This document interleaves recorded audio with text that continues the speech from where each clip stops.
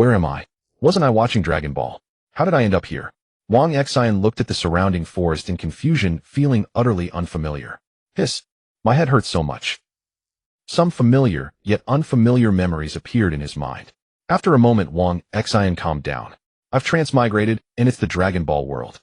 I'm just a powerless nobody. Wang Xin was a diehard Dragon Ball fan, knowing the story well. Damn, why did I come in my own body? Why couldn't I have soul transmigrated into Kakarot? This shut-in body of mine is useless except for being handsome. Ding, welcome host to the Dragon Ball world. Dragon Ball check-in system is loading. Host, do you wish to bind? Bind. Without a cheat, I can't survive in the Dragon Ball world. System binding successful. System activation successful. View personal information. A virtual screen appeared before him. Host Wang Xin, age 18, Bloodline, Earthling, skills affinity aura, due to good looks has some affinity to others. Battle power 3. Am I even worse than the guy with a battle power of 5? How can I survive in this world like this? System, is there a Newbie Gift Pack or something? Yes, host. Congratulations on receiving the Newbie Gift Pack. It has been stored in the system inventory. Good, you wouldn't tell me if I didn't ask. Open the Newbie Gift Pack. Newbie Gift Pack opened successfully. Congratulations, host. You have obtained battle power 800, mastery of chi, concealment of ki, unless you burst out your battle power will be ignored. Awesome, my system. At least now I can survive. But what's the timeline? Do you have any other functions? I'll figure it out myself. Oh, it's simple. Check in once a day to get a random reward. System, do today's check-in. Check-in successful. You have obtained 4 Senzu Beans. Now I have the basic survival ability. Let me get used to this body. After all, my battle power suddenly increased by 800. Wang Xin began to burst out his ki. Meanwhile, on Mount Paozu, Kakarot sensed this ki. This ki is so strong. It's not Piccolo's. Who is it? Let's go check it out. I'm a bit excited. Kakarot flew toward Wang Xin's direction. Wang Xin also sensed Kakarot's ki. This ki is weaker than mine. It's heading toward me. Let me see who it is and also confirm the timeline. Hey, hello. I'm Son Goku. Who are you? Why are you on Mount Paozu? I've never seen you before. You're so strong. Can we spar? It's Goku. At this time, Goku is weaker than me. It should be before Raditz comes to Earth. Hello, Goku. I'm Wang Xin. I've been training and traveling from afar. As for sparring, of course I can. Just raised my battle power by 800. I'll try it out on Goku. Thank you so much. Let's begin, Mr. Wang Xin. With that, Goku assumed a classic fighting stance while Wang Xin struck a pose like Ultraman. Goku crouched and rushed at Wang Xin. Goku threw a punch, which Wang Xin caught.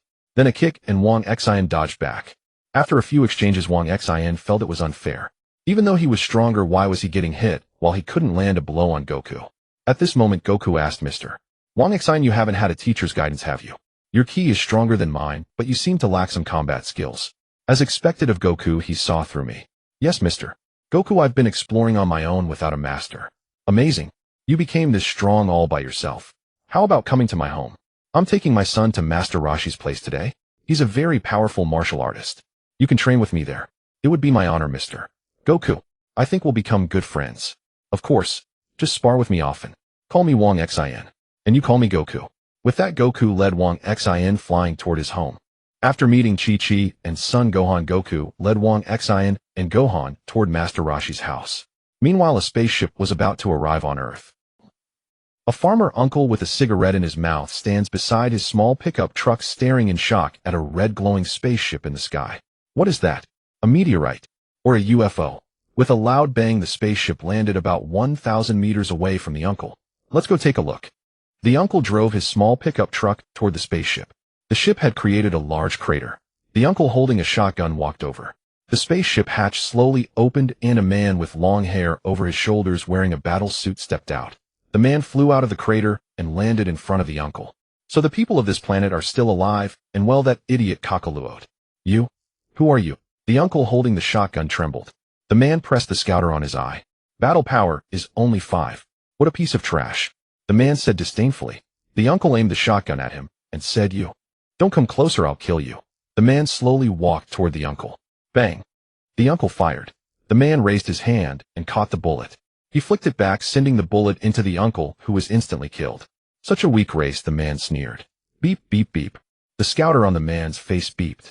This guy has a very strong power distance, 4,880. Is it Kakaluot? The man flew toward that direction. At that moment Bike, the great demon king, standing on a hill, sensed this powerful energy. This power. Is it Sun Wukong? Bike broke out in a cold sweat. It's not him. The man landed in front of Bike. You are not Kakarot. Bike asked, who are you? What do you want with me? I didn't come for you. Then why are you here? Looking for death. Bike said, hey, you have some guts. The man pressed the scouter. Battle power 322. Didn't expect to have to work a bit, but you were still no match for me. What did you say? Do you know who you're talking to? Bike assumed a fighting stance. I don't know, the man said scornfully. Bike broke out in cold sweat, sensing the immense power of the man before him. He gathered energy in his hand and suddenly fired a blast at the man. It hit. Bike revealed a confident smile, but the next moment the smoke cleared and the man appeared completely unharmed in front of Bike. Trivial tricks, only raising some dust, utterly useless. Now it's my turn, isn't it? Bike was speechless with fear. The man said, then let me show you a real skill. Just as he was about to act, the scouter on his face beeped again. There are two more strong powers. With that he flew into the sky. Over there. Distance 12990. There is a very powerful energy. Probably the strongest on this planet. No mistake. It must be Kakarot. After determining the direction with the scouter, he flew toward that place. Kame House. Bulma knocked on the door of Kame Sennin, pushed it open, and saw Kame Sennin, Kuririn, and the sea turtle. It's Bulma-san. Kuririn said. Good afternoon, you invited me to play, so I came, Bulma replied. Gohan, Wang Xin, look, this is Master Kame's house, we're here, Sun Wukong, and the others arrived. So this is Master Kame's house on an island, truly a reclusive master. Right, Master Kame is very strong. I trained under him and became stronger. Sun Wukong introduced Wang Xin and Gohan to Kame Sennin, Bulma, and Kuririn. Before they could catch up, the man had already arrived near Kame House. Amazing. I can feel a powerful force, Wang Xin, can you feel it? Wukong furrowed his brows and said to Wang Xin, I can feel it, Wukong, this power is even stronger than mine. Gue Xianren said, such astonishing killing intent. A man landed before the crowd and said to Wukong, finally we meet. Although you have grown up, I recognized you at a glance, Kakarot. Kakarot. You look exactly like your father, Kakarot. What's wrong with this planet? Wasn't your mission to destroy all humans on Earth? What have you done? Sir, whoever you are, please leave here immediately. Klin waved his hand and stepped forward. How annoying having to drive a drunkard away in broad daylight. Go now. Klin, don't get close to him. Wang Xin and Wukong shouted simultaneously. Bang. The man's tail coiled around his waist, whipped out, and sent Klin crashing into the wall. A tail? This person also has a tail. Who is he? Bulma looked at the man and said, it seems you finally want to know my true identity, Kakarot. You are so forgetful that you even forgot me. I don't understand what you're saying. Who is Kakarot? My name is Sun Wukong. How can this be? Let me ask you, did you suffer a very severe blow to your head? Did you when you were young suffer a strong impact to your head? Did you? Tell me. The man walked step by step toward Wukong. Wukong assumed a combat stance and said, yes, although I don't remember much, when I was very young my head was indeed hit. The scar is still there to this day. The man stopped and said, I guessed exactly right. But that doesn't mean anything. Wukong, I remember now. Your grandfather Sun Wufan once said that one day he found a strange object falling into a deep valley. He went to investigate and saw a round spaceship with a child who had a tail growing out of his bottom. He took the child home to raise. But for some reason the child had a very violent temper which left him at a loss. However, one day the child accidentally fell into a valley and suffered a severe blow to his head, nearly dying. Unexpectedly, the child survived thanks to his innate tenacious vitality, and his temper calmed down. Gue Xianren said, that child was me, right, Grandpa Gue Xianren? Yes, Gue Xianren nodded. Bulma asked, so does that mean there is some kind of relationship between that man and Sun Wukong? Wukong looked at the man and said, who are you exactly? What do you want from me? You've forgotten everything, haven't you? What a troublesome guy. Fine, I'll make you remember. After all, I'll need your power later. You are not a human from this planet. You were born on the planet Vegeta, a member of the Saiyan race, the strongest warrior race in the universe. And I am your brother Ladizi. Upon hearing this, Wukong, Klin, and the others were stunned. Wang Xin, however, was not surprised because he already knew. He had been watching from the sidelines, afraid of disrupting the plot and causing a butterfly effect, and also wanting Wukong to know his origins since he couldn't tell him himself. Stop talking nonsense. If I were an alien, why would I appear on Earth? The answer is simple, Kakarot. You were sent here to kill all the humans on this planet. We Saiyans are a proud warrior race. We search the entire universe for planets with good environments, eliminate all the humans living there, and then sell the planets at a high price to aliens seeking a place to live. That is our job. For planets with high combat power, adult warriors attack directly. For low-level planets like Earth, we send children to destroy the planet just like you were sent. If what he says is true, that's too cruel. Compared to that bike, the great demon king is much cuter, Clin, who had crawled out of the wall, remarked. What about your tail, Kakarot? Where did your tail go? Ladizi noticed Wukong's back. It was removed a long time ago. How could this happen? You idiot. No wonder you haven't eliminated the people on this planet. What do you mean? What does it have to do with my tail? We Saiyans unleash our greatest power when we see a full moon.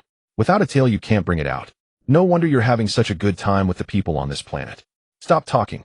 Even if I am that guy called Kakarot from outer space, even if you are my brother, none of that matters to me. Clin is right. A murderous bastard like you is the worst. I am Son Wukong, the Son Wukong who grew up here. You get lost right now. Wukong gave a thumbs up and pointed at himself. Oh no, that classic gesture. He's going to get beaten up.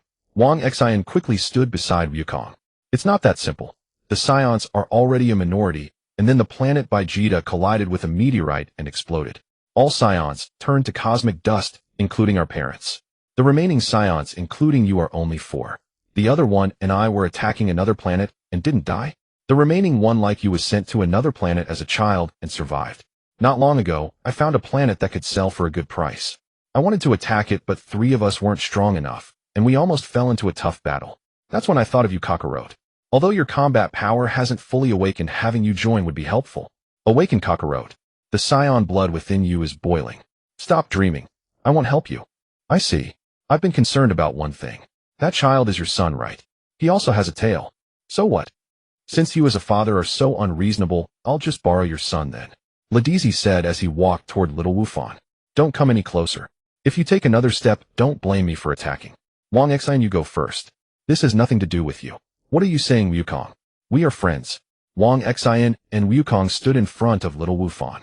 Ladizi appeared in front of them as if teleporting, and with one punch each he knocked Wukong and Wang Xin to the ground, unable to move. Is the gap that big? Wang Xin thought. My stomach really hurts. So this is Ladizi. With 2 more kicks, he sent Wukong and Wang Xin flying. Little Gohan, crying, ran toward Wukong only to be lifted by Raditz. Kakarot, I'm taking your son. If you want him back, you'll obey your elder brother's orders. I'll give you 1 day to think it over. You have no choice but to join us. Until then, you must show me proof of your allegiance. Don't worry, it won't be difficult. By this time tomorrow, you need to kill 100 people and pile their corpses here. Understood. Then tomorrow I'll await your decision. After all, he's my own nephew. I'm not heartless enough to kill him. With that, the crying Gohan was taken away by Raditz as he flew off. One more reminder, kill 100 Earthlings or your son dies. Raditz's voice echoed from afar. Wukong pounded the ground. Damn it. What kind of joke is this? Wukong, don't worry. We weren't prepared for battle just now. Raditz caught us off guard. He doesn't play fair. Let's get ready, go find him and rescue Gohan. Thank you, Wang Xin. I think if we join forces, we still have a chance. Bulma, did you bring the dragon radar?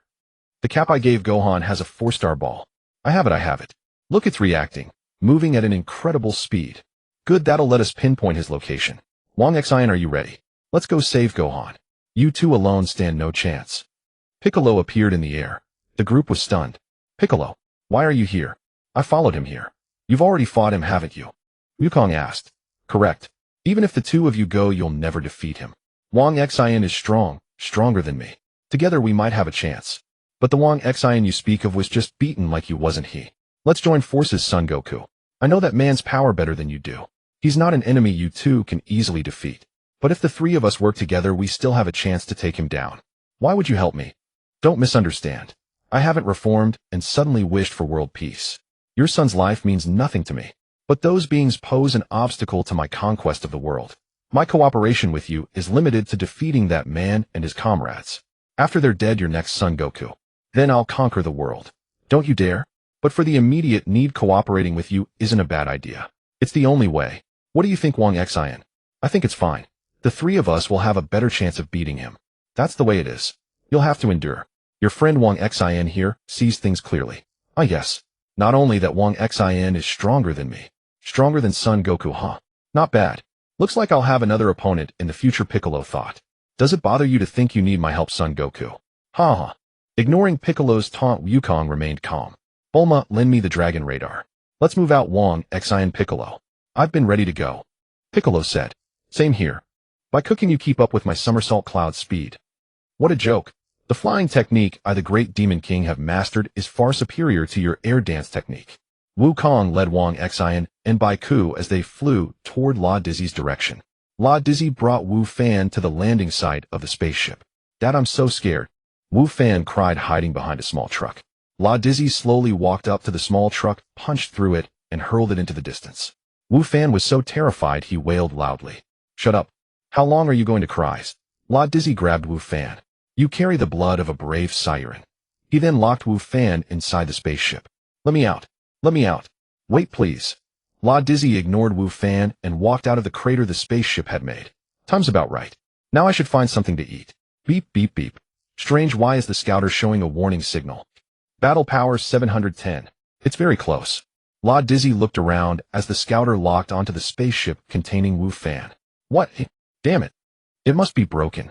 La Dizzy turned off the scouter and walked off into the distance. After all, in his understanding, how could such a small brat possess such a high battle power?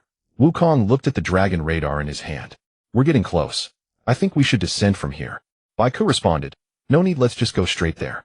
That guy is using some strange device that seems to detect the location and strength of nearby targets. So he knows we're approaching? Wang Xin asked Bai Ku. Perhaps. He should have noticed us by now. Is that so?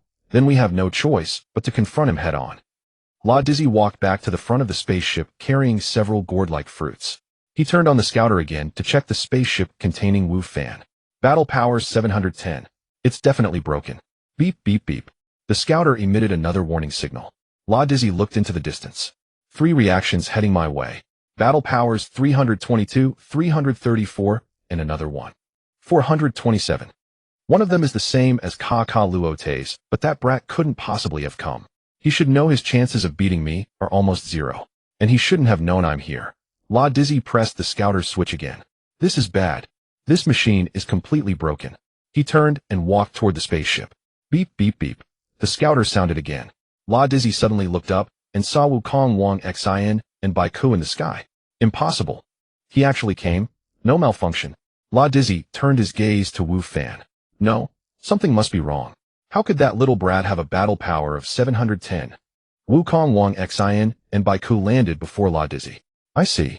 Besides Kaio-ken, the other two are you? Why wasn't Wang Xion's battle power detected by that old turtle? Kaio-ken, how did you know I was here? I'm not telling you. Fine, I'll ask differently. What are you here for? Isn't it obvious? I came to take back my son. So, as a siren, you refuse to join your own kind. I've already said as much. You want to defy your older brother, don't you? I never had an older brother. Kaio-ken. I thought you might have a bit more sense, but I never imagined you'd be this stupid. It's truly disappointing. Don't tell me you're foolish enough to think the 3 of you can defeat me. La Dizzy took a bite of the fruit in his hand. Enough with the nonsense. Bai Ku threw off his clothes, and they hit the ground with a heavy thud. Bai Ku, have you been training with weighted clothes too? Wukong asked. That's right, just like you. My body hasn't felt this light in a long time. Beep, beep, beep. The scouter sounded, and the battle power rose to 408. Bai Ku looked at Wang Xin. You've been hiding your strength too, haven't you? I feel like your power far exceeds mine. Oh, you could say that. Wang Xin began to release his chi. Beep, beep, beep. The battle power surged to 669, and La Dizzy's scouter blared. What's going on? System, don't I have a battle power of 800? Wang Xin asked inwardly. Host, battle power in the Dragon Ball world isn't fixed. 800 is just based on your average. Oh, I see. Got it. With both of you by my side, our momentum is much stronger. Wukong said as he took off his vest, shoes, and wristbands.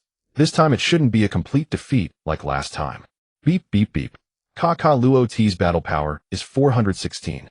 Ha ha ha. Do you really think you're strong just because of that? Don't make me laugh. Coming to challenge me with such paltry strength. Aren't you overestimating yourselves? Wukong replied, in battle it's not just about brute force. We've already devised a strategy. You talk a good game, Kaio-ken. I've given up trying to persuade you to join us. You'll only drag down the entire group's strength. You are the disgrace of our race. Die. La Dizzy suddenly charged behind the 3, delivering 2 elbow strikes and a spinning kick that sent them reeling. So fast. An unbelievable speed. Wang Xin, still reeling from the blow, hadn't even registered what happened. He had come from the front, yet in an instant he leaped behind them and attacked. Cold sweat trickled down Wang Xion's face, and Bai Ku's face turned pale with terror. Your defense is quite impressive. But unfortunately you will all die by my hands sooner or later, watch out. Starting now I will intensify my attacks. The gap in power is so vast, we must find a way to grab his tail and make him lose his strength. Wukong thought to himself, it's futile. No matter how you attack, you cannot defeat me. Before you die, let me tell you one more thing, the other two Scions have even higher battle power than me. Damn it. The remaining two Scions are even stronger. How is this possible? Piccolo exclaimed in shock. It's too late for you to realize the horror of the Scions. Damn, I shouldn't have listened to him. Wang Xin, what do you say? Wukong looked at Wang Xin. Let's finish off this one first. The other two Scions haven't arrived, yet have they? Wang Xin is right. Let's take out this Scion first and worry about the rest later. Son Wukong, are you feeling pumped up now? Wukong glanced at Piccolo. Sorry, I feel like I've been doused with cold water, shaking all over with fear. That's nothing. Soon your fear will turn into despair. Let me tell you, my battle power is 1,500. Where's my son? Where have you hidden him? That brat was crying and annoying, so I locked him up. Isn't there a pit behind you? It's over there. Wukong looked toward the spacecraft in the pit and saw Sun Wufan. Wait a little longer, go on. Daddy will save you right away. Ha ha ha, stop bluffing. You can't save him because you'll be dead by then. Let's do it, Piccolo. Wang Xin all together. Should have done this long ago. Wang Xin and Piccolo also assumed battle stances. The three figures intersected and charged at Raditz, and the four became embroiled in a chaotic melee, but every punch and kick was easily dodged by Raditz. Piccolo and Wukong shifted behind Raditz only to be kicked away.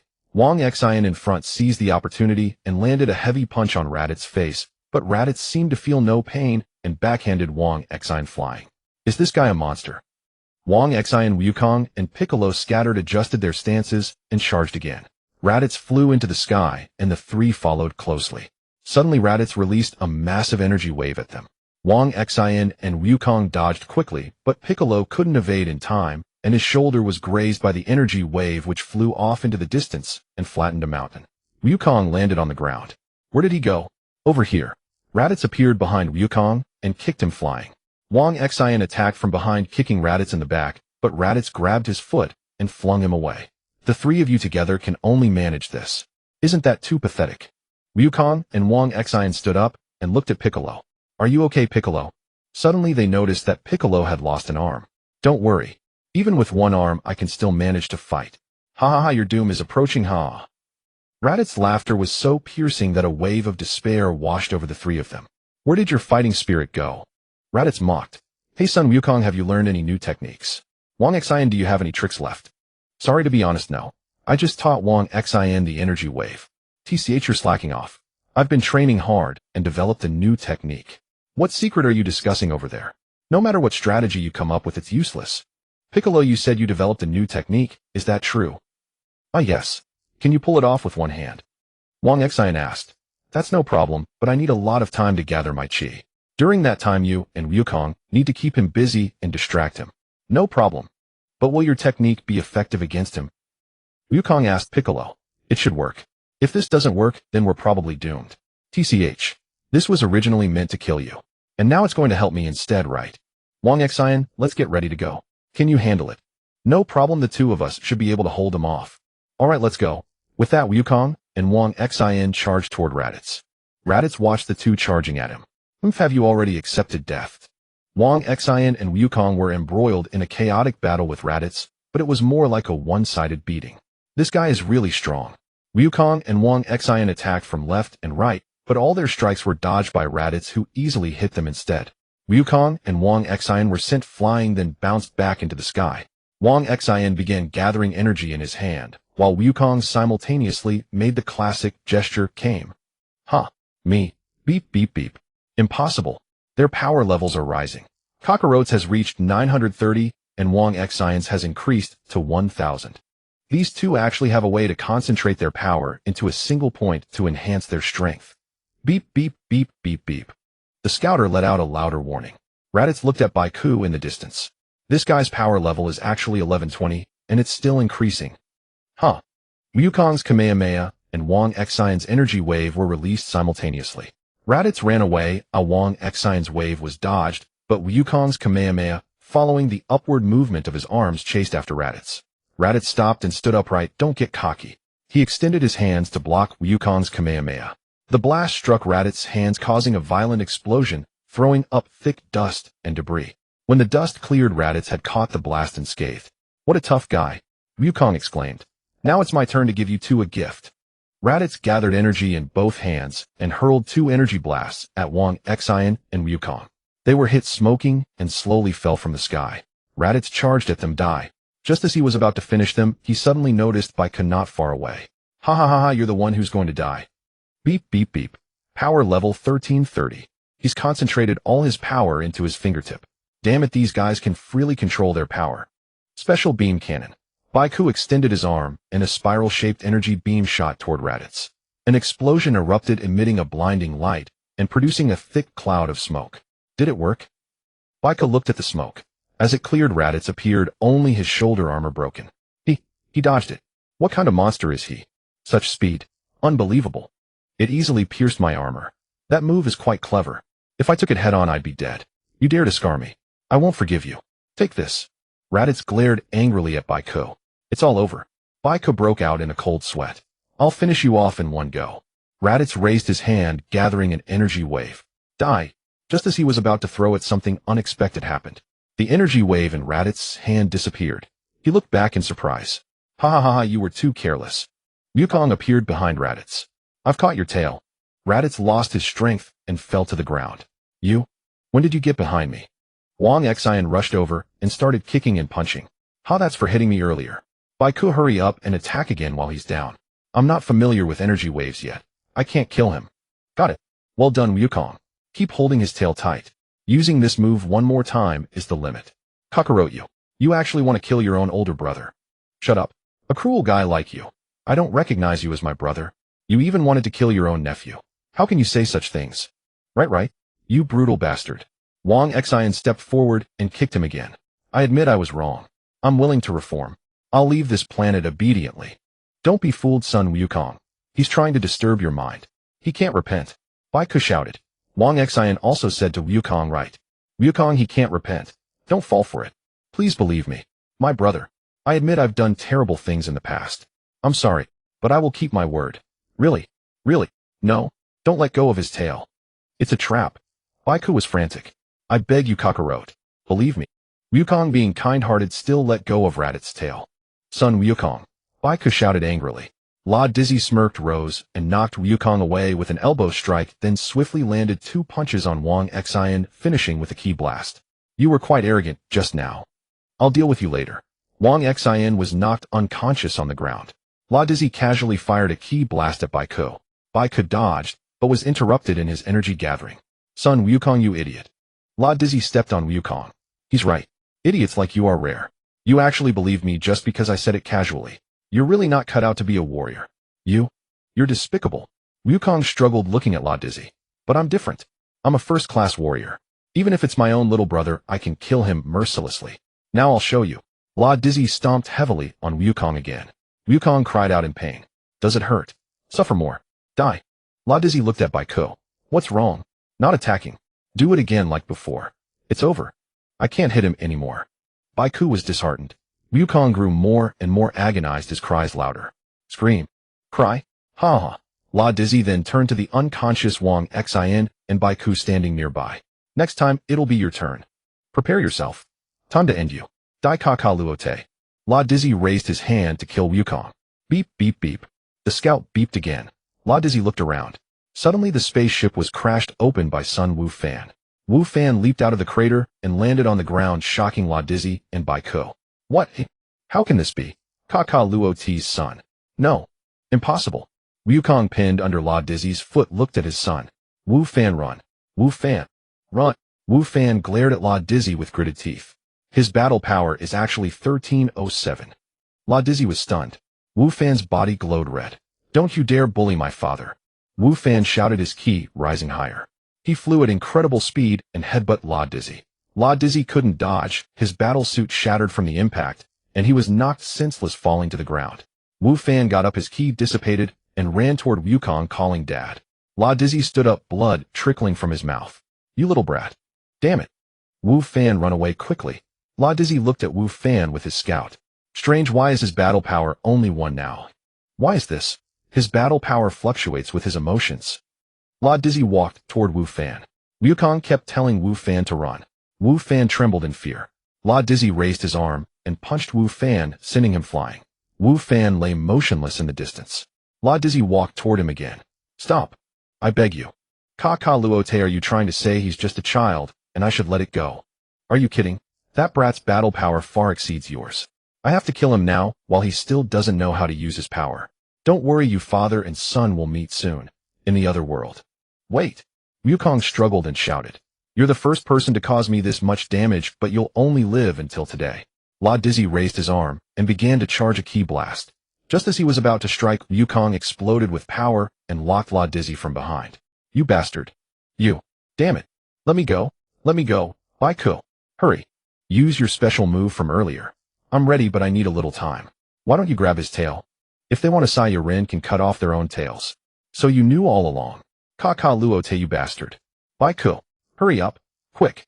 Strike now. Damn it, after being hit by that little brat my power keeps dropping. Let me go. Luote. Don't be foolish.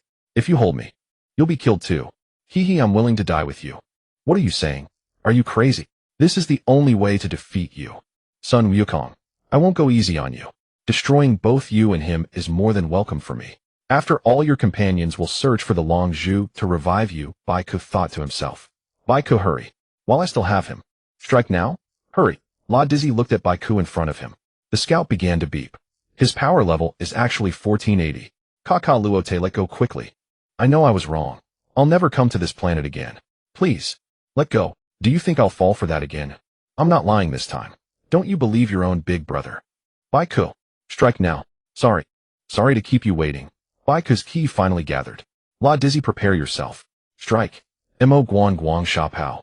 Baiku's Mo Guang Guang Sha Pao shot toward La Dizzy, hitting him in the chest, piercing through both La Dizzy and Wukong, and exiting from Wukong's back. La Dizzy and Wukong both fell to the ground. Hiss. It hurts. At this moment, Wang Xin also woke up and looked over. Is this still the original plot? It can't be changed after all. Damn it, I can't accept this. I never thought I would be defeated by such a lowly creature. You deserve this. Bike walked up to La Dizzy. I never imagined Kakaluo would sacrifice himself for Earthlings. Damn it. Idiot son Goku will be revived soon. What are you talking about? This planet has something wonderful called Dragon Balls. Once you collect 7, you can summon the dragon and make a wish. It can bring the dead back to life. Damn it. But you've actually given me good news. Everything from yesterday until now has been heard by my 2 comrades in a distant universe. Once they learn that I died at your hands, they will surely come here to avenge me. La Dizzy spat out a mouthful of blood and continued. It won't just be the 2 of you. Every human on this planet will be wiped out in an instant. Then you can use your Dragon Balls to revive me. Do you understand? When will those 2 arrive? Wang Xin asked La Dizzy. 1 year. Just 1 year. Ha! That means your chances of victory are 0. Enjoy the remaining days of your pathetic lives before they come. Bang! Wang Xin fired a ki blast into the bloody hole Bite had made on La Dizzy's body. La Dizzy's body exploded from the wound. Enough of your nonsense. Die. After killing La Dizzy, Wang Xin knelt on the ground and vomited. First time killing someone, kid? Bike asked Wang Xin. Yeah. Ugh. Go check on Goku. I'm fine. He couldn't give Goku a Senzu Bean, or else Goku would never learn Kaio-ken and Spirit Bomb. Without them, they would all die in a year. Sorry, Goku, just bear with it for now. Klin, Rashi, and Bulma landed here in an airplane. Bulma picked up the unconscious Gohan. Klin took Goku's hand, and Wang Xin walked over to Goku too. Klin, death is really a detestable thing. Yo, what are you talking about? Goku saying something like that isn't like you at all. This time I really don't think I'm going to make it. Don't worry, Goku will revive you with the Dragon Balls right away. Then, please take care of it. With that, Goku closed his eyes. Goku. Goku. Tears welled up in Klin's eyes. Even though he knew Goku could be revived with the Dragon Balls, he was still overwhelmed with grief. On a crisp green planet 1 light year away. That waste La Dizzy is dead, a bald muscular man said, wearing a scouter. Useless trash. So embarrassing, getting killed by someone with a power level of only 1000. A spiky-haired youth with a scouter commented. What should we do? Should we leave here and go to Earth? The bald man spoke to the spiky-haired youth with great respect. La Dizzy said something interesting before he died. 7 Dragon Balls, right? Seems like they can grant any wish. Good. Let's set off. To Earth. Should we revive La Dizzy? Are you joking? I don't want that useless piece of trash. How about we wish for immortality and eternal life? The spiky-haired youth looked at the bald man. That way we can enjoy fighting forever. I understand. That's a brilliant idea. Haha. But one thing puzzles me, Kakaluo's son's power level is abnormally high compared to other Saiyan children his age. Vegeta, do you think we might have misheard? The spiky-haired youth was actually named Vegeta. No, we didn't mishear. It was that kid's attack that seriously wounded Ladizi just now. It seems mixing Saiyan blood with Earthlings produces stronger hybrids. Super Saiyan. I see. That's a good idea. If we breed on Earth, reviving the Saiyan glory won't be a dream. Are you kidding? If those brats grow up, we might be the ones getting killed. In short, every human on Earth deserves to die. With that, the bald man and Vegeta boarded the spaceship and headed for Earth. So that's how it is. 1 year from now, 2 Saiyans stronger than Ladizi will come to Earth. How is Son Goku's son? Bike asked Bulma. Gohan is fine. He's just unconscious. No worries. Wang Xin, I'm going to train this kid. His power might be useful to us in a year. Do you want to come along? Bike asked Wang Xin. I'll pass. I'll train on my own. With a year of daily check-ins, I should become much stronger. What a pity. Then I'll take the kid and train him. Suddenly Goku's body lit up, flashed twice, and disappeared. Must be the work of the god. We don't need to worry about Son Goku. Hey, that woman, give me Son Goku's son. Bulma was startled. You won't hurt Gohan, will you? You're a demon king. Either give him to me, or I'll kill everyone here right now. Give him to him, Bulma. We'll have to fight together in a year. He won't hurt Gohan. Wang Xin said to Bulma. Fine. Here you go. Bulma handed Gohan over to Bike, who flew off with him. I'm going to train too. Goodbye, everyone. Wang Xin said to the group, and then flew away. Wang Xin returned to the woods of Baozi Mountain, broke some trees, built a simple wooden cabin, and made himself a wooden bed. System, check my personal panel. Host Wang Xin, age 18, Bloodline, Earthling, skills Affinity, Aura, Chi Wave, Combat Power 1000. System, why did my combat power increase by 200? Because the host has improved his mastery of Chi and learned the Chi Wave. I see, that's good. Let's get some food. Ooh, I'm a bit hungry. Piccolo brought Gohan to the mountains. We're here. Wake up now, son of Goku. Seeing that Gohan showed no sign of waking, Piccolo threw him into the river. Gohan, startled awake by the water, stood up in the river. Piccolo looked at Gohan and said, I have something to tell you. Who are you? Where's my dad? Dad, where are you? Come save me. Dad, Dad, this place is so scary. Little Gohan, frightened by Piccolo's green face, burst into tears. TCHU brat, stop making trouble. Gohan kept crying. Stop crying. If you don't quiet down, I'll snap your neck. Kid, listen carefully to what I'm about to say. Don't be shocked. Your father is dead. Gohan, tears streaming, stared at Piccolo in astonishment. It seems you still remember a little. Your father sacrificed himself to defeat that man. Gohan recalled the image of Goku telling him to run and Raditz slowly approaching and began to cry again. Dad, Dad is dead. Stop crying. Otherwise I really will break your neck. Piccolo, seeing that Gohan had stopped crying out of fear, smirked. From your father you should know about the Dragon Balls, right? Goku's friends are probably searching for the Dragon Balls to revive him now. But that's not the only problem. We barely managed to deal with the guy who kidnapped you, but in 1 year, 2 even stronger ones will come. Even if Goku is revived with just me, him, and Wang Xin, we still have no chance. I need you to protect Earth. Me? How can I? I don't know how to fight at all. It seems you haven't realized your own incredible potential. So now you must train with me to unlock and effectively use that potential. You're lying. I don't have that power. If you want proof. Piccolo grabbed Gohan by the head. What are you doing? That hurts. Stop it. Piccolo aimed at a hill and hurled Gohan toward it with force. Now unleash your potential.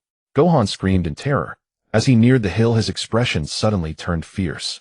He stretched his arms forward, clenched his fists, and burst forth with a massive wave of chi. The energy shot forward, obliterating the hill. The blast shockwave was so strong that even Piccolo had to shield his eyes. When he looked at the scene, he was stunned. What was this? The hill before Gohan had vanished, replaced by a chasm stretching endlessly across the ground. It was astonishing beyond Piccolo's imagination. Gohan sat on the ground, staring in disbelief at the destruction he had caused. Piccolo's mind grew more conflicted as he realized he was nurturing his future enemy. Did I do all this? Exactly. Now you understand. You only unleash your potential when you're emotionally agitated, but only for an instant. That alone won't win. So I'll teach you how to fight and train you into the strongest warrior. But I don't want to become a martial artist. I want to be a great scholar. After 1 year you can do whatever you want. Until then you must help me defeat those 2 Saiyans. They're bent on destroying Earth, and without that there's no future. But I'm scared. Stop talking nonsense. Do you want me to kill you right now? There's no time. We must start training immediately. Take off your clothes. Gohan stood up looking like he was about to cry. But I'd rather wait for Dad to be revived and ask him to teach me. Is that okay? He said as he reluctantly removed his clothes. Too bad. Your father is strong, but he's not a good teacher. He's too lenient with people too naive. The other world. Ladies and gentlemen, please line up. You there, no cutting in line.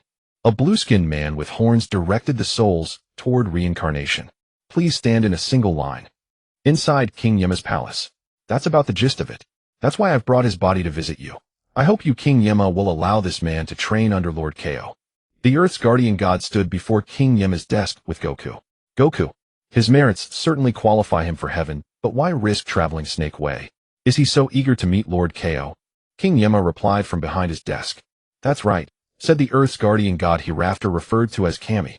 Does everyone come here after they die? Goku asked Kami. Yes. What about aliens? Yes, all deceased must come here for judgment to decide whether they go to heaven or hell. Goku looked up at King Yema. Did a guy named Raditz come here before me? Hey Goku, show some respect, Kami whispered beside him. He did come. He's your brother, isn't he? He's in hell now, as is only fitting. Did he cause any trouble? Of course, but I subdued him. Wow, you must be really strong. How else could you have handled him? Goku turned to Kami. I think I'll just train here. Sure, your voice is too loud. Don't be rude to King Yema. But, shut up. Lord Kaio is stronger than King Yema, got it. Guardian of Earth, I heard that. When you die, I'll send you to hell. King Yema raised his head. Please forgive me, King Yema. Truly you have the ears of hell. Amazing. Please forgive me, he. Kami broke out in a cold sweat. Fine. If you want to go so badly, go find Lord Kaio yourself. Thank you, King Yema. Thank you. Kami bowed. I'll have someone guide you. Wait outside over there. King Yema pointed to the door. I'll warn you, son Goku. If you fall off Snake Way, I'm not responsible. Goku looked at the king and said, okay. Goku, do your best. Your success or failure depends on your performance this year. Alright.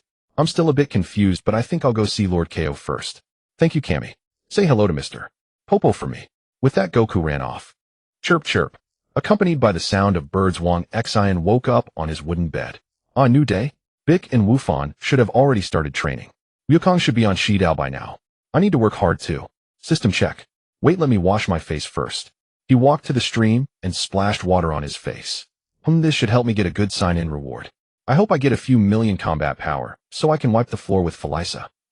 System check-in. Check-in successful. Congratulations, host, you have obtained the Taiyang Quan. Taiyang Quan, huh? That's okay, but it's a broken skill in Dragon Ball. There's still 1 year left, so I'll take it slow. My current strength is too weak.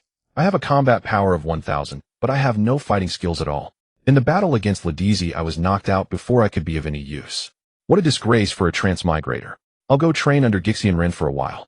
Having made up his mind, Wang Xin flew toward Gixian Wu. What should I do? First, do nothing. Just survive. From not far away came the voices of Wufan and Bic. Yo, Bic. Wang Xin waved and greeted. It's you, Wang Xin. Want to train with me? Wang Xin looked at Bic's green face and thought to himself, forget it, Bic's training is too strict. I'm afraid he'll kill me. No, Bic. Thank you for your kindness, but I need to go to Gixian Ren's place first. That old turtle guy? Well, okay.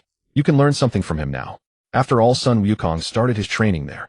Uncle Wang Xin, can you take me with you? I want to go to Uncle Kellen's place too. Wufan, you should stay and train with Bic. Only Bic is suitable to be your mentor. Don't worry, Bic won't harm you. My little Wufan, if you don't follow Bic, how will he later redeem himself and become a Z fighter? I'm leaving now, Bic. See you in a year. Yes, see you in a year. Wang Xin glanced at Wufan and flew toward Gixian Wu. Gixian Wu. I didn't fly in the wrong direction. It should be here. This is Kellen's key. Found it. Me. Me. Kellen placed his hands on his waist and fired a Kamehameha toward the sea, nearly hitting Wang Xin as he flew over. That was close, I almost got hit. Wang Xin looked at the sweating Kellen. Mr. Kellen, are you training too? Sorry, I didn't notice you coming. Wang Xin, just call me Kellen like Wukong does. I want to contribute in a year too. I can't let you guys fight alone. Then I appreciate your help, Kellen. By the way, is Gixian Ren at home? I want him to guide my training. Yes, he's probably still watching yoga. He's been at it for a while. Kellen covered his forehead and said helplessly, let me take you in, Wang Xin. Thanks. Master Wang Xin is here. Oh, it's Wang Xin. What brings you here? Gixian Ren turned his head away from the TV. Master Gixian Ren, I want you to guide my training. Training? I sense that the key within you is stronger than mine. I might not have much to teach you. Master Gixian Rin, I want you to guide my fighting techniques. Right now I have all this strength, but don't know how to use it. Please, Master Gixian Rin. Well, since you're Wukong's friend, okay. Kellen, go get a set of Wukong's clothes. He's about the same build as Wukong. Yes, Master. Kellen went to the back. Thank you, Master Gixian Rin. It's nothing. Since you're training here, I'll treat you like I did Wukong and Kellen. Just call me Master. Yes, Master. Wang Xin changed into the GI that Kellen brought, and followed Master Gixian Rin and Kellen outside. Now put on this turtle shell first, and spar with Kellen. Let me see your basics. Yes, Master. Wang Xin and Kellen said in unison. Begin. After Wang Xin put on the turtle shell, Master Gixian Rin shouted. The shell was so heavy Wang Xin thought as he charged at Kellen, throwing a punch at Kellen's noseless face. Kellen raised his hand to block. His such strong power, I can't go head to head. Kellen jumped back and gathered energy in his hands. Stop. Use only hand-to-hand combat, no energy waves. Continue. Hearing this, Kellen flew forward and clashed with Wang Xin. The two exchanged rapid blows, punch for kick. Before long, Wang Xin had been hit 3 times while Kellen was only kicked once. Alright, that's enough. Stop. Wang Xin, you're so strong. Even with this heavy shell, you still have so much power. Kellen, you're amazing too. Your fighting style is so impressive, I can't even hit you. You two stop flattering each other. Kellen, your fighting level has dropped too much. And Wang Xin, as you said, you have all this strength, but can't fully utilize it. Let's start training. Today we'll begin with a 2-man spar. Wang Xin excitedly slapped the side. Wow. So painful. What are you doing, Wang Xin? Kellen covered his head, shouting as he sat up. Wang Xin looked at the red handprint on Kellen's head and awkwardly replied, Sorry, I had a nightmare. Your nightmare involved me. It hurts so much. Let's go to sleep. We have to train again tomorrow. Okay, good night, Kellen. Good night. Half a year later. Thank you for your guidance, Master. For the remaining half year, I'll return to cultivate on my own. Goodbye, Master Krillin. Good. I have nothing left to teach you. Farewell. Goodbye, Wang Xin. See you in half a year. Wang Xin flew back to his wooden cabin. System display my status. Host Wang Xin. Age 18. Bloodline Scion. Skills Affinity Aura Kamehameha Solar Flare Afterimage Technique Prince's Battle Method Double Kaio-ken Advanced Combat Techniques. Battle Power 1500. System Inventory Senzu Beans X4, Master Rashi's GI X5, Sony Coins X5, 10X Gravity Chamber X1. A battle power of 1500. With Kaio-ken activated, it can double. Still not enough to face Nappa though. His full power is 8000. I thought signing in for the 3rd time to get the Scion physique was just the beginning, but it turned out to be the best reward. Over the past 6 months, the only decent things were Kaio-ken and the gravity chamber. The rest were all ordinary. Hey, who's shouting like that? Krillin walked to the door and opened it. It's me. A chubby, sword-wielding youth resembling Yasuo stood at the entrance. So it's you. I met you at Corinne Tower before. What was your name? You carrot. My name is Yajirobe. You idiot. Are you doing this on purpose? Yajirobe bellowed. Building your house in some godforsaken place. I had a hell of a time finding it. I'm here on behalf of Corinne to deliver a message. Huh. On behalf of Corinne. I know everything, meow. Yajirobe placed his hands on his face, mimicking Corinne. So he told me to tell you and Yamcha, Kaiotsu, and Tien to go there right away. What? Everyone's going to Corinne Tower. Why? Kami says he'll teach us martial arts. I have to go too. Really? Krillin exclaimed excitedly. Yes, but don't think I want to fight that space alien. I have no choice. Geez. I understand. I'll go find them and head over right away. Alright, I've passed on the message. Yajirobe turned and walked toward his flying vehicle. Oh, I almost forgot. Goku said not to let him be revived until the enemy comes. He wants to train in the other world. As for the details, ask him yourselves after he's revived. Yajirobe flew off in his vehicle. Master, I'll go find Yamcha and the others, then head to Kami's place for training. Go ahead, Krillin. Krillin flew off into the distance.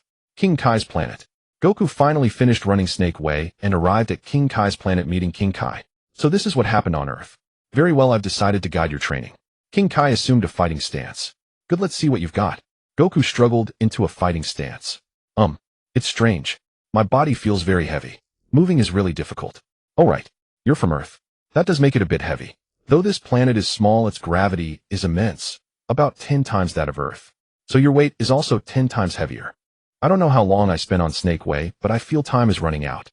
The Scions will invade our planet soon. So please train me as much as you can until then. Scions, huh? You've caught the attention of some troublesome fellows. Let me see. King Kai's 2 antennae twitched. I'll check how long until the Scions reach Earth.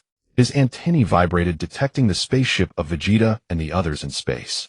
Indeed, the Saiyan ship is en route. It will take about 158 days to reach Earth. Amazing. Even that is known to Lord King Kai. Then I only have 158 days to train. 158 days is enough. Training you here for 158 days is equivalent to centuries of training on Earth. Really? Goku shouted in excitement. But, even after training you may not defeat the Saiyans. The two heading to Earth are incredibly powerful. To be honest, one of them is even stronger than I am. Huh. Stronger than Lord King Kai. Exactly. In short, without surpassing me, you cannot overcome the Saiyans. So do you still have confidence? Of course I do. I'm already pumped. Then let's begin training. This kid, he's quite an interesting one. Cliffside. Gohan punched Piccolo, then froze staring at him. Not a bad ambush. Piccolo suddenly punched Gohan, sending him tumbling into the river below the cliff. Don't rest during an attack. Gohan grabbed a rock by the riverbank. Piccolo flew onto a boulder. Uncle Piccolo, help me. Piccolo extended a hand, and Gohan grabbed it joyfully. Piccolo pulled him up. Stop being a spoiled brat, you wretched kid. He then struck Gohan 5 times in quick succession, following up with a kick that threw him back into the river. Night fell. Gohan, covered in bruises, and with one eye swollen, sat before a campfire. Ouch, ouch, ouch. At least you've stopped crying all the time over the past half year, Piccolo said with a hint of pride. Uncle Piccolo, you fought with my dad before, right? Piccolo glanced at him. Yeah, but the fight isn't over. After we defeat the Saiyans, it's your father's turn. But Dad said that after you were reborn, you're not as evil as before. Piccolo clicked his tongue. Gohan continued, I think so too. Even though Grandpa and Mom are scared of you. Stop blabbering. Go to sleep. Gohan quickly lay down. Tomorrow's training won't be easy. Late at night, Piccolo looked at Gohan, who was lying on the ground covered in wounds and wearing tattered clothes. What a troublesome kid. He used his magic to repair Gohan's clothes and placed a few apples beside him. 3 weeks later, Wang Xin, panting heavily, walked out of the gravity chamber. System check-in. Check-in successful. Congratulations, host, you have received 1000 Sony coins. As expected, it's still like this. Over the past half year, the check-in rewards have only given me combat power boosts 3 times, and they were extremely low. The rest has been just coins and daily necessities. Even the Senzu Beans haven't been given anymore. It seems I have to rely on myself to increase my combat power. System view, personal panel. Host Wang Xin. Age 18. Bloodline Saiyan. Skills: Affinity, Aura, Kamehameha, Twofold, Kaio-ken, Solar Flare, Afterimage, Prince's Attack, Advanced Combat Techniques. Combat Power, 2170. Not bad. Combat power increased by over 600, but I feel the gravity chamber's effect is diminishing. Should I exploit the Saiyan physique bug?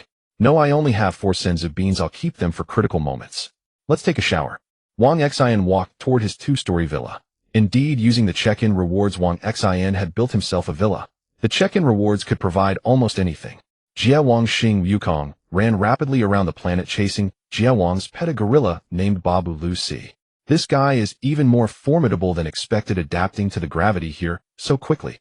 Perhaps he is the one who can push the Kaioken to its limit, Jia Wang thought as he watched Wukong. Great. Great. Wukong held Babu Lucy in his arms and looked at Jia Wang. Lord Jia Wang, what's next? What to do next? Let me think. Oh, Jia Wang shouted and looked into the distance. Coming back soon. Here, a flying insect resembling a locust flew in front of Jia Wang and Wukong. Wukong, its name is Gule Guli. It possesses even greater speed than Babu Lucy. Jia Wang took out a large iron hammer from behind.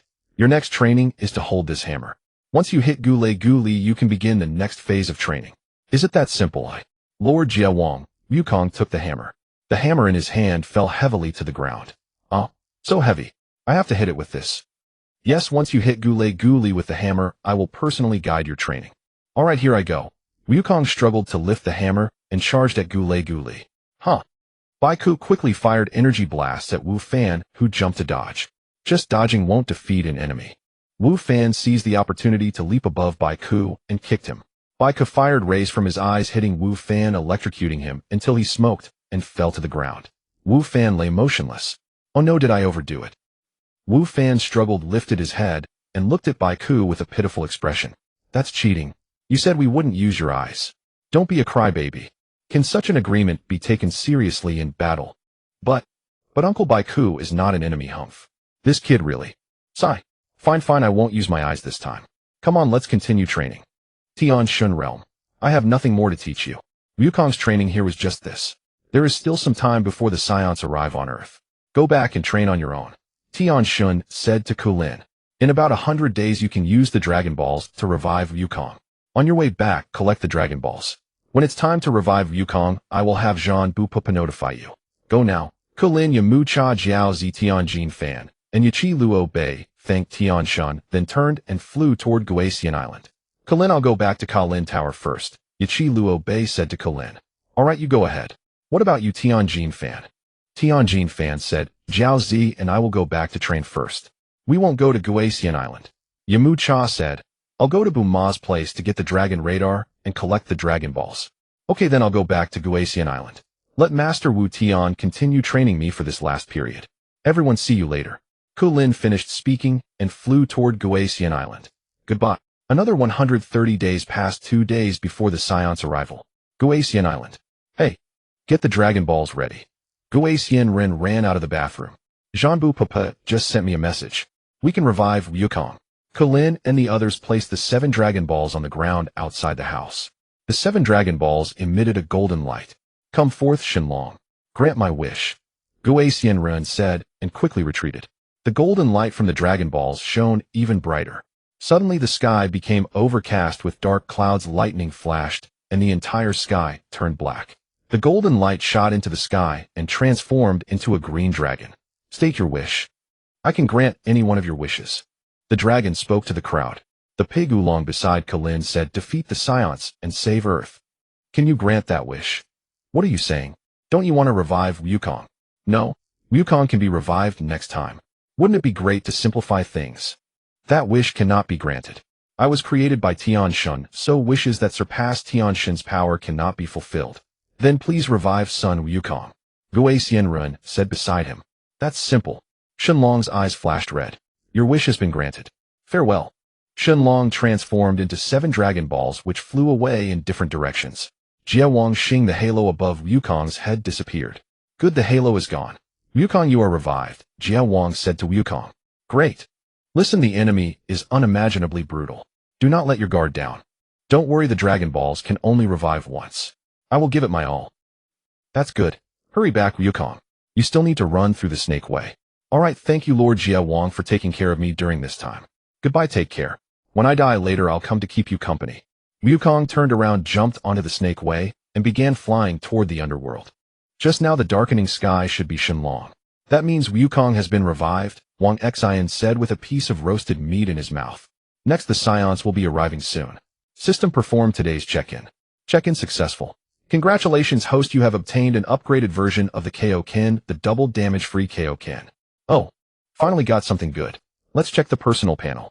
Host Wang Xin, age 19, Bloodline Saiyan skills Kamehameha, Solar Flare, Afterimage, Fist Princess, Battle Method, Double Damage-Free Kaio-ken, Advanced Combat Techniques. Combat Power, 2400. With my current power level plus the Kaio-ken, I should be able to hold on a bit longer until Wukong returns. First, let's go to Kame House and meet up with Kellen. Wang Xin rose and flew toward Kame House. 2 days later, in a small suburban city, 2 spaceships landed in the city center, creating 2 huge craters. Nearby Earthlings walked over. What's happening? It seems something fell down. The crowd looked into the pit. Like a ball. Something like a ball crashed down. There's another one over here. The spaceship hatch opened and Vegeta and Nappa slowly stepped out. Someone came out. Are they aliens? This one came out too. Bike and Wufan sensed these 2 powerful auras. Bike said they've finally come to Saiyans. Such strong auras, Uncle Bike. Let's head over Wufan. I expect Wang Xin and the others are also rushing there. Okay, Uncle Bike. On Snake Way, the Saiyans should be arriving soon. I need to hurry. Wukong flew forward at full speed. Vegeta and Nappa slowly flew out of the crater. So this is Earth. Not bad, Vegeta said looking at Nappa. Let's greet these naive folks. Control your strength, Nappa. Nappa gathered energy in his hand and raised 2 fingers. A massive explosion occurred in the city. As the smoke cleared, the land within 100 miles was leveled, barren and lifeless. The flying earth formed mounds of small hills. Was the greeting too big? Haha. That's enough, Nappa. If this planet is damaged too badly, it won't sell for a good price. I see, I understand, Vegeta. By the way, let's go find those things that can grant any wish. They are the Dragon Balls. First, find the group that killed Ladizi. They know about the Dragon Balls. But if the Dragon Balls happen to be nearby, our dream of immortality will be dashed. Vegeta looked at Nappa. It's all because of your boring greeting. So, sorry I accidentally forgot. Forget it, let's not do. Baiku and the others arrived at the place where Vegeta and Nappa were waiting, landing a short distance away. 7 people. For more, and they seem quite capable, Nappa said, looking at the Z fighters. It seems you were well prepared. Were you looking for us? Exactly, Baiku said with a grim expression. Damn, such a strong pressure. Wang Xin said, to be cautious, I'll ask once more, why are you here? That voice. It seems it was you two who defeated La Dizzy, said Vegeta, pointing at the scouter. This thing can be used as a communicator. Voice. Didn't La Dizzy tell you? Huh. Nappa glanced at Baiku and turned to Vegeta. This guy is a Namekian. Looks like it. It's only reasonable that La Dizzy was taken down by him. Namekian. Baiku was puzzled.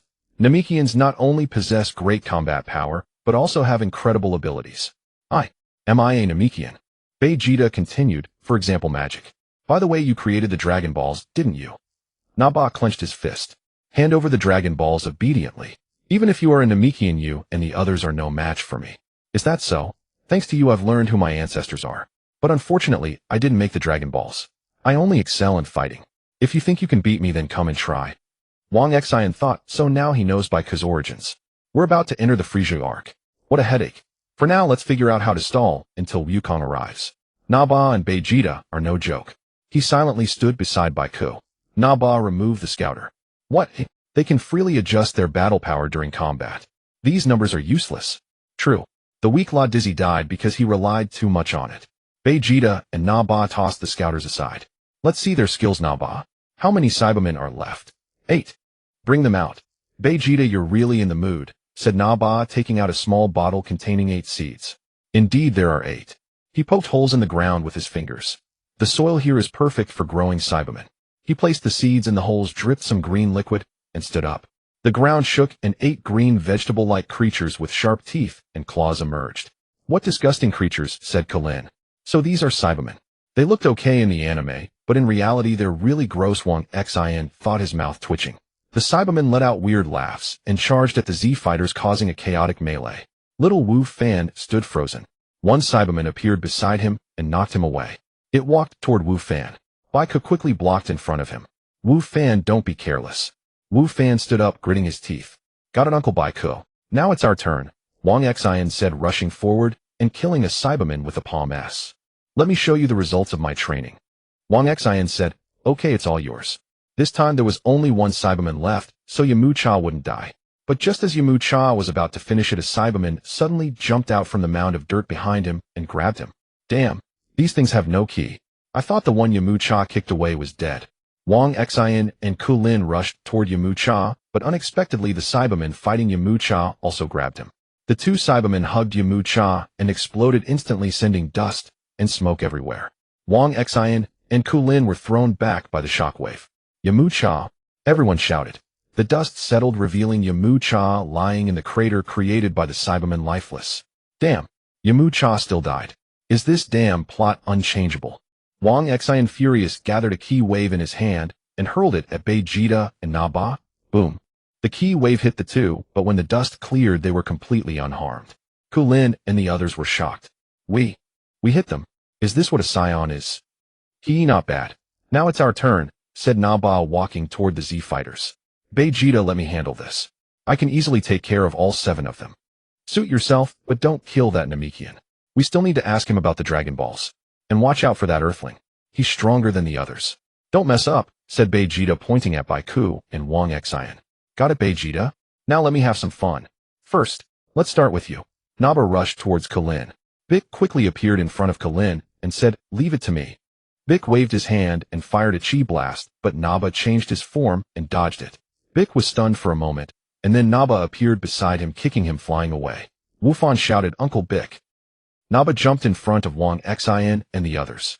Looks like I can still have some fun, he said. Nappa clenched his fists and erupted with energy, causing the ground to tremble. Wang Xin stepped forward and said, let me handle this. Wang Xin charged at Nappa, but his kick was dodged, interrupting Nappa's energy gathering.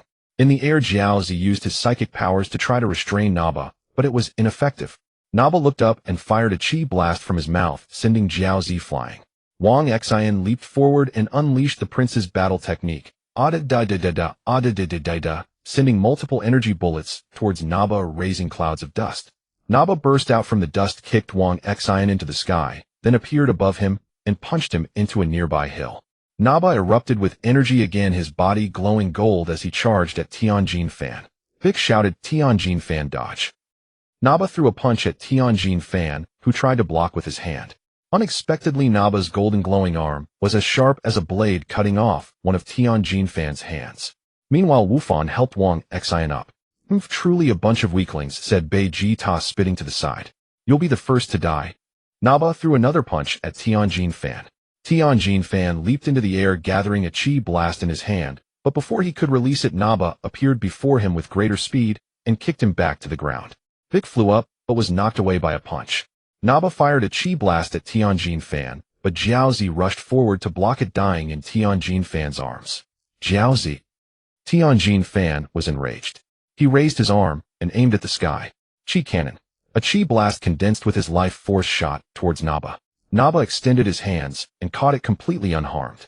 Kulin and Wang Xin were about to save Tianjin Fan, but Bic grabbed them.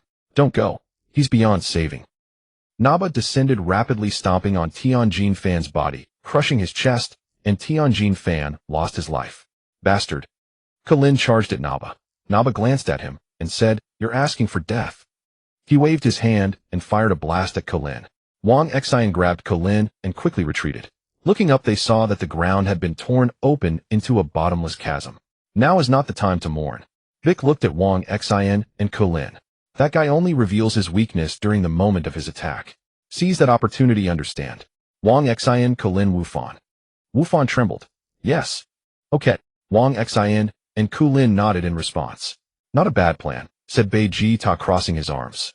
"Good luck." Wang Xin and the others looked at Vegeta. "Don't look around, you won't get a second chance," Vegeta smirked. Cold sweat dripped from Bic's face.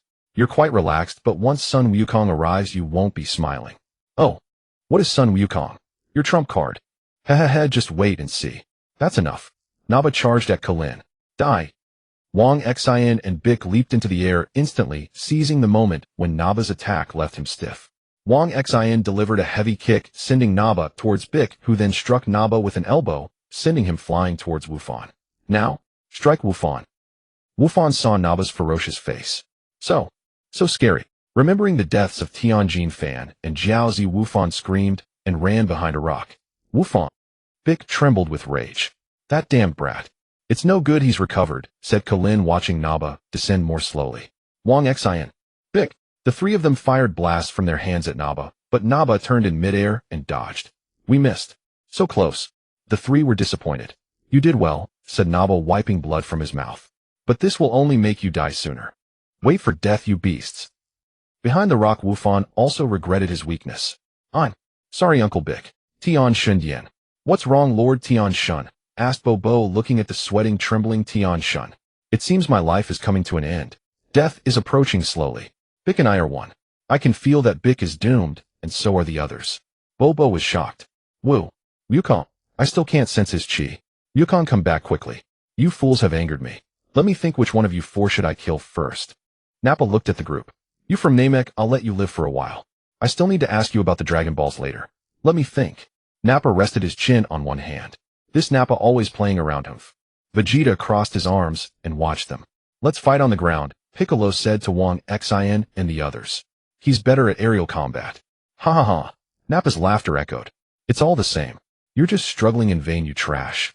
Wang Xin and the other two landed on the ground, and Nappa charged at them even faster, about to strike. "Nappa! Wait!" Vegeta suddenly spoke. "What's wrong? Why won't you let me attack?" "Hold on.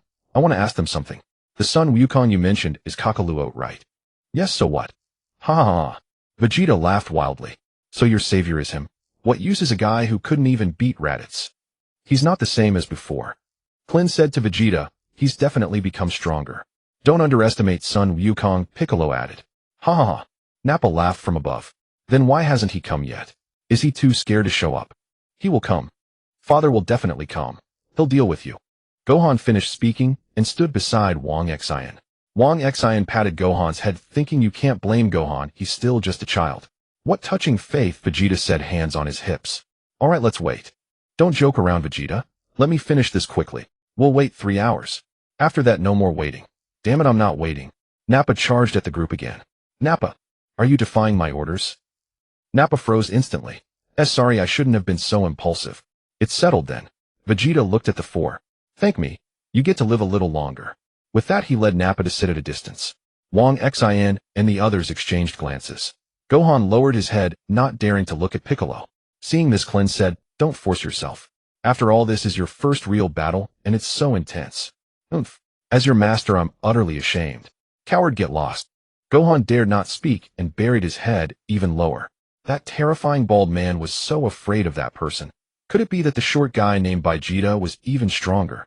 Piccolo looked at the two in the distance. Hey Piccolo, can Wukong make it in 3 hours? Wang Xin asked Piccolo. I don't know, but he should be close. If Wukong doesn't make it in time, we'll have to fight to the death. Everyone, I still have a special move called the Kienzan. It should be able to kill that bald guy, but I just haven't had a chance to hit him yet, Klin said. Is that so? I have one more trump card that can double my current combat power. If Wukong can't make it in time, Piccolo and I will take the lead. Klin, you find an opening. Okay. Nappa glanced at the four from afar, then looked at Vegeta. Why wait for Kakarot? Because he betrayed us, Saiyans. Traitors must be punished. Let him watch his own son and comrades die, then slowly torture him, making him suffer helplessly. In 3 hours, we'll have a great show. Nappa licked his lips. So that's it. Brilliant. As expected of you, Vegeta. But he has to arrive within 3 hours. Nappa stepped forward excitedly. Kakarot is yours. Leave the other 4 to me. As you wish, but we need to get the Namekian to talk about the Dragon Balls. Nappa glanced at Piccolo. Kakarot, I really look forward to seeing you, At that moment, Klin suggested, why don't we run away now? Where there's life, there's hope. Idiot. They plan to annihilate all of humanity. Can we escape? Besides, we're not faster than them. We can't escape. Damn it. Please, Wukong. Come quickly. Let them see what you're made of. On Snake Way. Faster. Faster. Faster. Wukong sped along the Snake Way. Everyone hold on just a little longer. Piccolo stood there gazing into the distance. Wang Xin asked, Piccolo, what are you thinking? I'm thinking about how to inflict at least some damage on them before Son Wukong arrives. Piccolo, we still have 3 hours. Please train me more. Stop dreaming. I don't know any cowards. Piccolo turned his back to Gohan. Get lost. Disheartened, Gohan walked away into the distance. I've already taught you everything. Your strength should be more than this. If we die, you must survive, Gohan. Gohan, come back. Gohan. Klin shouted after Gohan, who kept walking as if he couldn't hear. Suddenly, a ki blast hit the ground in front of Gohan. Kid. Trying to run. That's only natural. Ha ha ha. Nappa waved his hand. Who's running? Die, you bald idiot. Gohan ran back to the group. How dare you call me a bald idiot? You damn brat. Ha ha ha. Vegeta laughed mockingly. I see it. Wukong spotted King Yama's palace ahead. Almost there. He flew with all his might. At the heavenly temple. Wukong's energy. Popo looked at the celestial being. Yes, it's approaching. Maybe he'll make it. The celestial being was ecstatic. Popo, I'll go wait for Wukong at King Yama's place. You go to Karen Tower and get some Senzu Beans. Wukong will have expended a lot of energy coming back from Snake Way. Please. With that, the celestial being vanished. 3 hours later. Vegeta pressed the freshly reattached scouter. Time's up. Vegeta stood up. Looks like we waited in vain. Nappa walked over to Vegeta, still not here. That coward Kakarot isn't coming. Dad is not a coward. Damn, we didn't make it in time. Goku. Krillin shouted in despair. Wang Xin looked at the three. Get ready to fight. Hold out until Goku arrives. In the distance, Nappa removed his battle armor and stretched. All right. Let me have some fun with them. Kakarot missed this show. What a pity. Stick to the plan. Piccolo and I will engage him. Krillin, you find an opening. If we can grab his tail, even better. Nappa slowly approached the group. King Yama's hall. Goku finally arrived at King Yama's hall and saw the god waiting for him. God. Goku, grab hold of me quickly. Goku grasped the god, please. The two figures vanished, leaving King Yama bewildered. That kid actually came back from King Kai's place. Goku and the god appeared at the celestial temple. I'm off. Goku gave a thumbs up. Training went well. Goku, take the Senzu Beans. Popo tossed the pouch of Senzu Beans to Goku. Corinne says there are only 4 left. Yajirobe ate the rest. Thank you, Popo. Goku ate 1, energy restored. I'm going. Goku flew toward the battlefield. Good luck, Goku. The god and Popo waved. Everything rests on you.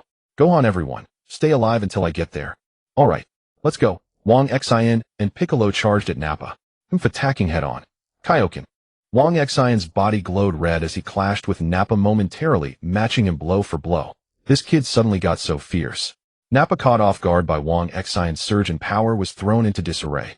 Piccolo seized the chance to appear behind Nappa and grabbed his tail. Damn you, you bastard. Success. It was this easy. Krillin. Coming. Destructo disc. Krillin raised one hand, gathering energy into a razor-thin disc, and hurled it at Nappa. Wang Xian leaped away. What a fool. Nappa sneered, struck Piccolo in the head with an elbow, knocking him to the ground, then sidestepped Krillin's Destructo disc. The disc flew off, shearing off a mountain peak. Piccolo. Uncle Piccolo. No. Impossible. Piccolo was near unconsciousness. Wait, don't die yet. Nappa grabbed Piccolo. I still need to ask about the Dragon Balls. Then he tossed Piccolo aside. Gohan ran to Piccolo. Stay with me, Uncle Piccolo. Wake up. Ha ha ha. You miscalculated completely. Did you think we'd leave our weakness unguarded? Vegeta laughed from afar. Alright, now let's play with your strongest. Nappa charged at Wang Xian. If I kill him, you'll be even more desperate, won't you? Ha ha ha. Nappa, finish him properly.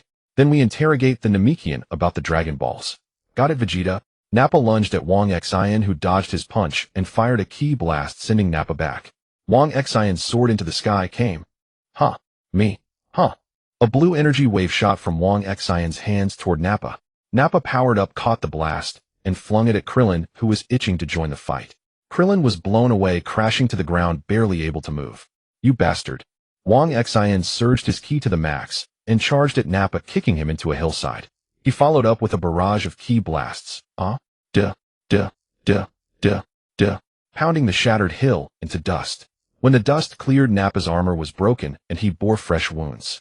He flew up and drove a knee into Wang Xian's stomach. Oof. Wang Xian spat out saliva. Another kick sent him tumbling next to Krillin. Just as Nappa prepared to finish them with a ki blast, Gohan rushed in from the side. Piccolo sat up, barely conscious. Gohan punched Nappa rapidly, but Nappa didn't even bother blocking. He backhanded Gohan across the face, sending him flying. Annoying brat, die. A massive ki blast shot toward Gohan, kicking up a huge cloud of smoke. Gohan. As the smoke cleared, Piccolo stood before Gohan, having taken the attack. Piccolo's clothes were shredded, his body smoking, and he collapsed to the ground, blood spurting from his mouth. Run. Gohan. Gohan ran to him. Uncle Piccolo. Uncle Piccolo. Why did you save me? Tears streamed uncontrollably down Gohan's face. I told you to run. Hurry. Oh. Another gush of blood. Don't die, Uncle Piccolo. Gohan sobbed. Dad will be here soon to take care of them. Please. Don't die. Far away at the Celestial Temple, the god's form flickered, as if about to vanish. How embarrassing. I, the great demon King Piccolo, ended up protecting a brat. How pathetic. Gohan, you're the only one I can talk to properly. But Dad said that after being reborn, Uncle Piccolo isn't as evil as before. I think so too, even though Mom and Grandpa are scared of you. How sneaky, you didn't use your eyes. Don't be childish. Would that kind of promise work in a fight? But Uncle Piccolo isn't an enemy, humph. Memories of the year he spent with Gohan flashed before his eyes. Tears streamed down Piccolo's face. This year with you wasn't bad. Don't die, Gohan. Piccolo closed his eyes and breathed his last. At the Celestial Temple, the god's body vanished completely. Hey, Uncle Piccolo. Gohan stood up, roaring at the sky, glaring at Nappa. Ah. Interesting, you still want to fight me. Nappa mocked Gohan. Gohan raised both hands above his head, Masenko. All his energy gathered in his palms. Beep, beep, beep, beep, beep. Vegeta's scouter beeped. 700. 1,500. 2,800. These guys can really change their power levels. 2,800, huh? Gohan fired the Masenko at Nappa. Hot trash. Nappa slapped the blast away, blasting a hill into rubble. He rubbed his hand. TCH, for a brat, you're pretty strong. My hand's a bit numb. Vegeta pressed his scouter again. Power level dropped drastically. Did he use up all his energy? He tossed the scouter away. Useless machine. This persistent brat. Nappa dashed toward Gohan. Run, Gohan. Wang Xian shouted, dragging his battered body toward Gohan. Uncle Piccolo. I'm sorry I couldn't avenge you. Gohan glanced back at Piccolo's body. I don't even have the strength to run. Sorry, Uncle Piccolo, I'm coming to join you. Nappa reached Gohan, raised his foot. Die, brat. I can't wait to see Kakarote's face when he finds his son squashed. He stomped down. Wang Xian and Krillin closed their eyes, unable to bear it. Nappa stepped into emptiness, staring at the ground in astonishment. In the distance, Vegeta was also taken aback, suddenly looking up to see Wukong carrying Wufan in the sky. Wukong landed with Wufan in his arms. Wufan opened his eyes and called out, "Father." Wang Xin and Kellen also opened their eyes in surprise. Wukong. Finally shown up, Kakarot. What are you here for? Did you come to spout some nonsense about defeating us? Wukong paid no heed to Vegeta. He set Wufan aside, walked past Nappa, and approached Bike's lifeless body. He pressed 2 fingers against Bike's pulse. "Bike. Uncle Bike died protecting me," Wufan said. Wukong looked around at the others. Tianjin Fan. Jiaozi. Yamucha. Nappa let out a sinister chuckle. "Feeling sad about your foolish companions' deaths. If Bike died, the Guardian would also perish and the Dragon Balls would vanish with the Guardian's death. No one could be revived. Damn it." Wukong's anger surged at the thought. "No need to grieve," Nappa said, eyeing the furious Wukong. "You'll be reunited with them soon enough. Why bother coming here when resurrection is so hard to come by?" Wukong clenched his fists and slowly advanced toward Nappa. "What? Eager to die?" Nappa watched Wukong. "This is a welcome gift for you." He threw a punch, but Wukong's figure vanished. Nappa looked around startled. So fast. Vegeta turned his gaze toward Wukong. Wukong picked up Wufan again and walked over to Kellen and Wang Xin. "Kellen, Wang Xin, I'm sorry I'm late. It's amazing you've held out this long." He reached into his cloth pouch and took out the remaining 3 Senzu Beans. "Each of you take one, you Wufan and the others." Wang Xin asked, "Senzu Beans from Jalan Xianren. Are there more?" "These are the last 3. You should eat them, Wukong." "No need, I've already had one." "Don't. Save them just in case. Even if we recover, we might not be much help." "Don't worry, eat them. If you don't, I'll throw them away." "Here." After eating the Senzu Beans, the 3 miraculously healed and stood up. "My body. I feel stronger. Is it the Saiyan bug of power increase after near-death recovery?" "System, check my stats. Post Wang Xin, age 19, Bloodline Saiyan skills Kamehameha 2-fold Kaio-ken, no damage. Combat power 7200 Saiyan power doubles after near-death revival. Ding. Detected that combat power increase has reached the body's limit. The system will temporarily disable the Saiyan Bloodline's power boost." "System, why didn't Wukong have this limit earlier?" "Because he's the protagonist." Wang Xin, Kellen, you've improved a lot. Especially you, Wang Xin. Your energy is incredibly strong. Kellen said, "I thought so too, but those guys are just too powerful. Watching everyone die yet. I also felt stronger after eating the beans you gave me. Maybe it awakened my potential." Wang Xin looked at Wukong. He had no choice but to explain it that way. He couldn't very well say he was also a Saiyan. "Is that so? That's great. I feel you're not much weaker than me now." Wukong then turned to Wufan. "Wufan, you've grown stronger too. Looks like you've been training hard." Wufan nodded. "Uncle Bike taught me, but I couldn't do anything. Uncle Bike died. The Dragon Balls are useless now." Wufan's voice grew choked with tears. "There's no hope for them to be revived. The 4 of us can avenge them together. With Wukong here, we should be able to take down one." Kellen looked at Wukong. "Right, Wukong? You've been training with that powerful Jiwang, haven't you?" "Yes, but Wang Xin and I will handle the 2 of them. Kellen, take Wufan far away and stay out of the fight." "Wang Xin, can you do it?" "Of course. I feel like I need to release all this pent-up power." "You too. Their power far exceeds your imagination, Wukong." Kellen then turned to Wang Xin. "Why are you being foolish along with Wukong? It's fine. You take Wufan and go. Wang Xin and I are enough." "Kellen, listen to me. Take Wufan and leave here." "Father, I want to stay and fight too." Kellen held Wufan tight. "Leave it to Wukong and Wang Xin. This is the first time I've seen Wukong so furious. We can't intervene." He flew away with Wufan. "By the way, Wukong, there might still be a chance to revive them," Kellen added. "I'll explain later. If you and Wang Xin can beat those 2, there might be hope." "There's still hope." "Good. Then first let's defeat them." "All right, Wang Xin, it's our turn now." "Yeah. Leave this blasted bald head to me." Wang Xin slowly walked toward Nappa while Wukong stood still. Vegeta made no move. "Fool. Haven't you had enough beating? This time might be different, you bald fool." Kaio-ken. Wang Xion's body emitted a red glow again. The earth trembled, and stones at his feet flew up. Nappa was astonished.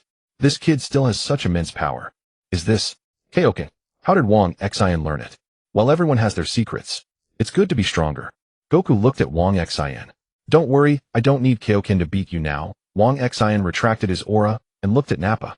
"Shut up." Nappa charged at Wang Xion. "You can't defeat me with that. Have you forgotten how you were beaten just now?" Nappa rushed to Wang Xion, reaching out his arms to grapple him. Wang Xion's body suddenly vanished, then appeared behind Nappa and kicked him in the neck, knocking him to the ground. "When did you get behind me?" Nappa stood up, clutching his neck. "You? You bastard. You talk too much. How did you become a paper tiger? What? What did you say? How dare you look down on me? Nappa furiously charged at Wang Xin. Wang Xin's figure flickered, appearing before Nappa and punching him in the stomach, sending him stumbling back. You bastard. I am an elite warrior. How could I lose to a low-class creature like you? Nappa attacked Wang Xin rapidly again, but Wang Xin dodged each strike. You bastard. Nappa became even angrier, attacking wildly. I'll tear you apart. Idiot. Calm down. Nappa stopped and looked at Vegeta. Vegeta continued. Use your head. You can beat him. Nappa, calm down. Is that so? Thanks, Vegeta. Nappa caught his breath. Thanks to you, I'm clear-headed. Single-celled idiot. Looks like I'll have to step in soon. Vegeta glanced at Nappa. I was a bit impulsive just now. Nappa spat on the ground. Now I'll show my true power. Kaio-ken. Wang Xin activated Kaio-ken, his body vanishing from the spot. He appeared above Nappa and kicked him down, creating a huge crater. Huh. Me. Huh. Meha. Wang Xin's Kamehameha shot toward Nappa, blasting him into pieces. I told you talk too much. Die scum. TCH useless trash. Vegeta stepped forward. Looks like I have to do it myself. Goku Vegeta is very strong. Even with Kaio-ken, I'm no match for him. His name is Vegeta. I sense his power. I also learned Kaio-ken from King Kai. Leave the rest to me. I can help you. I may not be able to beat him, but I want to do what I can. Hey, have you finished your last words? Who wants to die first? Or do you both want to die together? I'll go first. Goku looked at Wang Xin. You've already fought once. It's my turn now. Shouldn't we fight together, Goku?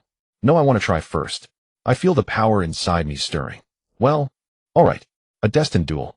Wang Xin watched the two staring at each other. Change the location, Vegeta. Fighting here will damage everyone's bodies. If there's a chance to revive them later, it won't be possible. Whatever, it's all the same. The two flew into the distance with Wang Xin following. Goku stopped at a pile of giant rocks and stood on one. Right here seems no people or animals nearby, Goku thought. Vegeta also landed on a rock higher than Goku's opposite him. What's the matter? Choosing this place as your grave? You should be honored. A low-class warrior like you gets to spar with a super genius like me. Wang Xin also landed on a distant rock and watched silently. Saiyans are subjected to a warrior quality check at birth. Low-level guys like you get sent to planets without strong opponents. In other words, you're a reject Kakarot. Then I'm quite fortunate to have come to Earth. Goku assumed a fighting stance. Besides, with continuous effort, even a reject can surpass a genius. Ridiculous. Vegeta also assumed a fighting stance. Let me show you the gap that effort cannot cross. Goku charged at Vegeta and threw a punch, which Vegeta dodged. The two began a fast-paced fight. Vegeta leaped away using a rock and Goku followed, but Vegeta struck him with an elbow, sending him flying. Goku jumped into the sky and looked down, but couldn't find Vegeta. Vegeta appeared behind Goku and struck down with a palm. Goku ducked and dodged, and they resumed intense fighting in the air. Vegeta seized an opportunity and landed rapid punches on Goku. What's wrong, Kakarot? Another kick to Goku's stomach. Weren't you saying just now that effort can surpass genius? Let me see it. Vegeta clasped his hands together and slammed Goku heavily into the ground. The two landed back at their original positions, facing each other. Impressive, Goku looked at Vegeta. You're already stronger than me without going all out. Show me your power, Kakarot. Or is this all you've got? Then I'll show you. Goku started powering up on the spot, emitting the same red glow as Wang Xin. Kaio-ken. Goku instantly appeared before Vegeta and punched him in the face, drawing blood from the corner of his mouth. Goku followed with several more punches, sending Vegeta into the sky. He quickly moved above Vegeta, ready to punch, but Vegeta kicked him away. Is this your limit? Kakarot, you disappoint me. This guy is really strong. Goku smirked slightly, but this situation excites me even more. What is this guy smiling about? Vegeta looked at Goku. Has he given up? What's wrong? Already done. It seems you've reached your limit. Let me finish you off, Kakarot. Let me show you the power of a super genius.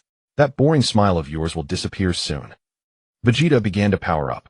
Suddenly the sky darkened with storm clouds, lightning flashed, and most of the giant rocks on the ground shattered. Vegeta's body emitted a terrifying aura. Such a frightening key. It felt as if the entire earth was trembling. There's no way I can intervene in this fight, Wang Xin marveled as he watched the two. The wind from Vegeta's power-up blew toward Goku, who raised his arm to block. It's as strong as a typhoon. Oh! Vegeta roared. The wind stopped, and the dark clouds were blown away. It's over, Kakarot. After finishing his power-up, Vegeta charged and knocked Goku flying. Then he appeared before Goku struck him with an elbow, sending him to the ground. Vegeta's speed was even faster than Goku's fall, and he instantly appeared behind Goku, kicking him away. Goku adjusted his body in midair and quickly jumped onto a rock, but when he looked up, Vegeta was nowhere to be seen. Idiot! Behind you. Goku spun around to see a ki blast speeding toward him. 2 times Kaio-ken. Goku activated Kaio-ken and leaped into the sky, dodging the blast. Vegeta fired another ki blast in pursuit, and Goku quickly sidestepped, but his clothes were still torn. Not bad you can dodge, Vegeta chuckled. But I'm holding back on purpose. Killing you right away wouldn't be fun. What? Goku landed on a rock opposite Vegeta, surprised. His speed and power couldn't even match 2 times Kaio-ken. No choice. Even if I'm shattered to pieces, I have to use 3 times Kaio-ken. Both Vegeta and Goku are incredibly strong. How can I help Goku? Goku won't let me help either. What should I do? What's wrong, Kakarot? Come on. At this rate, he couldn't win. Only one option remained, to go all out. Goku looked at Vegeta before him, thinking to himself, "Ha ha, cat got your tongue. Are you at a loss? Do you realize you picked the wrong opponent? I'm the strongest Saiyan. No matter how you train, a loser remains a loser, and in the end you'll always be defeated by me." Goku paid no heed to Vegeta. He closed his eyes, his muscles began to swell, and the red aura around him grew increasingly intense. Hold on. Kaio-ken times 3. Even Krillin and Gohan, who had already fled far away, could feel this terrifyingly powerful energy. Vegeta was nearly blown off balance by Goku's aura. What? Is this Kakarot? Oh. Goku instantly closed in on Vegeta. Kaio-ken times 3. Vegeta had no time to react before Goku's fist sent him flying. Goku instantly appeared behind Vegeta, kicked him into the air. Vegeta regained his composure and fired an energy wave at Goku, but his attack was far too slow to catch up with Goku's speed. Goku appeared before him again. Another kick sent Vegeta tumbling. "You bastard!" Vegeta roared, burst his energy, and charged at Goku. But now Goku was too fast. He countered with a punch that drove Vegeta into the ground. Vegeta clutched his stomach, coughing up blood in agony. Goku stood before Vegeta, drenched in sweat, panting heavily. Damn it! Vegeta threw a punch at Goku, who caught it with his hand. Goku squeezed his hand up. Vegeta's hand was crushed with unbearable pain. He pulled back his arm, leaped up, and brought both hands together to smash down on Goku. Goku suddenly headbutted Vegeta in the face, knocking him away, then surged forward and beat him mercilessly. After sending Vegeta flying, Goku landed, barely able to stand. Wang Xin ran over, but before he could get close, Goku said, "Stay back. This is our fight. Please, Wang Xin." Damn, this Goku is really stubborn. Wang Xin ran back to his spot. Vegeta landed on a huge boulder opposite Goku, clutching his body in pain. "I'm impossible. I never expected that Kakarot's battle power would surpass mine. That bastard, what a tough guy. He's still alive." Goku covered his arm and looked up at Vegeta on the high ground. "Damn it. My body can't hold out much longer. Using the Kaio-ken times 3 is indeed too much of a strain. If this continues, I'll definitely collapse first." Vegeta's face twisted with rage as he stared down at Goku. "This is impossible. I am a super elite warrior. How could I be defeated by a low-class warrior like you? I will never forgive you. I'd rather abandon this planet than let you and Earth survive." Vegeta roared, burst his energy, and flew into the sky. He brought his hands together at his side and began gathering energy. "Try to dodge this if you can. Even if you dodge, Earth will be destroyed. How could you? You bastard!" Goku said angrily, also gathering energy with both hands. "I have no choice but to gamble. Kaio-ken times 3 Kamehameha. Kamehameha. You can't stop my power cannon. Die, Kakarot." Huh. Turned to cosmic dust along with Earth. Me. Both of their energies peaked, and they simultaneously fired their energy waves. The two beams collided, creating a massive blast that swept away all the nearby boulders. Even Wang Xin could barely stand with the Kaio-ken times 2. The beams pressed against each other, pushing forward. "What? Equal in power to my power cannon." Vegeta roared again, and his power cannon visibly advanced toward Goku. Just as the power cannon was about to push the Kamehameha back to Goku, Kaio-ken times 4. Goku yelled, and the Kamehameha rapidly expanded, forcing the power cannon back and striking Vegeta, sending him high into the clouds. Goku, exhausted, collapsed to the ground, gasping for breath. Did we succeed?" Wang Xin ran to Goku's side. "You're incredible, Goku. Wang Xin, sorry for not letting you join in. You fought so recklessly. Were you prepared to die?" "Haha, something like that. That guy was just too strong. But it's finally over. You're truly amazing." Vegeta was defeated without even transforming into a great ape. That's great. But from now on, without Vegeta, how will the story unfold? Wang Xin, it's not over yet. You should leave first. Huh, that powerful Kamehameha didn't kill him. Yeah, Goku gave a helpless smile. If he were that easy to finish, I wouldn't have had to work so hard. Goku stood up and looked toward the sky. Above the clouds, Vegeta was still being propelled upward by Goku's Kamehameha. He twisted to dodge, gritting his teeth as he watched the energy beam soar into the distance and vanish. Damn it. Why? Why has Kakarot's battle power surpassed mine? Damn it. Vegeta shouted above the clouds. I am a Saiyan. I am the mightiest warrior in the universe. Vegeta took a couple of breaths to calm down. I hate that ugly form, but this is the last resort. He clenched his fists. I'll turn into a great ape and crush him. Let me show you the devastating power of my great ape. Vegeta dove down, breaking through the clouds. Goku here. Hearing that Vegeta was still alive, Wang Xin extended his hand toward Goku. Take this Senzu Bean. Yajirobe just gave it to me. A Senzu Bean. I didn't sense Yajirobe's energy. Goku turned to look at Wang Xin.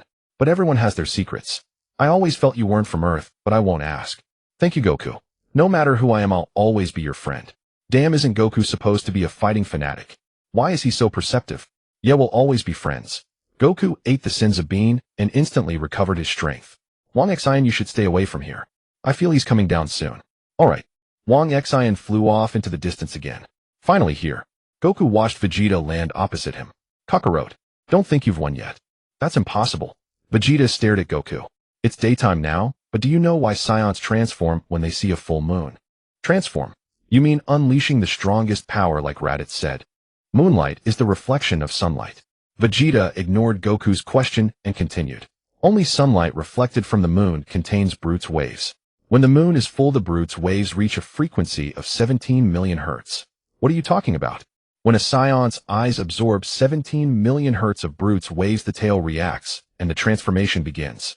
A very few Saiyans can create an artificial full moon emitting 17 million hertz of Brute's waves. Your end is coming. Vegeta grew more excited. I just need to mix the oxygen on this planet with an energy ball. Vegeta raised his arm, gathering a white energy sphere. I've kept you waiting, Kakarot. Your death is here. A low-class warrior like you can never surpass me. While generating that sphere, his energy was also heavily depleted. What exactly is he planning?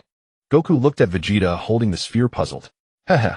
Vegeta smirked and hurled the sphere into the sky. He clasped his hands together. Combined with the oxygen, the sphere in the sky transformed into a glowing, artificial moon. What's going on? Goku looked at the moon. What is that? Will I turn into a great ape? System. Wang Xin asked the system from a distance. No, host. You don't have a tail. Alright. Ha ha ha. Vegeta laughed maniacally as he looked at Goku. You should regret losing your tail, Kakarot. Vegeta looked up at the moon he had created, his body undergoing a grotesque transformation.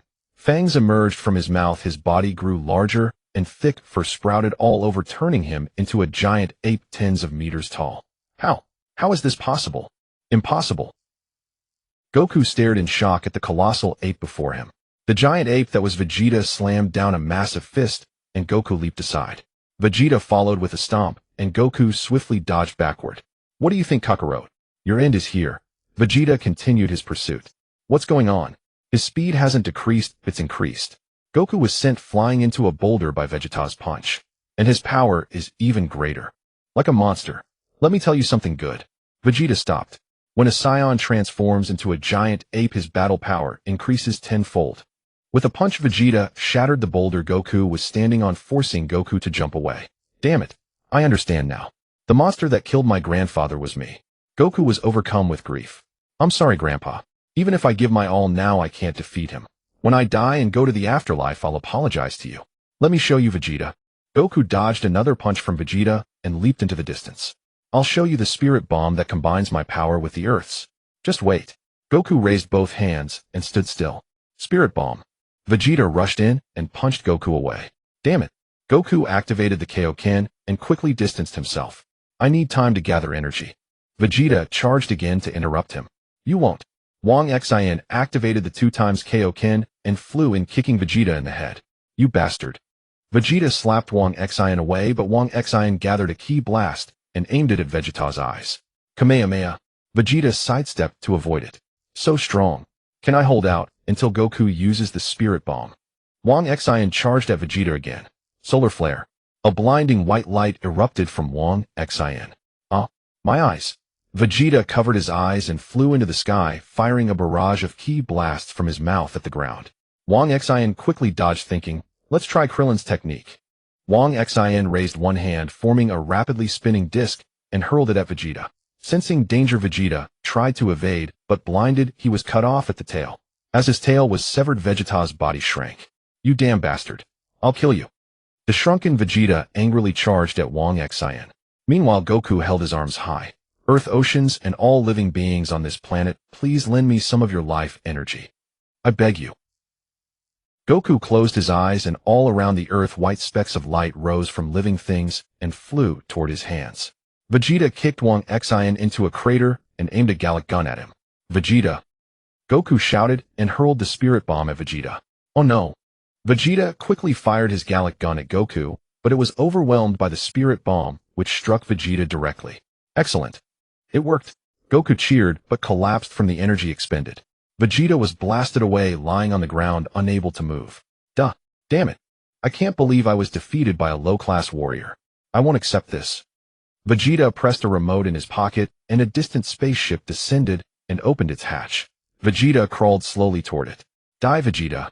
Wang Xin climbed out of the crater and prepared to kill Vegeta. Wait! Wang Xin! Don't kill him! Goku shouted from the ground. I'm sorry, Wang Xin. Let him go. Huh? Are you serious, Goku? He killed our comrades, and he wanted to kill everyone on Earth. Wang Xin looked at Goku. Once he recovers, he'll definitely come back for revenge. If you think he'll reform like Piccolo, you're making a huge mistake. Goku, he's not that kind of person. I know Vegeta is incredibly strong, but I can't explain it. I just feel it would be a waste to let him die now. A waste. I trained under King Kai thinking I could reach the highest level, but Vegeta's power far surpasses mine. Goku stood up. To be honest, I'm scared of losing, but deep inside I'm excited and my blood is boiling. Maybe it's because I'm a Saiyan too. I get thrilled when I face a strong enemy. I know it's wrong, but please. Wang Xin, give me one more chance to fight him alone. Vegeta crawled into the spaceship and Wang Xin lowered his hand. Yeah, Vegeta wouldn't die? Fine. You've earned the right to be stubborn. The Earth was saved because of you. Without you, I'd be dead. But Goku, next time you must defeat him with even greater power. Yes, I will. Thank you, Wang Xin. You worthless fools, remember this, miracles won't happen again. Vegeta slowly closed the hatch. Next time we meet will be your end. Just wait. With that, the spaceship flew away.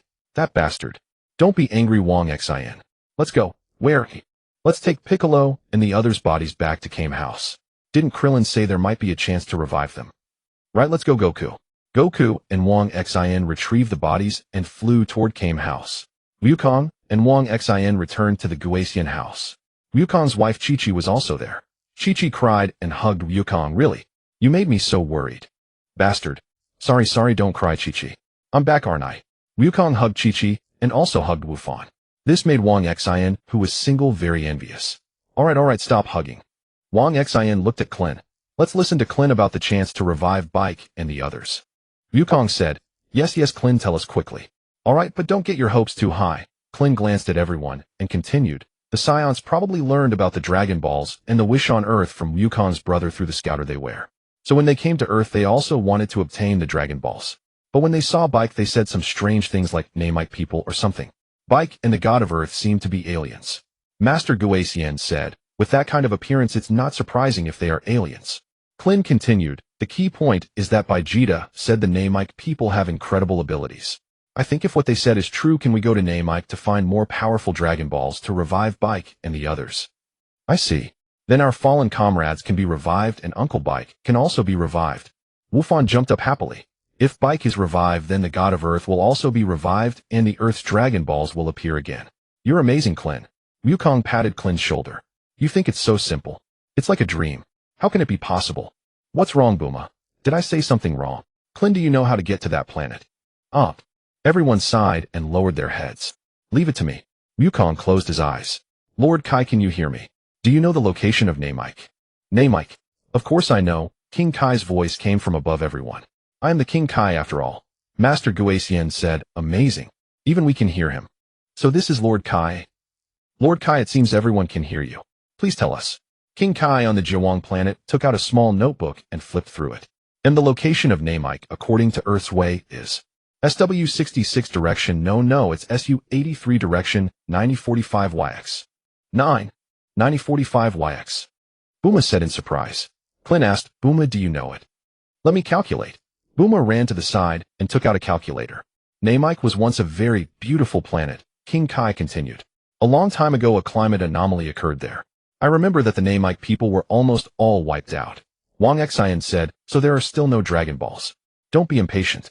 I just need to investigate Namek. King Kai's antennae quivered. Found it. There are still Namek people, though less than 100 they survived and continued to thrive. Chi-Chi asked, are there 100 people like that Demon King Bike? Wufan said, Mom, don't talk nonsense. Uncle Bike has already reformed. If you keep saying that, I won't talk to you.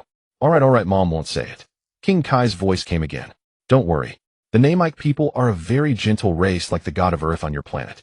As for the great Demon King Bike, perhaps before becoming a god, he was influenced by the evil of a small part of Earthlings. Wang Xin said, in that case our comrades will all be revived. Naive, too naive. Bulma interrupted Wang Xin. Even if we know the location of Namek, how do we get there? How to get there? Of course by spaceship. That's why I said you were too naive. The spaceship my father built has the best engine in the world. I just calculated the time it would take to reach Namek with it. The number is astonishing. Bulma held up the calculator. Look, 439 years and 3 months. We would have to be immortal to get there. I think there is still a way. We can use the spaceship that the Saiyans came in. I saw Vegeta's spaceship, it's very small, only fits one person. Nappa's spaceship must still be where we first fought. That's right. Wukong suddenly said, there's also my brother's. But it's probably been broken by Wufan. Anyway, there's at least one. If we can find it and analyze it, maybe my father and I can build a more powerful spaceship. Bulma said happily. Master Guasian said, that's the place that was first destroyed by the Saiyans. We need to find it quickly. Clint said, Master, I'll go look for it. Wukong and Wang Xin just returned. Good, then go ahead. Please take care of it. Everyone, I'll go back to Baozishan first. When you find it and finish researching, come find me. Wukong, are you and your family going back? Going back. We'll go together, Wang Xin. Leave everything to you, Bulma. Please take care. Wang Xin and Wukong's family returned to Baozishan. After parting with Wukong, Wang Xin returned to his own small villa. System, check my status. Host Wang Xin. Age 19. Bloodline Saiyan. Skills Kamehameha, double Kaioken. Battle power 8000. Indeed, actual combat is the best way to boost battle power. Now I can unleash my full potential. This feeling is truly wonderful. But heading to Namek means confronting Frieza's army. My power isn't even a fraction of Frieza's. I'll have to rely on Goku, won't I? No, I can't even protect myself like this. I must find a way. Alright. There's Bulma. I can give her this gravity chamber and have her research a more powerful one. That's settled. I'll go see Goku in 2 days and ask him to talk to Bulma. After all, Bulma and I aren't that close yet. I'll train on my own for now. Wang Xin stepped into the gravity chamber and began his training. Goku's family. Goku, once Bulma finishes studying the spaceship, are you going to Namek too? Yeah, Chi-Chi, I have to go. But going to Namek is just to find the Dragon Balls. You don't need to be there. We've only just reunited. Chi-Chi's eyes glistened with tears. Wang Xin and I are both going. There's no other way. Piccolo and the others are dead. Ooh, I can't stand by and do nothing. Goku gently stroked Chi-Chi's head. I'm sorry, Chi-Chi. This time I'll be back soon. I promise you. Then promise me you'll come back safely. Alright, I promise. Goku embraced Chi-Chi. Gohan clenched his fists. I'm going too. Go. Gohan, don't joke around. Chi-Chi said, looking at Gohan. I'm not joking. I really want to go. Don't be silly, Gohan. Who knows how long this trip will take? No, I have to go. I want to save Mr. Piccolo with my own hands. Gohan stepped in front of Goku. Please, Dad. You have to take me. I won't agree to this. Absolutely not. Chi-Chi saw Goku's silence. What if you're in danger? What about your studies? Piccolo has nothing to do with you. You're just a child. Do what children are supposed to do. No. Gohan shouted, Mom, this isn't the time for that. Everyone is fighting desperately for Earth. To revive our fallen comrades and then to face the Saiyans again. This is the only way. I wanna fight too. I wanna do my part. I have to save Mr. Piccolo. Gohan's voice choked with tears. I hope you understand, Mom. I'm sorry. Let him go, Chi-Chi, Goku said, wrapping his arm around her. Gohan has grown up.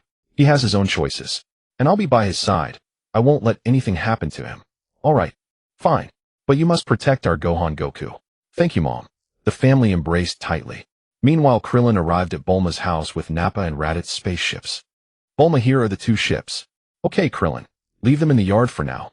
Once my dad gets back, we'll study them together. But you need to stay here too. Since Goku and Wang Xin don't know how to fly a spaceship, this crucial task falls on you. Me? I don't know how either. That's why you're staying. Dad and I will research the ships and teach you how to operate them at the same time. Huh, but I still need to train. Why don't you come along instead? No way. What were you thinking letting a young lady like me wander through space with you guys? And you can train at my place. It's way bigger than Kame Island. Besides, even if you don't train, Goku and Wang Xin are more than enough. Well, you really know how to discourage a guy. Fine, I'll stay. But I need to go back and tell Master Roshi first. I'll come back after that. Alright. Frieza's army base. Beep, beep, beep, beep. Huh. An object approaching. 2 soldiers in battle armor walk to the console. Is it Lord Frieza? He just left. A spherical object. It's a combatant. That signal is Lord Vegeta. One of the soldiers quickly pressed the communicator. This is the observation room. Lord Vegeta is returning. Prepare to receive him. Vegeta's spaceship landed. 3 soldiers ran out to greet him. Only 1 ship. Where is Lord Nappa? Why isn't he coming out? His life signs are very weak. The 3 soldiers approached the ship and looked inside. Lord Vegeta is using a life support machine. Not good. Hurry him to the medical bay. They placed Vegeta into a tank filled with green liquid and pressed the button.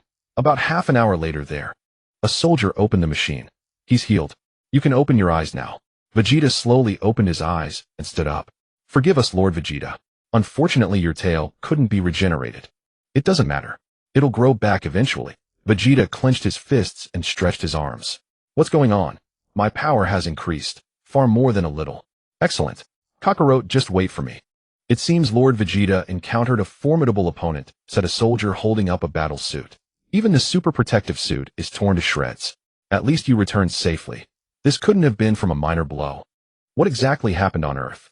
Vegeta recalled his battle with Goku, clicked his tongue in annoyance, and didn't answer. Instead he asked, is Lord Frieza here? No, he's already left.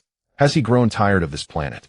Lord Zarbin said. The soldier cautiously glanced at Vegeta, who had donned a new battle suit, that after you finish treatment you should go to the training room. He has something to tell you. Tell him I have nothing to say to him. Vegeta ignored the soldier and slowly walked out of the medical bay door. Lord Vegeta, you forgot your new scouter. The soldier chased after him. Keep it. It's yours. Tomorrow I'll head to Earth. This time I'll make sure they die without a trace. No, better go to Namek first. Suddenly a figure appeared in front of Vegeta. Yo Vegeta, you look pretty beat up, laughed a purple-skinned man.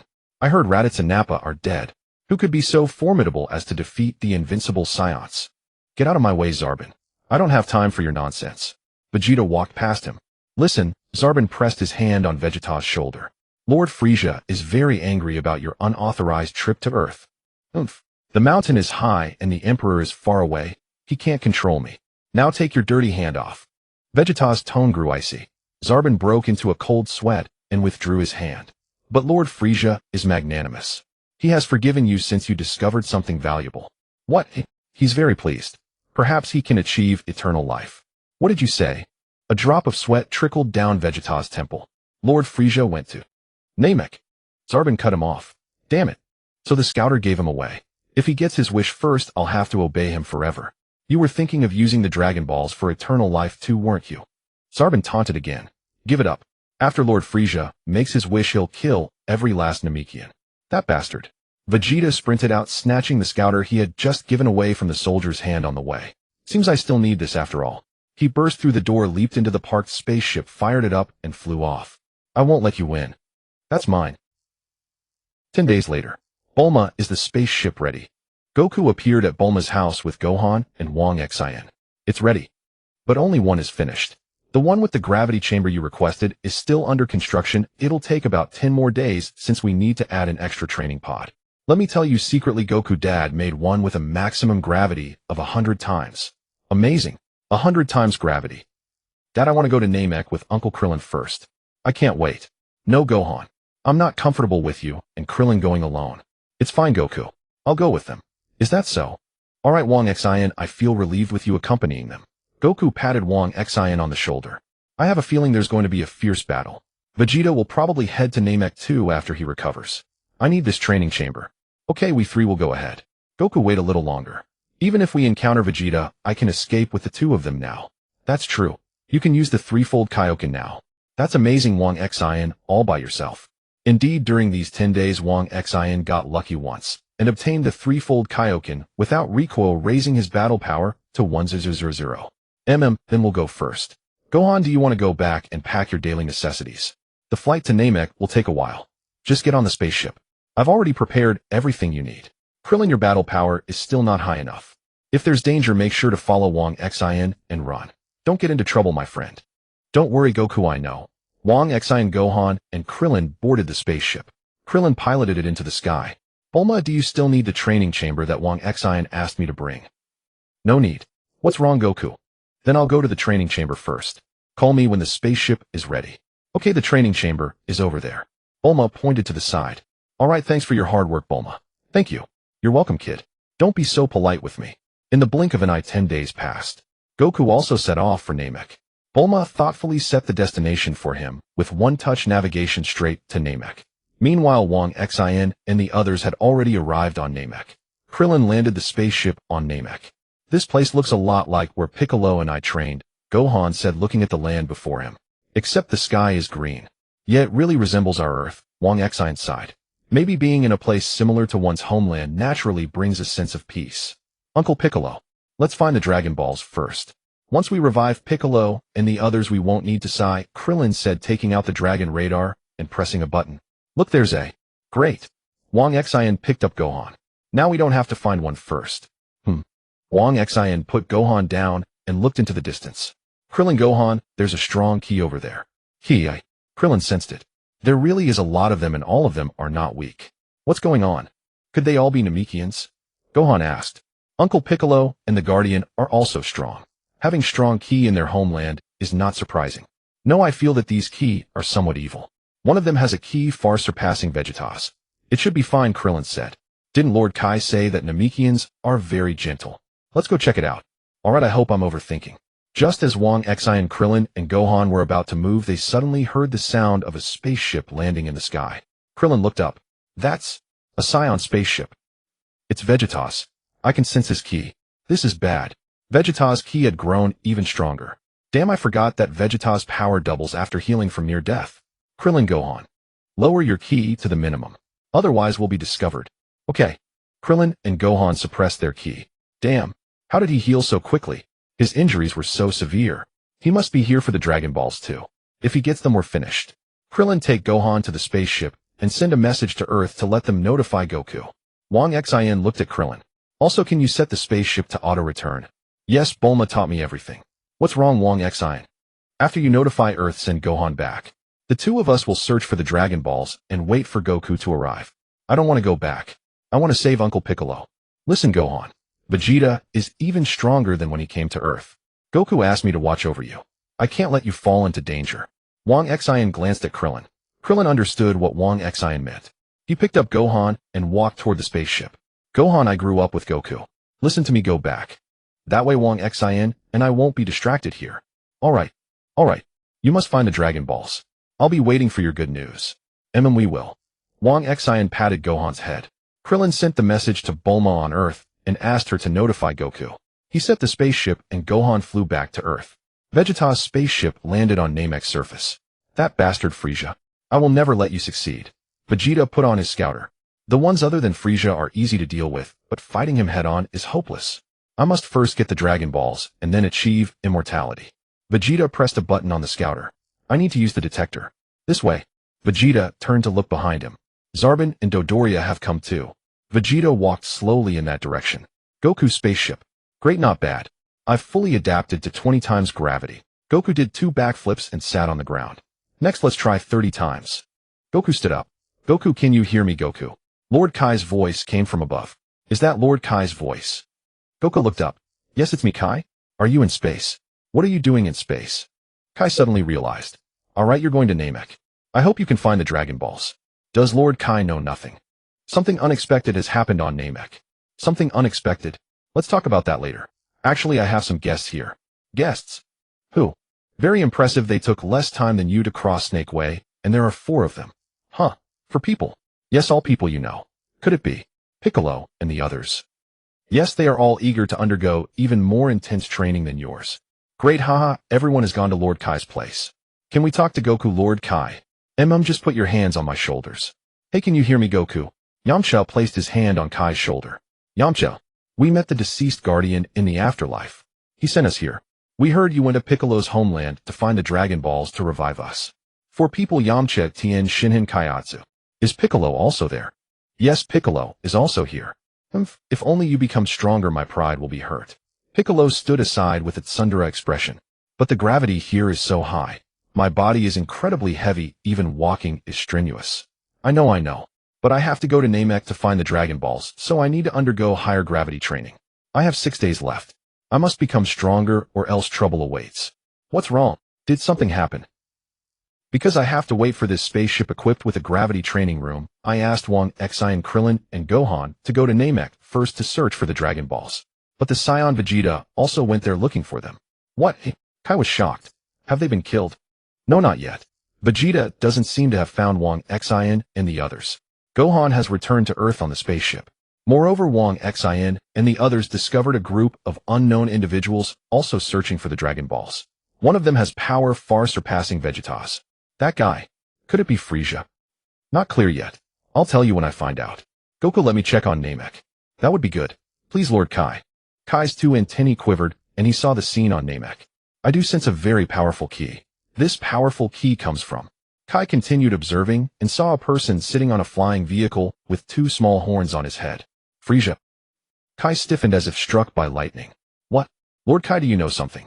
Goku, this opponent is too strong. To be precise, he is an extremely evil being. You are far from being a match for him now. What are you saying?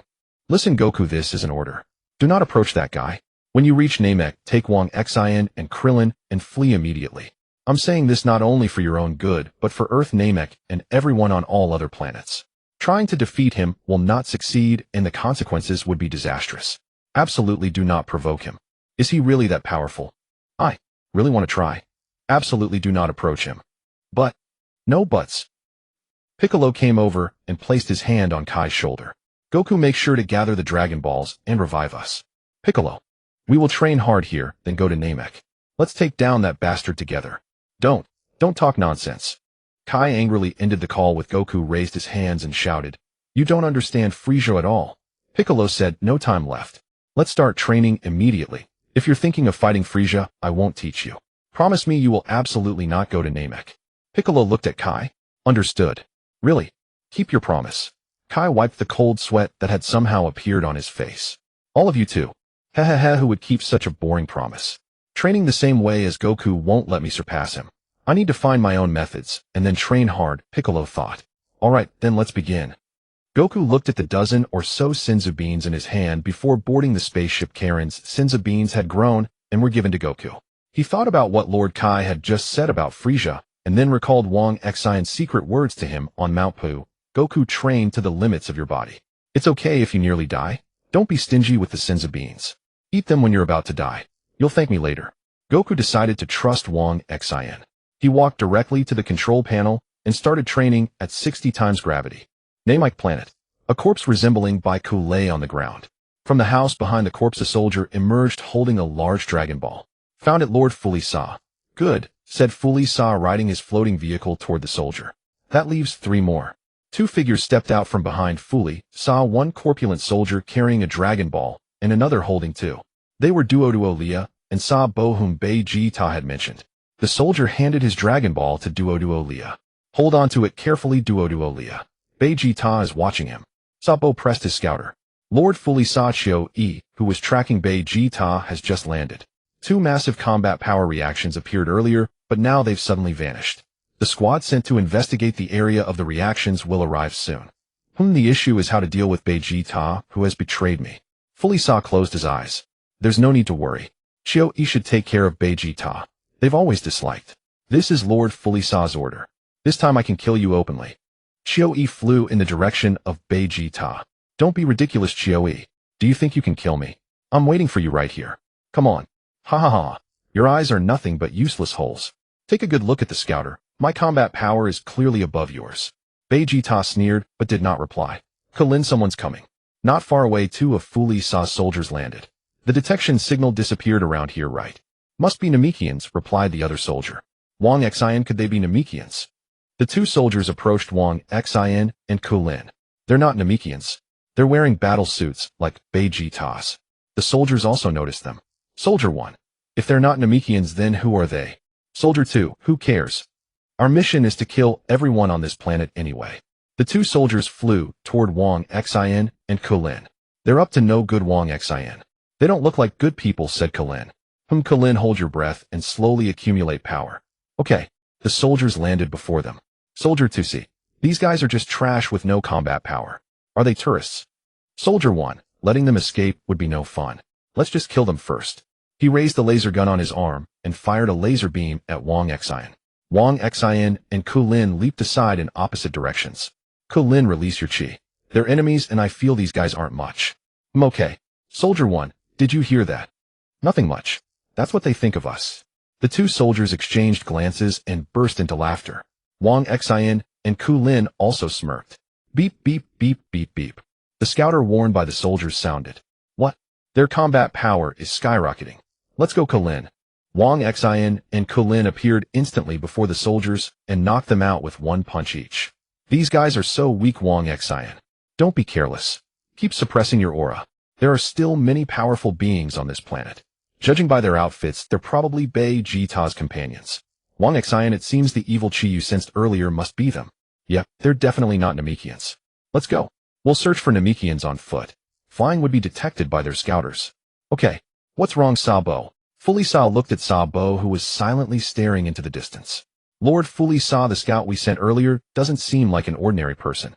Their combat power surged for a moment, and after killing our soldiers, the scouters' reaction disappeared again. Oh, how strange. It shouldn't be Vegeta. Yes, the scouters' reaction signal is different from Vegeta's. The two combat powers are around 5,000. Around 5,000, huh? Fully Sa smirked. Though they pose no threat to us since they killed our soldiers, next time we meet them we'll eliminate them directly. I'm finally here. Took you long enough. Our rivalry can finally come to an end. Chio-e landed before Vegeta. But your skills have deteriorated. With that combat power you're doomed. Rival. Vegeta sneered disdainfully. Then let me show you something interesting I learned from the Earthlings. For running technique for escape. It's the ability to freely control my combat power. Vegeta placed his hands in front of his chest. Use your scouter to see my combat power. Vegeta began to erupt his chi. No. Impossible, Chio-Yi's scouter beeped. Your power was originally equal to mine. Idiot. This is what I learned through life and death battles on Earth. You who do nothing in front of Fully Sa all day, how can you compare to me? 1900 still rising. Bang. The scouter on Chio-Yi's face exploded. Beside Fully Sa, Sabo, who was observing Vegeta, and Chio-E with his scouter, also had his scouter suddenly explode. What's wrong, Sabo? Duo asked. Maybe it's a malfunction. The scouter shows Vegeta's combat power at 23000 and still rising. 23000. It must be a malfunction. Your scouter is an old model. Duo pressed his own scouter. Let me have a look. Huh. What does it show? Impossible. Is my new model also broken? It's already 27000. 27000. His combat power has surpassed ours. Impossible. That guy's combat power should be around 18000. He Fully Sa laughed. Don't be surprised. Vegeta has always been fighting on the front lines. This time on Earth, he must have learned some special techniques. Sabo, but it's only 2700, Fully Sa continued. If you two join forces, you can handle it easily. W8 Vegeta, I have a good idea. Chio-E said panically as he saw Vegeta approaching. Let's cooperate. I can help you. Actually, I've long been dissatisfied with Lord Fully Sa. No, with Fully Sa. Huh. Vegeta looked at Chio-E. Isn't that great? If we join forces, we can definitely defeat Sabo and Duo. Don't spout such boring lies. You're really getting on my nerves. Trust me, Vegeta. Chio-E suddenly looked behind Vegeta. It's Lord Fully Sa. What? Vegeta spun around. You fool. Chio-E gathered an energy wave in his hand and fired it at Vegeta. He then soared into the sky and hurled several more energy waves, causing a massive explosion on the ground. As the dust cleared, Chio-E looked at the ground, where Vegeta was nowhere to be seen. Ha ha ha. No matter how high your combat power is, you're finished after that. Chio-E landed back on the ground. Naive. Vegeta's voice came from behind Xiao-i. Such cheap tricks are only used by fools like you. How disappointing. When did you? When combat power rises, speed naturally rises too. Now I'm really angry. Xiao-i quickly turned to flee, launching into the sky. But Vegeta was faster. He instantly appeared before Xiao-i and punched through his chest, sending him flying. Die. Vegeta followed up with an energy wave, blasting Xiao-i into pieces. Such a filthy spark. Vegeta's combat power really is 2700. Duo Leah said, cold sweat dripping from his face. Xiao-i was taken out in an instant. Nothing impressive, Fully Saw said, turning his floating vehicle. Let's continue searching for the 5th Dragon Ball. Vegeta thought to himself, because of the scouters my movements are completely exposed. If I approach them easily, Sabo and Duo Leah can be handled, but Fully Saw is a tough opponent. From the communications through the scouters I know that the Dragon Balls are useless unless all 7 are collected. I'll find one first, and when those guys gather 6 I'll snatch them at the right moment. If I can successfully collect them all I'll gain eternal life, and then defeating Fully Saw won't be a dream. Then after eliminating them I will be the strongest in the universe. The entire cosmos will be ruled by me, the Saiyan Lord Vegeta. Vegeta flew off into the distance. Beep, beep, beep. There are 10 Namekian life signals over there, one of the soldiers behind Frieza reported to him. I see. If we can find the 5th Dragon Ball, that would be perfect. Be cautious. Aside from Vegeta, there are others seeking the Dragon Balls. Yes, sir. Lord Frieza, they all bowed in response. Very well, let's go. Wang Xin, do you sense that energy over there? I do. It's different from the previous ones. Gentler, probably the Namekians. Wang Xin suddenly stiffened. Hide quickly. It feels like someone's coming. Krillin and Wang Xin hastily ducked into a nearby cave, peeking out cautiously. They're heading this way. Have we been exposed, Wang Xin? I don't know. Wang Xin shook his head slightly. They're here. In the sky, Frieza along with Zarbin Dodoria and their troops flew past swiftly, carrying the Dragon Balls. They're gone. Thank goodness, Krillin sighed, trembling. It seems we're not their target. But who are they? That energy is immense. I don't know. Krillin used the Dragon Radar to locate the Dragon Balls again. All right. Krillin pressed the radar. 4 are moving. Those guys are carrying them. One of them has energy that seems limitless. When he flew past, I couldn't even move. That guy might be stronger than Vegeta. I felt it too. It's absurdly strong. Damn it, Frieza is already here and has 4 Dragon Balls. Although the others are formidable, that one feels different. Krillin's body shook uncontrollably. Damn it. How are we supposed to snatch the Dragon Balls from that group? Calm down, Krillin. Wang Xin patted his shoulder. Check the radar again. Any other Dragon Ball signals? Okay. Krillin steadied himself. They're heading for another Dragon Ball. What's going on? Do they have a radar too? Where? Which direction? About 14 kilometers in that direction. Krillin pointed toward where Frieza had flown. That's the direction where we sensed the Namekians earlier. I have to go check it out. Alright, I'll come with you. Let's go, Wang Xin. Are you okay now, Krillin? Yeah, I'm fine. Then let's move. Suppress your energy as much as possible. Can you do that? Yes. The two leaped swiftly toward the direction Frieza had gone. They stopped at the edge of a cliff. It's right below this cliff, Wang Xin pointed. That energy is overwhelming. They minimized their energy, crept to the cliff's edge, and peered down. Frieza and his group were standing before several houses. Houses that look like spaceships, Krillin observed. What are they doing? Forget the rest, look at those 3. Wang Xin pointed at Frieza, Dodoria, and Zarbin. Especially the one in the floating chair. His energy is terrifying. So that's Frieza. Truly horrifying. I know, Krillin's eyes widened. Wang Xin, look. The things in their hands. They're Dragon Balls. They're huge. Huh. Dodoria turned to glance at the cliff. Wang Xin and Krillin quickly ducked, pressing themselves to the ground. What is it, Dodoria? Frieza asked. Nothing. There was a faint energy reaction on the cliff, but it's gone now. Probably just an animal. Close call. They cautiously peeked down again. Lord Frieza, we found 5 people. The others seem to be out. One soldier reported, pointing at the house. Come out if you don't want to die. 3 elderly Namekians and 2 children emerged. The elder Namekian eyed the Dragon Balls in Dodoria's hand silently. Listen, I'm Frieza, and I'm collecting your Dragon Balls, Frieza said, glancing at them. By the way, where are the others? I was told there are 10 of you here. The Namekians remained silent, planning to keep quiet. I'll kill you all. Frieza raised a hand, extending a finger with a glowing energy sphere. Now speak. The middle elder's face broke into a cold sweat, his fists clenched. I don't use the Namekian language. Speak in a tongue we understand. I know you can. The others are out working. Only we old folks and children remain. That's better. Answer honestly, and you'll be fine. Now where are the Dragon Balls? I believe there's one here. Frieza lowered his hand. I don't know. There's no such thing. Dodoria? Yes. What did the second Namekian we killed say? He said the Dragon Balls are only given to those recognized as warriors. Exactly. That one was very stubborn, refused to cooperate. So I had to kill one of them to make him talk. Then he obediently said, there are 7 Dragon Balls created by the Grand Elder, the most revered on this planet. They are now held by 7 elders. To obtain them, you must compete with each elder in wisdom and strength and state your wish. Only those acknowledged as worthy warriors can receive the Dragon Balls. I wanted to follow his rules, but he said someone like me would never get them. So I killed him. The first Dragon Ball was quite a hassle, but the next 3 were easy. Those elders were obedient. Obedient? Don't spout nonsense. The other elders won't hand them over so easily. No, I have a way to make them obey. Zarbon, show them. As you wish, Lord Frieza. Zarbon vanished, reappearing behind the rightmost Namekian. He kicked the Namekian in the neck, sending him flying, dead on impact.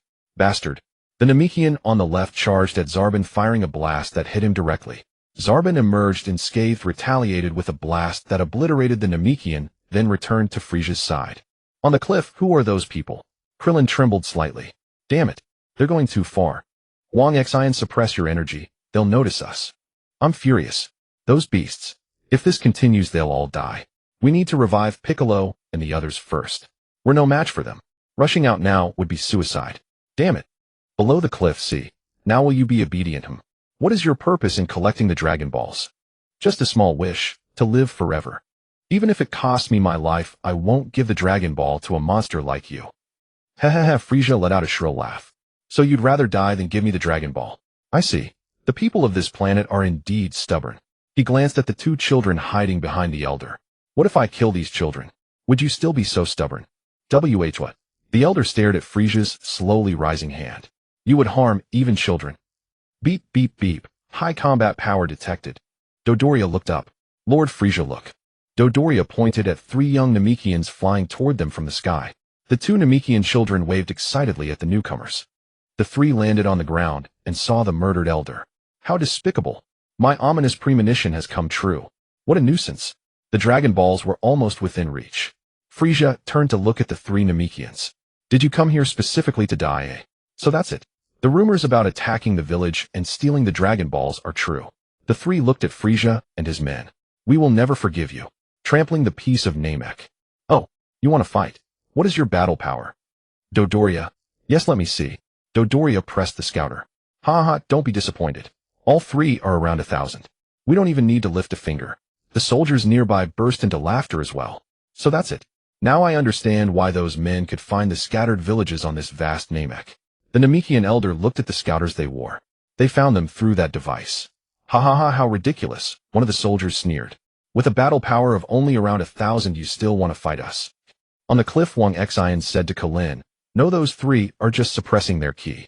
Those fools don't even realize that. Kulin nodded. They would be utterly shocked if they knew. Let's move. The soldiers charged at the 3 young Namekians. The leading soldier was kicked flying into a distant hill. The 3 soared into the sky. The soldiers began firing laser guns. The 3 dodged in the air while swiftly closing in on the soldiers, engaging them in combat. One soldier was knocked to the ground in front of Zabon, who kicked him into the water. Note the surface of Namek is a mix of land and water. Zabon turned to Dodoria. What's going on? Didn't you say their battle power was only 1,000? Dodoria pressed the scouter again, looking at the 3 Namekians in battle. What's happening? They've risen to 3,000. Oh, not bad, Frieza remarked as he watched the fight. I see. Dodoria continued, Namekians can control their battle power. A rare race indeed. The Namekian elder thought to himself, including that one, there are still 3 undamaged devices. I must find a chance to destroy them so they can't find the others. Frieza watched as his soldiers were gradually overwhelmed. Dodoria. Yes, Dodoria put down the Dragon Ball. Such disgraceful fools. I suppose I have to deal with this myself. Dodoria stepped in front of Frieza. Shall I kill all 3? As you wish. A ki blast shattered the scouter on Dodoria's face. You bastard. Dodoria shook his head and looked at the Namekian elder. With your puny skills you think you can defeat me, eh?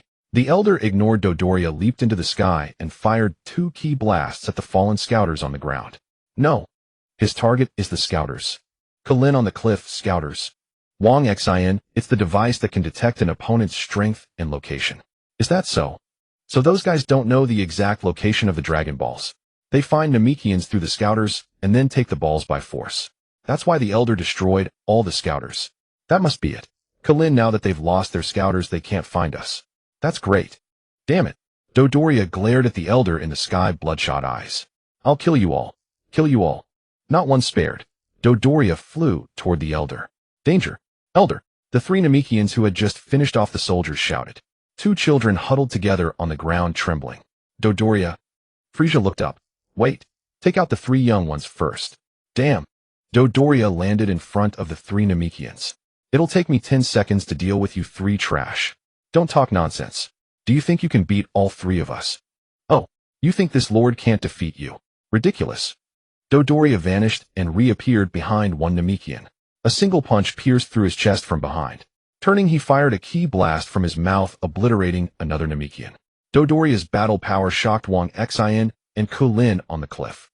The last Namekian charged furiously at Dodoria, throwing several punches, but Dodoria dodged them all. The Namekian leaped back and fired another ki blast at Dodoria. The blast exploded, kicking up a huge cloud of dust. When the dust cleared, Dodoria emerged unscathed and rushed at the Namekian, slamming his head into the mountain, killing him outright. Ha ha ha. Frieza looked up at the Elder in the sky. Now you see that resistance and escape are useless. Come down. The great Elder flew down. Finally obedient. That's better. Good work. Frieza signaled the soldier to take the Dragon Ball. Now tell me the location of the other two Dragon Balls as well. Don't be ridiculous. We Namekians would rather die than betray our comrades. The Elder glared at Frieza. Fine, keep your promise. Get lost now. Honestly, you're just like the rest of this planet, preferring death over betrayal. Then die along with the children. Frieza's voice suddenly turned harsh. Dodoria instantly struck the Elder, sending him crashing into the house. Are you breaking your promise? Blood trickled from the Elder's mouth. Didn't you promise to stop once I handed over the Dragon Ball? But collecting all 7 Dragon Balls is meaningless otherwise. You destroyed our scouters. If you don't tell us where the remaining 2 are. I've said it before, I would rather die than betray my comrades. So you want to die? Frieza's tone shifted. Then you shall have your wish. What? Kill all 3. The Elder looked at the 2 children. Run, run. Yes, Elder. The older child took the younger one and began running into the distance. The Elder turned around. Let me show you the dignity of a Namekian. Huh. Dodoria fired a ki blast from his mouth, instantly killing the youngest child. Kurugo, Kurugo. The older child stood frozen, calling out the dead child's name. Dodoria rushed at the Elder and punched him, then vanished and reappeared behind him, locking his neck. The Elder could not speak, and Dodoria snapped his neck, leaving him lifeless on the ground. Ha! Dodoria laughed. Where's your dignity now? Didn't see it. Ha ha ha. Dodoria appeared in front of the only remaining child. Killing such a brat is so boring. Well, time to die. Dodoria raised his hand. You beast. Wang Xin leaped down from the cliff. Stop. What? An ally. Dodoria was startled. Where? Wang Xin appeared behind Dodoria and kicked him into the house. Damn. Who are you? I'm here to kill you beasts. What? This Wang Xin. Kulin appeared beside Dodoria and kicked him again, sending him flying. Note they were able to attack Dodoria because they relied on scouters, unlike Son Goku and others who sensed ki. Kulin. Never mind Kulin. Kulin picked up the Namekian child. Run. Kaio-ken. Wang Xion's body glowed red as he grabbed Kulin and flew quickly into the distance. Dodoria crawled out of the house, rubbing his face where he had been kicked twice. Beast. Beast. Go after them, Dodoria. Bring them back. Dodoria chased after Wang Xin and the others. You bastards. You think you can escape? Wang Xin, he's faster than us. Kaio-ken. 3 times. Wang Xion's body erupted with a stronger red aura, flying even faster. TCH. This damn thing. Dodoria also pushed himself to the limit. Kulin, check if he's the only one chasing us. Yes, it's just him. Kulin looked back. Just him, eh? Wang Xin landed on the ground with Kulin and the child. Why did you stop, Wang Xin? We'll die. It's fine. If it's just him, I can take him out with the 3-fold Kaio-ken. Is that so? You're amazing. Dodoria landed in front of Wang Xin. Why did you stop running, trash? Given up already. 3-fold Kaio-ken.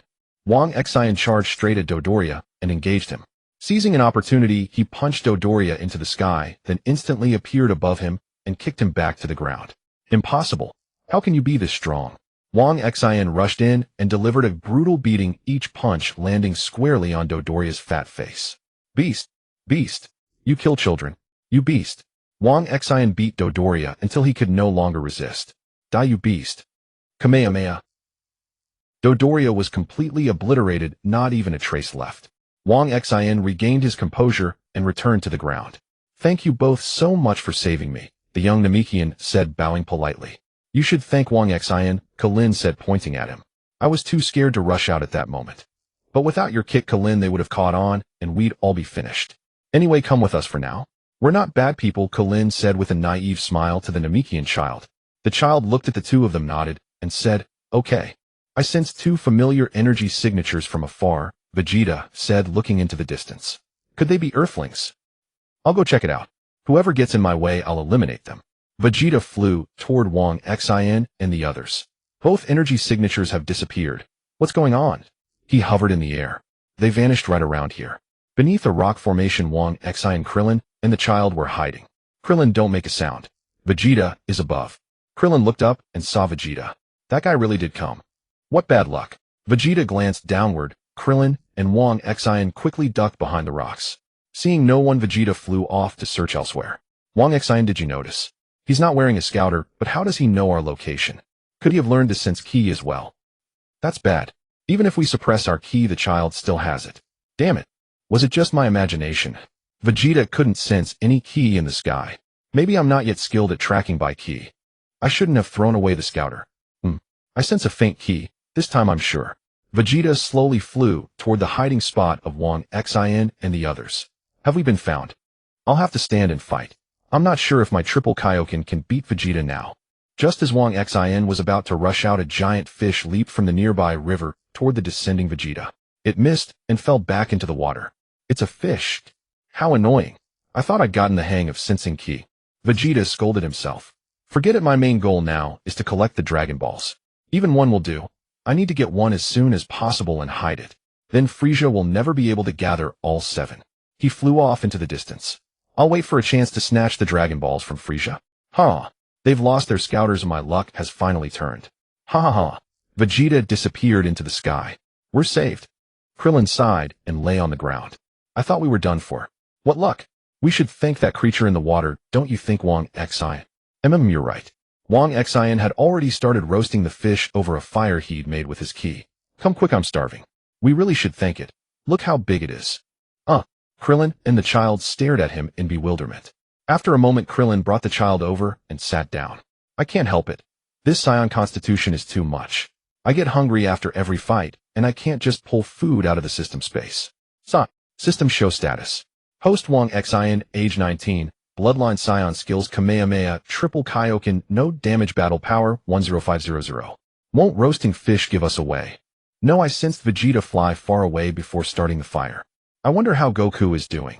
Has he used the trick I told him to exploit the bug? My. Ha ha ha. During his flight, Vegeta spotted a village. I sense about 20 key signatures. No mistake, it's a Namekian village. They should have a Dragon Ball. Ha ha ha. Frieza and his men don't have scouters. They can't track my movements. Vegeta stopped above the Namekian village. As I expected, the villagers are alive, meaning Frieza hasn't been here yet. The village was peaceful, an old man trimming plants, another sitting at a table, talking to 3 children, some young Namekians working in the fields. Vegeta landed in the village. Everyone turned to look at him. Who are you? An alien. He looks scary. The children ran inside. Where is your elder? Hand over the Dragon Ball. What did you say? The villagers were startled. I am the elder, an elderly Namekian said, leaning on a staff as he walked toward Vegeta. Can you tell me why you want the Dragon Ball? The reason is irrelevant. Just hand it over. The kindly elder broke into a cold sweat. Leave. I will not give it to you. I sense evil in you. Haha. Vegeta chuckled and raised his hand. Then died. Elder. A young man rushed in front of the elder, took the blast, and fell dead. Wang Xin and Krillin ate fish, looking at the child beside them. You should have some too. We don't eat this kind of food, we only need water. You're kidding, right? Your village has fields, we saw them. You grow vegetables and stuff. Those are Aegis seedlings. Aegis seedlings. Yes. Before the climate change, Namek was covered in Aegis trees. A beautiful planet, they say. But now both Namekians and Aegis trees are nearly extinct. Then looked at them. To restore the planet's former beauty, we are trying to cultivate Ajaisa trees. What's your name? Wang Xin asked. We can't keep calling you kid. I'm Dent. May I ask, who are you? Krillin and Wang Xin stopped eating and looked into the distance. Wang Xin is this. It's Ki, gradually disappearing. Another Namekian has probably been killed. The one doing it is Vegeta. That bastard is attacking other villages. So Vegeta has indeed learned to use Ki to detect people. I should have killed him back then. We can't act rashly until Goku arrives. I can't beat him now. Wang Xin, I think we should find a Dragon Ball and hide it. Then neither Vegeta nor Frieza can gather all 7. We can't do that. They would kill every Namekian to get that Dragon Ball. No. How? Din was shocked. Who are you and where are you from? How do you know about the Dragon Balls? Please save the Namekians. Vegeta clenched his fists and smashed them into the head of a Namekian in front of him, then backflipped and landed. The ground was littered with Namekian bodies and destroyed houses. The only survivor, an old man clutching a dead child, glared at Vegeta. You monster. Still not handing over the Dragon Ball. I won't give it to the likes of you. You demon.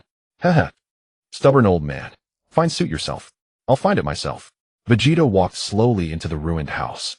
Wait. Vegeta turned and fired a ki blast, killing the old man, then continued into the house. Wasting my time. He entered the largest building and saw the Dragon Ball on a table. I thought it would be hidden, but it's just sitting out in the open. Vegeta threw the Dragon Ball into the water beside the village. It sank to the bottom. There now no one can find it, but me. He flew into the sky. Frieza has 5 Dragon Balls, so there's 1 left. He flew off to search for the last one. So that's how it is.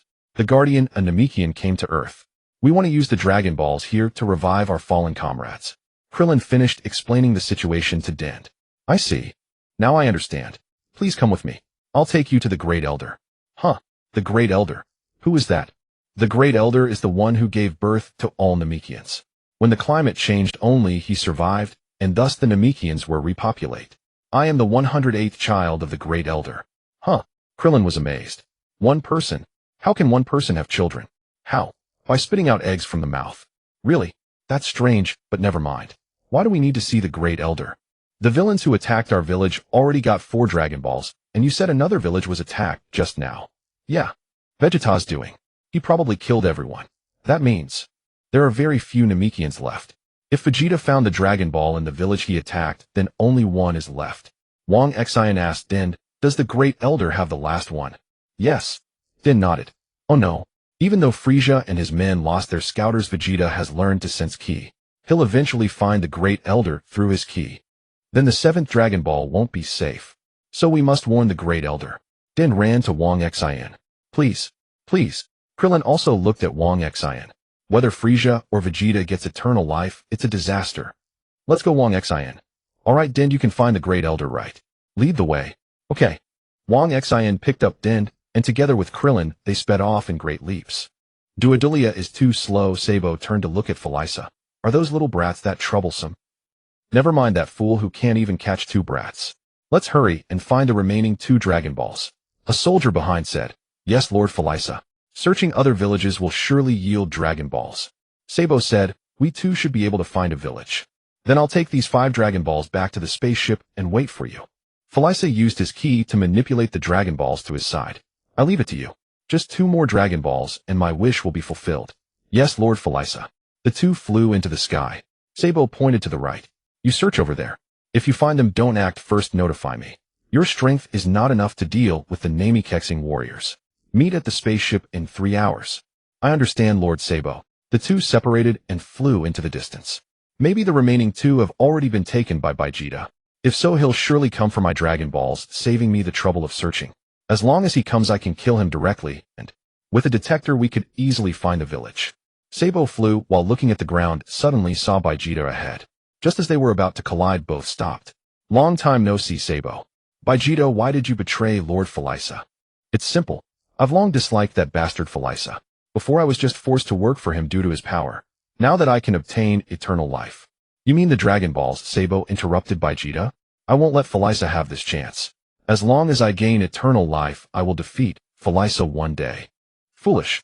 Do you think having eternal life can defeat Lord Frieza? It's a pity you lost your scouter. After countless battles, my power has far exceeded your imagination. Haha, Sabo laughed disdainfully. You are too naive. Lord Felicia's power is immeasurable. I have no time to waste with you. Let me show you the power of a Saiyan. Arrogant. Don't think that defeating Shoei means you can defeat me. Is that so? Who knows? Vegeta said, and suddenly appeared behind Sabo. Sabo turned and threw a punch, which Vegeta caught with his hand. Vegeta then threw Sabo forcefully, and Sabo stabilized himself in midair. Vegeta instantly appeared in front of Sabo again. Sabo also moved quickly to a distance and fired a single-handed energy wave at Vegeta. Vegeta smirked and deflected the energy wave with his hand. He deflected it. Vegeta again appeared before Sabo and landed a punch. Sabo launched rapid attacks at Vegeta, but Vegeta dodged them all. What's wrong? A person of Lord Sabo's caliber, your movements seem as if they are about to stop. Vegeta spun and kicked Sabo to the ground. Sabo adjusted himself and just landed when Vegeta appeared behind him and kicked him down. Ha ha ha, you don't even have the ability to fight back. Sabo, bleeding from the corner of his mouth, actually laughed. Not bad, you've improved a lot. However, you've awakened the power that has been sleeping within me for a long time. Huh? Vegeta dropped his smile. What did you say? I awakened your sleeping power. Do you have such power? That's right. Sabo stood up and wiped the blood from his mouth. Oh. Ha ha ha, what a funny joke. Before you die, I will tell you the reason for that sleeping power. Sabo ignored Vegeta's mockery. To unleash my true power, I must transform. But the transformed form is extremely ugly, so I cannot bear it. However, when facing death, I will still choose to transform. Transform. Vegeta put his hands on his hips. Like a Saiyan. Ha ha ha ha, you also talk nonsense when cornered. If I don't need to grow like a Saiyan, it's just an increase in power. Sabo suddenly looked up. Absolutely powerful strength. I'd like to see that. You don't need to say it if I'll show you now. Sabo's tall, slender body suddenly swelled, and his face became as ugly as a toad. Wah! What is this thing? I'm not just changing my appearance, you know. Don't be shocked when you feel my transformed power. Sabo quickly lunged forward, kneeing Vegeta in the stomach, then punched him to the ground, followed by several more punches. Vegeta had no chance to resist. Sabo grabbed Vegeta's head with both hands and headbutted him, causing blood to flow from Vegeta's forehead. Vegeta broke free from Sabo's grip and retreated to create distance. Damn it! How could I lose? Sabo charged at Vegeta, and they exchanged blows rapidly. Seizing an opportunity, Sabo punched and kicked Vegeta, sending him flying. He then fired several energy blasts from his hands at Vegeta. Vegeta dodged awkwardly while also firing energy blasts at Sabo. Sabo casually swatted them away and appeared before Vegeta, kicking him out. No matter how you resist, you cannot defeat me. Sabo appeared behind Vegeta and locked his arm around Vegeta's neck. The power is incomparable to before the transformation. Vegeta rapidly struck Sabo's stomach with his arms. Sabo in pain released Vegeta. Vegeta slowly descended to the ground. No. I became stronger on Earth. How could this? Sabo recovered and appeared before Vegeta, delivering a high kick to Vegeta's chin, followed by a punch that made Vegeta writhe in agony. I won't let you die easily. Sabo grabbed Vegeta and rapidly descended, releasing him just before landing, slamming Vegeta hard into the ground. Vegeta's body created a bottomless pit, and water from the surroundings flowed into the center. Vegeta, is this the end? Sabo looked at the water-filled pit. No movement at all. He must have drowned. Sabo's body returned to its original form. Wasted a lot of time, made me transform into an ugly form. Oh well, I'll go report to Lord Felicia first. Sabo flew away. On the calm water surface, Vegeta suddenly thrust out an arm, grabbing the shore, panting heavily. Sabo, I won't give up like this. Vegeta climbed ashore with the last of his strength. I will become stronger than defeat Sabo and Felicia. The Dragon Balls won't be given to anyone. Over there, said Dondi, held by Wang Xin, pointing his little finger forward. Do you see that tall rock? That one. Wang Xin, holding Dondi, looked at the tall rock and landed with Klin in front of the house on the rock. The Great Elder is inside that house. Building the house in such a conspicuous place, it's only a matter of time before Felicia and his men find it. Klin looked at the quiet house. Could they have been killed already?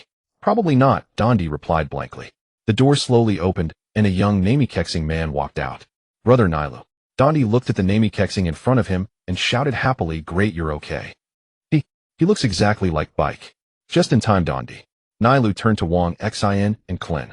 Guess the Great Elder already knows the general situation on Namekexing. Dondi ran forward. The Great Elder indeed knows everything. Wang Xin said, that's good, saves us from having to explain. Both of you come in. The Great Elder wants to see you. Since he already knows the situation, why not leave this dangerous place? Dante asked Nailu. The Great Elder is advanced in years and knows his time is short. He can only stay here guarded by me. Though I heard his death was near, I didn't expect it to be so soon. All right, come in. Nailu led everyone into the house. His ki was very strong, far stronger than other Namek people, even surpassing Vegeta's current level. Wang Xin looked at Nailu's back. Everyone walked to a platform. Nailu said, "Go up." The platform slowly rose. Great Elder, the guests have arrived. Nailu addressed the giant old man sitting on a chair with closed eyes. "Welcome. You two are Earthlings, right? Thank you for helping my child Dante. It's nothing. We didn't want to see such a young child killed by them. Because of those villains, my other children were all killed. How regrettable." The Great Elder coughed. "They seem to be after the Dragon Balls." "The Dragon Balls, I swear I will never give it to those villains." "You are also searching for the Dragon Balls." "Yes, we want to revive our fallen comrades." "I also beg the Great Elder to grant this."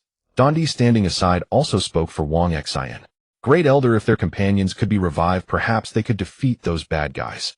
Dante clenched his little fist. "How do you know about the Dragon Balls?" "Because there are also Dragon Balls on Earth." "What?"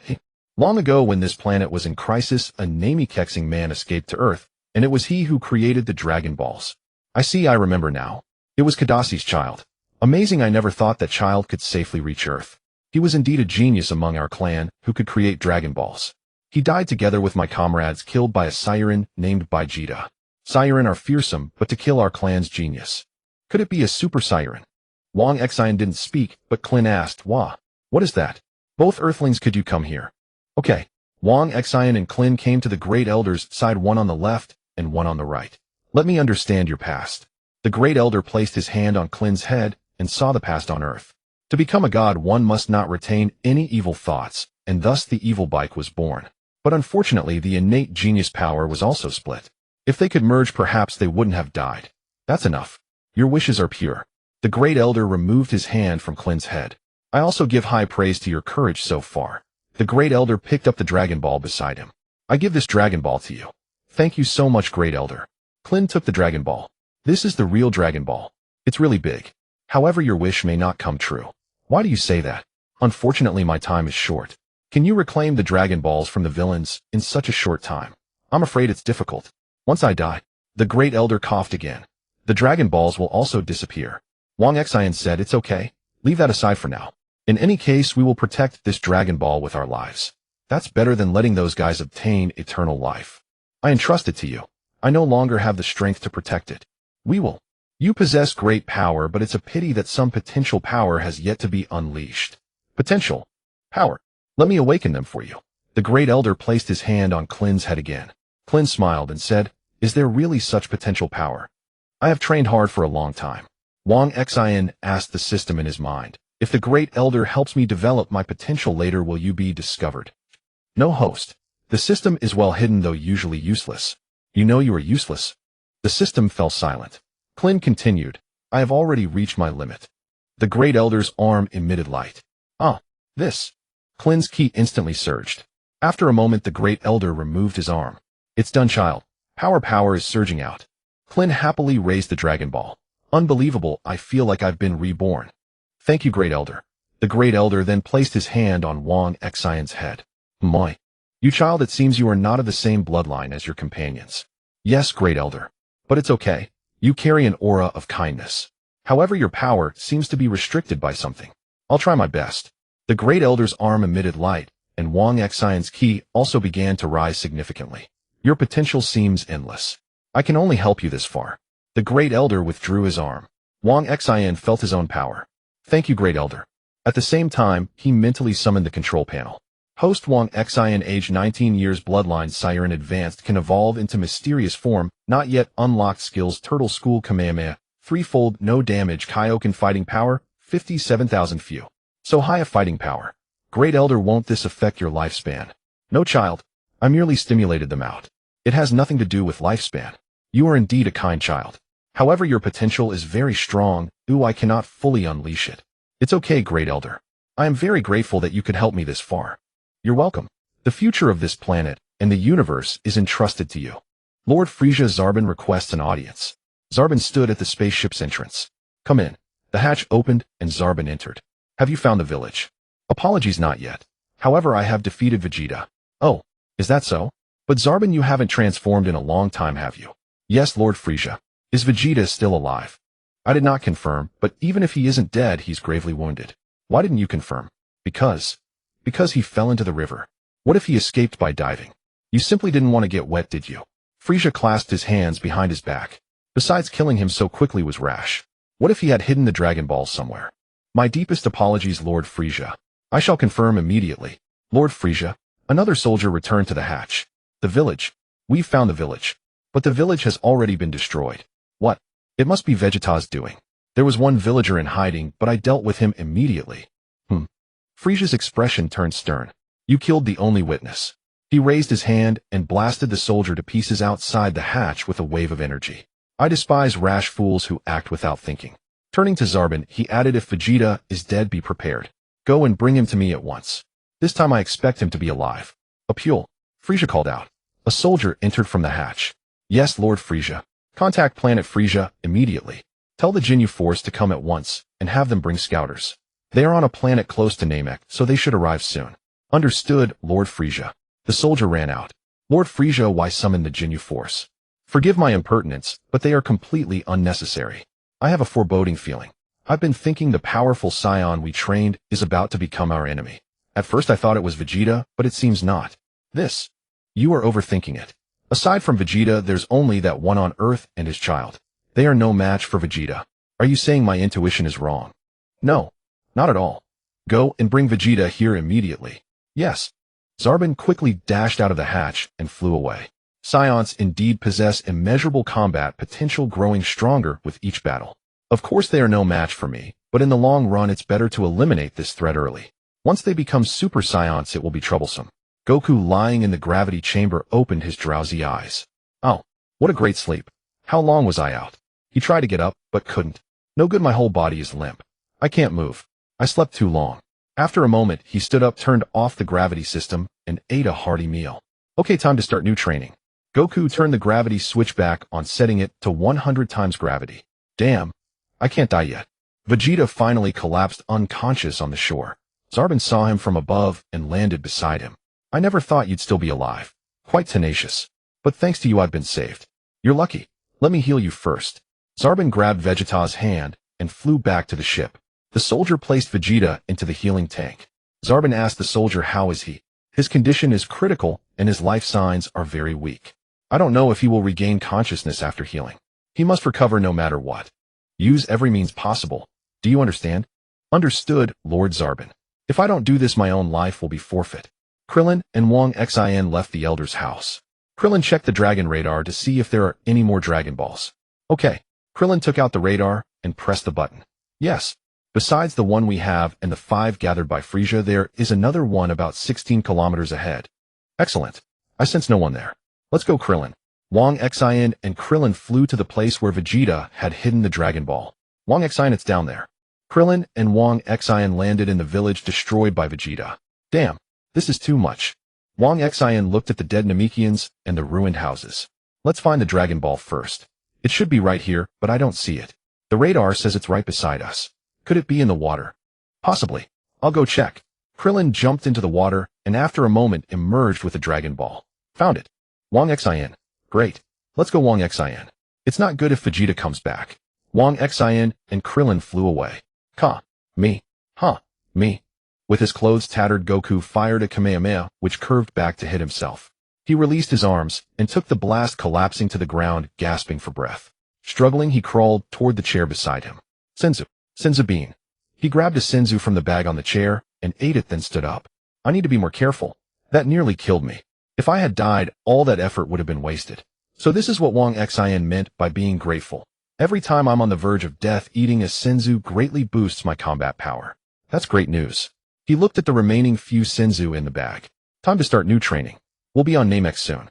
In the healing pod of Frieza's ship, Vegeta lay with his eyes closed. He doesn't seem to have long to live, the soldier muttered, adjusting the pod's controls. Please, if you don't regain consciousness, I'll be punished by Lord Frieza. After setting the machine, he walked to the pod and looked at Vegeta. That should do. He is expected to regain consciousness soon. Good. Boom. An explosion echoed from outside the main chamber. What was that explosion? Could it be Vegeta stood atop the dead soldier's head. Hey, you underestimated my recovery speed. Next, he began charging another energy blast. Zarbon and Frieza rushed toward the medical bay. Boom. Another explosion. Damn. It's definitely the medical bay. They reached the bay and opened the hatch to find nothing but chaos, and a large hole blasted through the wall. Terrible. He's gone outside. What? You bastard. Zarbon, quickly. Go after him. Go. You must catch him no matter what. He shouldn't have gone far. Excellent. Frieza is here too. Vegeta, hiding behind a pillar, watched the two. How foolish. So easily deceived. He swiftly ran to the main chamber, opened the hatch, and saw the Dragon Balls on the floor. So they are here. Ha ha. Frieza, your era ends right now. Ha ha ha. Vegeta laughed inwardly. Still not found. Zarbon, if you let him escape, you'll die to atone for it. Zarbon and Frieza searched outside the ship for Vegeta, who watched them from the main chamber. Fools. Search out there all you want. He looked at the Dragon Balls. 1, 2, 3, 5 in total. Those idiots not only healed my injuries, but also gave me the Dragon Balls. But carrying these 5 will make escape difficult. No time to think carefully. He frowned. It has to be this way. I'll have to gamble. Heaven help me. Vegeta walked out of the hatch, raised his right hand with energy, and shouted, Hey, you've been tricked. I'm still in the ship. What? Zarbon and Frieza immediately flew back toward the ship. Vegeta hurled the energy blast he had been charging toward the other side of the ship, creating a massive hole. The two rushed toward the explosion. While they were occupied, Vegeta ran back to the main chamber, blasted a window, and threw the Dragon Balls one by one with all his strength, sending them flying far into the distance. Now it's my turn to run. He flew away. Frieza and Zarbon, realizing the trick, hurried to the main chamber. My Dragon Balls. You bastard. Zarbon quickly flew out the window and scanned the surroundings, but found no trace of Vegeta. Lord Frieza, that bastard must still be hiding in the ship. Find him now. Yes. Zarbon flew back into the ship.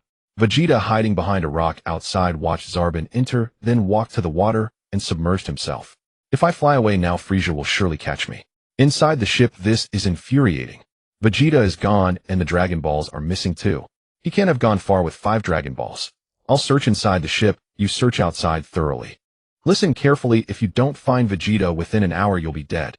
Zarbon immediately flew out of the ship and sped away in search of Vegeta. Phew. Vegeta emerged from the water and walked forward. It should be in this area. He saw the 5 Dragon Balls in the distance. Found them. It seems my control is still excellent. I deserve it. Frieza's Dragon Balls are finally in my hands, haha. Vegeta picked up the Dragon Balls one by one.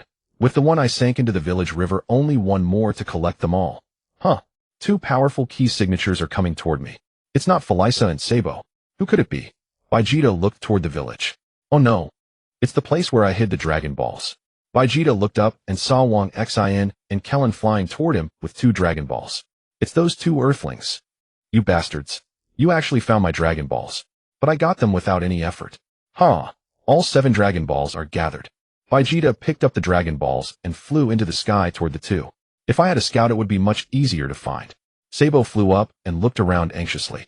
If this continues, I'll be killed by Lord Frieza. Sabo suddenly saw 2 figures speeding in the distance.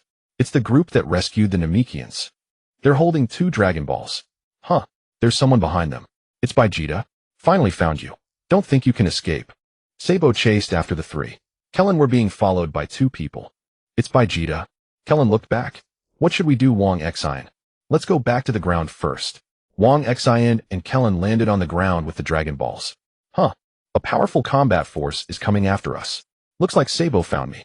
He's so persistent, but I can use this opportunity to eliminate him. Since he won last time, he'll be overconfident. This time I'll definitely kill him. Vegeta landed in front of Wang Xin and Kellen. What a surprising reunion, Earthlings. I didn't expect you to have the ability to come here. Vegeta glanced at the trembling Kellen, then placed his 5 Dragon Balls on the ground. Seeing you holding the Dragon Balls so nervously, I know our goals are the same. Listen, before I take those 2 Dragon Balls from you, I have some things to do. But you'd better not think about escaping with the Dragon Balls, or I'll kill you directly. Wang Xin said, We won't leave, don't worry. He's here. Vegeta turned around and looked at Sabo landing on the ground. Are we really not leaving, Wang Xin? Kellen whispered, Are we really not leaving? Wang Xin smiled confidently, No need. As I am now, the 2 of them combined can't beat me. Besides, they don't seem to be on the same side. Let's see how things go. Sabo said, Vegeta, how dare you toy with me? And those 2 brats holding the Dragon Balls look familiar. So you've conspired with them. Vegeta, where are the remaining Dragon Balls? Come with me to Lord Frieza. and explain clearly. Then try to make a move. Hey, you're really a fellow who forgets the pain after the wound heals.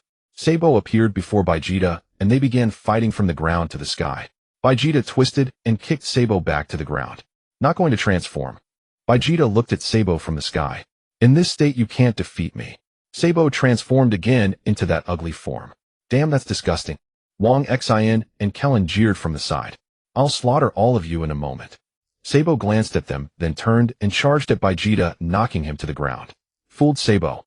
Vegeta grabbed a handful of sand and grinned.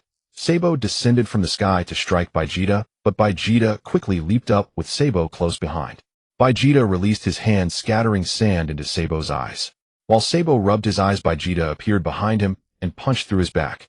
Green blood flowed from the hole Vegeta had made. Vegeta punched him again, sending him into the water, then executed the prince's battle method. Don't be ridiculous. My combat power after transformation is far higher than yours. That was just a sneak attack. Sabo, don't you know the characteristics of the Saiyans very well? Thank you for healing me when I was near death. Every time a Saiyan escapes death, their combat power greatly increases. Sabo was shocked. Kellen said, so that's it. No wonder Wukong also gets stronger as he fights. Damn, is that why Vegeta's combat power has increased so much? Even if your combat power has increased, you can't defeat me when I transform and use my full power. Sabo charged at Vegeta with all his might. Saiyans are a warrior race. Don't underestimate me. Vegeta and Sabo were locked in combat. Seizing an opportunity, Vegeta punched through Sabo's stomach. Vegeta. Sabo stammered in pain. I was just following Lord Frieza's orders. Spare me. I beg you. You tortured me so badly before, and now you dare to beg for mercy. I'm sorry, Vegeta. How about we join forces? That way we might be able to defeat Frieza. Vegeta's hand, still inside Sabo's stomach, emitted an energy wave and blew Sabo apart. Oomph. Ridiculous lie. Vegeta turned around. Oh, I don't know what happened, but your combat power is much stronger than on Dichio. However, you're still no match for me now.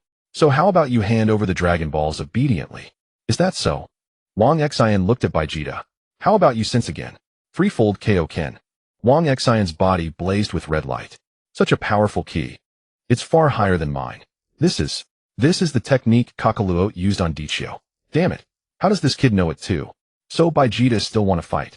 Frieza stood in front of the window of the main chamber that Vegeta had blown up. It's been a long time. What is Sabo doing? He's not back yet. The soldiers behind him trembled as they watched Frieza mutter to himself. Did he escape? Or was he killed? If I had known, I would have brought the Jinyu Special Forces from the start. How infuriating. Frieza raised his hand and fired an energy blast which directly flattened a distant mountain. Damn, Vegeta. Frieza emitted a terrifying aura as he fired several more energy blasts, causing violent explosions in the distance. How much longer until the Jinyu Special Forces arrive? Report, Lord Frieza. The Jinyu Special Forces will arrive at Namek in about 5 minutes. Is that so? That's quite good. What is this explosion? Vegeta, Wang Xin, and Kellen looked into the distance. It's Frieza. That guy can't wait any longer. Vegeta, the gap between you and me is too big now. You should feel it too. How about we temporarily cooperate to fight against Frieza? Don't be delusional. I am the proud prince of the Saiyans. Besides, once I obtain eternal life, that guy Frieza won't be able to do anything to me. Is that so? Wang Xin activated threefold Kaioken and punched Vegeta to the ground. You can't even defeat me, so how can you defeat Frieza? You bastard. Vegeta lay on the ground, clutching his stomach. Besides, I won't give you the Dragon Balls. How about this? We temporarily join forces to fight Frieza. I sense a group of powerful key signatures arriving at Namek. Oomph. Vegeta stood up. It must be Frieza's Jinyu Special Forces. I agree. But the two of us going out to fight them is enough. That bald guy can stay here and guard the Dragon Balls. Vegeta thought. When you fight with Jinyu and his team, I'll come back and kill this kid, take the Dragon Balls, and find the Namekians to ask how to make the wish. Wang Xin thought. I was thinking the same. It's settled. When I go out with Vegeta, I'll have Kellen take the Dragon Balls to the Grand Elder to ask about the wish method, so he can directly wish for the revival of Bike and the others. Vegeta raised his hand and blasted a hole in the ground. Kid, go into the cave and watch the Dragon Balls. Don't be found. I'll help him carry them. You come and help too, Vegeta. I won't go. Don't order me around. We're only temporarily cooperating. Wang Xin helped Kellen move the Dragon Balls into the cave and secretly told him his plan. Let's go, Vegeta. Let's head to Frieza first and see what's happening. Let's go. The two flew off, each with their own ulterior motives. Inside the spaceship heading to Namek, Wukong stood panting in the gravity chamber. Kaio-ken. Wukong's body glowed red as he pressed his hands together to form a key sphere. After throwing it, the sphere moved rapidly around the gravity chamber. While dodging quickly, Wukong fired a Kamehameha, but it missed the sphere, and instead both attacks headed toward him. Oh no! An explosion sounded, shaking the huge spaceship. When the dust cleared, Wukong stood with his arms crossed in defense. That was close, but my body seems to have become stronger. Even such a powerful energy wave couldn't cause substantial damage. Let's try a higher multiplier of Kaio-ken. Wukong set the gravity to 100x and bent slightly. 100x gravity has no effect on me now. In that case, he straightened up. Fourfold Kaio-ken. Kamehameha. He fired the Kamehameha from his hands, then quickly moved in front of the wave and took it with his body. A mouthful of blood spurted out. I used too much ki. Wukong crawled painfully to the chair holding the cloth bag, took out a Senzu Bean, and ate one. That was really dangerous. I almost died. My body has become stronger again. This feeling is truly amazing. Wukong turned off the gravity system. We'll be at Namek soon. I'll rest for the remaining time. Wang Xin and Vegeta arrived near Frieza's spaceship, hiding behind the rocks at a distance. Vegeta looked up at the sky. They've already arrived. The Jinyu Force. Quickly suppress your energy. They'll be carrying scouters. 5 spherical ships landed beside Frieza's vessel, and the 5 members of the Jinyu Force stepped out. Frieza emerged from his ship, and the 5 performed an incredibly bizarre dance before him, chanting their names as they moved. Recom. Burter. Jeez. Guldo. Jinyu. The 5 gathered together for a finishing pose. From a distance, Vegeta and Wang Xin watched in awkward embarrassment. Even the evil Emperor Frieza flushed slightly. A bead of sweat trickled down Frieza's forehead as he struggled to hide his mortification. Good work, everyone. I've been waiting eagerly for your arrival. Jinyu responded. Thank you for your kind words, Lord Frieza. Please entrust us with the mission. That traitor Vegeta has stolen the Dragon Balls I collected. Teach him a proper lesson and bring him back here, alive. I need him to reveal the whereabouts of the Dragon Balls. Wang Xin from afar remarked, Frieza's after you, not me. I have nothing to do with this. I remember in the anime, they weren't this formidable. Especially Jinyu. I might not even be able to defeat him with a triple Kaio-ken. Let's go, Vegeta. Back to Krillin. Wang Xin and Vegeta submerged into the water and swam toward the cave. A piece of cake, Jinyu said as he and his 4 teammates pressed the scouters on their faces. Our scouter has detected one unit moving rapidly not far from here. What is it? No, that unit isn't Vegeta. Its combat power is low. Instead, there are 2 high-power units nearby, and one of them should be Vegeta. Damn, Vegeta, we've been discovered. Fly. Vegeta and Wang Xin burst out of the water and flew away swiftly. Damn it. That bastard Vegeta actually dared to come back. And the brat next to him. The one who interfered with me before, so they've teamed up. After them. Jinyu. Kill that brat, and bring Vegeta back. As you wish, Lord Frieza.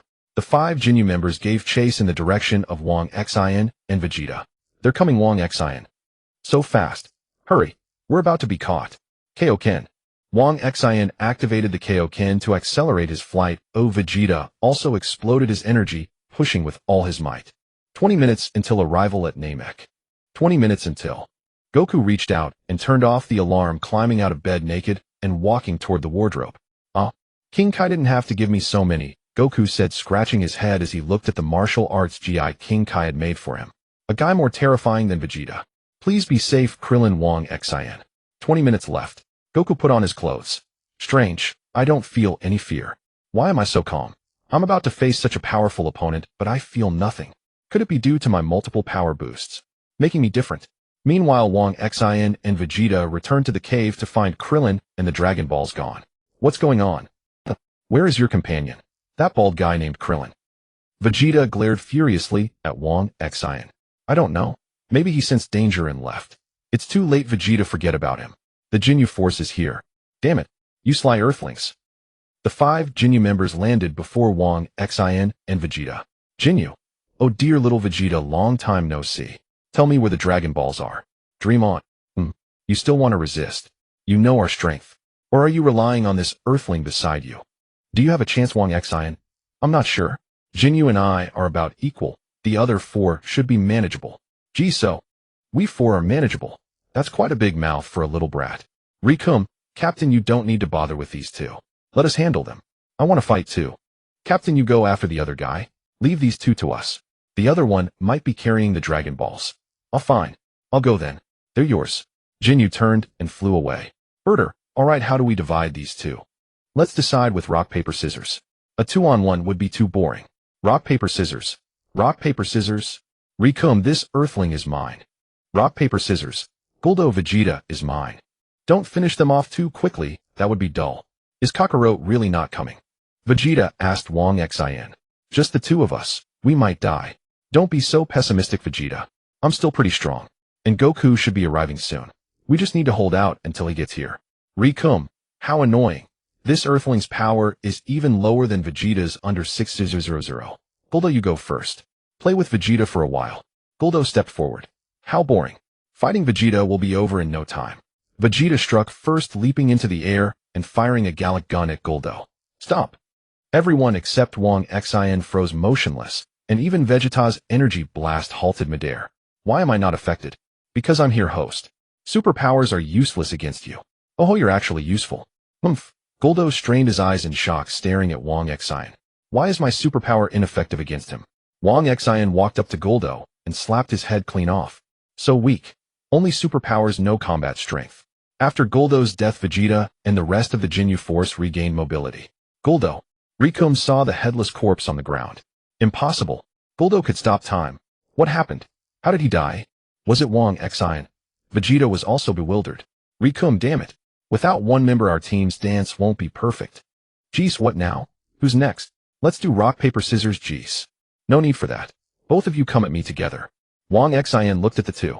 Vegeta, leave Rikum to you. Huh. Both of us go together. Ha ha ha ha, are you sure your head is okay, kid? Rikum, go deal with Vegeta first. The two of us will watch for a while. After you finish Vegeta, we'll grant this kid's wish. Fine. That boastful Earth brat. Remember to cheer for Vegeta? Of course you can join him if you want, ha ha ha. Hey Earthling, don't you dare move. He's ours. Vegeta, enraged by their taunts, exploded with energy and appeared before Rikum, punching him flying. Then he reappeared above Rikum, hammering him to the ground, stomping down hard to shatter his battle armor, grabbed Rikum's foot, spun him around several times, and flung him into a distant mountain, smashing it. Vegeta gathered energy in front of his chest and fired a massive ki blast at Rikum, sending dust and debris into the sky. You bastard, don't underestimate me. He fired several more ki blasts. Meanwhile, Jinyu caught up to Krillin and appeared before him instantly. Kid, give me the Dragon Balls you're holding. Krillin was frozen in terror by Jinyu's fearsome energy. Jinyu took the 7 Dragon Balls from Krillin's arms. A coward like you. I can't even muster the will to kill you. Jinyu turned and flew back toward Frieza's spaceship. Krillin recovered from his shock and flew guiltily in Wang Xin's direction. Warm-up exercises are over, Rikum said as he slowly approached Vegeta. Rikum, flying kick. Rikum suddenly accelerated and kicked Vegeta flying. Vegeta used the rocks behind him to adjust his stance, then charged back to engage Rikum in combat. However, all his attacks were blocked by Rikum. Not bad, little Vegeta, a bit more impressive than I expected. Wang Xin sensed something wrong and wanted to intervene, but he detected Goku's ki approaching. Forget it, let Vegeta get beaten for a while. Rikum, big elbow strike. Rikum knocked Vegeta to the ground with an elbow strike, then quickly rushed toward him. Vegeta rose and flew into the air, firing a ki blast at the pursuing Rikum. It was about to hit. Rikum's speed boost. Rikum's figure suddenly vanished. Vegeta hurriedly looked around in the air, but Rikum appeared above him and kicked him again. Vegeta was kicked into the water. Rikum chuckled foolishly at the water surface. Vegeta burst out of the water and struck Rikum's stomach with both fists, lifting him upward. Rikum screamed in pain, then suddenly stopped and laughed, grabbing Vegeta's waist. Just kidding. Then he flipped Vegeta over and slammed him into the ground. Vegeta was smashed into the earth, raising dust. When the dust cleared, Vegeta was embedded headfirst in the ground. Hey, you okay? Rikum grabbed one of Vegeta's feet and pulled him out, his face covered in blood. It can't end like this, can it? Vegeta suddenly opened his eyes and fired a ki blast at Rikum's head, sending him flying. Vegeta sat on the ground, panting, looking up at Rikum, lying motionless. Rikum bounced up, did a few flips in the air, and landed. Great. I love this. Don't you have any stronger moves?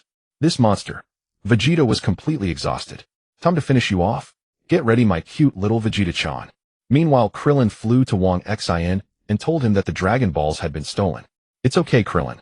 I can't beat that Jinyu either, but don't worry. Look up there in the sky. Krillin looked up and saw a spaceship descending. It's Goku.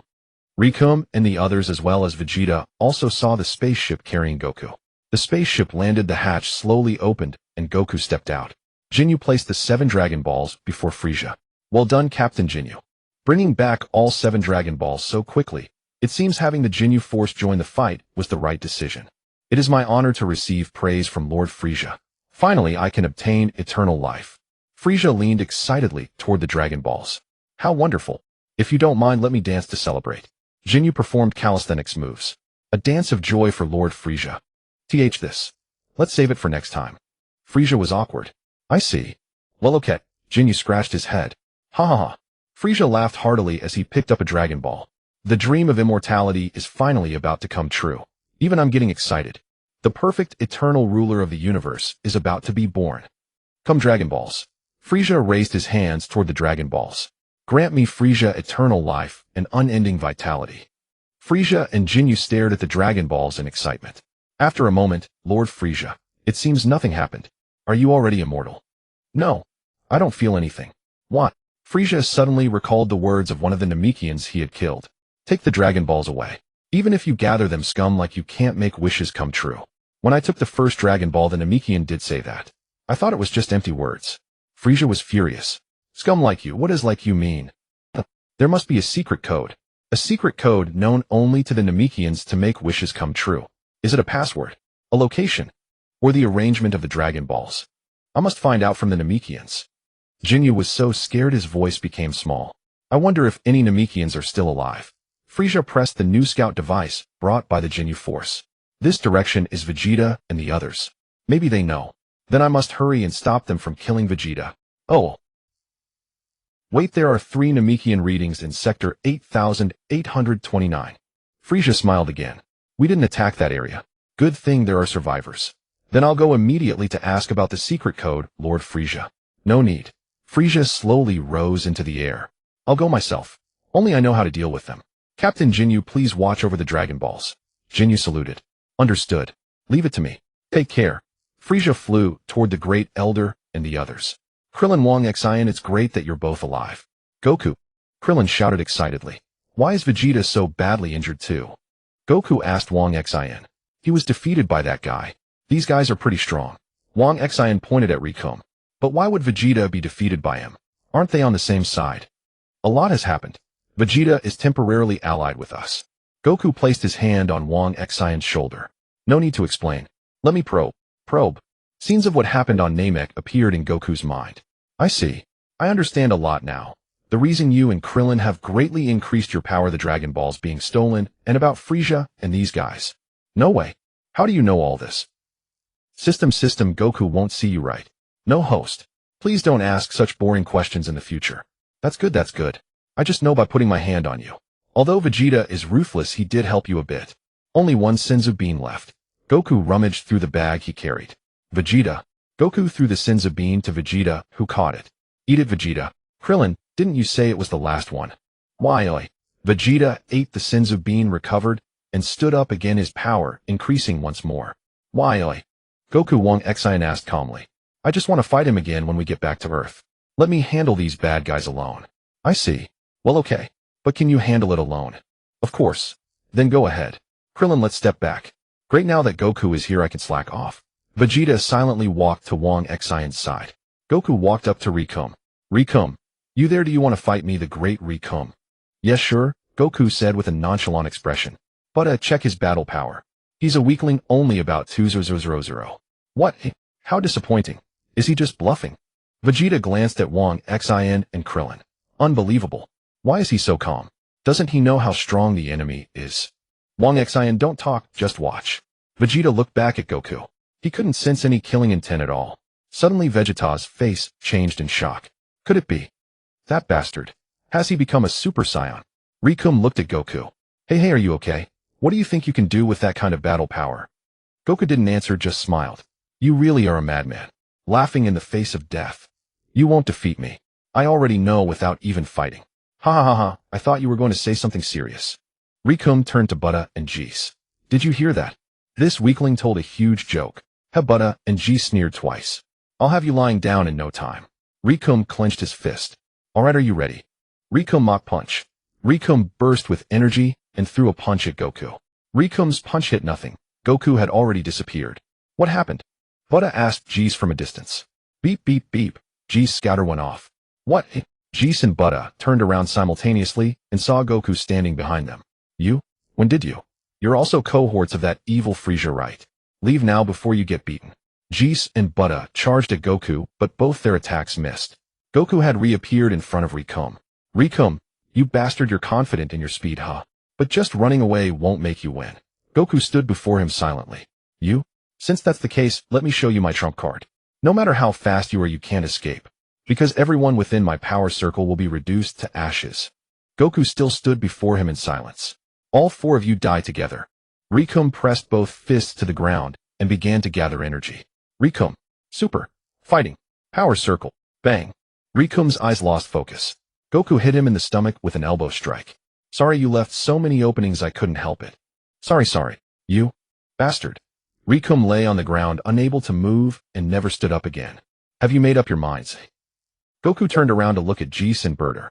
Are you ready to go back now, or do you want to end up like this guy lying here? Jeez chuckled. Did you hear that, Burter? That reckless fool is boasting again. He probably thinks he defeated Rikum with his own strength, but it was just luck that Rikum let his guard down, right, Jeez? Of course it was luck. His battle power hasn't increased. Jeez and Burter landed in front of Goku. You still refuse to go back. If you keep underestimating us like this.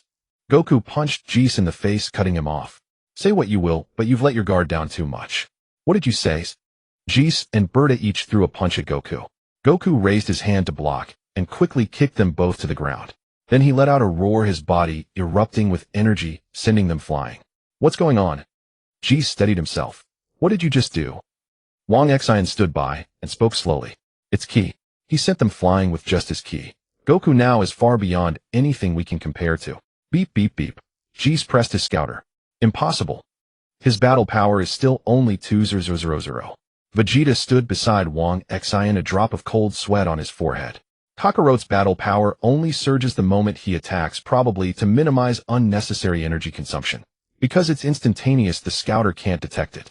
That's right, Wang Xin nodded. How infuriating. Burter also steadied himself. How can we let this little punk toy with us? Hey Jeez, let's use the red and blue energy ball combo attack. Good idea. Let's go, Burter. The two of them charged up in the air, spinning rapidly together, forming a red and blue disc. From the disc, countless energy blasts rained down on Goku. Huh? Goku shouted and stood his ground. The energy blasts hit around him, but could not advance an inch, all shattered by Goku's ki. That bastard. Jeez and Burter separated, flying to opposite sides far from Goku. Burter pressed his scouter. Hey Jeez. What is it, Burter? You attack him first with the explosion ball.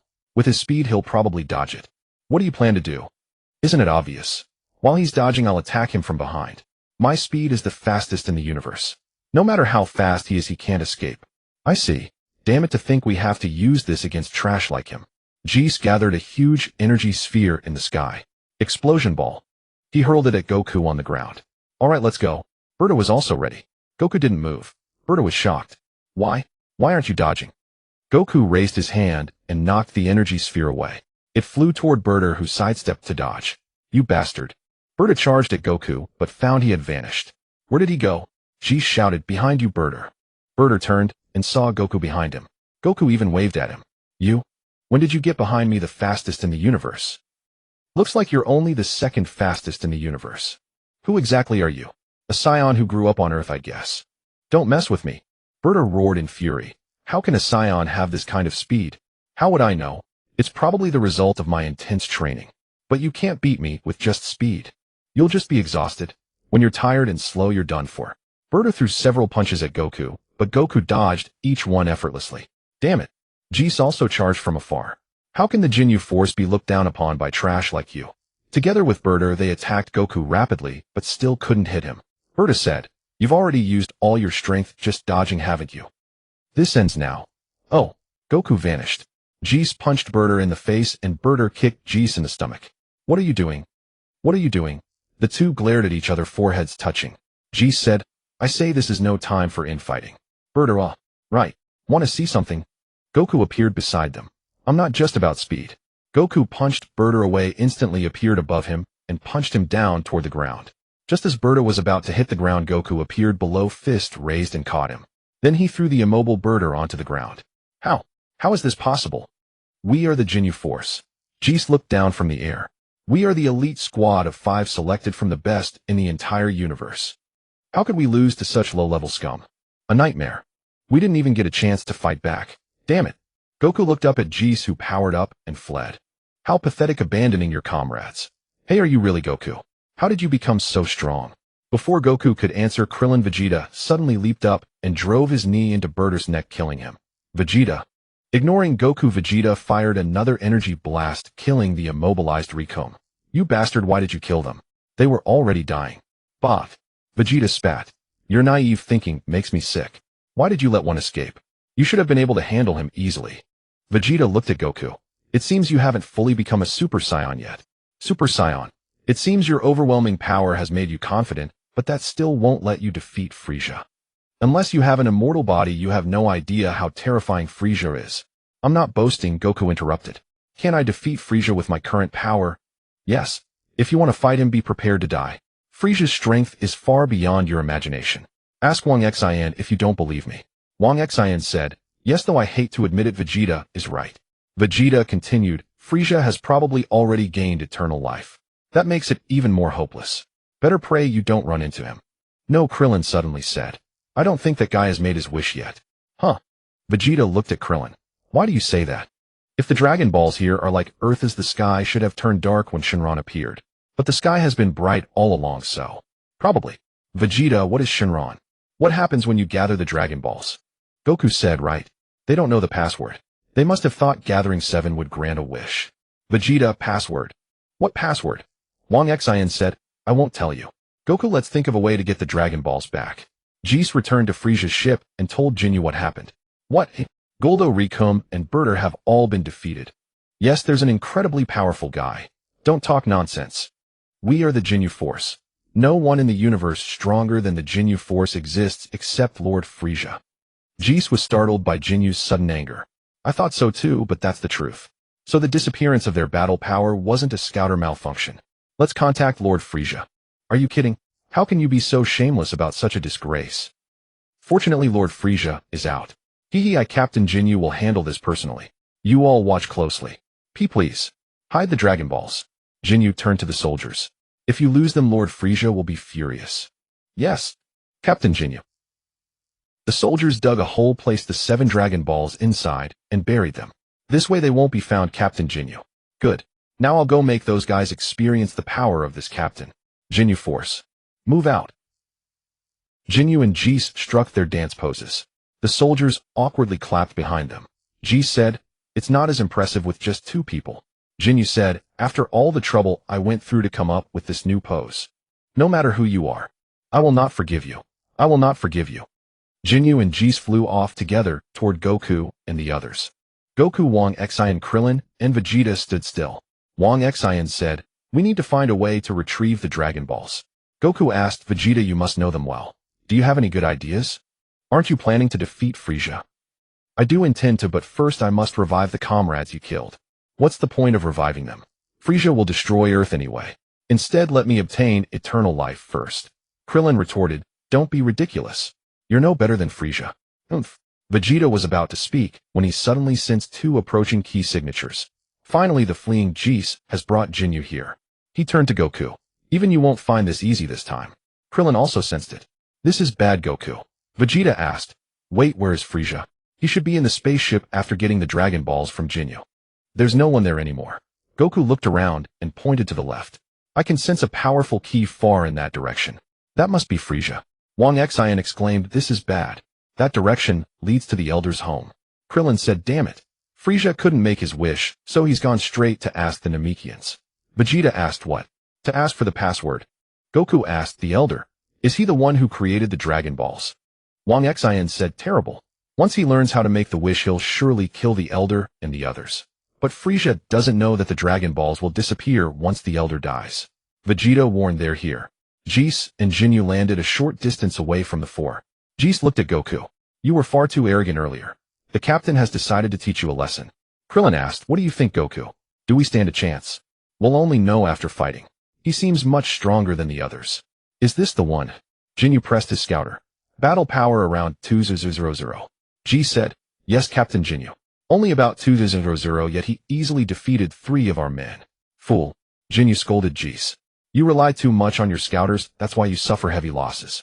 He's the type that can vastly increase his power in the heat of battle. By my estimate, his true battle power is around 80,000. 80,000. He's just a Saiyan. I've never heard of a Saiyan with a battle power of 80,000. That's not surprising. He might be a mutant super genius warrior like us. It seems I'm about to enjoy an unprecedented battle. The moment for this captain to reveal his true power has come. Goku looked at Wang Xin and Krillin. Leave this to me. Take the radar and find the Dragon Balls.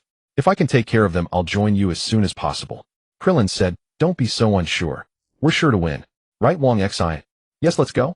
We must trust Goku. If we don't hurry, the Elder might be killed, and everything will be lost. Wang Xin flew off with Krillin. G said, Captain, they're escaping. Ignore the small fry. Vegeta, leave the other one to you.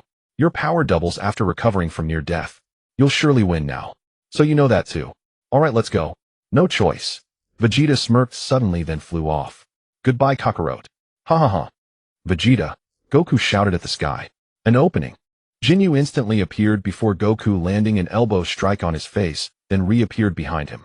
Goku reacted and engaged Jinyu in combat. Jinyu grabbed Goku's foot and threw him. Goku adjusted midair and kicked down at Jinyu. Jinyu vanished and Goku missed, landing on the ground. Jinyu suddenly emerged from beneath the earth. Goku leaped to dodge, but was still punched to the ground.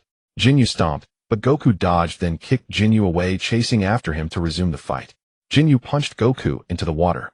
Goku steadied himself on the surface.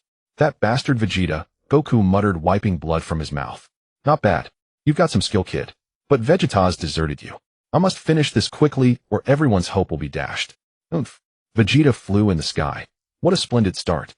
Kakarot and Jinyu are evenly matched. They'll likely wound each other, and everything will fall into my hands. After my power increases again, that Wang Xin should be no match for me. I'll kill them after I get the password from them. Once I have eternal life, even Frieza will be no match for me. Ha ha ha. Jinyu and Goku charged at each other again, exchanging blows, each dodging the other's attacks. Their fists collided, and they both stepped back. Compared to other Saiyans, you're quite impressive, Jinyu said, striking a pose he thought was cool. Captain Jinyu. Super fighting pose. Like this, see? Goku mimicked Jinyu's stance. Idiot. Your feet are wrong, the feet. Like this, see? Goku looked down and adjusted his posture to match Jinyu's. By the way, all your stances look weird. Jinyu's face reddened slightly. What did you say? You don't appreciate the splendor of the super fighting pose. Whatever. Time is short. Sorry for your amusing entrance, but I'll finish you now. Arrogant, Jinyu chuckled, dropping his stance. This is the first time I've heard such words. If you're overconfident from that warm-up, I'll soon break your nose. I too can freely control my battle power. Jis, watching from a distance, thought. As expected of Captain Jinyu, still so calm. Even if that guy's power reaches 8000, Captain Jinyu is far above him. Oh. Jinyu roared and launched a massive energy blast at Goku. Just before it hit, Goku vanished. The blast exploded far away, forming a huge mushroom cloud. When the smoke cleared, a bottomless crater was left. Goku appeared above Jinyu and swept a kick. Jinyu ducked and countered with an elbow strike. Goku dodged, and they clashed again. Goku seized an opportunity and drop-kicked Jinyu into the water. Goku approached to check. Bubbles emerged from the water. Jinyu burst upward, causing a tsunami-like wave. Goku flew upward, overtook Jinyu, and positioned himself above. So fast. That guy is faster than me. Suddenly, a ki blast shot from the ground toward Goku. He dodged, but was caught by Jinyu from behind. Ha ha ha. I successfully interrupted his movement. Jis on the ground watched the two. Damn. Goku struggled in Jinyu's grasp. Captain, he's in our pocket. Break his neck. Damn. So strong. I can't break free. No choice. I'll have to use the Kaioken. Suddenly Jinyu released Goku, who stood opposite him in surprise. Who told you to interfere, Jis? Next time you meddle, I won't be lenient. See, Captain. I understand. Jinyu turned to Goku. You haven't shown your true strength, have you? Did you think I wouldn't notice? Saving your power for Lord Frieza. It's rare to meet an opponent who excites me. Let's end this boring warm-up. Fine, then I'll show you my true power. That's more like it. You wouldn't want to die without giving your all. Use your scouter to measure my battle power. I don't need a scouter to know your maximum power is around 1000. Kaioken. Goku's body emitted a red aura. Beep beep beep. Jinyu's scouter sounded. He stared at the reading, his face turning pale. 120000. 130000. 145000. No. Impossible. 149000. It's still rising. 150000. 180000. How can this be? Jinyu broke out in a cold sweat. Unbelievable, is this your true power? We can't win. G's on the ground retreated in fear. Why can a Saiyan reach such a level? To be honest, my instantaneous burst power is even higher than this, Goku said, withdrawing his aura. What could it be? Could it be that you are a Super Saiyan? Vegeta said the same thing, but I don't know what you're talking about. Super Saiyan. G's became even more panicked. The legendary strongest warrior. That guy. Is that guy the Super Saiyan that Lord Frieza alone fears? Sorry, but you can't defeat me, Goku said, looking at Jinyu, who was terrified. I don't want to fight needlessly. You should disappear from this planet. What are you saying? Do you really mean that? Yes, Goku nodded. Especially you. You are more honorable than I imagined. I don't want to kill you. Don't want to kill me. Don't want to fight needlessly. Disappear from this planet. Super Saiyans are the most belligerent and bloodthirsty warriors in the entire universe. Could it be? Jinyu looked up. That's right. It seems you are not a Super Saiyan yet. You haven't fully become a Super Saiyan yet. Jinyu grew more excited. I see. You are not a Super Saiyan at all. Ha ha ha. Jinyu laughed after saying that. Nail, go help the Earthlings. Nail knelt on one knee. I am very sorry, Grand Elder. Please forgive Nail for not obeying. My duty has always been to protect the Grand Elder's safety. But if the Grand Elder dies, the Dragon Balls will also disappear, and then the Earthlings' wish cannot be fulfilled. Nail suddenly stood up. It seems they have finally found this place. It's very close now. Den, come here. Den walked over to the Grand Elder. The Grand Elder's arm emitted a white light, and after about 5 seconds he withdrew his hand. Go quickly, Den. The Earthlings need you. I have unlocked your power. You should be able to reach them in a very short time. But, go. I understand, Den nodded. Grand Elder, please don't die. Den opened the door and flew out. Will I be killed or die of old age? Frieza passed by the flying Den. Frieza glanced at Den as he flew past. Oh well, no need to bother with a brat. Frieza accelerated toward the Grand Elder's house. It seems we have arrived, Nail said, looking at the Grand Elder. The Grand Elder did not reply. Frieza landed in front of the Grand Elder's house. Nail opened the door and walked out. What is your business? Nail looked at Frieza. My name is Frieza. I am someone who wishes to make a wish using the Dragon Balls. Although I have gathered all 7, I cannot make the wish no matter what. So I would like to ask you to tell me how to make it come true. Leave. The wicked are not worthy to know. How I think you'd better be honest. Killing you doesn't require a reason. There are 2 of you, right? I can ask either one, can I? Then try it. But before we fight, let me tell you something. The other person inside is the Grand Elder of Namek. The Dragon Balls were created by the Grand Elder. Oh, listen carefully. Remember this, if you kill the Grand Elder, the Dragon Balls will also disappear. Grand Elder. Frieza removed his scouter and fired lasers from his eyes, shattering the window of the Grand Elder's room. Frieza flew to the window and saw the Grand Elder inside. I see. It seems he wasn't lying. He is indeed different from other Namekians. Grand Elder, you don't intend to tell me either, do you? Frieza turned to look at Nail. But will you just stand by and watch him die? Nail is not as weak as you imagine, the Grand Elder said slowly. He is the strongest combat-type Namekian on this planet, unlike the other Namekians you have killed before. TCH. It seems you won't tell me no matter what. Please, Nail, buy as much time as possible, the Grand Elder said to Nail telepathically. I understand, Grand Elder, Nail replied telepathically. Fine. Since you're so stubborn, let me show you the most terrifying power in the entire universe. Frieza put his scouter back on. You've noticed too, the Grand Elder's life is almost over. If we fight here, harming him won't do you any good. Let's change location. I don't think that will happen, but fine. As you wish. Nail glanced back at the Grand Elder, then flew off into the distance with Frieza following close behind. I'm sorry, Nail. You must hold on until Den reaches the Earthlings. It seems the fate of this planet rests in their hands. Goku looked at the laughing Jinyu. What are you laughing about? How could I not laugh? I never expected there to be someone as strong as you. What's so funny about that? Because you are stronger than this, Captain. This is wonderful. Jinyu took off his scouter and threw it to Jeez on the ground. Jeez. I understand. Captain Jinyu is going to take good care of my scouter. Don't lose it. Just as I thought. Jeez caught the scouter. Jinyu slowly began to charge energy in his hand. Where do you think you're going? That's enough. Frieza appeared in front of Nail, interrupting his flight. How much further do you think you can run? True. Nail said and landed on the ground. Frieza also landed in front of him. Nail took off his cloak. Really, it seems everyone on this planet is in a hurry to die. How troublesome. Nail put his hands on his chest and roared, releasing his energy. Frieza tapped his scouter. Oh, impressive. Your battle power has risen to 4200. I see. You are indeed different from the other Namekians so far. Truly astonishing. As expected of a combat type. I really want to make you my subordinate. Don't delude yourself. Alright. Let me give you a number for reference so you know just how strong your opponent is. My battle power is 530000. But I won't use my full power against you. Don't worry. What? Nail broke out in a cold sweat upon hearing this. I've got it. I'll just fight you with this left hand. Maybe it will bring me some enjoyment in battle. Don't be arrogant. Nail struck at Frieza with a knife hand. Frieza tilted his head slightly, letting Nail's hand hit his neck. That won't do. I graciously offered my neck for you to strike, and this is all you've got. Forget it. 4200 is indeed only this much. Frieza extended his left hand and grabbed the arm that had struck his neck. With a little force, he dug his 5 fingers into Nail's arm, then, with a light tug, tore it off.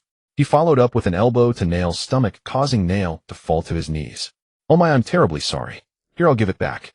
Frieza threw the arm like trash in front of the kneeling Nail. You'd better not push yourself. It would be better to tell me before I decide to kill you. Nail stood up and shouted, and his arm actually grew back. Oh, how surprising. Can you regenerate? But even if you restore it, it makes no difference. Frieza tapped his scouter. It seems your stamina hasn't recovered. Your battle power has dropped. Nail flexed his regrown arm and assumed a fighting stance again. Really, even though you know you're no match for me, you still refuse to give up. I can't understand what you guys are thinking. I won't give up.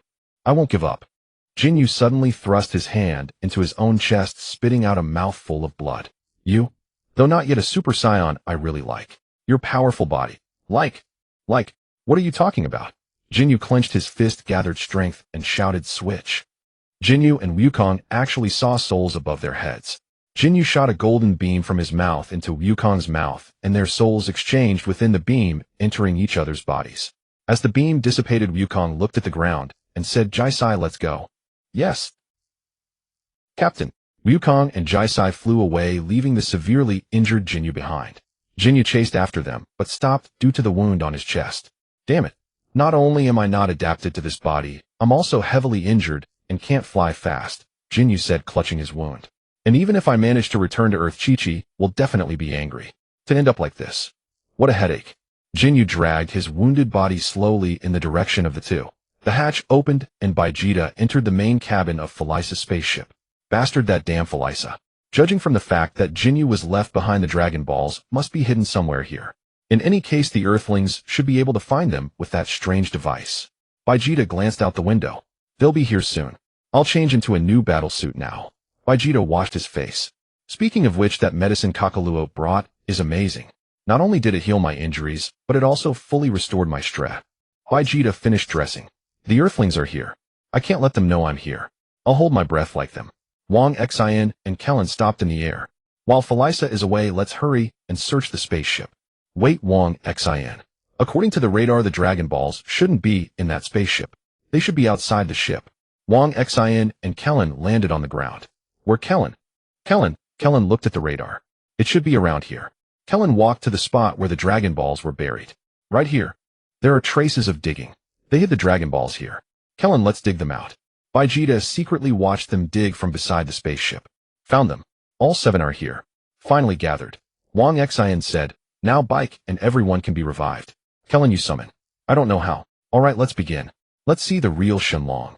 Come out, Shenlong. Grant my wish. Vegeta behind the spaceship thought, such a simple incantation. No response. What does Shenlong actually look like? Wang Xin and Kellen also sensed something wrong. It didn't come out. Shenlong didn't appear. Why didn't it appear with a poof? Question marks covered Kellen's face. Maybe the words are wrong. Then, Shenlong appear. Grant the wish. Come out, Shenlong. Vegeta, watching them, suddenly looked up. What the hell are these 2 Earthlings doing? Wang Xin also looked at the sky. Kellen, someone's coming. 2 energy signatures. Could it be Jinyu and the others? Indeed, there's Jisai's energy. Hold your breath, Kellen. Wang Xin pulled Kellen behind a rock. Wukong wearing a scouter and Jisai landed on the ground. Jisai looked at the Dragon Balls. Someone else dug up the Dragon Balls. What's going on? Wukong walked to the Dragon Balls. Who would know the burial spot? Haha, Kellen emerged from behind the rock. Wukong, it's me. You scared me. I thought it was Jinyu. Where's that guy? Jisai snickered behind Wukong. It seems you not only defeated him, but also became allies with his subordinate, Kellen said as he walked up to Wukong. Wukong, did you find these Dragon Balls? How did you know? What are you talking about, Wukong? Of course I found them with the Dragon Ball radar. Radar? Have you made your wish? Not yet. Shenlong didn't appear. The incantation is probably different from Earth's. Is that so? I see. Wukong, you seem a bit strange. The feeling you give me. And why are you wearing their device? Wukong smirked. I want to know. Wang Xin suddenly shouted, Kellen. He's not Wukong. Run. Kellen looked back at Wang Xin in surprise, then turned to look at Wukong only to be slapped by Wukong and sent flying to Wang Xin's side. TCH, there's another one. The scouter didn't detect anything. Looks like you can suppress your battle power to 0. What are you doing, Wukong? Kellen rubbed his reddened cheek. He's not Wukong, Kellen. Not Wukong. What's going on? He looks exactly like him. I don't know, but he's definitely not Wukong. Did Jinyu succeed in the body swap? It seems Wukong didn't finish him off directly. Ha ha ha ha. Wukong laughed in front of them. We swapped bodies, you know. This body is quite impressive. Swap. Swap bodies. Alright, let me show you this power over 1/800. Stop, Wukong. Have you been hypnotized? Kellen still couldn't believe the scene before him. Wukong charged at the two and started fighting. They tried their best to dodge without striking back. Vegeta watched the three fighting. Whether it's a body swap or hypnosis, Kakaluo's strength remains unchanged. This is getting more troublesome. Kellen and Wang Xin were forced into the sky by Wukong. It's not over yet. My power will keep increasing. Are you ready? Jisai on the ground looked up. Captain Jinyu. That bastard has caught up. What? Everyone looked at Jinyu, who landed on the ground. Haha. Wukong looked at Jinyu on the ground. You really managed to find this place. I should have made your injuries worse earlier. Jinyu ignored Wukong. Kellen. Wang Xin. That guy is not me. We swapped bodies. So that's it. That guy is Jinyu. Don't hold back. With Wang Xin's power you won't lose. Understand? Wukong laughed loudly. Ha ha ha, you fool. Saying you won't lose. This is your body with a battle power over 1/80000. Who can defeat me? We'll see. Kellen, come down. Wang Xin alone is enough. Although that's my body, you can't even use the Kaioken, let alone control ki properly. If your mind and body don't work in harmony, you can't unleash full power. Kellen flew to Jinyu's side. Wukong in the sky said again, these deceptive words won't fool me, Jinyu. Now let me show you my battle power. Jisai. Yes. Jisai pressed the scouter. Wukong explosively released his energy in the sky. Jisai, what is my battle power? 34000. What? I can't hear you. Louder. It's 34000. Ha ha ha. Did you hear that? Only 34000. Only. Wukong suddenly stopped laughing and looked at Jisai. Why, why? You asked me why. 34000. Only 34000. Jinyu said, that's my body. If mind and body are not in sync, you cannot master such great power. Wang Xin, go and defeat him. Wang Xin charged at Wukong and engaged in combat. Wang Xin punched Wukong in the stomach and Wukong counterattacked, but Wang Xin dodged, then kicked Wukong high into the air, delivering rapid successive strikes in midair. Although Wang Xin deliberately restrained his strength, Wukong was still beaten black and blue. Jeez. What are you doing? Come help. Yes, Captain. Wait. Vegeta appeared behind Jeez. Your opponent is me. Wang Xin ignored the scene below and resumed pummeling Wukong. Damn it. Wukong fired a ki blast at Wang Xin, who caught it without dodging. This kind of attack won't work. Why is this happening? This body should be capable of over 1/800 battle power. Didn't you just hear? You can't control his body. Surrender now, and if you return the body, I might spare your life. Surrender? Let me Jinyu surrender. Don't be ridiculous. Wukong angrily charged at Wang Xin and landed a punch. Slowly getting used to the body, Wang Xin gradually loosened up and engaged in a close fight with Wukong. Damn it. You riffraff dare to think of settling the score with me. Jeez was forced back by Vegeta's rapid attacks. Where do you get your courage? Jeez fired a ki blast at Vegeta. Say whatever you want. Vegeta dodged the blast and clashed with Jeez again. How did you do that? The scouter shows no reaction at all. You rely too much on your scouters. Haven't you learned from the battle with those Earthlings? You're done for soon. Are you kidding?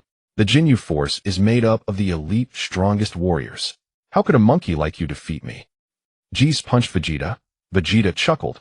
Heather, you say that faced with my restored battle power, you're actually scared to death, aren't you? What did you say? Take a good look with your precious scouter. Vegeta began to power up. Afraid? Would I be intimidated by your battle power, Vegeta? Geese pressed a button. 190,000. I don't believe it. It must be broken. Geese crushed the scouter in his hand. Do you really think it's a malfunction? You bastard. Sweat appeared on Geese's forehead. Every time I escape the brink of death, I become stronger. I've not only broken through the Saiyan limits, but I'm also continuously growing stronger. Vegeta looked at the terrified Geese and continued, now I understand that being able to freely control this power isn't just for geniuses. In other words, I am gradually becoming a Super Saiyan. Nonsense. Nonsense. You're lying. A Super Saiyan is the ultimate warrior who loves bloodshed and battle. Kakarot who isn't ruthless enough can't break through his limits. I am different from him. No. Impossible. Geese fired several ki blasts rapidly. Vegeta burst through the blasts, punched Geese in the face, and then raised a huge ki blast that obliterated Geese. Vegeta looked at Jinyu on the ground. Go ahead and stay childish, Kakarot. You are destined to never become a Super Saiyan. Only I can. In the air, Wang Xin also completely let loose, activating the Kaio-ken and kicking Wukong to the ground, immobilizing him. Wang Xin dove down, and Wukong shouted, switch. I've been waiting for you. Triple cone. Wang Xion's body vanished instantly, and he appeared above Wukong, holding Jinyu, then dropped Jinyu down. Light beams emerged from the mouths of Wukong and Jinyu again, and they switched back. Damn it. You bastard. Jinyu clutched his chest wound and looked at Wang Xin. Give me your body. Switch. Switch your ass. Wang Xin appeared behind Jinyu, punched through his body, and then gathered a ki blast that obliterated Jinyu. Success. We switched back, Wukong said weakly as he lay on the ground, watching Wang Xin kill Jinyu. Krillin came over and helped Wukong up, while Wang Xin flew down to support Wukong on the other side. Wang Xin, you really don't care about my body, ouch ouch ouch. No choice, Wukong. If I didn't do that, he wouldn't use the switch. I'm not telling you I did it on purpose. How else would you exploit the bug to fight Frieza? Wukong, do you have any Senzu Beans left? Krillin asked worriedly, looking at his seriously injured friend. This is a headache. Wukong coughed up blood again. Vegeta walked over to the three. And now it's a piece of cake to get rid of you, annoying lot. Wanna try? This Vegeta's battle power has elevated again. I might not be able to beat him now. Why did you close my upgrade limit? System. It's okay, Wang Xin. He won't kill us now. Wukong looked up at Vegeta. Well said. Whether it's about the Dragon Balls or the fight with Frieza, I need Kakarot's strength. Follow me. Where to? To Frieza's spaceship. Bring Kakarot here. What are you going to do to Wukong? Krillin held Wukong and didn't move. Heal him. Who would believe your lies? Don't believe me then. You can all die out here. Wang Xin glanced at Wukong, who couldn't speak. Let's go, Krillin. Trust him once. He's right, he still needs Wukong's power. This Krillin worry clouds judgment. Alright. Wang Xin and Krillin helped Wukong follow Vegeta. Vegeta looked back. Hurry up. Frieza might be back soon. Vegeta led them to the room next to the destroyed healing chamber and opened the door. It was another healing room. We need to restore Kakarot's full power as soon as possible. You two put him in the healing tank and attach the oxygen tube to his mouth. Wang Xin and Krillin did as told. Is that enough? Vegeta operated the console, and the tank gradually filled with green liquid. Although this liquid healing unit is an old model, it shouldn't take too long to heal Kakarot. Blame Wang Xin for being too harsh. I didn't mean to. Wang Xin scratched his head. But why is it an old model? The new model was destroyed by me. You two follow me. What for? To change into battle suits. They'll improve your defense. The kind you're wearing? Doesn't seem that great. Ignorant. Put them on quickly. Vegeta threw 2 battle suits to them. Frieza will be here soon. I say Wang Xin Vegeta actually wants to team up with us. That means Frieza is really strong. Yeah, I sense this ki. It's as if it has no limit. But luckily you're here, Krillin. If you die, we win. They changed into the battle suits. How long will it take to heal Wukong? About 45 minutes. Wang Xin, I'm going to the Grand Elder's place. Frieza might be there too. If he gets the summoning spell for the Dragon Balls from the Grand Elder, it'll be bad. I'll go with you. My battle power is far higher than yours. No, I'll go alone. Because your battle power is high, you need to stay here. Krillin threw a subtle glance at Vegeta. Alright, I understand. Stay safe and run if things go wrong. Vegeta snorted as he watched Krillin run off. Huff. Huff. Nail suddenly fired a ki blast at Frieza. An explosion rang out and Frieza appeared unscathed in the smoke. Stop wasting your strength. It's completely futile. Haven't I told you already? Why do you resist, even when you know you'll lose? I just don't understand you. Is it to avenge your friends, or is it out of impulse? Frieza appeared instantly in front of Nail, turned his back to him, and punched him to the ground, leaving him immobile. This is your final warning. Tell me the method to use the Dragon Balls to grant wishes, or you will die. Ha ha ha ha ha ha ha, Nail laughed from the ground. Even if you know it's useless. Huh. Dend has almost reached the Earthlings. He will tell them the spell. What did you say? Frieza suddenly remembered Dend flying past him. That brat. Damn it. You were stalling for time. Frieza ignored Nail on the ground and flew up into the sky. The Grand Elder slumped in his chair. It's come to this. I should have told the Earthlings the spell back, then Nail wouldn't have suffered. The Grand Elder coughed twice. Hurry, Dend. I can't hold on much longer. Hey Wang Xin, Vegeta called out to Wang Xin. Watch the Dragon Balls. I'm going to take a nap in the spaceship. Wake me up when that bald guy comes back. A nap? I haven't slept since I got here. Frieza could come back at any moment. Are you sure? I'll wake up when Frieza comes. No sign of the Jinyu force. Frieza pressed his scouter mid-flight. Could all 5 have been taken out? In any case, Vegeta, the Earthlings must have fought the Jinyu force. The Dragon Balls might have been. Damn it. Only I, Lord Frieza, can grant wishes. You lowlifes can forget it. Frieza's eyes were bloodshot with rage as he accelerated forward. That's a ki blast. Krillin suddenly stopped flying. Someone's heading toward Goku and the others. That ki is... Krillin flew toward the direction of the ki. It's Dend. Hey. Dend stopped in surprise. It's me. This outfit scared you, didn't it? Mr. Krillin. Great. They clasped hands excitedly, then separated and flew toward Frieza's spaceship. This is fantastic. We've gathered the Dragon Balls, but we can't summon the dragon. We were about to go ask the Grand Elder for the incantation. I already know. The Grand Elder sent me to tell you how to make the wish. Really? What's the incantation? To make a wish you have to recite the incantation in Namekian. Namekian, I see. The Grand Elder could have just told us earlier. He didn't expect you to gather all 7 Dragon Balls. Haha, I see. We need to hurry. The Grand Elder doesn't have much time and Frieza will be back soon. You're right. The 2 accelerated. Moi. Someone's coming, Wang Xin said, looking at the sky. It's Krillin, but there seem to be 2 key signatures. That one is Dend. Why did it disappear? Soon after Krillin landed with Dend. Krillin, why are you back so soon? I met Dend on the way. The Grand Elder sent him. I see. He's here to tell us how to wish with the Dragon Balls. By the way, where's Vegeta? We suppressed our ki to avoid being detected. He's sleeping. Let's make the wish quickly. Lucky. Let's go, Wang Xin. Wang Xin led Dend and Krillin to the Dragon Balls. Dend spoke to the Dragon Balls in Namekian. Come forth, Shinron. Grant my wish. The sky darkened. The Dragon Balls emitted a golden light that shot into the sky, transforming into a green plump dragon. So big. Krillin exclaimed in amazement on the side. Is this the real Shinron? The Namekian dragon. It's called Purunga here, meaning the god of dreams, Dend explained. But this is my first time seeing it too. O possessor of the 7 Dragon Balls. Purunga spoke slowly. State your wish. Within my power, I can grant you 3 wishes. Awesome. You can grant 3 wishes. As expected of an authentic dragon, so generous. But how should we make the wish, Wang Xin? First, revive all the Earthlings killed by the Saiyans. I understand. Dend turned and spoke to Purunga in Namekian, repeating Wang Xin's words. That cannot be done. Only one person can be revived at a time. What should we do?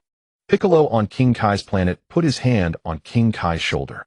Wang Xin, can you hear me? Is that Piccolo? It's me. First have Purunga revive me. That way Kami will also be revived and Earth's Dragon Balls will reappear. Then send the revived me to your Namek. I want to fight Frieza alongside you. Right? You're damn smart. Dend revive Piccolo first. Then send Piccolo to Namek. Dend spoke again in Namekian. That's simple. Purunga's eyes glowed. It's done. Now state your 3rd wish. Before anyone could speak again, Purunga began to slowly disappear. What is that beam of light? What a... Frieza saw Purunga in the sky. Vegeta and the others are right there. Could they have already made a wish with the Dragon Balls? Damn it.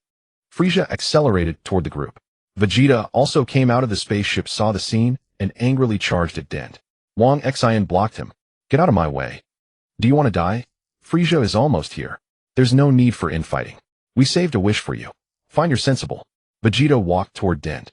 Have him give me eternal life. No, you killed our people. I won't grant that wish. You little brat. Dend, make the wish. We need Vegeta now. Frieza is almost here. So this is the homeworld. Piccolo stood on a small hill on Namek. Is this Namek? It feels familiar. Maybe it's because Namekian blood flows in me. No, this is no time for sentiment. I need to find Wang Xin and the others. Piccolo looked around. Damn it. Where are they? What is that? Such a strong key. Is that Frieza? There are 3 more key signatures nearby. That's Wang Xin and the others. Piccolo flew toward their direction. What are you dawdling for? Hurry up and say it, brat. Din reluctantly spoke to Porunga. Midway, Porunga's body suddenly emitted an even brighter golden light, then vanished, and the sky brightened again. Why did the dragon disappear? You brat. Did you do something? Grand Elder. Din knelt. The Grand Elder has passed away. What do you mean? You little brat. What about my wish for immortality? Well, you bastards. Vegeta angrily walked toward the group. If you hadn't gone behind my back, this wouldn't have happened. I won't forgive you fools. As Vegeta walked toward them, he suddenly stopped rigidly and looked up. Wang Xin and the others followed his gaze. Frieza, you're quite audacious, making my dream of eternal life vanish into thin air. Frieza looked at the 4. The life signals of the Jinyu force are also completely gone. The group was too terrified to speak. Did you take them out? What a bunch of idiots. Are you ready to face the consequences? Frieza's body slowly landed on the ground. By the way, to be so close, yet only watch that so-called dragon disappear, Vegeta must be disappointed. But for me, even more so. This is the first time I've been toyed with by trash like you. I never thought it would come to this. Unforgivable. You lowly creatures. I won't spare you. I'll tear you to pieces. Not a single one of you will escape. Wang Xin and Krillin quickly jumped aside with Dent. Vegeta stood still, sweat dripping from his forehead. You've shown your true colors, Frieza. Come on, if you think you can easily defeat me, you're sorely mistaken. Hee, I thought you were going to say something impressive. It seems you've forgotten how strong I am. Let me refresh your memory. Frieza burst his ki on the spot. What a monster. Wang Xin watched Frieza from the side. Moi. Piccolo looked at the ground. I sense a very faint ki. He landed beside Nail, looking at the motionless Nail lying on the ground. He looks exactly like me. Is he a Namekian? He's barely alive. You are. Nail opened his eyes and looked at Piccolo. Are you the Namekian the Earthlings spoke of? Their wish was granted. That's good. It seems you know everything. Then you should know I'm in a hurry to save them. Sorry I can't help you. Piccolo turned to leave. How surprising. Moi. Piccolo turned back. How did you train? The power you possess is incredible. It's just a pity. If you were still the original Namekian, you might be able to defeat Frieza. What? You mean if I merge with Kami, I can surpass Frieza? Yes. Yes. Although I was defeated by Frieza's overwhelming power, I also understand how strong he is. There's no point in talking about that now. Besides, I have no intention of merging with that guy. Then, merge with me. I am the last warrior-type Namekian on this planet. What did you say? With you? Yes. Your power will increase several times. Piccolo glanced at Nail. Thanks for the offer, but I want to be myself. I don't want to merge my personality with yours. What a proud fellow. Nail reached out.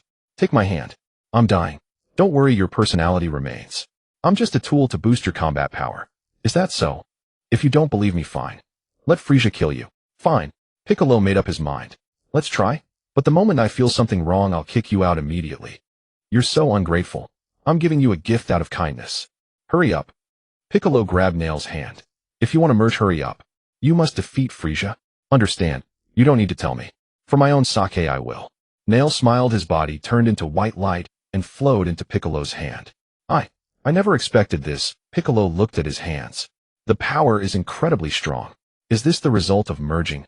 No matter who the opponent is, I'll win. Piccolo's face turned green with excitement. I've obtained ultimate power. Ha ha ha.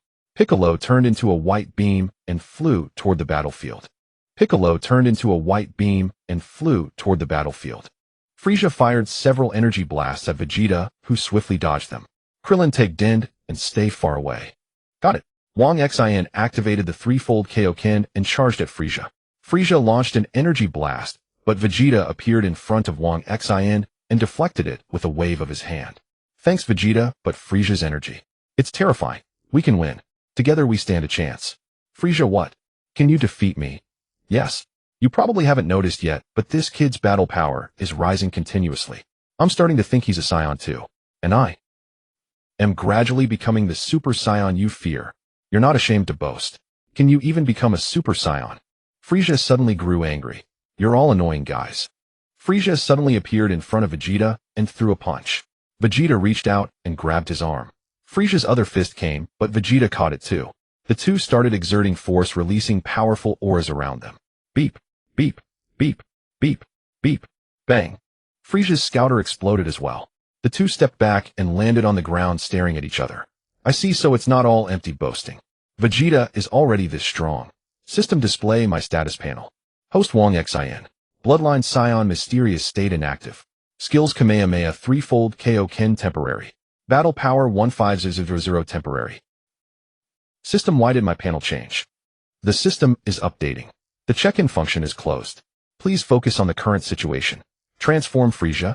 Let us see your true form, Vegeta said slowly. Oh, you know a lot. How did you find out? I figured it out from Zarbin's transformation. Space aliens should be able to change their form according to the situation. Their usual form is to conserve stamina and energy. Pretty smart, but my case is different. I don't transform because I can't even control this power myself. Is that so? Then show us. Have fine. Since you're asking for death, I'll grant your wish. Even when I attacked the Saiyan homeworld planet Vegeta, I won without transforming. Vegeta, your father, the king of planet Vegeta, was quite mediocre. So planet Vegeta wasn't destroyed by a meteor. But that's nothing to brag about. I surpassed my father's power when I was a child. Alright, don't be scared. Frieza's body emitted a white light, and his battle armor shattered, sending fragments flying. One piece cut a shallow wound on Vegeta's face. What kind of transformation is this? Vegeta wiped the blood bead from his wound. How ridiculous. Taking off a coat is called a transformation. Vegeta, I'm so disappointed. I had high hopes for you. If you had obeyed, you wouldn't have to experience this terror. Frieza's body slightly bent, and he began to power up again. The real transformation is only now beginning. Vegeta, you shouldn't have provoked him. Wang Xin stood beside Vegeta. Frieza's body transformed, growing larger, and his horns lengthening, standing like a giant before them. This. Impossible. Sweat dripped from Vegeta's forehead. Be careful. Now I'm going to play with you properly. Frieza seemed to emanate an invisible pressure. Wang Xin and Vegeta both stepped back. Krillin and Dend, hiding nearby, were also terrified. Vegeta, where's your big talk from earlier? By the way, my battle power is now over 1 million. What did you say? Even you can't reach that level. You think I'm lying? Then let me show you. Frieza raised his hand and released energy, blowing away the four of them. Wang Xin and the others stopped in the sky and looked down. Except for the ground under Frieza's feet, the surrounding land had completely disappeared, and seawater flooded the island. Haha, you all dodged quickly indeed. Worthy of praise. But that was just a greeting. Even a Saiyan can do this. Damn it. Oh my, you seem unconvinced, Earthling. Frieza looked at Wang Xin in the air. Then let me send you to hell first. Frieza suddenly appeared before Wang Xin and pierced his stomach with his horn. This is the consequence of angering me, Lord Frieza. Frieza flung Wang Xin into the sea. Wang Xin. Krillin moved to save him, but Frieza appeared before him. Going to save him? Don't bother. He's about to die. Better think of saving yourself. An enormous energy blast sent Frieza flying. You're too arrogant. Vegeta flew above Frieza and kicked him onto the distant ground, followed by several energy blasts. Dend took the opportunity to dive into the sea. Frieza stood up. You're not bad. Frieza appeared before Vegeta and knocked him onto an island. As Vegeta was about to get up, Frieza stepped on his head. Time to finish, you scum. Frieza raised his foot to stomp down. Kamehameha. A powerful energy blast knocked Frieza back. Frieza looked up. Impossible.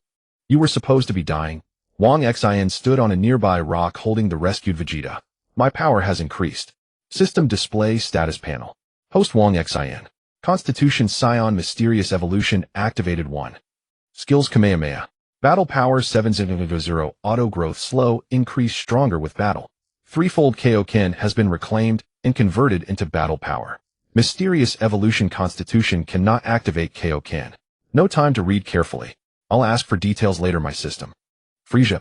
Wang Xin put down Vegeta, roared, and charged at Frieza. The two clashed and Frieza was thrown into disarray by Wang Xion's greatly increased power. Krillin took the chance to bring Dend to Vegeta's side. Just as Frieza was about to recover, Piccolo suddenly appeared and kicked him away. Piccolo, you finally showed up. Sorry for the wait, Wang Xin. Leave the rest to me. Your energy. Wang Xin sensed it. Alright, it's up to you. Yes, I have now obtained the ultimate power. Wang Xin also returned to Vegeta's side. Frieza walked over and stood a short distance from Piccolo. The two stared at each other.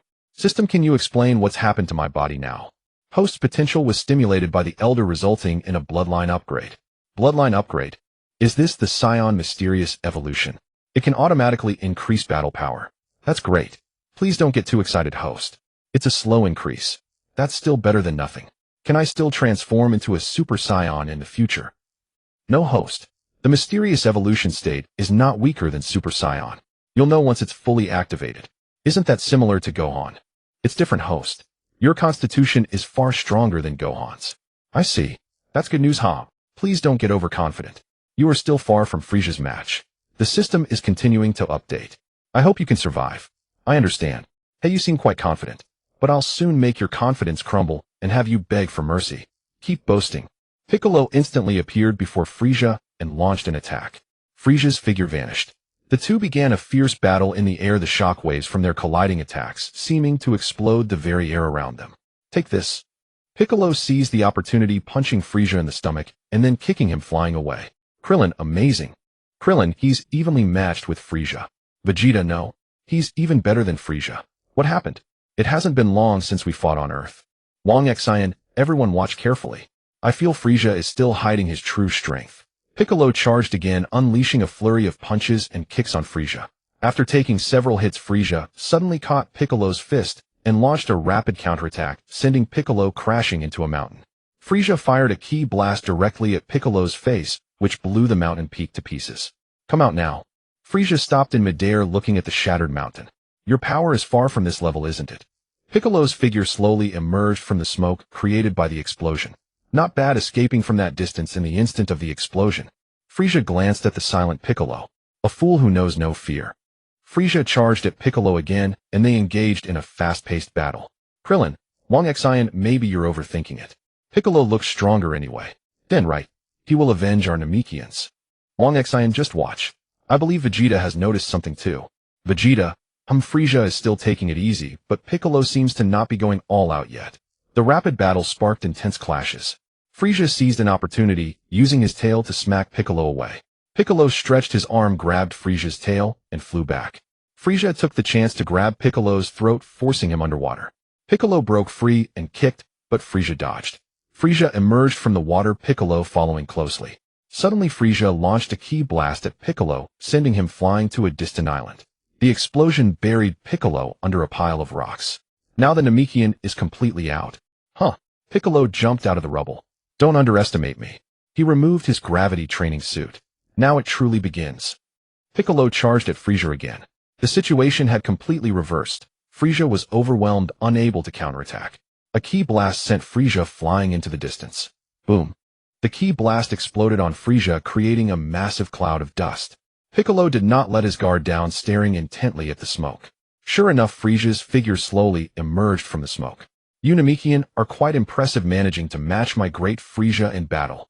Piccolo remained aloof, looking at Frieza without speaking. I hate that damned expression. Fine, then I have no choice but to transform. Transform. Frieza, this form is only my first transformation. I can transform 2 more times like this. What did you say? He continued. Watch closely, arrogant Namekian. Feel the fear of the great Frieza. Frieza roared and began to power up his body, emitting a blinding white light again. When the light faded, Frieza's head had become flat and elongated, his body stunted, resembling an alien. The game ends here. Frieza rushed at Piccolo, who quickly flew upward, but Frieza was already in front of him. Oh, I've been waiting for you. Damn it. Piccolo charged at Frieza, but Frieza dodged easily, as if handling a child. Wang Xin was about to fly over to help, but Vegeta stopped him. It's useless for you to go now. Hit me.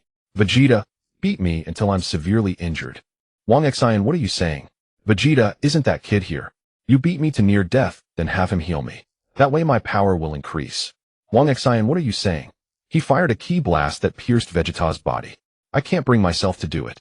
He then kicked Vegeta twice, sending him to the ground. Den, come heal him. Den, no I won't. Wang Xin, be good, Den. If you don't heal him, we'll all die. Den, alright. Fine. Den went over and healed Vegeta. Wang Xin. Vegeta, you damn bastard. Forget it, I'll settle with you after dealing with Frieza. Wang Xin. Hey, you told me to hit you. By this time Piccolo could no longer hold on. Frieza kicked him down before everyone. Haha, Frieza landed before the group. Let you die with your eyes open. Let me show you my ultimate power. Frieza erupted with energy and transformed again. Den, heal Piccolo quickly. Den rushed to Piccolo's side and began healing. So that little brat can restore people's injuries. Frieza's body began to crack. Den can still heal. Piccolo, his wounds healed, stood up again. In the distance, Frieza completed his transformation. The horns on his head vanished, his body became sleek, and he even looked a bit more handsome. Is this your true form? Frieza, Vegeta stood before the group. But unfortunately, I've already become the Super Saiyan you fear most. Oh, Frieza raised a hand. Bang! A single energy blast struck Dend, who was behind him, killing him instantly. Dend. Wang Xin rushed over and held Dend. Haha, now you can't recover anymore, Frieza chuckled. Damn it. Special beam cannon. Kamehameha. Piccolo and Wang Xin simultaneously unleashed their energy blasts at Frieza. Frieza stood still, making no effort to dodge. The explosion smoke cleared and Frieza was completely unharmed. Vegeta stood there with his arms crossed. Mere tricks. Oh, it seems you still don't understand the terror of Lord Frieza. Vegeta glanced at Wang Xin and the other two. Stay out of my way. Just watch from the sidelines. You're awfully confident, Vegeta. Could it be that fear has clouded your mind? Frieza chuckled. Go ahead and laugh. You didn't hear me clearly. I'll say it again, I have become the Super Saiyan you fear most. This Vegeta. I'll forget it. At least he can hold out until Goku arrives. Hurry up, Goku. Wang Xin led Krillin and Piccolo to the side. Trust him. He's far stronger than us now. Hehe, you're still fond of jokes, Vegeta. Is that so? Then let me show you the power of a genius who has become a true Super Saiyan. Vegeta began to power up. In an instant, the earth shook and the sky trembled. The ki around his body began to materialize as if a thunder god had descended. Vegeta roared and retracted his aura. Frieza still stood before him, unmoving. You've gotten a lot stronger. Keep pretending to be calm. Vegeta pointed a finger at Frieza. You should be thankful you don't have a scouter anymore. If you saw the reading on it, you might be scared and run away crying. Vegeta then turned his thumb toward himself. My power now surpasses yours. Realize it, Frieza. This time you're finished. Frieza remained silent. What's wrong? Too scared to speak. Alright, I get it. Frieza waved a hand. Now show me the power of the legendary Super Saiyan. Don't underestimate me. Vegeta used his ki to control a rock and hurled it at Frieza. Frieza shattered it with a wave of his hand. Vegeta appeared before Frieza and threw a punch, but Frieza vanished. I can see your movements.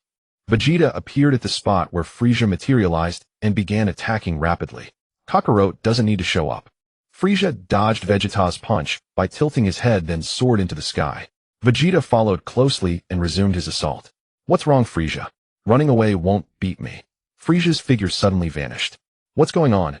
Vegeta looked around. As a Super Saiyan, I shouldn't be unable to track his movements. What? Vegeta looked down and saw Frieza laughing on the ground. No. Impossible. I had just a little speed boost, and you can't keep up. Is that what a Super Saiyan is? The distant Wang Xin, Krillin, and Piccolo were also stunned. He's toying with Vegeta, who has such power and speed. So this is Frieza's ultimate form. He really is a monstrous freak. Vegeta, to be honest, with that kind of attack and speed, you'll never beat me. Cold sweat beaded on Vegeta's forehead in the sky. You were talking about being a Super Saiyan just now. If you are one as the strongest in history, only this much. Don't make me laugh. Super Saiyan is just a boring legend after all. Have I reached my limit? Haven't I become a Super Saiyan yet? Vegeta began to doubt himself. Or is it that even a Super Saiyan can't match Frieza? Impossible. That can't be. Absolutely impossible. Vegeta's ki in the sky rose again. He gathered energy and fired a massive energy blast at Frieza. How foolish. Frieza flew into the sky, dodging the blast. I see you. Vegeta unleashed countless energy blasts from both hands at Frieza. I can see you. Frieza. Frieza accelerated just as the blasts were about to hit him. The mist blasts triggered a massive explosion in the sky. Taking advantage of the explosion, Frieza appeared before Krillin. Krillin. Wang Xin grabbed Krillin and together with Piccolo flew toward a distant island. Frieza didn't pursue. In the sky, Vegeta's ki continued to rise, and he began to emit countless energy blasts indiscriminately. Frieza dodged them all, appeared before Vegeta, and interrupted him. Vegeta shot even higher into the sky, his ki at maximum. I am the Super Saiyan. He gathered his ultimate technique, the power cannon, and fired it at Frieza. Die, Frieza. Disappear along with this planet. Frieza stood his ground.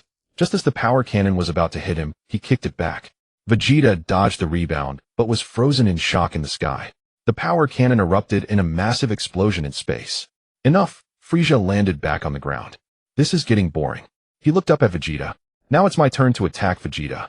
Vegeta hung motionless in the air, utterly defeated. Frieza flew up, headbutt Vegeta, then kicked him into the water. Frieza dispersed the water around him with his ki, plunged to the bottom, grabbed Vegeta by the hair, and lifted him. Vegeta giving up like this makes it no fun for me. Hold on a little longer. Frieza casually picked up a crab, bit into it, and ate it raw. So do you regret your foolishness? Frieza punched Vegeta in the back. Saiyans are nothing but low-class beings, good for nothing but fighting. He punched Vegeta again, sending him to the ground. I thought you were an exception, so I treated you with special care. But in the end you're just like the other stupid monkeys. Frieza kicked Vegeta over. If you hadn't defied me, you wouldn't have to suffer like this. Frieza turned his head and glanced at Wang Xin, Krillin, and Piccolo on the island, startling them. Humph. He turned back, kicked Vegeta into the sky, then delivered 2 elbow strikes that sent Vegeta crashing down before the 3 of them. Vegeta was covered in blood, unable to move. Frieza landed beside him, wrapped his tail around Vegeta's neck, and lifted him. He punched Vegeta again and again, each blow drawing painful screams. You're welcome to help anytime, Frieza said, looking at the 3. But Wang Xin and the others dared not move, watching helplessly as Frieza continued to brutalize Vegeta. Inside the healing pod, Goku, who had been lying with his eyes shut, suddenly opened them. I'm healed. Goku ripped off the oxygen mask, blew up the healing pod with an energy blast, and stepped out of the spaceship, dripping wet. I've become stronger. Power surges like a spring. Goku looked at his hands. Unbelievable. I thought I had reached my limit. This power even frightens me. But it feels so good now, even though it's a critical moment. Sorry, Wang Xin, Krillin, Piccolo. I'm on my way. Hang in there. Goku sensed everyone's ki, flew into the air, and sped toward them. Frieza continued to rain punches upon Vegeta, each strike perfectly controlled, delivering excruciating pain without killing him. Wang Xin could no longer hold back his urge to intervene, but Piccolo placed a hand on his shoulder and shook his head. Seeming to have grown bored, Frieza swished his tail and sent Vegeta crashing against the wall beside the 3. He strode over to Vegeta, placed his foot on the stone resting on Vegeta's chest, and slowly grounded until the rock was pulverized. How dull, you've completely lost your fighting spirit, Frieza remarked, glancing down at Vegeta. A bit early, but I'll finish you off. He lifted Vegeta with one hand and raised the other high just as he was about to strike. A whoosh sounded as Goku landed behind Wang Xin and the others, the gust drawing the attention of the trio and Frieza. So that's it, that powerful aura is indeed Piccolo, Goku said as he walked slowly toward them. Gee, Goku, did the Dragon Ball send you here? Goku-s. A powerful aura emanated from Goku as he slowly advanced toward Frieza, causing the 3 to step back slightly. Frieza watched Goku approach and released Vegeta. So you're Frieza? You're smaller than I imagined. Frieza's mouth twitched. There's still trash left to appear. Goku glanced down at Vegeta at Frieza's feet. I made a pact with Vegeta to fight. Don't interfere. Oh. Frieza studied Goku's face. This guy. Where have I seen him before? Vegeta struggled to open his eyes and saw Goku before him. Kakarot. You bastard. Kakarot. That's a Saiyan name, Frieza said, then looked at Goku again, recalling the destruction of planet Vegeta. So he's his child. As I thought, not a single Saiyan should be left alive. Fool should have stayed hidden. Is that so? Goku replied calmly. This is no longer the Kakarot of before. He has finally transcended his limits. That means... Vegeta thought, watching Goku in awe. Ready to die. Frieza instantly appeared before Goku and threw a punch. Goku vanished, reappeared behind Frieza, and kicked him away. Both landed back on the ground. Frieza raised a hand toward Goku. Krillin shouted from behind, dodge. Goku. The 3 quickly leaped away. You're being too arrogant. Frieza fired a blast from his fingertip, the same kind that had killed Dend, toward Goku. Goku stood still, deflected it with a single palm. TCH. Frieza saw the blast deflected and fired several more from his fingertips.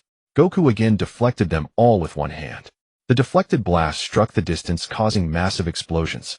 Watching Goku deflect every attack with a single hand, Frieza paused, somewhat astonished. He deflected them all with just one hand. Ha ha ha. Vegeta, lying on the ground, suddenly laughed. Frieza, I think you'd better go all out. This is the very thing you fear most. The Super Saiyan. Vegeta struggled to sit up slightly. Yes. The legendary strongest warrior in the universe. The Super Saiyan. Ha ha ha. Frieza. You're finished. You deserve it. Huh.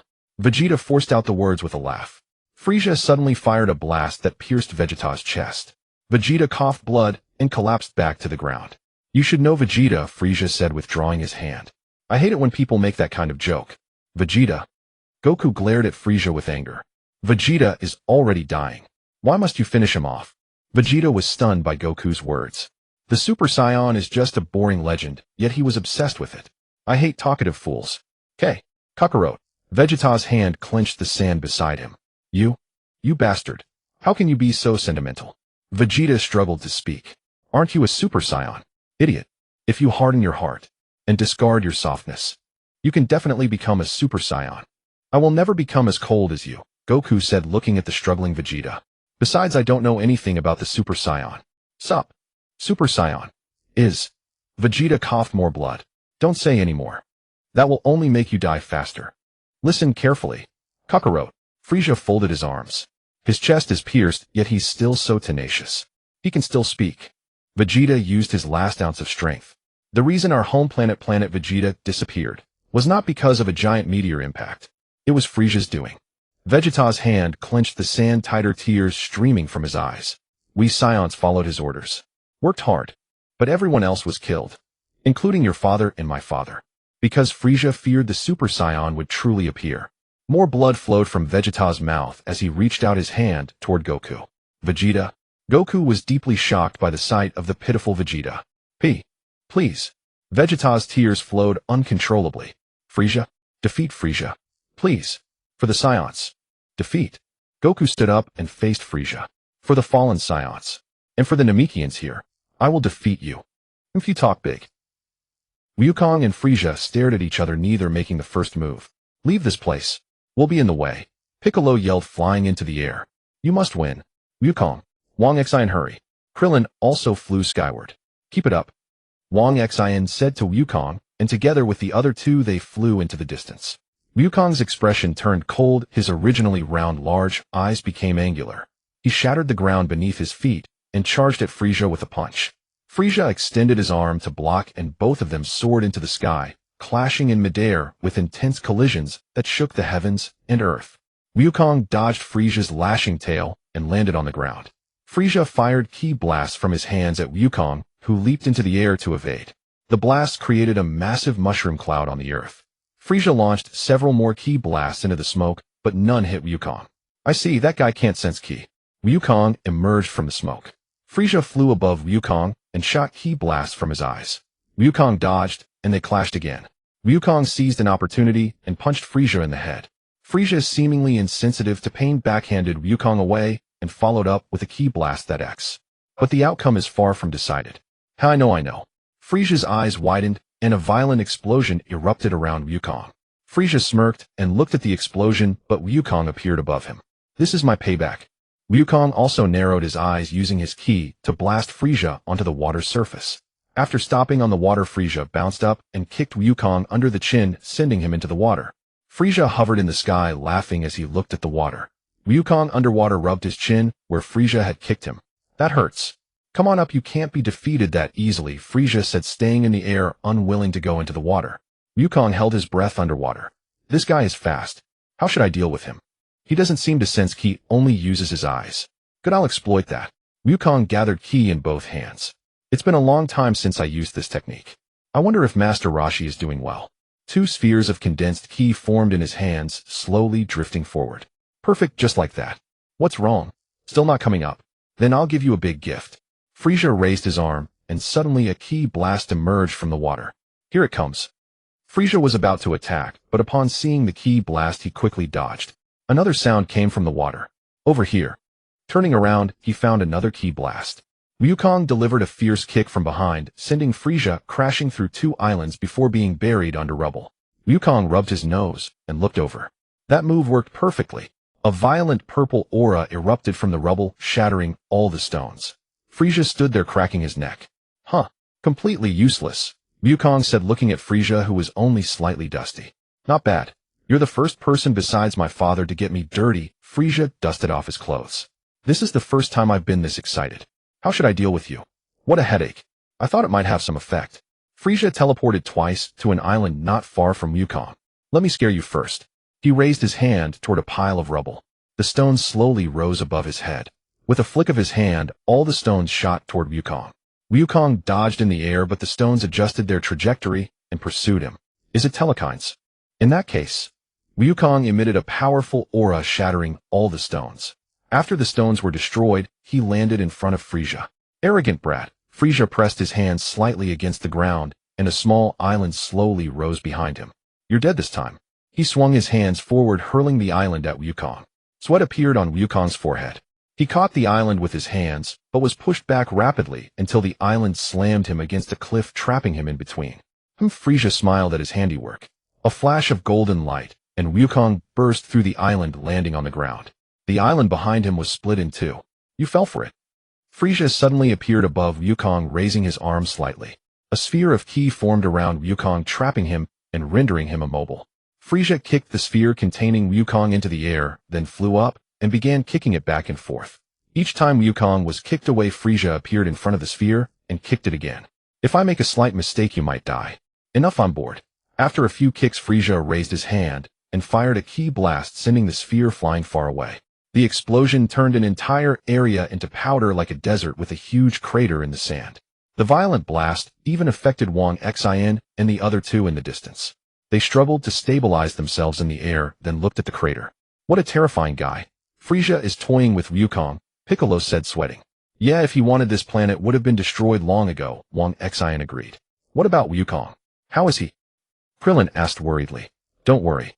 That guy Wukong hasn't used his full power either. Look over there, Wang Xin pointed.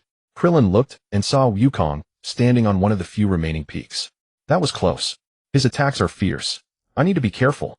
Wukong ignored the three in the air and flew to stop in front of Frieza. Wukong halted before Frieza. I told you earlier, don't casually destroy other people's planets. You're a persistent fellow. I'm starting to get annoyed. Likewise. The warm-up ends here. Frieza clenched his fist. It's about time we get serious. Exactly what I was thinking. Frieza asked Wukong, which do you prefer, aerial combat or ground combat? Ground combat, I suppose. Is that so? Frieza pointed to the cluster of islands behind him that were untouched by the previous blast and flew over. Wukong followed closely.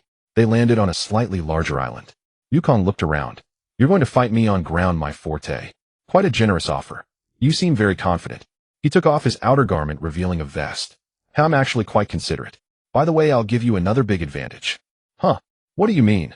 Frieza raised his hands. How about I fight without using my hands? No hands. How generous. Wukong did a few warm-up moves. Then I'll attack first, okay? No problem. Suit yourself. Frieza crossed his arms over his chest. Wukong charged at Frieza and threw a punch. Frieza leaped aside to dodge, then began attacking Wukong with his feet. What's the matter? Is that all you've got? Wukong started to counter, but all his attacks were evaded. Too slow. Frieza lashed his tail across Wukong's face, interrupting his attack. See, this time it's the left. Another tail strike hit Wukong's face. Now the right. Frieza continued to whip Wukong's face with his tail. Left, right, and for the final one, left. Frieza delivered a heavy tail strike, sending Wukong flying. Just as he was about to crash into a large rock, Wukong steadied himself and landed on the ground. He wiped the wound on his face. Such speed. No wonder you're so arrogant. He looked at Frieza, who was still standing with his arms crossed. Even though my opponent is strong, I still feel excited. If you're not going to attack, I'll make my move. Wukong charged at Frieza again, and they clashed. Frieza extended his tail to wrap around Wukong's leg, but Wukong grabbed it instead, swung Frieza around in the air several times, and flung him away. Wukong appeared at the spot where Frieza was about to land and punched him down to the ground. As Frieza stood up, Wukong kicked him in the stomach. Finally, unable to bear the pain, Frieza punched Wukong away. Didn't you say you wouldn't use your hands? Wukong laughed as he got up. The offer has expired.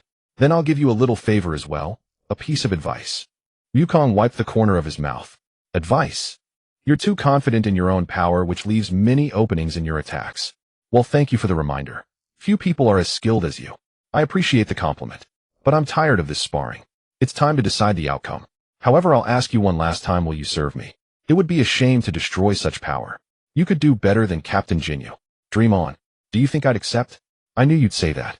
Saiyans are inherently stubborn fools. In that case, there's only death for you. Is that so? It's not that easy to kill me. Very confident. Actually, I know you've been holding back a lot of your strength, even though you said you were being serious. Edge. You noticed?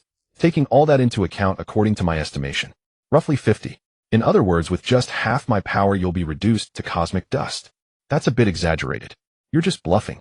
You'll find out soon enough whether it's a bluff. I'm actually quite pleased, but it's been a long time since I've had the chance to move like this. Wang Xin and the other two also arrived near Wukong and Frieza. Krillin said, "What's going on?" The two of them have been watching from the sidelines. Piccolo said, "They're probably waiting for an opening to strike. But just this fierce aura alone has intimidated me." Wang Xin remained silent, because he felt his power becoming incredibly strong. At the same time, a long-lost voice echoed in his mind. "Ding, system update complete. Congratulations, host, you're still alive. You bastard, you sound like you wanted me dead. Tell me what you updated." The check-in function has been re-enabled. However, the longer the interval between check-ins, the better the rewards. Also, the system update reward has been distributed. Please check your personal panel. I see. Check personal panel. Host Wang Xin.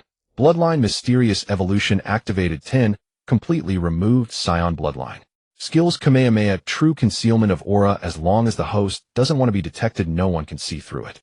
Battle Power 60000. What? 60 million? Holy shit. System, did you suddenly grow a conscience? Not at all, host.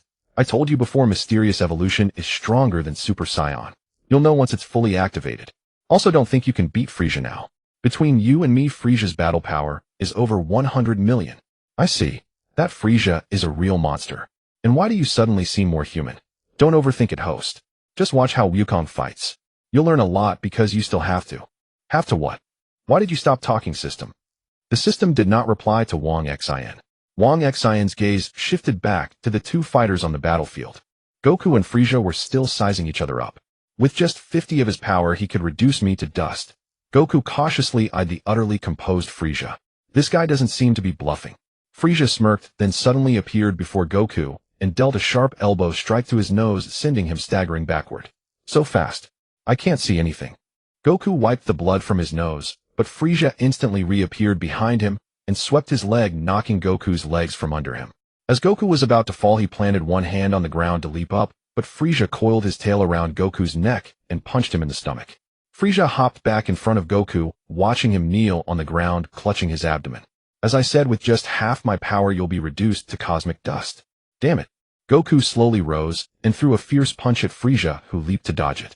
Goku pursued him, relentlessly launching several more attacks, but Frieza evaded them all. 2SL. I see it all too clearly. Frieza countered with a backhand punch, sending Goku flying. Then appearing instantly above him, he said, "What's the matter? I haven't even used half my power yet, barely a third." Frieza punched Goku into the ground, creating a huge crater. As if teleporting, he reappeared beside Goku and kicked him into the sky. "Reckless fool," he said, then whipped his tail to send Goku crashing into the water. Goku leaped out and landed on the ground, blood streaming from his nose and mouth as he stared at Frieza. Finally out of breath, "But you're still alive. Not bad," Frieza remarked. Goku charged again, but was only met with a one-sided beating. In the distance, Bike broke out in a cold sweat. "Wukong." "It's okay, Bike," Kellen said. "Goku hasn't used the King Kai's fist yet. He's so strong now. He should be able to use the tenfold King Kai's fist." "No." Wang Xin shook his head. "He's already using the tenfold King Kai's fist." Frieza kept striking Goku in midair, giving him no chance to. "If you don't resist, it's no fun."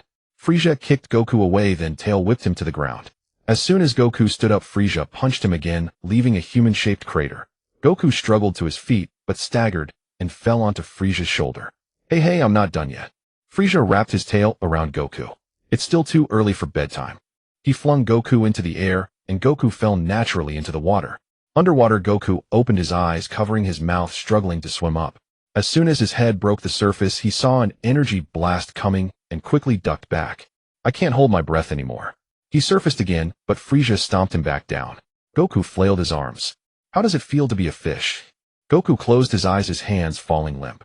In his mind, he saw scenes of Frieza killing his comrades and destroying Earth after his death. Suddenly, Goku's eyes snapped open, and he erupted with a fierce aura, breaking free from Frieza's foot and flying a you. "No matter if you're only using half your power. I have no choice but to bet it all on the 20-fold King Kai's fist." "Oh."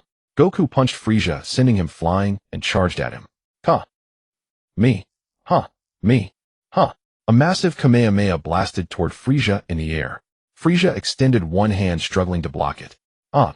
Goku roared, his chi rising again, and the Kamehameha detonated violently before Frieza. When the smoke cleared, Goku looked at Frieza in the sky, whose arm was trembling slightly. "What's going on?" It had no effect. He wasn't bluffing. He really only used half his power. Frieza landed before Goku. That hurt. Frieza headbutt Goku, sending him sprawling to the ground. You wild monkey. He kicked Goku away. Frieza raised his hand and fired an energy blast at Goku. Wang Xian rushed over, grabbed Goku, and dodged to the distance. Frieza looked at Wang Xian, who was holding Wukong in the distance, and said, another one who doesn't fear death. Wukong, how are you? Can you still hold on? Wang Xian looked at Wukong in his arms. Sorry. The gap between him and me is too vast. Wukong stepped down from Wang Xian's arms and stood beside him. Use the spirit bomb, Wukong. I'll hold him off for a while. Can you? I can't sense your ki anymore. It's okay. I may not be able to defeat him, but I can hold him off for a bit.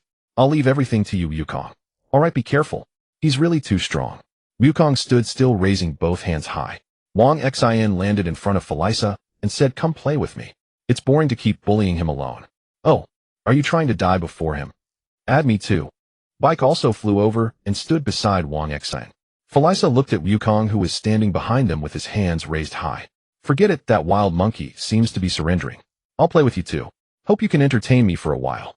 Frieza charged at the two, and they quickly leaped into the air. Bike, we just need to hold him off. Don't fight him head on. Wukong is gathering the spirit bomb. Yeah, I know. The two circled rapidly in the sky. Frieza rushed to Bike and kicked him to the ground. Flying pests. Frieza. Wang Xian kicked Frieza in the face, sending him flying. Kamehameha. Followed by a Kamehameha wave aimed at Frieza. Special beam cannon. Bike on the ground also fired his own signature move at Frieza. The two energy blasts struck Frieza, causing a violent explosion.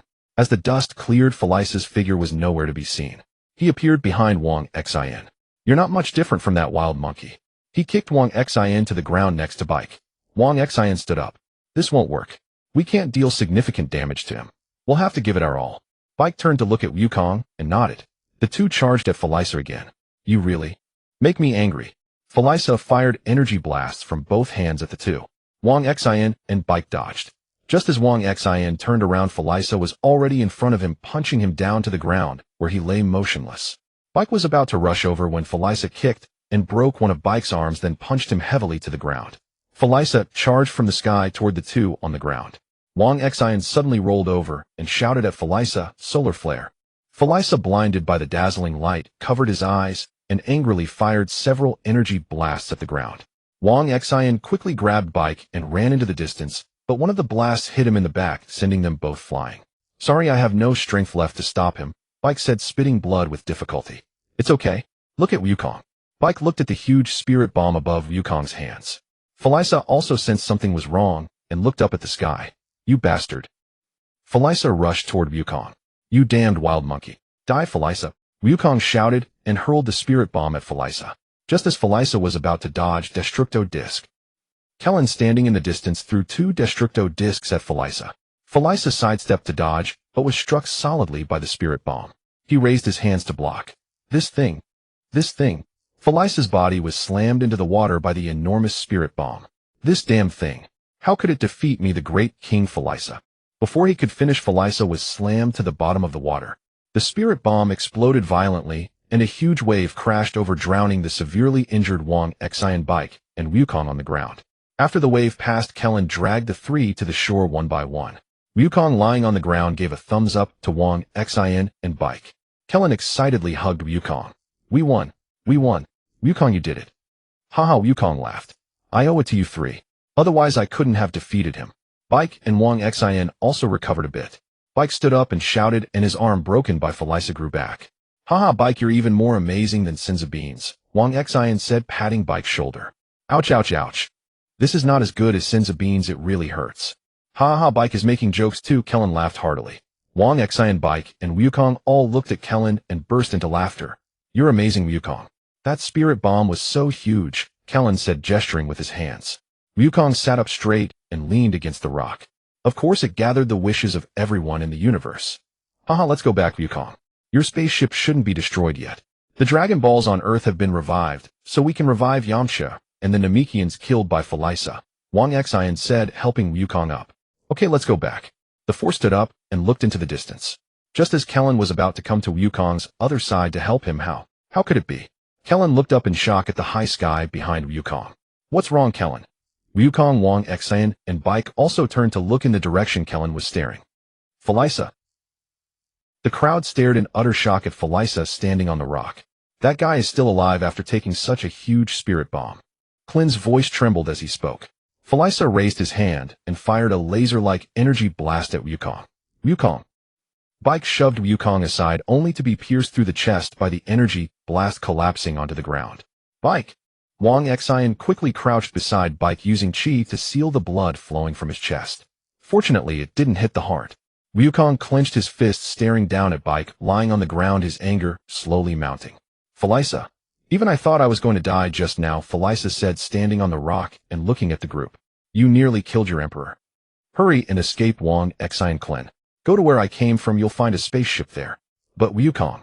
Wang Xin gazed at Wukong's back. I can still fight. Go now. We can't win. Do you want to die together? Do you think I'll let you flee, eh? No one is going back alive. Frieza pointed a finger, and a ball of condensed chi struck Klin. Klin. Ignoring the shouts of Wukong and Wang Xin, Frieza swung his arm, sending Klin's body soaring into the air. Stop! Frieza. Wukong spun around and roared at Frieza. Frieza slowly clenched his outstretched fist. Wukong. With Klin's cry, his body exploded into pieces in midair. Next is this Earthling. I'll kill everyone close to you one by one. I won't forgive you. Wukong's body trembled. How dare you, how dare you? Wukong's rage reached its peak. Lightning and thunder crackled across the sky, and even Frieza was taken aback, staring at Wukong. How dare you?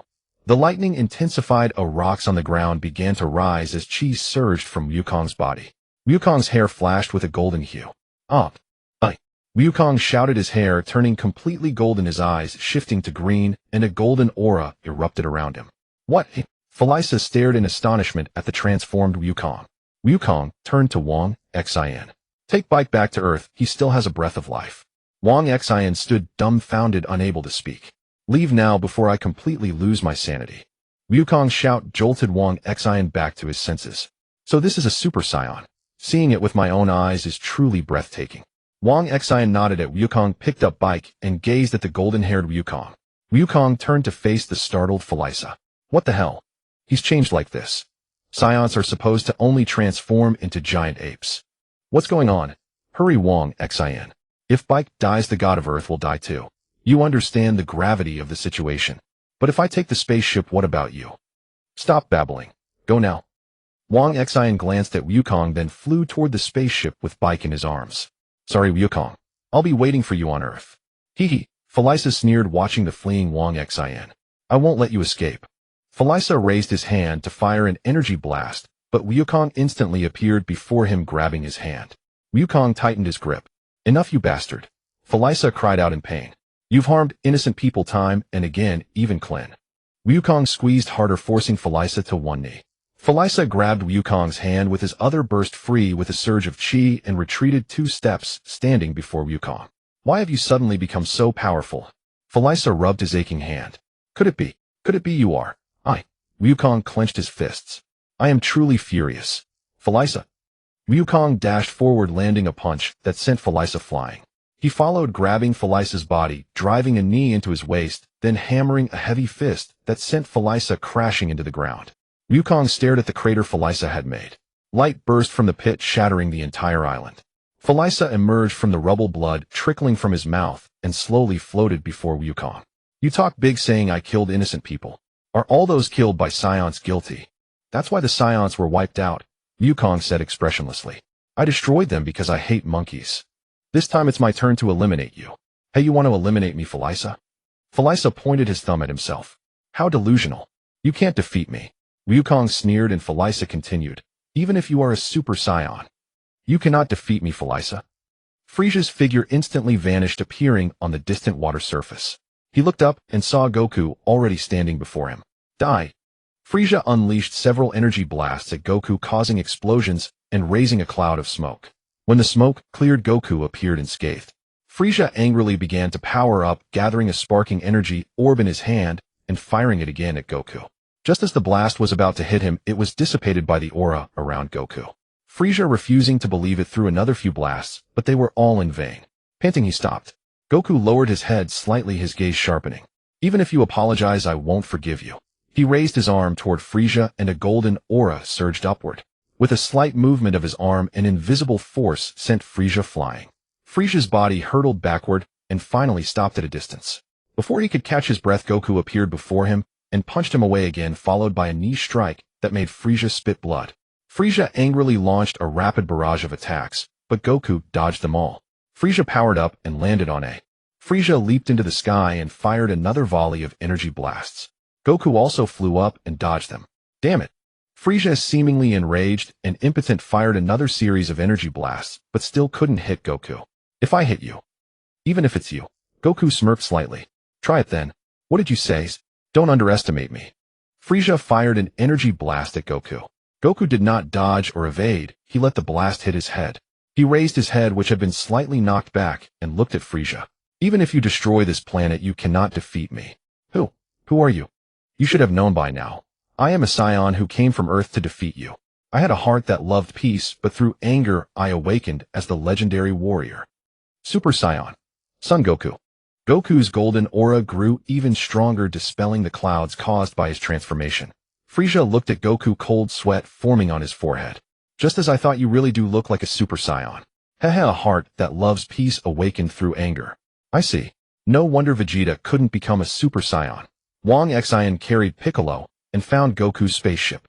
He entered the ship and pressed the return button. As mentioned earlier, Bulma had set up a one-button operation, fearing Goku wouldn't know how to use it. The spaceship activated and flew back to Earth with Wang Xin and Piccolo. System check-in. Check-in successful. Congratulations, host. You have received Senzu Bean 1.0 and your physique has been activated by 5. Wang Xin put Piccolo down, pretended to pick up a Senzu Bean at the edge of the spaceship and fed it to Piccolo.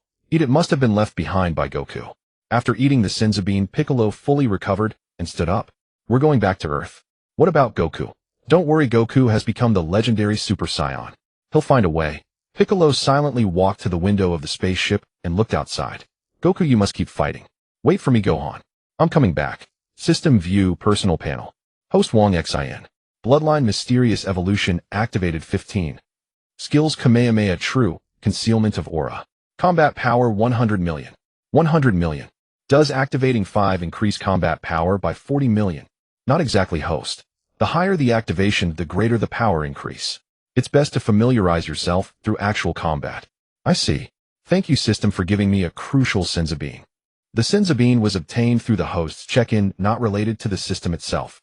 Wang Xin smiled and walked to the window. Wang Xin, what are you smiling about? I remembered something happy. What happy thing? Goku became a Super Saiyan. You're finished, Frieza. Goku assumed the opening stance of the Kamehameha. I am Frieza. You dare say I'm finished? Frieza gathered a massive energy sphere. Rather than be killed by the likes of you, I'd rather kill myself. Suit yourself, Goku said, lowering his hands from his waist. Idiot. Did you think I would die? The one who will die is you. I can survive in space. Can you Science?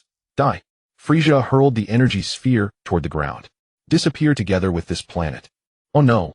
Goku was too late to stop it. The sphere slammed into the ground. It created a bottomless pit from which lava gushed out violently. Frieza glanced at it. TCH. Too much power suppression. You're afraid the planet's explosion will affect you, aren't you? Looks like you miscalculated. Thanks to you, I managed to escape. Escaped? Hey, you're so naive. You're too naive. Huh. Although this planet hasn't exploded instantly, its core has been completely destroyed. Do you know what will happen? Frieza raised one hand and spread his fingers. 5 minutes. In 5 minutes, Namek will be reduced to cosmic dust by a massive explosion. 5 minutes is enough to defeat you and leave. What a pity. Only I will survive. At least I have a better chance of surviving than you. Now let me show you my true power. I am invincible. Resign yourself. Why are you only now using your full power? I see. Are you afraid your body can't handle it? Stop wasting time. Let's end this, Frieza. Wukong and Frieza charged toward each other, clashing in rapid combat. Wukong punched Frieza in the face, drove a knee into him, making him spit blood, then sent him crashing into a deep crater on the ground. Frieza steadied himself in the pit, and Wukong appeared beside him, delivering a kick. Frieza dodged sideways and flew upward with Wukong close behind. What's wrong? Too tired to go all out. In an instant he appeared before Frieza and kicked him square in the face, sending blood streaming from his nose. Don't get too cocky. Frieza turned and fired a ki blast at the charging Wukong. The blast pushed Wukong across the sea, smashing through countless islands before exploding with a roar, kicking up a massive cloud of smoke. When the smoke cleared, Wukong's vest was torn to shreds and blood trickled from the corner of his mouth. Hey, you let your guard down. And that wasn't even my full power, just about 70%. Frieza clenched his fist. Now you'll see what I'm really capable of. He exerted his energy and his muscles visibly swelled. Wukong wiped the blood from his mouth, hovering in the air, expressionless, watching Frieza. Amazing. His aura is so intense. Is he finally going to use all his What are you doing, Wukong? Now is the best time to defeat him while he's gathering power. Wukong, Wukong, can't you hear me? King Kai's voice came from the heavens. Wukong, now, strike now. I hear you, Lord Kai. This is indeed a great opportunity, but I want to see with my own eyes what the universe's strongest Frieza looks like when he goes all out. What did you say? Wukong, do you know what you're saying? I want to fight Frieza at full power and defeat him. What nonsense are you talking? This isn't a game, Wukong. Wukong, I have to avenge Krillin. Wukong's aura rose again. He's already died twice and can't be revived with the Dragon Balls anymore. Krillin, he was my best friend. But he was blown to pieces right before my eyes. Then there's no need to wait for him to use his full power. Wukong ignored King Kai and spoke to Frieza. Frieza, I'll wait for you to unleash your full strength. I don't want to leave regrets as a warrior. You must also want to experience your own full power, or you would have destroyed this planet long ago. He's no longer Son Goku. He's an enraged Super Saiyan warrior. There's no reasoning with him now. King Kai sat down helplessly on his planet. Wukong looked at Frieza, who had finally finished gathering his energy. No time left. Let's end this quickly. Frieza grinned and appeared before Wukong in an instant, punching him in the stomach. Wukong spat blood and Frieza followed up with a flurry of punches and kicks. He grabbed Wukong's head, but Wukong broke free and flew into the distance. After flying far, he quickly turned back. Too slow. Frieza was already in front of him, punching him to the ground. Wukong stood up on the ground. Behind you. Frieza pummeled Wukong again. He threw a heavy punch, which Wukong caught. Wukong's other hand struck out, but Frieza caught it too. They began to wrestle for power. Their auras exploded, pushing them apart.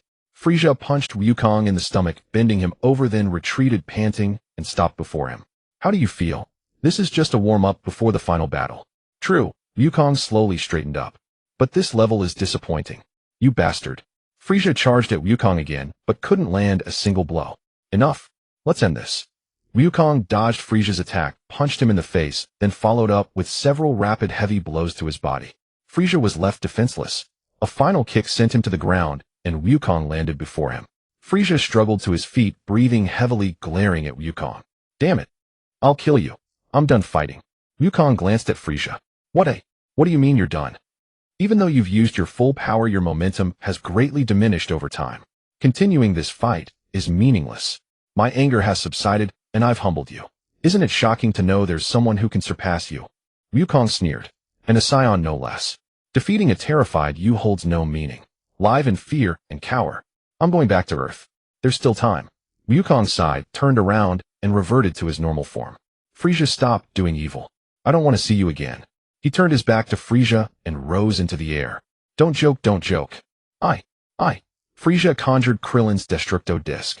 How could I lose? Frieza hurled the Destructo Disc at Wukong, who barely dodged, but it grazed his cheek. Wukong turned around. An incurable fool. I gave you one last chance. Wukong transformed into a Super Saiyan again. Ha ha. Frieza laughed, controlling the Destructo Disc to chase Wukong as he dodged through the air. It will follow you to the ends of the earth and cut through anything, ha ha. Wukong flew straight at Frieza. I've seen through your trick. You plan to rush at me, suddenly dodge, and let it hit me. Do you think I'd fall for that? Wukong stopped in front of Frieza, then leaped up quickly. The Destructo Disc pursued him and passed through his waist. Hit him. Frieza looked at Wukong, but saw only an afterimage. Over here, Frieza. What? Frieza turned his head to see Wukong appear before him again. An afterimage? Not bad, monkey. He brought the Destructo Disc to a halt in his hand. I've lost interest in fighting you. Your petty tricks are too disappointing. If we must settle this, let's do it when you've recovered your strength and improved your power. How dare you call my tricks petty? How dare you call them petty? What about two of them?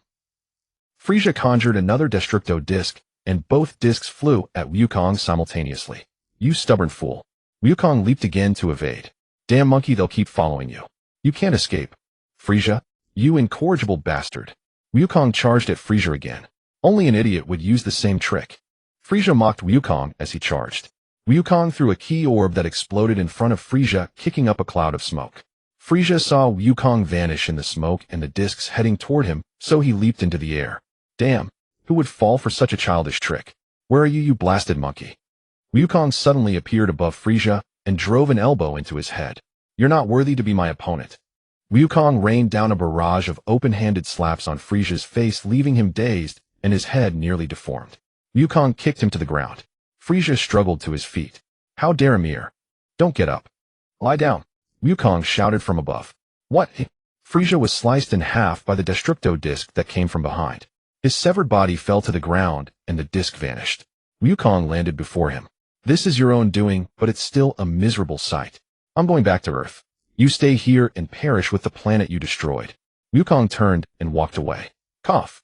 Frieza coughed, blood still alive. Help. Save me. Save me. Wukong stopped. Frieza's weak voice came again. Please. Save me. Save me. Wukong turned around. Stop your nonsense. You mercilessly killed so many people who begged for mercy. Please save me. Please. Frieza. Wukong shot a stream of ki toward Frieza's upper half. Frieza's eyes widened in surprise. I've given you some of my energy. You can move now. Take care of yourself. The ground around them began to explode. Wukong turned and walked away again. How unexpected. Frieza's half-body floated up. You actually gave me your energy, you damn monkey. You can survive in space, right? Then leave here quickly. Live out your life in cowardice and cherish your life. Namek is about to explode. Where do you think you're going? Frieza's half-body drifted beside Wukong. You can't survive in space anyway. You're doomed. You won't make it to your spaceship in time. And my ship was wrecked by Vegeta. Wukong glanced at him. Frieza continued laughing. Saiyans are indeed stupid monkeys. You can't escape. Die with this planet. How ironic. The winner must die, and I'm saved. Giving your energy to me, the great lord. How foolish. I'll show you I can survive. You're the fool. Wukong rose into the sky. Frieza watched his back, growing angrier at Wukong's words. Damn monkey. He raised a hand and fired a ki blast. I am the mightiest in the universe. You damn monkey must die by my hand. Die, you fool. Wukong turned and fired a ki blast that deflected Frieza's attack. Both blasts struck Frieza, causing a massive explosion. Wukong flew with all his might toward Jinyu's spaceship. Please, I have to make it. He entered the ship and frantically pressed buttons. The hatch closed, but the ship wouldn't start. Damn it. He pressed more buttons frantically. Moments later, with a roar, Namek exploded, turning to dust and vanishing into the universe. The figures of Wang Xin and Piccolo vanished from the spaceship and instantly appeared on an open ground on Earth. Wang Xin looked in astonishment at Bulma, Gohan, and the others, as well as the many Namekians, including the Grand Elder and Vegeta, who had already died. What is going on? Bulma, what's happening? It was Mr. Popo who used Earth's Dragon Balls to revive them and teleported you here. Earth's Dragon Balls have been repaired by the revived Kami, and they can now grant 3 wishes. Uncle Piccolo. Seeing Piccolo appear before him, Gohan could no longer contain his tears of joy and rushed over to hug him. Piccolo patted Gohan's head. You've grown up, Gohan. What about Goku? Why hasn't Goku returned? Wang Xin stepped forward and pressed his hand on Bulma's shoulder. When making the wish, Goku refused to let Shenron teleport him back. His fate is unknown. Although I know Goku won't die, I'm still worried. I hope there won't be any cliché butterfly effect. Duh. Dad. Gohan sobbed in Piccolo's arms. Daddy. Piccolo said nothing, holding Gohan tightly. Haha, that Kakaroto guy died together with Frieza, didn't he? Then I am now the strongest in the universe. Vegeta stood aside and burst into loud laughter. From now on, all of you must obey my commands, Lord Vegeta. Huh. Ugh. Wang Xin erupted with ki and punched Vegeta in the stomach. Shut your beak. I could kill you easily now. Don't court death. Vegeta held his stomach and stood aside without speaking. How can this damn guy be so strong? The Grand Elder had a slightly older Namekian walk over to him, place his hand on the Namekian's head, and a white light rose on his arm. After a moment, he lowered his arm. I have activated the latent potential within you. From now on, the position of Grand Elder is entrusted to you. You will stay on Earth now and help them. Their companions killed by the Saiyans have not yet been revived. I can no longer hold on. The Grand Elder closed his eyes after speaking, and his arms fell limply. All the Namekians knelt before him, speaking in the Namekian language that Wang Xin and the others could not understand. Can Goku be revived? Piccolo, holding Gohan, looked at Bulma. And the bald one. Goku said he had already been revived once before. I don't know. It is possible, said the Namekian, whose potential had been activated by the Grand Elder standing up. Our Namekian Dragon Balls can revive a person multiple times, but even if the Goku you speak of is revived, it will be of no use. Why? I just sense that Namek no longer exists. Even if Goku is revived, he will be revived in space. Everyone felt disheartened upon hearing this. How foolish. Everyone turned to look at Vegeta. Why don't you wish for Kakarato's body to be teleported to Earth, and then revive him? Wang Xin walked over to Vegeta. You're somewhat useful after all. Just live quietly on Earth. Without Goku, I can still easily defeat you now. Humph. Vegeta snorted and looked away from Wang Xin, but he had clearly accepted Wang Xin's words. Then everyone, Bulma looked at the Namekians. You can stay at my house for now. It will take some time to make the Dragon Balls. And you, Bulma pointed at Vegeta. You stay at my house too until Goku is revived. Otherwise you have no money to live on. The Namekians nodded in agreement, and Vegeta looked at Bulma and also nodded. Then let's go. Bulma led everyone back to her home. Piccolo, let's go too. You can stay at my place for now, Wang Xin said GLA. Alright then. To become stronger before Goku is revived, I'll stay at your place for now. TCH, this stubborn Tsundere, he clearly can't bear to part with Gohan. Then let's go. Once the Namekians make the Dragon Balls, we'll revive Goku. Uncle Piccolo and Uncle Wang Xin, can you come to my house? I'll tell Mom that Uncle Piccolo is a good person. She won't make things difficult for you. Piccolo affectionately patted Gohan's head. Okay, then let's set off to Gohan's house. Wang Xin looked at the two of them. This is what a real father is like. The three of them took off and flew toward Mount Paozu. Wang Xin and the two others arrived above Wukong's house and saw Chi-Chi anxiously waiting at the door. Mom. Wufan swooped down and rushed joyfully into Chi-Chi's arms. Wufan. Chi-Chi hugged Wufan and wept. You worried me to death, child. Why didn't your father come back with you? Did he go to Buma's house? No, Wufan's joyful expression gradually faded. Dad, he and that villain Felisa perished together. What did you say? Chi-Chi sat down weakly on the ground, her eyes vacant. My Wukong. My Wukong. Sobbing, don't worry, Mom. Dad will be revived. We found the Dragon Balls on Namek. Although we can't revive Dad, yet he will be resurrected in a year. He can be revived? Chi-Chi looked up. Why can't he be revived now? Because the great elder of the Namekians has passed away and the Dragon Balls need to be recreated. The other Namekians are now at Aunt Buma's place. Chi-Chi stood up. Is that so? That's good, that's good. Let's go inside, Wufan. Mom will cook for you. Wait, Mom. Uncle Wang Xin and Uncle Bike brought me back. Can we invite them to our home? Wufan pointed at the two figures in the sky. Chi-Chi looked up and saw them. Wang Xin and Bike. Demon King Bike. Wang Xin and Bike landed beside Chi-Chi. Wang Xin greeted her. Long time no see, Chi-Chi. Hello, Wukong's wife. Bike waved as well. A long time no see. Chi-Chi looked at Bike with some fear. Mom, don't be afraid. Uncle Bike is a good person now. Without him, I wouldn't have become so strong. Okay, then come in. I'll cook. The three entered Wukong's house and sat on stools. Chi-Chi went into the kitchen. Mom, make more, please. We haven't eaten for days. Okay, Chi-Chi's voice came from the kitchen. Wufan, after all that has happened, do you still want to become a scholar? Bike heard Wang Xin's question to Wufan, but remained silent. Uncle Wang Xin, I still want to become a scholar. That way I can earn money. The money Dad left behind is not much. What if you had money? Don't push him, Wang Xin. Let Wufan think for himself. He has his own ideas. If I had money, I would want to become as strong as Dad and all of you. Wufan looked up at Wang Xin with determination. Good, that's what I was waiting for. Wait for me here. I'll go home for a moment. What are you going back for? Bike looked at Wang Xin in confusion. You'll know in a moment. Wang Xin walked out of the house and flew back to his own home. Where is it? Where is it? I remember I put it in the cabinet. Wang Xin finally found a cabinet full of Sony coins on the second floor. Found it. I've never used the money from check-ins. System, will I still get money from check-ins in the future? The system doesn't know, but you can try in a few days. However, I remind the host that the longer the interval between check-ins, the better the rewards. Got it, system. Check personal panel. A familiar light screen appeared before his eyes. Host Wang Xin. Bloodline Mysterious Evolution activated 15. Skills Kamehameha True. Chi Concealment. Combat Power 1. 05, 100 million. Why has my combat power increased again? I haven't checked in, have I? The host is such an idiot. You forgot that your bloodline automatically increases your combat power. Alright, right. I'm an idiot. System, you actually mocked me. Humph. Wang Xin took the money and returned to Wukong's house. This money is for you, Wufan. Wang Xin placed the stack of money on the table. Chi-Chi came out of the kitchen with dishes. This. What's going on? Chi-Chi, this money is for you. It should be enough for Wufan's schooling and your daily expenses. I can't take it. I have no reason to take your money. Keep it. Wukong and I are very good friends. It would be hard for me if you don't accept. Also, I have a favor to ask. I see. Then it's fine. I agree. After all, you are Wukong's son. Chi-Chi patted Wufan's head. Bike's tense heart finally relaxed. This is different from the original story. Chi-Chi seems much gentler. Is it the butterfly effect, or what? But forget it as long as Wufan doesn't become a weakling. Let's eat. Wufan, put the money in your father's bedroom. I'll bring the dishes. Okay. Wufan responded with a happy smile.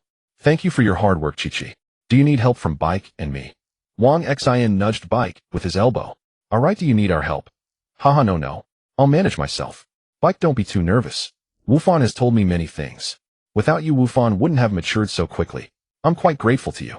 Is that so? Then thank you for your trouble. Bike's face turned slightly red. Just wait here for the meal. I'll bring the dishes. The four of them enjoyed a happy dinner together. Bike gradually blended into the atmosphere, occasionally cracking a few cold jokes. Chi-Chi no longer feared the former Demon King. Then we'll be going now? Thank you for the hospitality. Goodbye, Uncle Bike. After dinner, Wang Xin took Bike back to the villa. This is your room. If you need anything, just call me. I'll be upstairs. Tomorrow morning, we'll go to Wufan's place and call him out for training. Get some rest. Early morning. Hey, Wang Xin crawled out of his bed and looked out the window. Why is Piccolo up so early? I haven't slept enough yet. Forget it. System, I want to check in. Check-in successful. Congratulations, host, you have received 500 Sony coins. Damn it, you still say you didn't rig it. It's not me, don't talk nonsense. I'm ignoring you. The system is going to update. Another update. Didn't it just finish updating? And hey system, can you not act spoiled? Your mechanical mixed voice is really weird. The system ignored Wang Xin. Wang Xin dressed and walked out the door. Training so early, Piccolo. Yeah, you were still sleeping, so I didn't call you. Your training noise woke me up. Come on, let's move away from the house and spar. I need to get familiar with my power quickly. If you want to kill me, just say so. I saw the punch you hit Vegeta with yesterday. Piccolo looked at Wang Xin speechlessly. What are you talking about? We're good brothers. I'll suppress my power to about your level. Alright, let's do it. I'll hone myself too.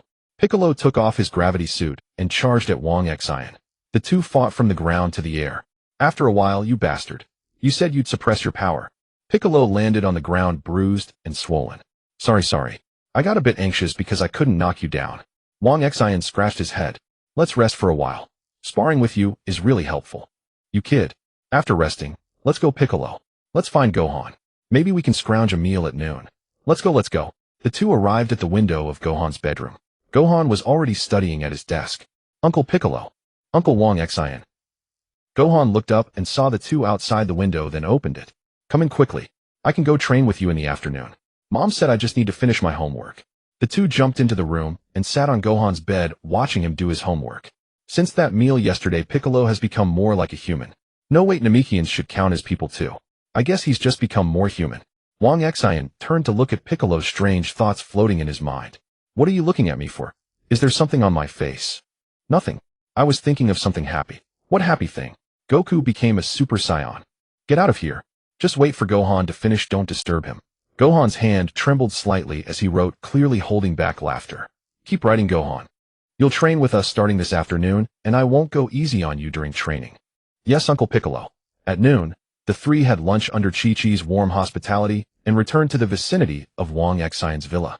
Wang Xin and Piccolo suppressed their power and attacked Gohan simultaneously. Gohan was sent flying time and again, but he kept getting up and charging at them again. 130 days passed like this.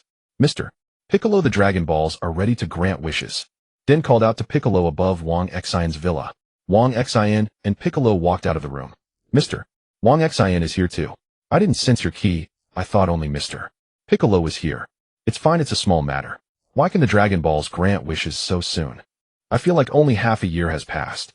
A year on Namek is 130 days, so we can make wishes now. Let's hurry to Miss Bulma's place. Okay, let's go get Gohan and Chi-Chi. The three flew to Goku's house, told Chi-Chi and the others. Gohan carried Chi-Chi, and the five flew to Bulma's house. Wang Xin and the others landed in Bulma's yard. They saw the Namekians gathered around the Dragon Balls and Bulma, standing there with her arm linked with Vegeta's. Hiss, Bulma, what is this? Wang Xin walked up to Bulma. Already together this fast. Vegeta is really something. No, Bulma is really something. Let me introduce you. This is my boyfriend Vegeta. He no longer wants to destroy the Earth. Woman, don't talk nonsense. I'm just waiting for Kakarot to come back and see his Super Saiyan form. Alright, you're right. Let's make the wish first. Everyone gathered around the Dragon Balls. As the new Grand Elder of Namek chanted the incantation, the Dragon Balls began to emit golden light. The sky darkened, and the golden light formed a familiar fat dragon in the sky. Brave warriors who have gathered the 7 Dragon Balls, speak your wish. Within my power, I will grant 3 wishes. Bulma stepped forward and said to the Grand Elder, teleport Son Goku's body here, then revive him. The Grand Elder turned to Porunga and made the wish. I cannot fulfill your wish. Son Goku is not dead, so he is not a corpse. Then teleport Son Goku himself here. This cannot be done either. Why? Son Goku himself refused the teleportation and told me to tell you that he is training on another planet in the universe and will return on his own after some time. Do you have any other wishes? Porunga was a bit awkward.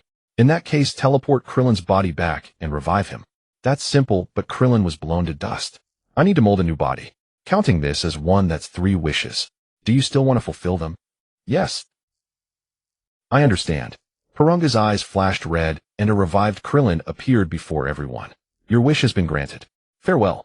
Porunga's body disappeared, turning into 7 Dragon Balls that flew in all directions. Krillin happily reunited with everyone. When Vegeta learned that Goku was training in space, he also boarded the newly developed spaceship built by Bulma and her father and flew into space. I must become a Super Saiyan.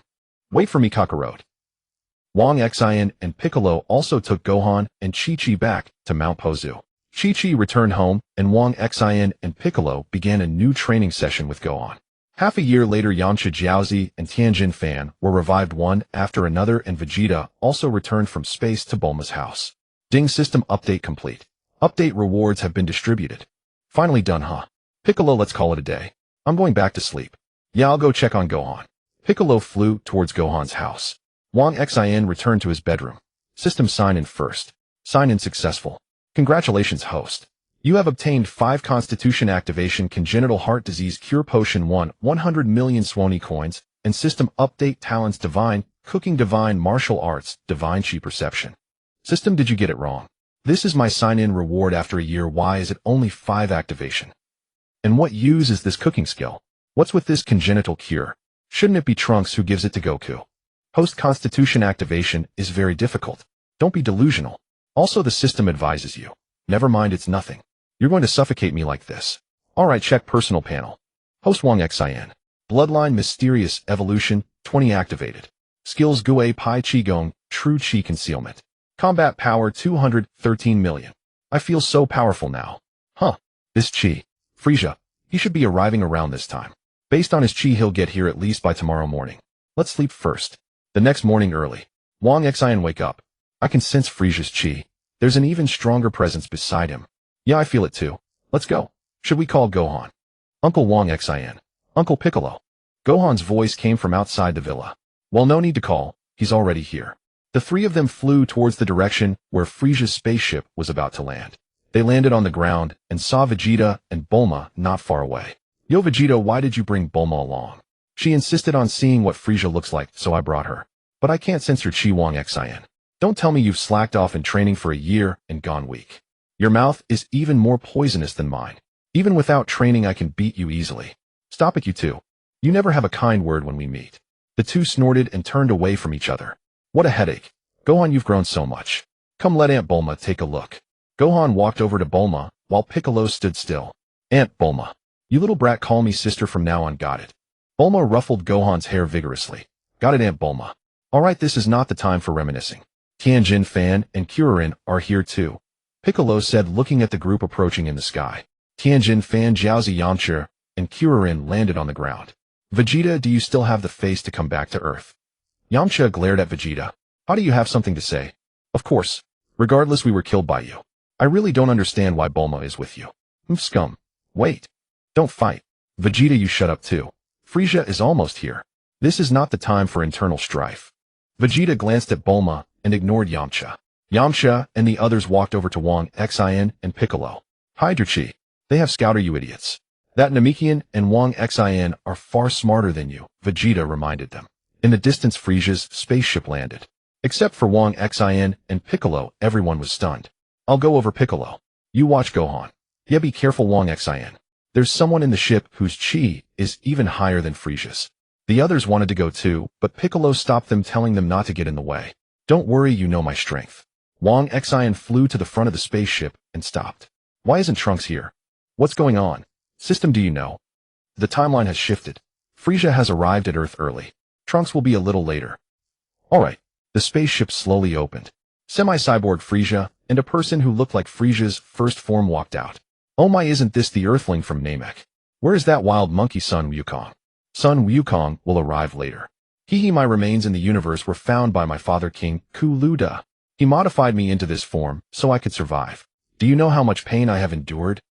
I will kill you all before Sun Wukong arrives. Oh, is that so? Let me remind you, I am not as merciful as Sun Wukong. Huh. Not as merciful as Sun Wukong. Do you think you can defeat me, eh? Wang Xin said no more and fired a chi blast at Frieza and the other. Frieza and Kuluda jumped to dodge, and the chi blast destroyed the soldiers behind them and the spaceship. You bastard. Frieza gathered an enormous energy sphere in the air and was about to hurl it at the ground. Frieza, are you going to destroy this planet? Kuluda watched the massive energy sphere from the side. It's fine, father. Even after destroying it, we can survive in space. I will make sure they all die without a place to be buried. Wang Xin suddenly appeared in front of Frieza, punched through his head, and the energy sphere in Frieza's hand disappeared. What are you rambling about? Then another chi blast obliterated Frieza. You killed my son Frieza in an instant, Kuluda said slowly, looking at Wang Xin. Why not become my son? Only the strongest in the universe like you is worthy to join our clan. You seem to be talking in your sleep. Wang Xin punched through Kuluda's chest. You bastard. Oh, you can still speak. Wang Xin gathered a chi blast in his hand and directly blew Kuluda to pieces. Not far away, a circular machine landed on the ground. A young man with the same hair color as Bulma, carrying a sword on his back, stepped out. The young man walked up to Wang Xin. Who are you? Did you destroy Frieza? My name is Wang Xin. I destroyed Frieza. Wang Xin looked at the young man. So handsome, and he has a sword. How can someone as strong as you exist? What is going on here? Just as Wang Xin was at a loss for words, Wukong suddenly appeared beside Wang Xin. Mr. Wukong, why didn't you come back on a spaceship? The young man's face grew more puzzled. Do you know me? Who is Wang Xin? Is he your friend? I sensed you're in Frieza's key on the spaceship, so I used the instant transmission I just learned to get here. No, I just saw him too. Instant transmission, huh? That's amazing, Wukong. Haha, I met some really nice aliens in space. They saved me and taught me instant transmission. You've become so strong too, Wang Xin, taking down Frieza so easily. After saying this, Wukong looked at the young man. May I ask what you need? How do you know my name? Mr. Wukong, I have something I'd like to discuss with you in private. The young man looked at Wukong with a serious expression. This? Wukong glanced at Wang Xin. Go ahead, Wukong. I'll go explain to Piccolo and the others. Alright. Wukong and the young man walked to a spot a little farther from the group. Wang Xin returned to the others and explained the situation. So that's how it is. Wukong learned instant transmission and came straight back to Earth. That young man seems to know Wukong. He wants to talk to him alone. The group looked into the distance. The young man and Wukong said something unknown, then both transformed into Super Saiyans and began fighting. Wukong caught all of the young man's attacks with one hand. They then reverted to normal and started talking. How is that possible? Except for me, Kakaroto, and his son, there shouldn't be any other Saiyans. Vegeta stared in shock at the direction of Wukong and the young man. No one spoke. Except for Wang Xin and Piccolo, everyone else was equally confused. Wang Xin watched Piccolo's forehead glistening with sweat. Piccolo's ears are too sharp. I wish I could have that ability someday, he thought. After a while, the young man sat in his spherical machine and vanished into the sky. Wukong returned to the group. After catching up with everyone, Wukong was asked, Kakaroto, what did that guy tell you? Why is he also a Saiyan? Well, if you find it hard to say, let me speak. Piccolo stepped forward to help Wukong. But, don't worry, I won't say anything that would affect that guy's existence. Piccolo faced the group and relayed what the young man had said. The young man came from the future in a time machine. At about 10 o'clock in the morning on May 12th, 3 years from now, on a small island 9 kilometers southwest of South City, 2 horrifying enemies will appear. They are androids created by humans, specifically by a Dr. Gero from the Red Ribbon Army that Wukong defeated as a child. They are meant to take revenge on Wukong and conquer the world. In the future, all of us will die in battle. After I die, the Dragon Balls will also disappear. Everyone in the world will live in a hellish existence. Yes, that's right. Wukong nodded. Bulma, how is that possible? Time machines and such. Piccolo, believe it or not. I'm going back to train. I don't want to die inexplicably 3 years from now. Tien Shinhan. Then let's meet at the location where the androids appear 3 years from now. Why? The three glared angrily at Vegeta. Don't get mad. I think Vegeta has a point. Piccolo also glanced at them. Tien Shinhan and the others, unable to contain their anger, flew away. Tien Shinhan. Wukong called after them, but the three ignored him. Although it's a bit harsh, what Vegeta said isn't unreasonable. And this way they won't die. Wang Xin glanced at them, but didn't stop them. Bulma suddenly spoke up. I've been thinking, why don't we just go and kill Dr. Gero, the one creating the androids? Even if we don't know where he is, we can ask Shenlong. Then we won't have to worry 3 years from now. Krillin, great idea, Bulma. That way we can solve it without fighting. Whoever meddles unnecessarily, I'll kill him. Bulma said angrily. What do you mean by meddling unnecessarily? Are you going to kill me, Vegeta? This isn't a game. Vegeta glanced at Bulma, snorted, and turned away, but he didn't say anything more. So you think the same, Wukong? Bulma turned to look at Wukong. Sorry, to be honest, I also want to fight. Besides, Dr. Gero hasn't done anything wrong yet. We can't just kill him for no reason. Wukong, you. Wang Xin, you must think the same way, right? We don't have to play along with these two Saiyans. If we die this time, we won't be able to be revived. I also agree with Vegeta and Wukong. If we die, it just proves we're not strong enough. Wang Xin scratched his head. I think the same way, but the system just said the timeline has already started to change. If we kill that doctor now, who knows what will happen? Krillin said. Bulma, after hearing Wukong, I suddenly think he's right. Are you guys so helpless? Let's go, Vegeta. Go back and train. Vegeta snorted, picked up Bulma, and flew toward Bulma's house. Wukong, I'll head back to Kame house first. Yeah, okay. Krillin flew off toward Kame house. Let's go, Wang Xin. We're going back to Mount Paozu. Piccolo, do you want to come to Mount Paozu and train with us? I'm already living at Wang Xion's place. Oh, is that so? That's really great. Wait, Wukong, did that young man tell you anything else? Wang Xian glanced at Wukong. Something else? No, nothing else besides the androids. I see. Here, take this. Wang Xian tossed a heart disease medicine bottle to Wukong. The young man gave this to me when we met earlier and told me to give it to you. It can cure your heart disease. Piccolo gave Wang Xian a surprised look, but said nothing. Okay. Thank you, Wang Xian. Wukong smiled and thanked him. Dad, can you carry me as we fly back? Gohan tugged at Wukong's clothes. Of course. The four of them flew toward Mount Paozu. No one noticed the 2 bottles of heart disease medicine tucked into Wukong's pocket. After lunch at Wukong's house, Wukong asked Bike to take Wufan to the deep mountains for training first, while he and Wang Xian went to Wang Xian's villa nearby. You've grown so much stronger this year, Wang Xian. I can barely sense your chi anymore. Haha, really? You've also become much stronger. During that fight with the young man, you blocked all his attacks with just one hand. Yeah, but that young man is truly amazing. I wonder what he experienced in the future. Wang Xian, do you know who he is? What are you talking about, Wukong? How would I know? Haha, stop joking. But that young man gave me the same medicine as yours. Wukong took out 2 bottles of special medicine from his pocket. Can you tell me about your origins, Wang Xian? This. Wang Xian looked at the 2 bottles of medicine in Wukong's hand and was speechless. Is it that difficult? Or are you also from the future? Goku, there are some things I cannot tell you, and I am not from the future, but I hope you trust me. Since it's something I shouldn't know, I won't ask. I believe you won't harm me. From the moment you took out the Shindo, I already felt you weren't from around here. After all, only Kalen Xianren has Shindo. You rascal, you started suspecting me that early. It's not suspicion, just curiosity. After all, we're friends, aren't we? Yes, we are forever friends. Come on, Wang Xian, let me see your current strength. Wukong transformed into a Super Saiyan. Then I'll humbly obey. Wang Xian also burst forth with all his chi. The 2 quickly engaged in combat, clashing fiercely. Wang Xian grew stronger with each exchange, and Wukong was not to be outdone. They fought from day till evening, finally collapsing onto the ground, panting heavily. You rascal, I really don't know how you trained this year. Even as a Super Saiyan, I can't easily defeat you. You're the same. And just one why. Take it. I don't need this money, and I have plenty more. Then I won't be polite. Wukong, take the medicine now? Don't ask what. Okay. Wukong swallowed the 2 bottles of special medicine. Is that enough? Let's go back for dinner, I'm starving. And so 3 years passed as Wang Xian trained with Wukong every day.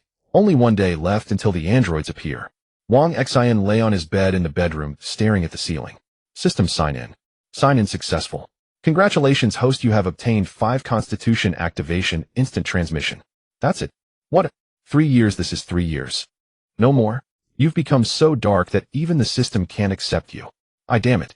Fine, at least I got instant transmission. View personal panel. Host Wang Xin Bloodline Mysterious Evolution activated 25 skills Kamehameha, True, Chi Concealment, Instant Transmission Combat Power, 279 million. System, tell me, is there something wrong? I feel something is off. Wukong's strength keeps increasing. Did you add something to the special medicine you produced? Don't overthink it, host. Wukong is the protagonist of the Dragon Ball world, and I've told you before the timeline has changed. Now the Dragon Ball world is gradually transforming. That's all I can say. I hope you can protect yourself in the days ahead. System, aren't you being a bit too cautious? Protect yourself. The next to appear are those 2 useless androids 19 and 20. How could they pose a threat to us?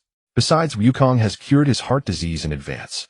Even if androids 17 and 18 show up, we can still defeat them, right? The system warns you one last time, this world has already begun to change.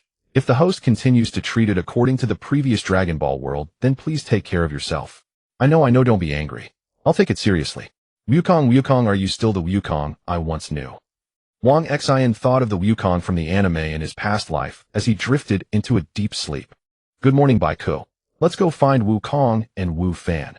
Today is the day the androids appear, Wang Xin said as he yawned and walked downstairs. Alright, let's go. The 2 set off for Wukong's house and saw the family of 3 already waiting outside. You must return safely. With Chi-Chi's voice, the 4 flew toward Nandu. Dad, look. Uncle Kulin is up ahead. The 4 accelerated and flew to Kulin's side. Kulin, are Yamu-cha and the others really not coming? Yep, they seem to have been discouraged by Vegeta and by Ko. Now Tianjin Fan has opened a martial arts school with Jiaozi deep in the mountains, and Yamu-cha has found a job in Buma's city, planning to return to a normal life. He's even reportedly dating a girlfriend. I see. That's not bad, at least they can live peacefully. Yes. Kulin, why are you so down? We haven't seen each other for so long. Thinking about having to fight 2 unknown monsters, how can I be happy? I can't turn into a super ear. No, I'm not a battle maniac like you. Goodbye. Yichi Luo Bei flew away in his vehicle.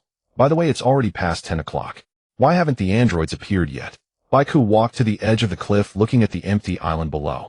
I'm not sure, but I have a bad feeling about this. Wukong also walked over. Don't worry, now that Vegeta can also transform into a Super Saiyan, no one should be able to defeat us with our combat power. Wang Xin moved closer to Wukong. Kulin. Vegeta called out. You take Buma's plane and take them both back. I have a feeling that Kaka Luoti's jinx prediction will come true. Off. Now? I'm going back now. I haven't even seen the androids yet. You staying won't help. Take Buma back. Wukong turned around and said, go back, Kulin. Especially since Buma has a child with her. Wu Fan, you go too. But Dad. Be obedient and go back. Alright. After hearing Wukong, Kulin led Buma, who was holding the child, and Wu Fan toward the nearby plane. You must be careful. Buma waved to everyone. Kulin flew Buma's plane back to her house. Wukong, was that necessary? Baika looked at Wukong. Wang Xin also looked at him in confusion. I feel something bad is going to happen. Get ready for battle. We haven't even seen anyone yet. Kakaluote, are you? Boom. Before Vegeta could finish, a violent explosion occurred on the island below the cliff. The 4 looked down. Thick smoke rose from the island, and as it dissipated, 3 figures emerged. 2 men and 1 woman. Wang Xin was slightly startled. What's going on? Why are Android 17 and Android 18 appearing first? And is that Android 16? Where are Android 19 and Android 20? Are you okay, Wang Xin? Wukong glanced at the slightly startled Wang Xin. I'm fine. Let's go down. If you're scared, go back, Vegeta taunted. Tisk, I'd be scared before you would. The 4 flew down and landed in front of the 3. Are you the androids? Oh, son Wukong, how do you know we are androids? Android 18 slowly spoke. So it's you. But why is there an extra one? Look over there. Wang Xin pointed at the cave behind the 3 androids. Wukong and the others looked and saw a destroyed laboratory and 2 dead semi-mechanical corpses. Son Wukong is mine. You can do as you please with the others, said the towering Android 16, who addressing his 2 companions. That Earthling named Wang Xin is mine. Android 18 said, stepping forward 2 paces. Really? So I have to take on 2 opponents? Asked the remaining Android 17, waving his hand. But it might be more fun this way. What exactly are you three plotting? The only final program implanted in me is to eliminate you, Sun Wukong. Android 16 charged at Goku while Android 17 rushed toward Vegeta and Piccolo. The group fought far into the distance, leaving only Android 18, who had yet to make a move against Wang Xin. Handsome little guy, you're quite good looking. I almost hate to lay a hand on you. You're called Android 18, right? Moi. How do you know that? You don't need to know how I know. I want to understand what your purpose is along with Android 17. It seems Android 16 only executes what he calls his final program. But what about the two of you? As the latest models of artificial humans, we don't have any final program. However, there is a bomb implanted inside us that can be detonated. Android 16 is different. He's a pure robot, not an artificial human. That's what we learned before we killed Dr. Gero. Then can't we avoid fighting? I believe we can coexist peacefully. That won't do, handsome. Android 16 is our comrade, so we must help him complete his program of eliminating Sun Wukong. What if there's a way to remove Android 16's final program?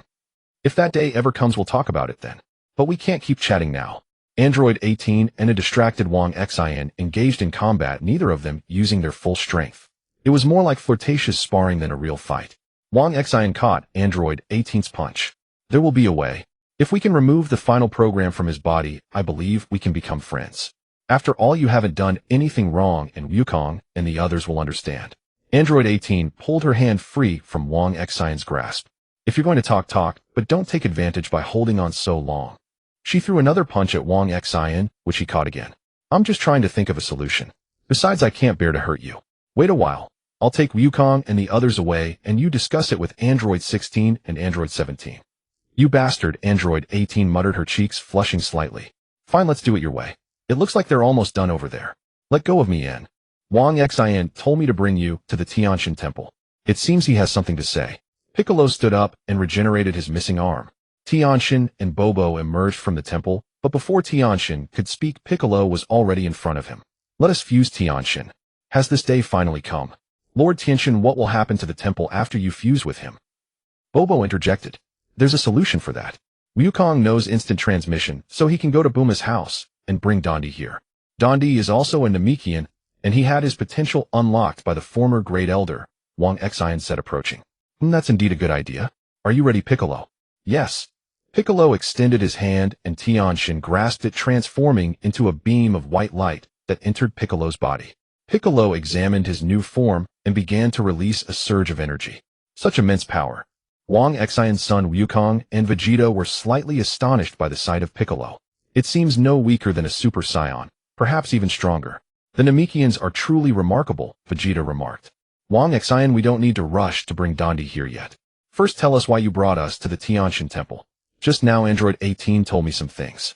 The reason Android 16 wants to kill Sun Wukong is that he's a pure robot implanted with a final program. Android 17 and Android 18 don't have this program.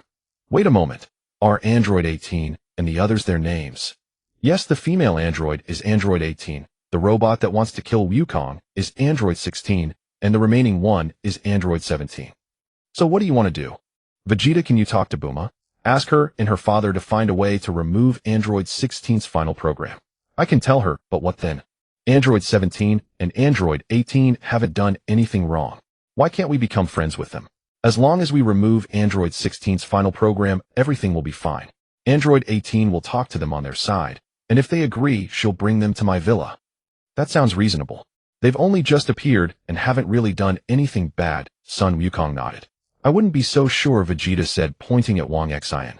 You're just saying this because you have a soft spot for Android 18's looks, aren't you? Your mouth. Wang Xion's face flushed slightly as he scratched his head. You're not wrong this time. Everyone burst into laughter at his embarrassed expression. Enough. Let's get down to business. Wukong, take Vegeta to Buma's place. Piccolo, wait at the temple. I'll return to the villa to check things out. We'll meet back at the Tianshan temple later. Understood. Wukong and Vegeta vanished from the temple using instant transmission while Wang Xion flew toward his villa.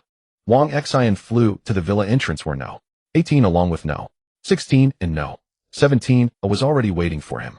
Wang Xion led the three inside and sat down with Wang Xion and No. 18 facing No. 16 and No. 17. No. 18 should have told you about my idea, Wang Xion said. Yes, he did. No. 16 agrees, but he demands that you not see Sun Wukong until the final procedure is removed. That's simple. I believe we can become friends. Becoming friends is unnecessary. We merely think it would be a pity to see such a beautiful world destroyed. Is that so? Then after removing No. 16's program, what do you plan to do? Not decided yet. But did you say something else to my sister? She just told me she wants to stay here with you. Is that so? Wang Xin glanced at the slightly embarrassed No. 18 beside him. Sorry, Kuririn. I cannot withstand such a test. No. 18 nodded without speaking. By the way, No. 17. When you destroyed the laboratory, did you find anything unusual? Something unusual. Dr. Guy Luo mentioned an ultimate android, but we blew it up. Blown up. Well done. Wang Xin suppressed his excitement. In that case, No. 17. Come with me to the Tianshan Temple first. Tianshan Temple. What is that place? We agreed to meet there. Just follow me. No. 16 and No. 18 wait here for our news. No. 18 replied with a nod. No. 16 remained silent. Wang Xin took No. 17 and flew toward the Tianshan Temple. Baiku hasn't Wukong returned yet. Wang Xin and No. 17 arrived at the Tianshan Temple. No, not yet. It seems you've reached an agreement. Yes. Although they might not become friends, they no longer wish to destroy the world, or rather they never truly wanted to. You must be No. 17, Baiku said approaching him. Yes. Any advice? Care for a spar? I'm a completely different person now. Fine. Choose a place. Hey, you two don't fight the moment you meet. It's fine, Wang Xin. Just a simple spar. Baiku and No. 17 flew toward the previous battlefield, leaving Wang Xin and Popo at the Tianshan Temple. Hello, Mr. Popo. Just call me Popo. The Guardian and I have known of your existence for a long time. Known of my existence for a long time. What do you mean? Ever since you helped Wukong fight Raditz. I see. Then do you know about what happened before? The Guardian doesn't know, Popo said with a smile. Just as Wang Xin was about to speak again, Wukong appeared beside him with Dend. Sorry, I'm a bit late. Big brother Wang Xin, the adorable young Dend greeted. Dend, you've grown. Did something happen, Wukong? Yes. The Namekians are no longer at Bulma's house. They used the Dragon Balls to wish for a new Namek and move there. It took me a while to find Dend's key. Huh. Dragon Ball wish. Why didn't we know about it? Vegeta made the wish with them in the middle of the night. But he didn't wish for immortality for himself. That guy's so petty, ha. By the way, Wang Xin Trunks also came. He's at Bulma's place now. He said he found something like a new time machine. A new time machine.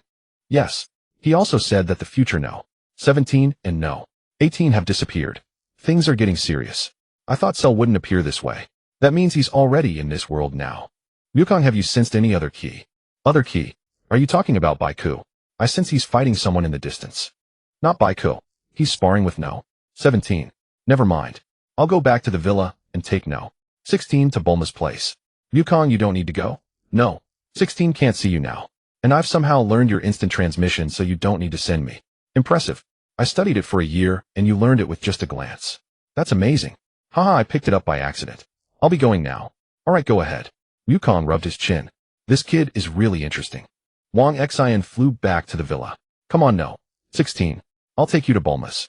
Hold my hand. Wang Xin sensed Vegeta's key and teleported with No. She's in the lab with her father. I'll take you there. Vegeta led Wang Xin and the other two to the laboratory. Bulma, this is No. 16. I'll leave him to you and your father. Don't worry, we'll figure it out. Wang Xin and Vegeta returned to the living room. Hello, Mr. Wang Xin. My father has told me about you. Have you told Vegeta that you are his father? Yes. Since this world's me has already been born, I'm not afraid of the future me disappearing. I see. Wukong said that the No. 17 and No. 18 in your world have disappeared, is that right? Yes. Not only did they disappear, but when I returned I found the wreckage of another time machine in this world. Wang Xin was about to speak when all three of them looked out the window. Is that Wukong's key? He's fighting someone. The opponent's key is incredibly strong, and it feels familiar somehow. Let's go check it out. I can't let Kakarot enjoy the fight alone. Hold on to my shoulders. I've learned Wukong's instant transmission too. You bastard. I was wondering why you suddenly appeared earlier. The two placed their hands on Wang Xion's shoulders, and he used instant transmission appearing on the battlefield. Damn, this is perfect, Cell. How is this possible? Wukong, looking a bit battered, retreated to the three of them, while Cell's ki showed no sign of weakening. Are you okay, Wukong? Wang Xian stepped forward. I'm fine. This guy is very strong. He says his name is Cell, and he's from the future. The future? Impossible. There was no such person in the future. Trunks exclaimed in surprise beside Vegeta. Stay calm. Is this how you behave as my son Vegeta? Sorry, father. Have you finished your chat? Cell spoke slowly, looking at the four of them. Allow me to introduce myself. I am Cell from the future you just mentioned. I was created by Dr. Guy Luo as the ultimate android. I possess the cells of all of you. I appeared here thanks to a time machine built by an Earth woman. You're lying. My mother only built one time machine. Who are you really? What is your purpose? I'm not lying. When I first used that machine to travel to another world, I saw you. Your Trunks right. In your world, I successfully absorbed No. 17 and No. 18 and became this perfect form. When I tried to return to my own world, I ended up here by accident, and now the machine can no longer be activated. Did you ever encounter me in your world? Wang Xin looked at Cell. No. In my world, you did not exist. So what do you plan to do in this world now? This world is quite interesting. I intend to hold a tournament you're all familiar with, the World Martial Arts Tournament. If you can defeat me, I won't destroy this world. Let's call it the Cell Games. Don't be ridiculous. Vegeta turned Super Saiyan and charged at Cell. Vegeta, you can't beat him now. Come back. Wukong shouted at Vegeta. As expected, Vegeta was sent flying back after a few blows. You are no match for me now. Very well, I'll give you time to train, otherwise it would be boring. Cell raised one finger. I'll give you 1 month. I'll wait for you here. Fine, but you must promise not to harm any other Earthlings. Agreed. Go now. I need to build the arena. Wang Xin and Wukong exchanged glances, nodded, and teleported Trunks and Vegeta back to the Tianshan Temple, where they saw Din restoring Baiku's strength. Din restore Wukong's strength too. Din nodded. Baiku walked over. I sensed your battle. That man is too strong. I wouldn't have been of much help, so I waited here for your return. Yes, he is indeed very strong. Wang Xin relayed what Cell had said to Baiku. There's such a thing. Let's go to the Spirit Time Chamber. What is that? Vegeta asked Baiku curiously. A day inside the Spirit Time Chamber is equivalent to a year outside. We can train there. There's a place like that. Kakarot, why didn't you tell me earlier? Because a person can only enter that room twice in a lifetime, and each time only for 1 day. Baiku looked at Wukong with some surprise, but said nothing. Wang Xin was also puzzled. Wasn't this rule retconned in the later series? Wukong continued, I'll go back and bring Gohan. Vegeta, you and Trunks go in first. After you come out, Gohan, and I will go in. Then Baiku and finally Wang Xin. Any objections? No, I'm fine with that. It works out perfectly. While you're all training, I'll go home and rest. I've got to know. 18 waiting for me. By the way, Baiku, where did No. 17 go? No. 17 left after our spar. He said he was looking for a new goal. I see. Then I'll head back. Let's go, Wukong. Wukong teleported with Wang Xin to his home, and Wang Xin flew back to his villa. Wang Xin returned to the villa. You're back. What are you so excited that I'm back? What are you saying? No, I'm not. Then why are you staying here with me? It's all because you're a scoundrel. No. 18's cheeks flushed slightly. So does that mean I can call you my dear now? Absolutely not. I haven't agreed to be with you yet. Haha, then we'll talk about it later. Wang Xin sat beside No. 18 and took her hand. She struggled slightly, but couldn't break free. I want to tell you something. Go ahead, but can you let go of my hand? No. I want to say that a very powerful enemy has appeared. In a few days I'll go to the Celestial Temple to train, and I might be back a bit late. Do you need my help? My strength isn't much weaker than No. 17's. No need. Since you've chosen to stay by my side, of course I'll protect you. You're so cheesy, but you must be careful. I don't want a handsome guy like you to disappear from my world. No. 18 made a funny face. Hee, you're already worried about me. Don't worry, I'll be fine. Wang Xin patted No. 18's hair. After I go to train in a few days, you have to wait for me at home obediently. Come with me. Where to? Wang Xin took No. 18's hand and led her to the bedroom. What are you going to do? I haven't agreed to anything yet. What's going on in that little head of yours? Wang Xin opened the cabinet. The money is all here. If you're bored, go shopping with Chi-Chi. Later I'll take you to Wukong's place to meet them. Got it. Wang Xin closed the door and lifted No. 18 onto the bed. Be my girlfriend. I'll treat you well for the rest of my life. You? Put your hands down first. Oh, sorry. Accident. Wang Xin removed his hands from her chest. If you did that on purpose. As for being your girlfriend, it depends on your behavior. I don't want to wait. I want to know the answer now. Wang Xin leaned his face close to hers. No. 18 looked at his handsome face, her cheeks blushing like a ripe apple. Fine. I agree. Wang Xin slowly brought his lips to hers. No. 18 shyly closed her eyes, and they kissed on the bed. Don't touch me. Wang Xin, you jerk. Alright, stop. Let's go to Wukong's place. No. 18 broke free from Wang Xion's embrace, straightened her clothes, her cheeks flushed as if they would bleed. Fine, let's go. Wang Xian took her small hand, and they flew to Wukong's home. After Wang Xian introduced No. 18 to everyone, Gohan returned to his room to study. Chi-Chi took No. 18 to the kitchen, leaving Wang Xian and Wukong in the living room. Isn't No. 18 an android? How did she become your girlfriend? Wukong whispered to Wang Xian. Of course she was moved by my handsomeness. You're so thick-skinned. Let's get down to business, Wukong. Do you think you can handle Cell? To be honest, even though I've improved a lot during our 3 years of training, I'm still not very confident against Cell even with a year in the hyperbolic time chamber. Really? She agreed. Didn't you see Gohan studying hard? As long as he keeps up with his studies, it's fine. That's great. Chi-Chi is quite reasonable. I still have to thank you for the money you gave me. And your girlfriend is pretty good too, and strong. Haha, of course. Look who she's with. You're such a character. You should train hard too, or it'll be embarrassing if you can't even beat your girlfriend. TCH as if you could beat Chi-Chi, even if you dared to fight her. True, huh? Wukong scratched his head awkwardly. You two stop chatting. Time to eat. Chi-Chi's voice came from the kitchen. No.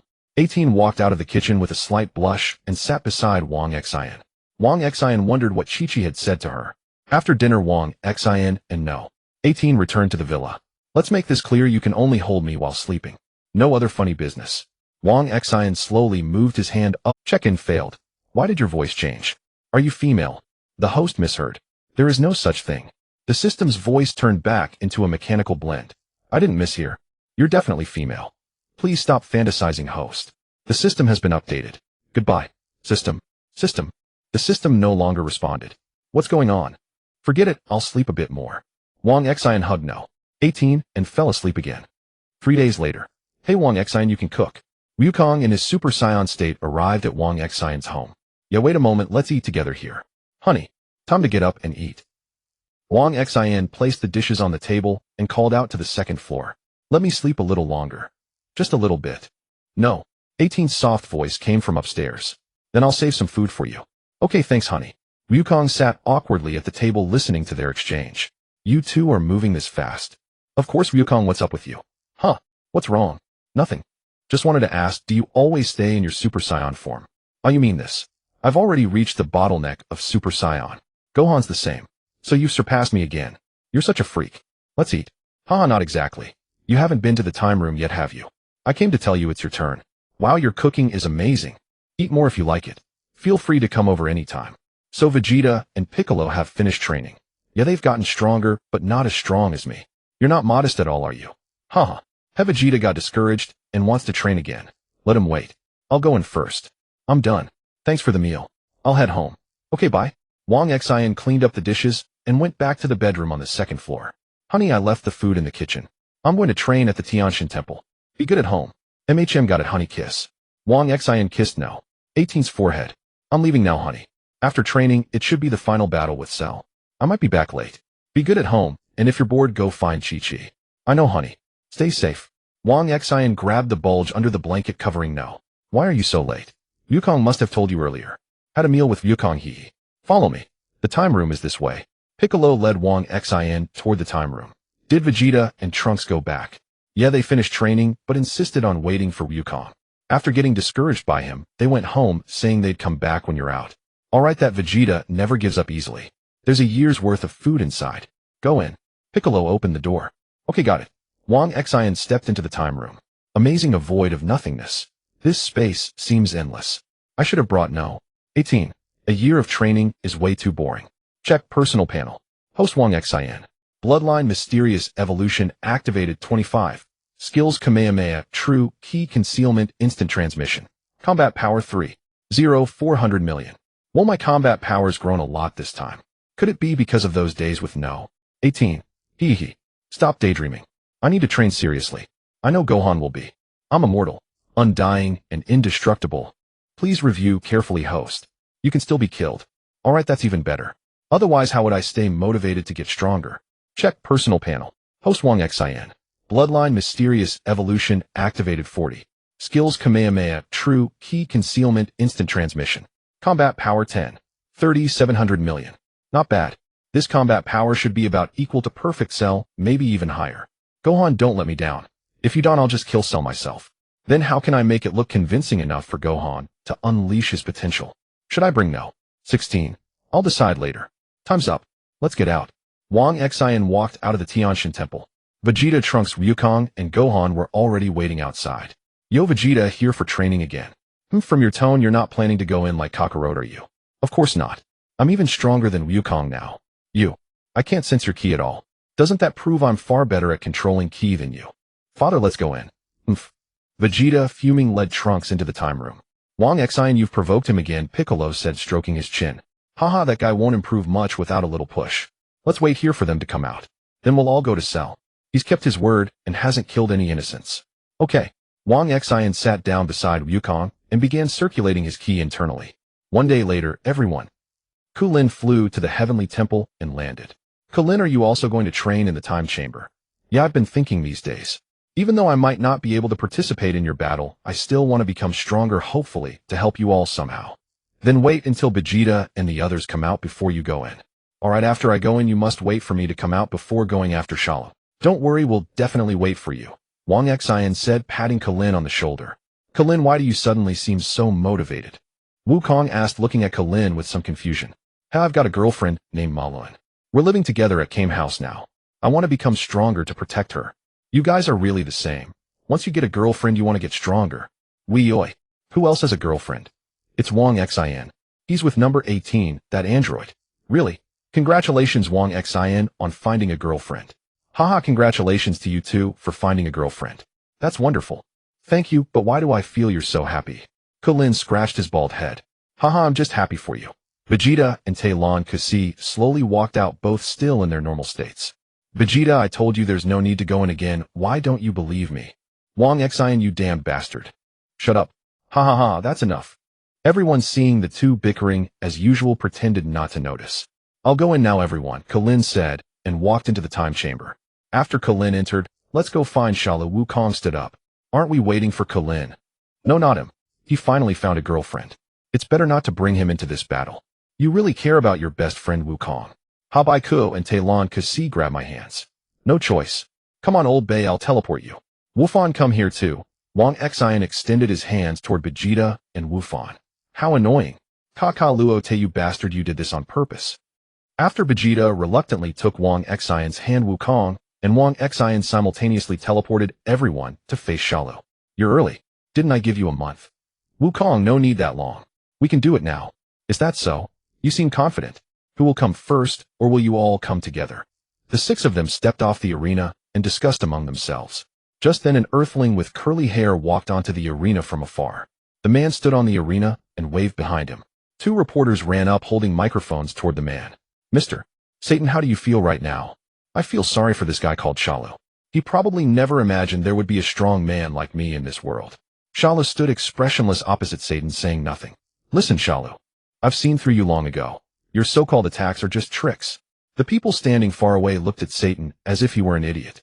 This guy probably isn't afraid of death. Only Wang Xian stood there holding back his inner laughter. Truly worthy of you, Wukong's in-laws. Shallow turned his head to look at Wang Xian and the others. Have you decided, Oi? Alright, I'll go first. Wang Xian stepped forward. Humph. Shallow lightly burst his chi around him, blowing Satan and the reporters far away. Wukong flew over to catch them. Go quickly, this is no place for you. Satan and the reporters ran away without looking back. Wang Xian walked to face Shallow. Come on. As Shallow spoke, Wang Xian quickly rushed forward and threw a punch. Shallow dodged sideways. Both kicked each other's face at the same time. Wang Xian kicked Shallow again, but it passed through his body. After image fist. Shallow appeared from behind and struck at Wang Xian, but also hit an after image. Shallow turned around and fought with Wang Xian, who had appeared behind him. Watch carefully how they fight, Wufan. Wukong placed his hand on Wufan's shoulder. I understand, Dad. Destructo Disc. Shallow formed a Destructo Disc and threw it at Wang Xian. Wang Xian instantly created one as well, canceling it out. Shallow then used everyone's signature moves one by one, and Wang Xian countered each with the same. After exchanging a Kamehameha, the two stood on the arena staring at each other. Why isn't there a person like you in my world? How interesting. It seems you are stronger than all of them. Is that so? That's my honor. But don't hold back anymore. If you don't go all out, you might die. Wang Xian's aura surged. Is this all you've got? I'm a bit disappointed. Disappointed? Wang Xian glanced at Shallow with some surprise. This is almost my full power. He must be bluffing. Shallow said nothing, and his aura rose to match Wang Xian's.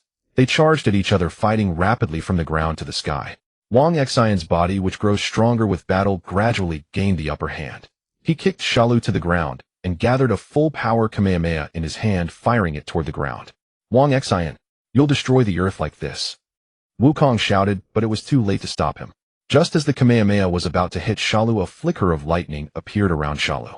He gathered a Kamehameha in his hand and fired it back. Xiaolu's Kamehameha was stronger than Wang Xian's. As the two beams were about to hit Wang Xian, he instantly teleported beside Xiaolu and kicked out. But Xiaolu caught his leg and threw Wang Xian out of the arena. Impossible. Xiaolu's power is even higher than Wang Xian's. Vegeta Baiku and Talon Kusi looked at Wang Xian flying out in great surprise. Wang Xian steadied himself in midair and looked at Xiaolu. That moment. Was that lightning Xiaolu? Has he reached the level of Super Saiyan 2? Wang Xian flew back to the arena. It seems your disappointment wasn't bluffing. I told you came too early. But you have no chance now. You can't beat me. Who's next? I haven't been eliminated yet. Wang Xian unleashed his full power, finally pushing his battle power to the limit of 1 billion. Xiaolu smirked disdainfully. Stubborn fool. His body erupted with power, lightning flickering all around. They clashed again, but this time Wang Xian gained no advantage. All his attacks were neutralized by Xiaolu, while Xiaolu's punches landed heavily on Wang Xian's face. Don't hit my face, you bastard. Wang Xian burst his chi to break free from Xiaolu and gathered a Kamehameha in midair. It's useless. Don't waste your effort, Xiaolu said, looking at Wang Xian, also gathering a Kamehameha. Wang Xian suddenly vanished, appearing instantly beside Xiaolu, and the Kamehameha struck Xiaolu squarely, blasting off his body from the head down. Wang Xian knew Xiaolu had Baiku's regeneration ability, so he fired a ki blast at Xiaolu's head. But Xiaolu's remaining head gave a sinister smile and instantly disappeared. Sensing the ki behind him, Wang Xian whipped around only to find a fully restored Xiaolu behind him, who kicked Wang Xian away and followed up with 2 ki blasts that exploded on Wang Xian. Wang Xian coughed up blood profusely. Wukong rushed over and caught him, feeding him a Senzu Bean. Wang Xian stood up again, but he was already eliminated. Your little tricks are useless in the face of absolute power, said Xiaolu, standing on the arena looking at the crowd. Who's next? Sorry everyone, I'm no match for him, Wang Xian said with a hint of apology as he glanced at the others. It's okay, he's just too ridiculously strong, said Bike, glancing at the silent Vegeta and telling Kizi. Let me try, I might have a chance. Wukong jumped onto the arena and looked back at Wufan. Dad, why do you go up even though you know you can't win? Wufan watched the arena worriedly. Wukong unleashed all his power at Super Saiyan full power and charged at Xiaolu, his body crackling with lightning. This guy really was hiding his strength. Already about to reach Super Saiyan 2. But even so, he's still no match for Xiaolu. I can only rely on Wufan. Wang Xian stared at the battlefield when suddenly the system's voice rang in his mind. Ding, sensing a great change in the world, the system is updating. Ding. Congratulations, host. You have obtained the sign-in God system. Personal panel updated. Please start your first system sign-in. The system's voice turned back into the cool female voice. So this is the real you. You really are a girl. Please sign in quickly, host, and don't think about irrelevant things. Sign in, sign in. First sign-in successful. Congratulations, host, you have obtained the Inside Eye, and your physique is unlocked by 5. View personal panel. Host Wang Xian. Physique Bloodline Conversion Mysterious Evolution activated 45. Skills Kamehameha Ki Concealment Instant Transmission Inside I can view all living units whose combat power does not exceed the host's by 3 Kesh. Protagonist Halo Chosen 1. Combat power 0. 15 Kesh. Full power 0. 15 Kesh. Looks so weak, but I feel stronger. Let's check their combat power. But am I also a protagonist? Is this world real? Wang Xian shifted his gaze to the battlefield. Name Kakaluot Sun Wukong. Physique God Saiyan Evolution activated 5. Skills Kamehameha Instant Transmission Heaven Piercing Fist can evolve into Dragon Fist. Kaio-ken up to 20 times. Super Saiyan Transformation greatly increases combat power. Evolves with physique activation. Pure Heart immune to mental attacks. Protagonist Halo Child of the World. Combat power 0. 11 Kesh. Full power. This a. So this is the real protagonist. At least his combat power is lower than mine. Huh. Name Xiaolu. Physique Advanced Android activated 90. Skills Kamehameha Instant Transmission Bikes Replicated Cells Saiyan Replicated Cells Super Saiyan Transformation Fake. Combat power 0. 13 Kesh. Full power. That's settled. But didn't he claim to be the ultimate android? Turns out he was bluffing. Let me check Wufan. Name Sun Wufan. Physique Mysterious Saiyan Bloodline activated 40. Skills Masenko Kamehameha Super Saiyan Transformation Anger Growth. Combat Power 0. 14 Kesh Full Power. This kid is hiding his talent. He's better at hiding than Wukong. It seems he can already turn into Super Saiyan too. Maybe Wukong already knew. Wang Xin looked at Wukong and Shalu in the sky. Their battle was nearing its end and the arena was already shattered. Wukong jumped to Wang Xin's side. Sorry everyone, I'm completely no match for him. Wukong ate a Senzu Bean and tossed one to Shalu. Wufan, and I might be able to win. Wufan nodded. Don't joke, Wukong. He can't beat Shalu. He's just a child. Bike shouted at Wukong anxiously. Trust him, Bike. If someone has to fight, I'll do it. I won't let Wufan die. Wang Xin walked over to Bike. Trust him. Wufan is no weaker than Wukong. Seeing Wukong and Wang Xin say this, Bike no longer argued and walked to Wufan. Uncle Bike, trust me. Wufan, if you can't win, run away immediately. I'll try my best to stop Shalu. Got it, Uncle Bike. Don't worry. Wufan walked up to Shalu. This little brat. Shalu said disdainfully, he can. Before he finished, Wufan transformed into Super Saiyan 2, lightning crackling around his body and punched Shalu in the stomach. Shalu was knocked back repeatedly. This is Wufan. Bike broke out in a cold sweat, and telling Kizi was also stunned speechless. Only Wukong and Vegeta seemed to have expected it. Moi. What about this Vegeta? Let me check him. Name Vegeta. Physique God Saiyan Evolution activated 5. Skills Gallic Gun Final Flash Super Saiyan Transformation Prince's Pride never yields, immune to mental attacks, Eternal Second never weaker than his lifelong rival Kakaluot. Combat Power 0. 11 Kesh Full Power. System, are you there? Yes, host. I want to report. There's an actor. After transforming into Super Saiyan 2, Gohan seemed like a different person, standing still and staring coldly at Cell. You little brat. Don't get too cocky. Cell roared and began to erupt with power, lightning crackling around him as his energy surged into the sky. How about this, kid? This is my full power. So what? Cell instantly appeared before Gohan and landed a heavy punch on his face, but Gohan's head only tilted slightly. So fast. Cell's power and speed have increased dramatically. Piccolo and Trunks marveled from the sidelines while Wang Xin, Goku, and Vegeta watched the battle in silence, saying nothing. Huh. Cell looked at Gohan's unharmed face and prepared to strike again. Gohan instantly threw a punch, hitting Cell in the stomach. Blood trickled from Cell's mouth as he staggered back, but before he could attack again, Gohan kicked him away. Impossible. Cell stared at Gohan in disbelief. How can a brat like you? Cell lost his mind and charged at Gohan, clashing with him once more. Don't look down on me. Cell kicked out, but Gohan caught it with one hand and sent him flying several meters with a kick. Still haven't realized it. You can't beat me. Impossible. I am the ultimate android. How could I be defeated by scum like you? Cell's body began to swell. I'll take you all down with me. Wang Xin instantly appeared before Cell. Is that so? He unleashed a Kamehameha, reducing Cell's body to dust without leaving a single cell behind. Impressive, Gohan. Wang Xin said, reaching out to pat Gohan's shoulder. But Gohan pushed his hand away. Who asked you to interfere? Gohan's gaze was icy cold. What's going on, system? Gohan has transformed into Super Saiyan 2 for the first time and is being overwhelmed by the desire to kill. Host, be careful. What should I do? Knock him out. Goku and Piccolo landed beside Gohan. Gohan, don't be rude to Uncle Wang Xin. It's his fault for meddling. Gohan rushed at Wang Xin. Wang Xin clashed with him, and Goku also transformed into a Super Saiyan to help. Wang Xin seized the opportunity to appear behind Gohan and knocked him out with a palm strike. Piccolo caught Gohan as he was about to fall. Sorry, Wang Xin, I didn't expect this from him, Goku said apologetically. It's okay. It's probably because it's his first time in this state. He's still just a kid. Don't blame him, Goku. Yeah, let's head back. They flew toward Vegeta and Trunks. Hey, Vegeta, want to come to Mount Paozu with us? Wang Xin approached Vegeta. I need to take Trunks back to see Bulma first. He just said he wanted to go home. Come over later then. We'll be waiting at the villa. Okay. Vegeta nodded and flew off with Trunks. Let's go too. Gohan should be fine when he wakes up. Piccolo, are you coming? I'll join you. It's been a while since I tasted Wang Xin's cooking. Piccolo carried Gohan and flew back to the villa with Goku and Wang Xin. Goku pointed at Piccolo. Well, isn't his strength still honed by you? Alright, that's not important. What matters now is how to make Gohan suppress the killing intent after transformation. Let Chi-Chi handle it. When he wakes up, I'll have her teach him a lesson. Tell Chi-Chi not to go too far. Don't scare him into not wanting to transform. Haha, Chi-Chi isn't that scary, don't worry. Want some drinks? We haven't had a drink together in a long time. Let's do it. Piccolo put Gohan on the sofa. We haven't had a drink since the 3 years of training.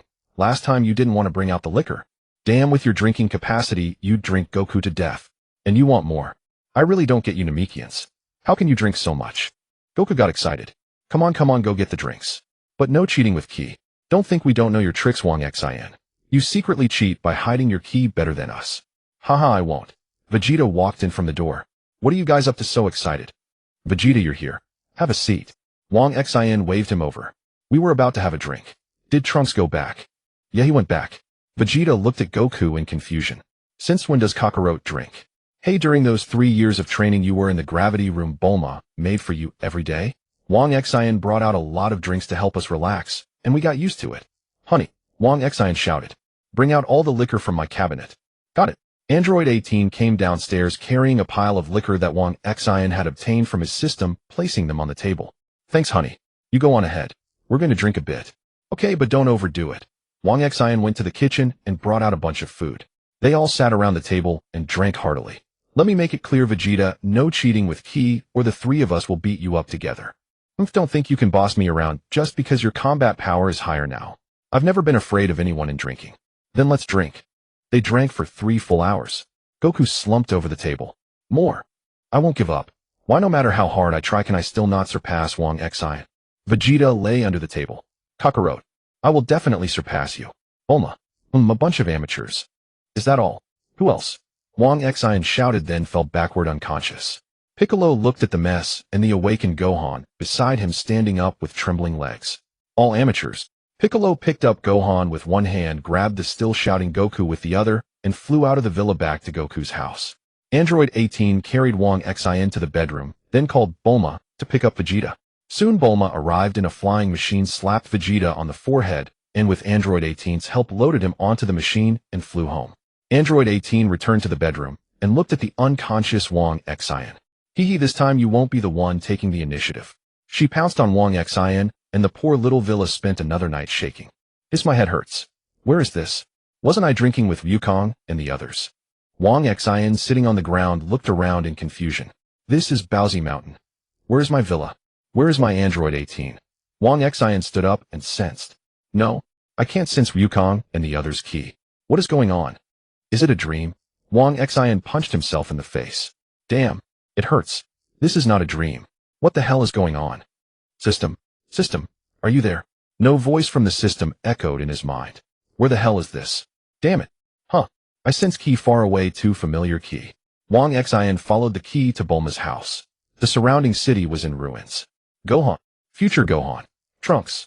Wang Xin landed in the yard and looked at the 2 people at the door. Huh. Do you know us? You don't look like an android. I am Wang Xin. Gohan, don't you recognize me? I don't know you. How do you know us? I am from. Boom. Before Wang Xin could explain, a violent explosion occurred in the distant city.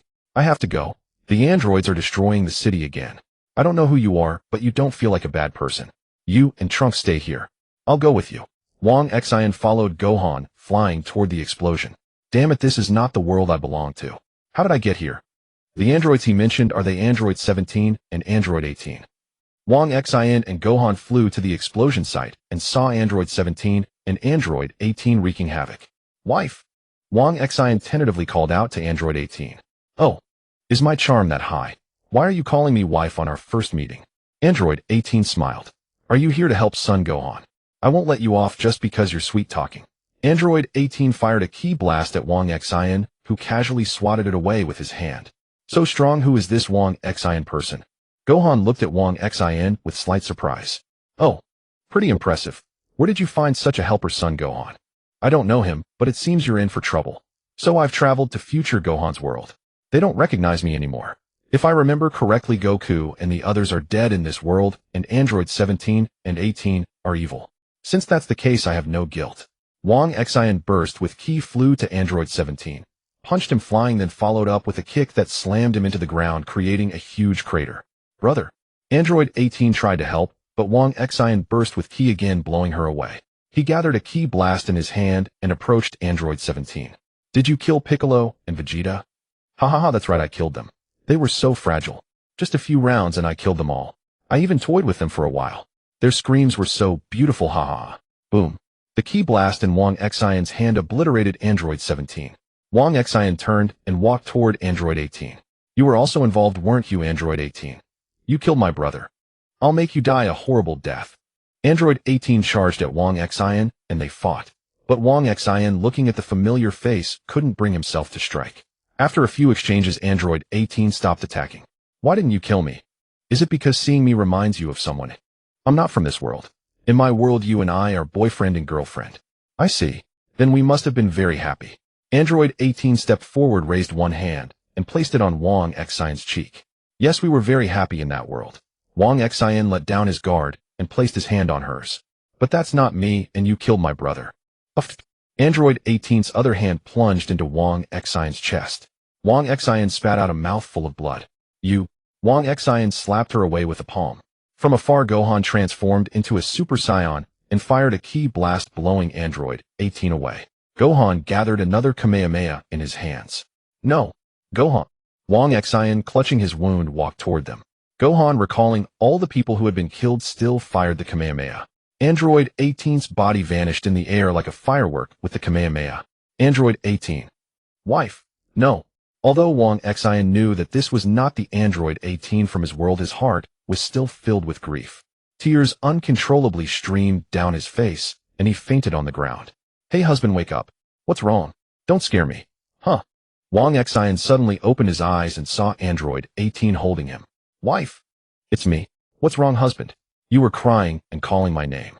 Wang Xian tightly hugged Android 18. It was a dream, it was a dream. I thought I'd never see you again. It's okay, I'm here, husband. Android 18 comforted Wang Xian. I'll cook for you. I've learned a lot from Chi-Chi. You rest a bit more. You probably drank too much. Okay, thank you, wife. Wang Xian watched Android 18's back as he wiped away his tears. System, are you there? I'm here, host. That whole thing just now was definitely not a dream. Did you cause it? Please don't overthink, host. The system didn't want to see your private life with Android 18, so it automatically shut down at night. Is that so? Sorry, I was overthinking. Check personal panel. Host Wang Xian. Constitution Mysterious Evolution, 50 activated. Skills Kamehameha, Key Concealment, Instant Transmission, Eye of Insight, Protagonist Halo. Combat Power 0. 31 Ku Sure Full Power. Why is it only 5? The system will check for you. Detected abnormal brainwaves from the host. Constitution automatically upgraded. Now restored to normal. Is that so? I feel a bit strange. I hope the host adjusts his mindset. The system will never do anything to harm the host. I understand. Thank you. Wang Xian walked downstairs, saw Android 18 cooking in the kitchen, and hugged her from behind. I won't let you get hurt again. What are you saying, husband? You're a bit strange today. Come eat. Okay. After finishing their meal, Wang Xian and Android 18 returned to the bedroom and activated the villa's vibration mode. 7 years later, at Wang Xian's villa. System check-in. Ding, check-in successful. Congratulations, host, on remembering that you still have a system. My apologies, my apologies. I've been too busy training with Wukong every day, so could you please issue the rewards? Check-in successful. Congratulations, host, on receiving 30 Constitution activation, 3 billion Sony coins, various daily necessities, and 50 Senzu Beans. I'm already used to my misfortune. Display personal stats. Host Wang Xian. Constitution Mysterious Evolution activated 80. Skills Kamehameha, Key Concealment, Instant Transmission, Insight, Eye, Protagonist Halo. Combat Power 1. 87 Keishi Full Power. Sigh, only this much. In these 7 years, aside from the first 2 years when I could bully Wukong, for the next 5, he's been thrashing me. We're both protagonists, why is he so fierce? But now I should be able to beat him, right? Woe, speak of Wukong, and he appears. Yo, Wukong, aren't you? Today, no. 18 went to see Chi-Chi. It's fine if we two have a drink. Come on, come on. Ever since we drank ourselves unconscious 7 years ago, we've had to sneak any alcohol. Wang Xian walked to the cabinet, pulled out a pile of bottles, and secretly used Insight Eye to check Wukong's data. Name Kakaluo Wukong. Constitution Divine Saiyan Evolution activated 40. Skills Kamehameha, Instant Transmission, Dragon Fist, Explosion, Kaio-ken, Pure Heart, Super Saiyan Transformation, Protagonist Halo. Combat Power 1. 85 Keishi Full Power. Monster. I seriously suspect he has a system too. Come on, drink up. No. 18 and Chi-Chi should be heading to Bulma's place. When those 3 get together, they don't come home for days. Tonight, let's really drink our fill. Wang Xian set the bottles on the table and brought out a pile of snacks. Over these 7 years, Wukong had grown used to Wang Xian's ability to produce things out of thin air. He even wanted to learn it, but Wang Xian told him it was a talent impossible to master, which made Wukong sulk for a while. Yo, old Vegeta, why so idle today? Not training. Wang Xian and Wukong, drinks in hand, looked at Vegeta, standing in the doorway. Training? With both your wives at my place with Bulma, how could I train? Vegeta sat down across from them, poured himself a glass of baijiu, and seamlessly joined the drinking session. Don't you lecture me. Look at Wukong and me. We train during the day and find a chance to drink at night. It's great. I've invited you, but you never come. TCH, you two have no ambition. What about Gohan? He hasn't slacked off on training just because he's in high school, has he? No, Wukong said, pouring himself another drink. I keep a close eye on Gohan. He's already mastered Super Saiyan 2. What about you, Vegeta? You've been quiet these 7 years. If you'll have a chance to see the power I've cultivated these 7 years. Let's drink first. Bulma doesn't let me drink at home either. I'll check now. Inside I. Name Vegeta. Who can't? Come on, let's go fight outside. It's you who can't. Bring it on. You two are too much. Even after 7 years, you can't break the habit of arguing. We finally have a chance to drink, so let's just drink. Later I'll spar with you both. You're the one who loves fighting the most. Wang Xian and Vegeta said in unison. But maybe we should call Bike. Call him. Hell no. Every time we do, he walks out standing while the three of us lie there motionless. Exactly. The worst part is he helps us remember. Ha ha ha. Wang Xian burst out laughing. Old Vegeta, I never figured you for a closet romantic. Once you're drunk, you're all cockaloot and Bulma. I'm starting to wonder if you like Wukong more than Bulma. Go to hell. Come out and fight me one-on-one. No way. Ha ha ha. You're just... Let's go. We've had enough to drink. Let's practice outside. Wukong stood up and walked toward the door. Vegeta and Wang Xian followed. Wukong and Vegeta both transformed into Super Saiyan 2. The three flew into the air and began a chaotic brawl. None of them held back, each strike landing with full force, all while ensuring no harm came to the earth. Amid the clash, the faint curses of Wang Xian and Vegeta could still be heard.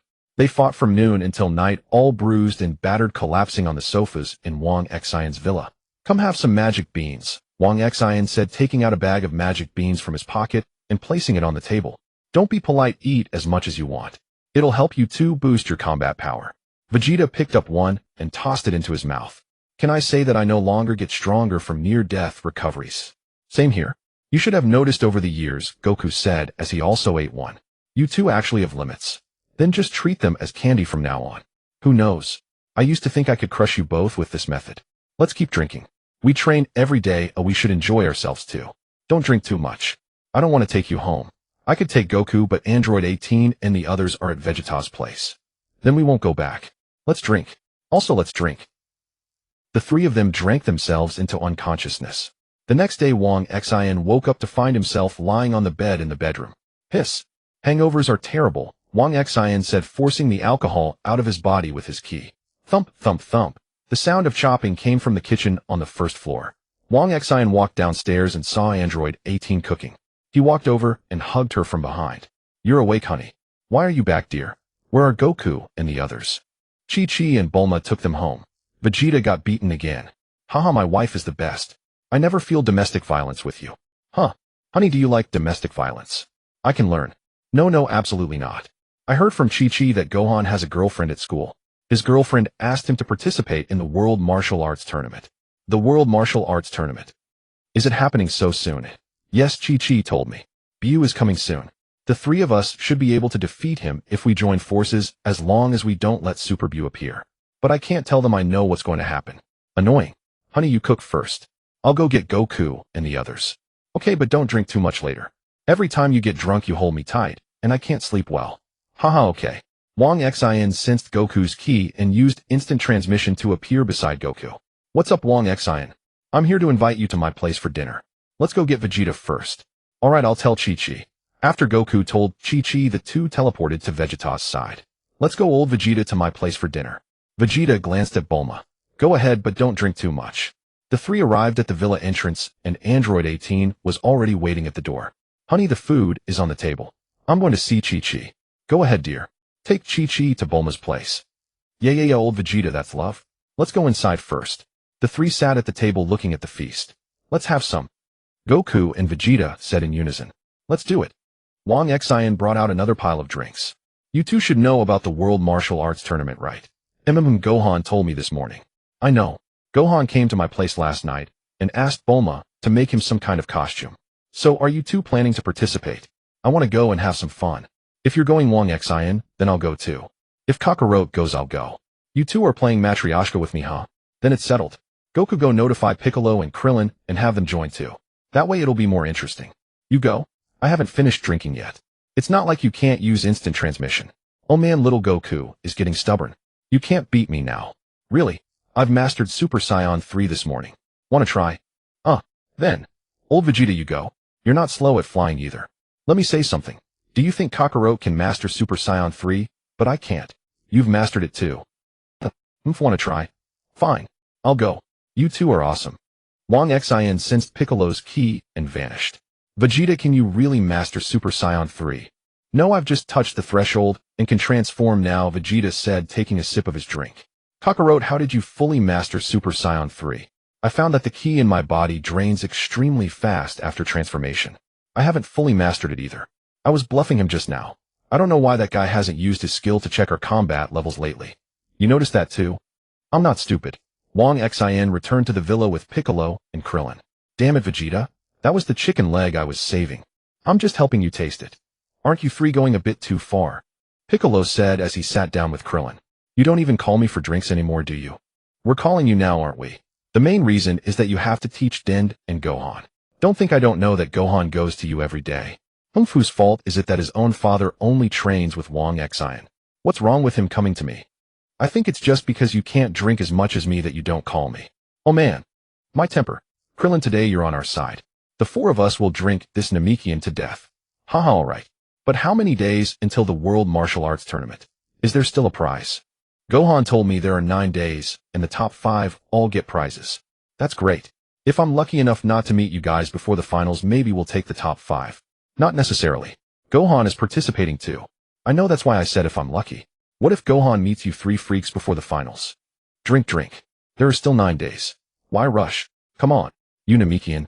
Today the 4 of us will settle the score with you. The 4 took turns drinking with Piccolo all afternoon. In the end, Piccolo still had to take Goku and the others back to their own homes, while the unconscious Wang Xian was thrown onto the second-floor bed by Piccolo. 9 days later at the Tianxia Dai Wudao Arena. Why did you bring this little guy? Wang Xian asked, holding Android 18's hand, looking at Wukong's family with little Wu Tian. Hello, Uncle. Uncle Wang Xian. Wu Tian and Wu Fan greeted Wang Xian respectively. Our little Wu Tian can also transform into a Super Saiyan now, so I brought him to play. Wang Xian stepped forward and ruffled Wu Tian's hair. Impressive, little one. Has Old Bay's family not arrived yet? Haven't seen them, but I spotted Bike and Kellen there behind. Alright, then we'll wait here for them. Once everyone's here, we'll have 18 and Chi-Chi take Bulma to the spectator stance. Hey everyone. Bulma arrived with Vegeta and little Talon Kusi, followed by Bike and Kellen's families. After exchanging pleasantries, Bulma led the group of friends and family to the stance. Let's go register too, or we'll be too late. Wu Fan, where's your girlfriend? I didn't see her. She came with her father, Mr. Sadan. I'm afraid I'll kill you. Wouldn't it be better to leave you for the finals? Yes, you're the strongest drinker too. I always thought there was something between you and Wukong. After drinking you shout Kakarot. Get lost. Preliminaries, let's go. So many people, and we have to punch that punching machine. So annoying. 137 points. That Sadan is not bad. Trash, Vegeta muttered. Don't say that, Uncle Vegeta. He is my girlfriend's father after all. Alright, let's finish the preliminaries quickly, so we can go watch Talon Kusi and the others. The group walked forward and lined up. Hey Wu Fan, Bai Li ran to Wu Fan's side. This is my girlfriend, also Mr. Sadan's daughter. I've already told her about us, so no need to worry about slipping up. Wu Fan introduced Bai Li to everyone, and then she took the group to cut in line. So convenient, we can finish first. Be careful with your strength, don't score too high. Let's have a competition who can score the lowest while still surpassing Sadan. Everyone took turns hitting the machine, and the scores were as follows: Wang Xian 140, Wukong 151, Wu Fan 160, Bai Li 139, Ku Lin 170, Bai Ku 157. Vegeta found it boring and blew up the punching machine. After the preliminaries, everyone went to the miners' arena to watch the children fight on stage. Wang Xian, aren't you jealous? My child with Kakarot can already participate in the tournament, and you still don't have a child. I'm not jealous. You'll never understand the joy of being childless. Old Bay, guess which of our children will win? Of course it's Talon Kusi. Do you even need to ask? Let's watch the match first. It's Wu Tian and Talon Kusi's turn. The referee shouted on the stage. Next up for the final match, the 8-year-old Talon Kusi versus the 7-year-old Wu Tian. Both have dominated their previous opponents spectacularly. Let's see who will claim the championship. Everyone looked at the stage. Wu Tian and Talon Kusi stood facing each other. I'm definitely winning this match, Talon Kusi said, looking at Wu Tian. Hee, I won't lose to you. They bowed slightly to each other. I'll warn you now, I won't go easy on you, Wu Tian. Yeah, me neither. Talon Kusi and Wu Tian charged at each other, their arms colliding. Both recoiled, and then rushed again, engaging in fierce combat. They were evenly matched, moving faster and faster, stunning the audience. Is this really a fight between a 7-year-old and an 8-year-old? Quick, record this. This is definitely a classic fight clip. Baiku's eyes widened, and all the recording devices in the venue exploded. Now they can fight without restraint. Wu Fan, you don't have to wear that strange outfit anymore. Thank you, Uncle Baiku, but I still think this outfit is cooler. Baiku, Wang Xin, and the others broke out in cold sweat, choosing not to respond to Wu Fan's comment. Only Bai Dili chimed in, he really is handsome. My Wu Fan is the most handsome. On the stage, Talon Kusi and Wu Tian both landed a punch on each other's cheek. They stopped attacking and stood opposite, smiling at each other. Well fought, Wu Tian. I didn't expect you to be this strong. My brother has taught me and sister Bai Dili a lot recently. Can you do this? Talon Kusi gathered a chi wave in his hands and shot it at Wu Tian. This kid will hit the audience if he releases a chi wave here, Kalin said with slight concern. It's okay, trust them. If it's too late, we'll intervene. Wang Xin patted Kalin's shoulder. Talon Kusi's chi wave flew toward Wu Tian, who quickly jumped aside to dodge. Just as the wave was about to hit the audience, Talon Kusi waved his hands, redirecting the chi wave along the stands and into the sky. How was that? Pretty cool, right? Talon Kusi looked at Wu Tian excitedly. I can do it too, though I just learned recently. Watch closely. Wu Tian placed his hands on his waist. Gui. Chi. Idiot, it's Gui Pai Chi Gong. Talon Kusi sighed, holding his forehead. Gong. With that, a small Gui Pai Chi Gong shot toward Talon Kusi. Talon Kusi tilted his head, dodging the wave, which struck the eaves of the tournament rest area behind him. Oops, hit the building. Little Wu Tian scratched his head. It seems you haven't fully mastered the essence of the chi wave. In that case, let's both stop using chi waves. How about it, Wu Tian? Wu Tian nodded. The two charged at each other again and engaged in combat. Trunks exploited a gap in Goten's attack, seizing him and hurling him into the air. Goten looked down, but did not see Trunks. Trunks appeared behind him, locking him in a tight hold. How about it, Goten? Trunks's grip began to tighten. Surrender now. I won't. Goten's face flushed red under Trunks's lock. Surrender quickly, or I'll use more force and you'll die. As Trunks's hands grew ever tighter, Goten finally could not bear it, transforming into a Super Saiyan, breaking free from Trunks's hold and landing on the arena. Trunks also landed on the ground. Oh, Goten, isn't that cheating? You can transform too. Since that's the case, so be it. Trunks exhaled a faint surge of energy, also transforming into a Super Saiyan. The spectators were utterly stunned. These two children, how have they changed appearance? It must be special effects, the illusion Mr. Satan mentioned. Who cares if it's effects as long as we enjoy the show? Well said. Both of you keep it up. Transformed into Super Saiyans, Goten and Trunks charged at each other again, locked in battle. As time passed, Goten gradually fell behind. Trunks seized the opportunity and knocked Goten out of the ring. Ha, Kakarot, it seems my son is still stronger. I know. Old Bay, are you losing to Goku now and comparing children instead? Ha. Shut up, Wang Xin. Can't you keep your mouth shut for a moment?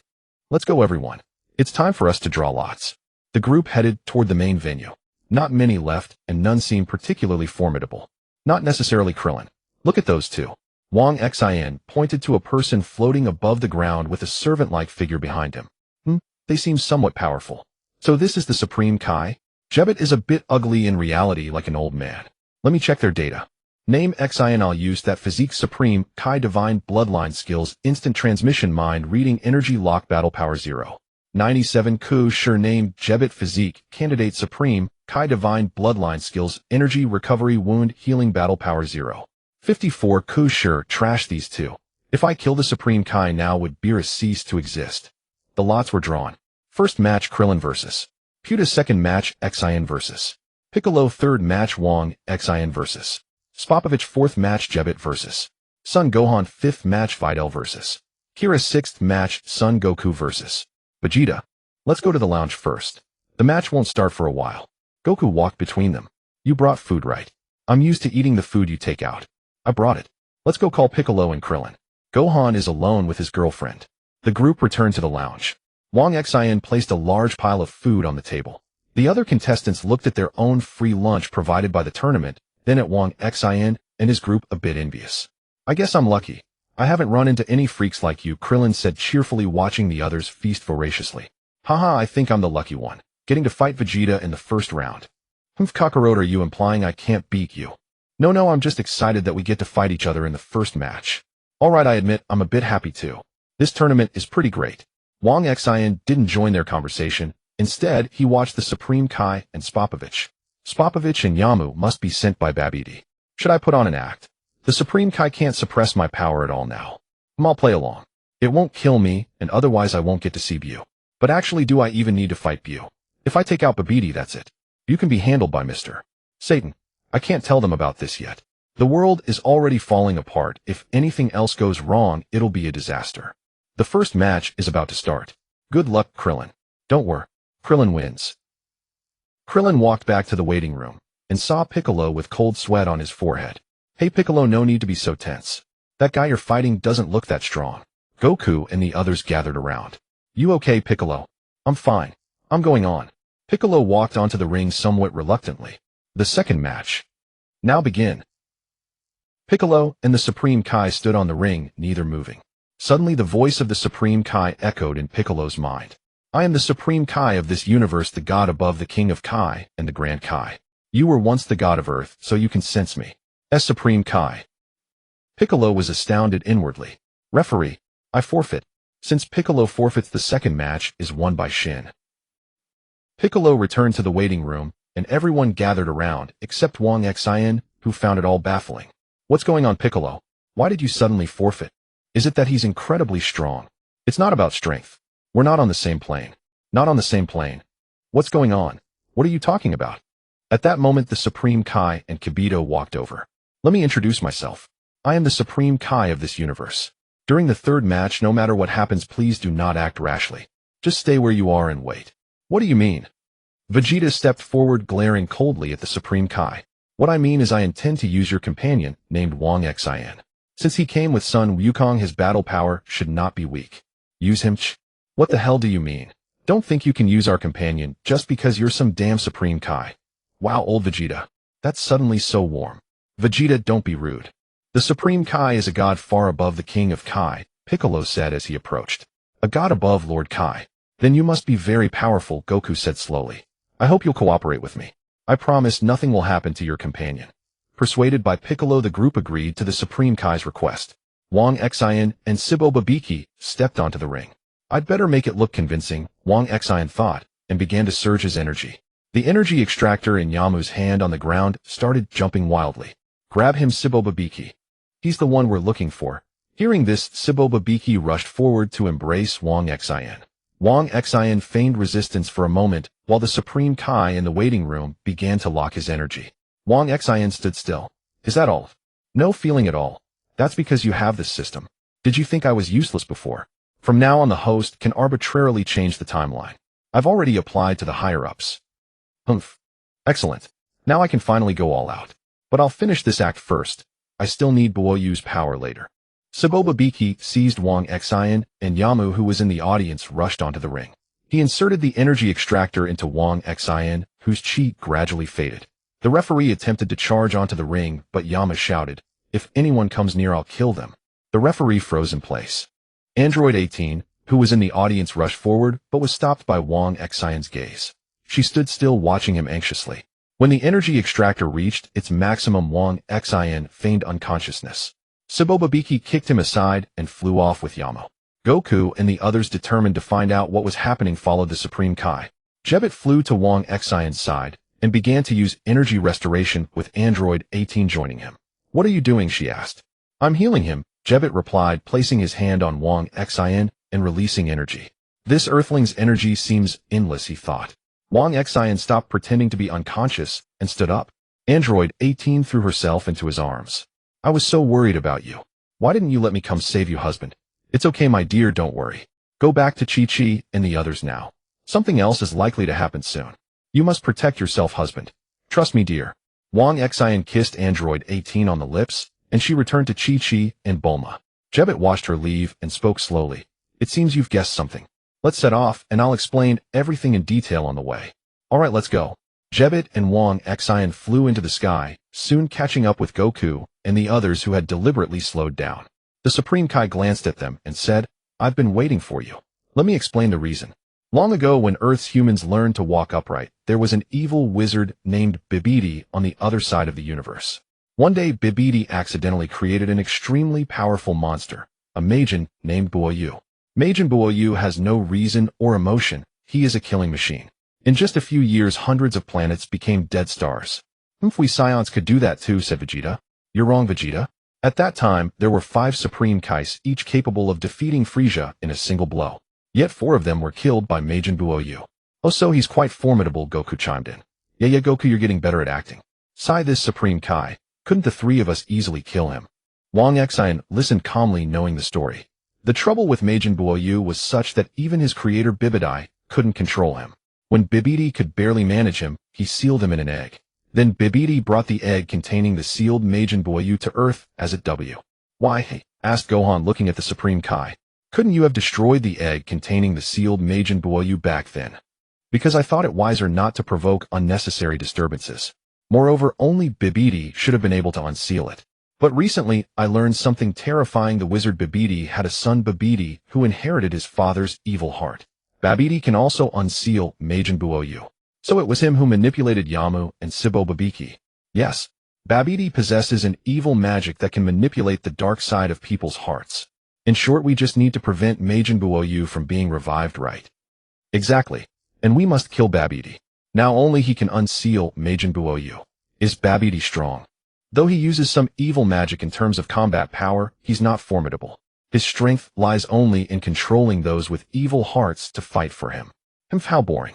After all this talk, we just need to kill Babidi, Vegeta scoffed. While what you say is true, I still pray that Babidi doesn't control any powerful figures. The group saw Sibo Babiki and Yamu land ahead, and they followed, descending to a slightly distant ground. Everyone hide your chi, or we'll be discovered, the Supreme Kai said to Goku and the others. Kira and Piccolo, you two go back. I sense some fairly strong opponents inside. Alright, we won't be a burden. Farewell. Kira and Piccolo left. The Supreme Kai led the group to look towards Sibo Babiki and Yamu. Sibo Babiki handed the energy collector to Babidi, who emerged from a house. Babidi passed the collector to someone behind him, then brutally killed Sibo Babiki and Yamu. The Supreme Kai was shocked. This is Dabura, the king of the demon realm. Has Babidi even subdued the king of the demon realm? The king of the demon realm. Is he strong? Goku asked with an innocent expression. Of course. He is the strongest being in the dark demon realm. What is the dark demon realm? Gohan turned to the Supreme Kai. On the opposite side of this world lies another world. The strongest here might be one of you, but the one who stands at the apex of the dark demon realm is undoubtedly Dabura. I need to check this king of the demon realm's data, just in case there's a problem. Name Dabura. Physique low-grade demon god bloodline. Skills petrifying saliva summon demon king's sword. Combat power 1.03 Keishi. This is too weak. I thought he'd become stronger due to the world change. Wang Xin was still silently complaining when Dabura suddenly vanished and reappeared before Gibbet, spitting at him. Vegeta and Goku struck instantly, but Dabura dodged. Wang Xin followed with a kick that sent Dabura flying, and Dabura spat blood before quickly escaping into the house. The group turned to look at Gibbet, who had already turned into stone. Gibbet! Jia Wang Xin shouted. Don't shout, Vegeta interrupted. He can only blame himself for not reacting in time. His strength is too low. Although what Vegeta said is harsh, it's true. Jia Wang Xin, you wait here. The 4 of us will go kill Dabura and Babidi. You guys fine. I'll stay here and watch over Gibbet's body. Your strength is indeed beyond my imagination. The 4 ignored Jia Wang Xin and flew into the house, only to find nothing inside except a circular step on the floor. If you are not afraid of death, stand on the step, and I will send you down. Babidi's voice came from all around. How boring. I really want to blow this lousy place up. Donald Bay, since we're here, let's go in and have some fun. The 4 stood on the step, which gradually descended and stopped in a room. Let Pui Pui play with you for a while, Babidi's voice came again. A figure appeared in the room resembling Frieza's second transformation. It sounds like there are many people waiting for us. Then who will take this first cannon fodder? Rock, paper, scissors. Rock, paper, scissors. It's a pity we can't drink now. Let's make do. Wu Fan looked at the three with a confused expression. I don't know how. You don't even know rock, paper, scissors? It's not strip rock, paper, scissors. Alright, come on. The four ignored Pui Pui beside them and started playing rock, paper, scissors. Pui Pui charged at them. Are you going too far? Get lost. The four slightly released their aura and Pui Pui was slammed into the wall by their energy. Great. I win. Vegeta raised his arm. Let me warm up first. Pui Pui stood up trembling looking at the excited Vegeta. Pui Pui, don't be afraid. I'll transport you to the planet where you were born. Babiti's voice came again and the surroundings drastically changed into a land full of rubble. Excellent. This planet has 10 times the gravity of Earth. No wonder I don't feel anything besides the change in scenery. You must be bluffing. This is 10 times the gravity. Hell, whether I'm bluffing or not, you can try. Vegeta started doing quick small jumps in place. You bastard. Pui Pui angrily charged at Vegeta. Vegeta punched through Pui Pui's body, then blasted him to pieces with a ki blast. TCH, that wasn't even a warm-up. I might as well have let you guys do it. Haha, you won't get a turn next, old bay. Oomph. Babidi watched from the lowest level as Vegeta easily killed Pui Pui. How is this possible? Dabura appeared behind Babidi. Don't worry, Lord Babidi. Pui Pui is just a low-level warrior. The next room has Kaioken. Ho ho ho indeed. Wang Xin and the others stood on a moving platform which slowly descended to the second room. Let's play rock, paper, scissors first or else someone will come out and interrupt us again. That's right. Old Bay, step aside. You're done. Uncle Vegeta, wait for now. Oomph. Nice. This time it's me. Wukong ran forward. Come out. Let me see who my opponent is. The door opened and a crawling insect covered in spikes came out. Haha, it's you, little insect. I can eat you in 2 bites. Well, you have a big appetite. Let me ask quietly, can you drink? What are you talking about? Die, little bug. Kaioken instantly appeared before Wukong and pierced through his body with a claw. So weak. Huh. Kaioken looked closely and saw Wukong's body turn into an afterimage and disappear. Yo! Wukong shouted from behind Kaioken. When Kaioken turned around, he got a hard kick from Wukong. Kaioken adjusted his stance and charged again, but Wukong instantly appeared behind him and kicked off 2 spikes on Kaioken's back. Kaioken in pain quickly retreated to the wall. Good heavens, why is this scene so familiar? The horn-breaking maniac's son, Wukong. Wang Xin looked at Wukong, who had a slightly excited expression. He hasn't awakened some strange fetish, has he? Don't worry, Kaioken. I'll change to your favorite environment now. With Babiti's voice, the surroundings changed into a pitch-black space. Excellent, now you can't see. Is that so? Wukong transformed into Super Saiyan, emitting light that illuminated the area. Now I can see you. If you fell for it.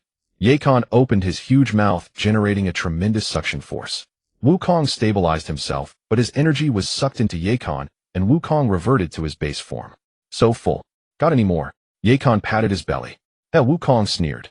You like to eat, right? Then eat your fill. Wukong transformed into Super Saiyan again, and Kaioken opened his mouth, sucking in the golden aura. Wukong roared and transformed into Super Saiyan 2, sending a massive amount of light into Kaioken's mouth. Kaioken's belly swelled rapidly until it exploded. Eat that.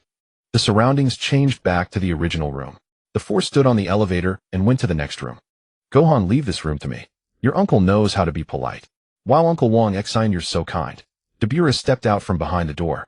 You brats are quite capable, especially that sneak attack from outside. It hurt a lot.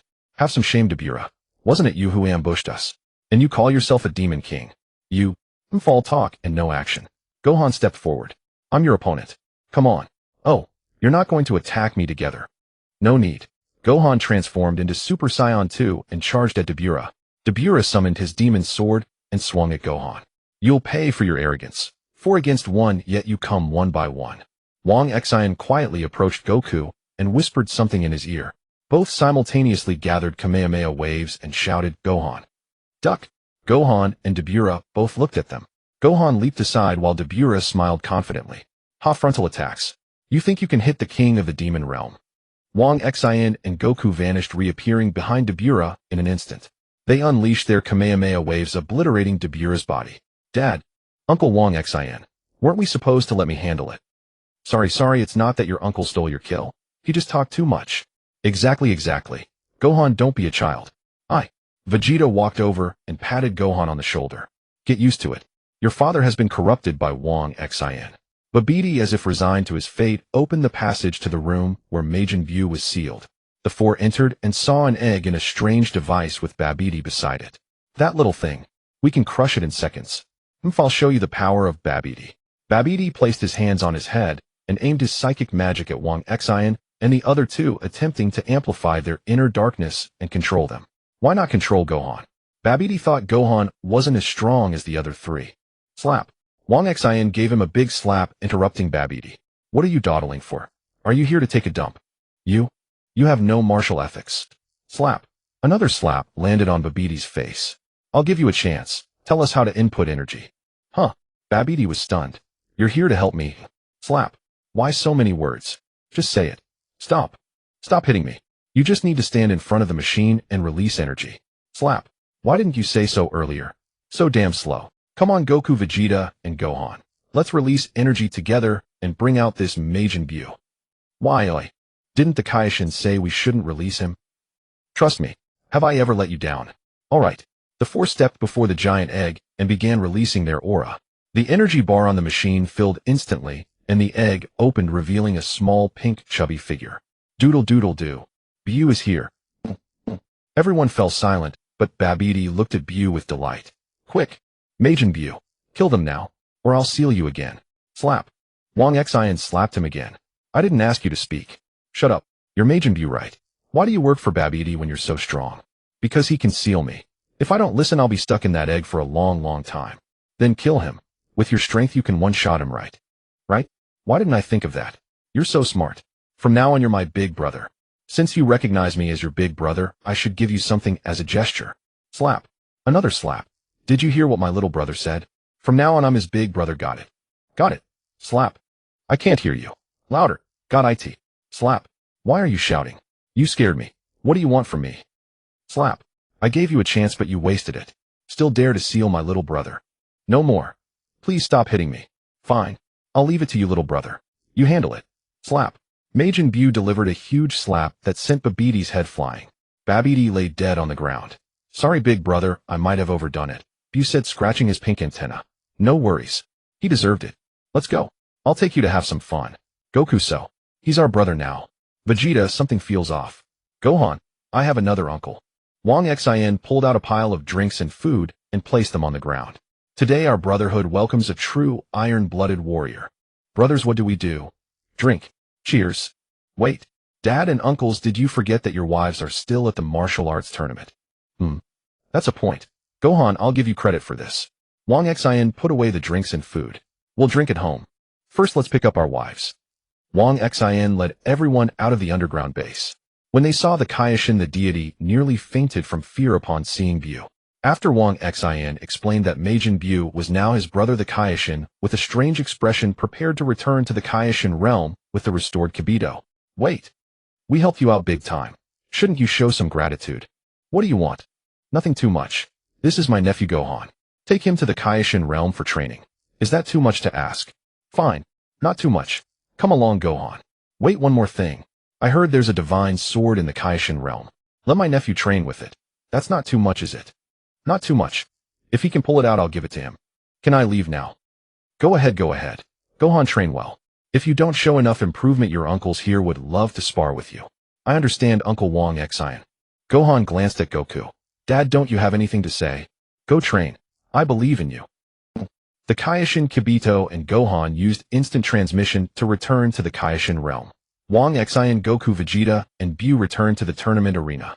After telling Android 18 and the others to go shopping, the two of them teleported back home with Vegeta and Buu. The four sat at the table. Wang Xin brought out the drinks and food again. Watch closely, Buu. Oh, this is the first lesson your big brothers are teaching you. This thing is called alcohol. It's simply a heavenly delight. Big brother, is this alcohol better than chocolate and candy? You'll know once you try it, the others said. Buu picked up a bottle of alcohol, tilted his head back, and gulped it down. Oh man, are you stupid? You're supposed to drink it slowly. Wow. It's so spicy. Buu shouted. But it feels so good. That's right, it's supposed to feel good. Come on, brothers, let's toast to having a new brother. Cheers. The four each poured themselves a full glass, raised them, clinked, and downed them in one go. Little brother Buu, Wang Xin patted Buu beside him. Do you still have the urge to kill? No, but for some reason a voice keeps appearing in my mind. My. What kind of person's voice? What did it say to you? I don't know who it is, but I can feel it telling me that I must become friends with Sa-Dan, and now I feel a great fondness for Sa-Dan in my heart. I see. Then let's finish drinking and go find him with you. What's there to drink? Let's go find Sa-Dan first. Kaka-Luote, what do you think? Vegeta suddenly spoke up. Wukong and Vegeta exchanged a glance. I think that's fine too. Why are those two drunkards so interested in this? Why is something off again? Alright, let's go. Wang Xin and Wukong respectively brought Bu-O and Vegeta to Sa-Dan's house. As soon as Bu-O saw Sa-Dan, he hugged him and wouldn't let go. Sa-Dan, as if he had known Bu-O for years, hugged him tightly. Thank you, Wukong. I know about your daughter and my son. I'm so happy to be your in-laws. Haha, really? Me too. So can you not reveal this? You are the true saviors. Of course we don't need this fame anymore. Bu-O no longer thought about going back to drink. He told Wang Xin and the other two to come visit him often at Sa-Dan's. The three had to return to the villa. Sai, it's just the three of us again. How about we practice? We can't drink like this every day. Wang Xin looked at Wukong and Vegeta, but the two had already opened several bottles of alcohol. Huh? What did you say? Nothing, sorry to bother you. Drink. The two drank Wang Xin until he was unconscious. Wukong with trembling legs supported Vegeta as they walked out of the villa. Old Bei, do you think what Bu-O said about the voice in his mind is true? Kaka-Luote, do we need to hide anything between us? The two exchanged a knowing smile. Wukong used instant transmission to send Vegeta home, then teleported to his own house. Number 18 returned to the villa and saw the mess on the floor.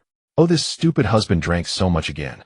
Should I tell him that there's a voice in my mind that keeps telling me he is my true love?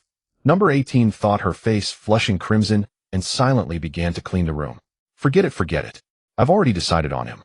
Even if no one told me, I would always stay with my stupid husband. Number 18 tidied up the living room, brewed a cup of hangover tea, and returned to the bedroom. Honey, wake up, drink some tea. Number 18 saw Wang Xin lying on the bed with no sign of waking up, excitedly held the tea in her mouth. Sai, since that's the case, I'll have to feed you myself. Number 18 slowly brought her lips to Wang Xin's lips. Tilda, time flew by, and in the blink of an eye a year passed. System check-in. Check-in successful. Congratulations. There's a next stage. Check personal panel. Host Wang Xin. Physique Divine Mysterious Evolution activated 1. Skills Kamehameha Evolvable Key Concealment Instant Transmission Insight I Key Perception Protagonist Halo. Combat Power 3. 75 Kusher Full Power. Holy shit. I think I've taken off. This time those two guys Wukong and Vegeta can't catch up with me no matter what. Ha ha ha. I'm going to mock them. Quick, call them and tell Wukong to bring Vegeta.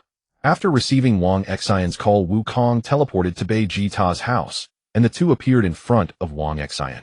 What's up, Wang Xin? You sound excited. Let's have a drink. Drink, drink, drink. Let's go downstairs. Our three wives are together every day now. I don't know what they're doing. I'll sneak a peek at them. Name Kaka-Luote Sun Wukong. Physique Divine Scion Evolution activated 80. Skills Kamehameha Evolvable Instant Transmission Dragon Fist Explosion No Damage Kaioken Cannot Stack with any form Innocent Heart Super Saiyan Transformation Evolvable Protagonist Halo. Combat Power 3. 70 Kusher Full Power. Wang Xin then looked at Vegeta. Name Vegeta. Physique Divine Scion Evolution activated 80. Skills Gallic Gun Final Flash Evolvable Super Saiyan Transformation Evolvable Instant Transmission Prince's Pride Protagonist Halo Eternal Runner-Up Evolution. Combat Power 3. 70 Kusher Full Power. What the FCK? These two must have a system too. Don't overthink, host. In this dimension only you have a system. 3 bamboo. 3 bamboo. What 3 bamboo? System, what are you doing? Nothing, host, don't mind it. For what? Huh? What's wrong, Wang Xin? Why are you unhappy again? Exactly, in this past year Kaka-Luote and I haven't come to train with you. Have you lost your mind? No. Nothing. Let's drink. Half a year later. System, sign in. Stop slacking off. Why sign in after only half a year? Host, aren't you going to wait longer? How, don't tell me you don't know Beerus is coming. You've been getting more and more mischievous these past 6 months. Oh my, discovered, can you stop calling me system? Didn't I tell you my name is Xiaoya? Sign in. I can't say it. I have a wife. Ha, fine. Sign in successful. Congratulations to the most loyal host in the universe for obtaining 1 physique activation. Host is truly so lucky. Yaya Xiaoya, I know you're lying to me. Xiaoya is the best. Oh, Xiaoya just had a little issue. Congratulations, host, for obtaining 29 physique activation, beginner level, ultra instinct, and basic skill advancement. Xiaoyao, I love you. Love your wife. Haha, check the personal panel. You're not a physical entity, why are you jealous? Who knows? Host Wang Xin. Physique Divine Mysterious Evolution, 30 activated. Skills Kamehameha, Chi Concealment, Instant Transmission, Insight, Chi Perception, Beginner, Ultra Instinct, Protagonist, Halo. Combat Power 10. 31 Kesh, Full Power. Xiaoya, can I defeat Beerus now? You can't. Do you really want to defeat him? Yes, very much. The world has already started to collapse. I'm afraid his destruction will send us all away. I want to protect this world. You're talking nonsense. You're lying. You just want to protect your wife. So you have a way to let me defeat him? Yes, but you need to persuade your wife first. Involves my wife. Yes, make her accept having another woman in the house. What do you mean? Come find me when you've persuaded her. Wang Xin looked at the sleeping No. 18 in his arms and ultimately couldn't bear to say those words to her. Forget it. I'll do it myself slowly. Beerus is about to arrive on Earth. Honey, wake up. Wang Xin shook his body. What's wrong, dear? Oh, it's dawn, I'll make you breakfast. Honey, there's something I want to tell you. I hope you'll agree. I agree. I haven't said what it is yet. Whatever you say, I'll agree as long as you don't leave me. I want to say, can I go make breakfast and you sleep a bit more? Idiot. You wanted to talk about Xiaoya, right? Huh. Xiaoya told me long ago. This is a test from her and from me for you. Congratulations on passing, my silly husband. No. 18 wrapped her arms around Wang Xin, curling up in his arms like a kitten. Silly husband, I didn't expect you to care so much about my feelings. Xiaoya has been with you for so many years. Actually, I'm the latecomer. We've already been calling each other sisters. So, you know I have a system. You know Xiaoya is in my mind. Yes, I know, my little silly. Only you didn't know. Ahem. From outside the bedroom door came a woman's cough. May I come in, host Sama? What the hell? Have I been a fool for so long? Come in, Sister Xiaoya, we're all family from now on. A woman who looked like a celestial being dressed in gauze pushed the door open and walked in. Step by step she walked toward Wang Xin, who was completely stunned. Until she lay down on the other side of Wang Xin, he finally snapped out of it. System, tell me you're still in my mind, tell me this is a dream. You don't have to talk to Xiaoya in your mind anymore, Xiaoya is by your side now. This feeling, I know, what is this, what's going on? It seems our silly husband hasn't accepted this fact yet, Sister Xiaoya. So you've already transmigrated, what else is there to not accept?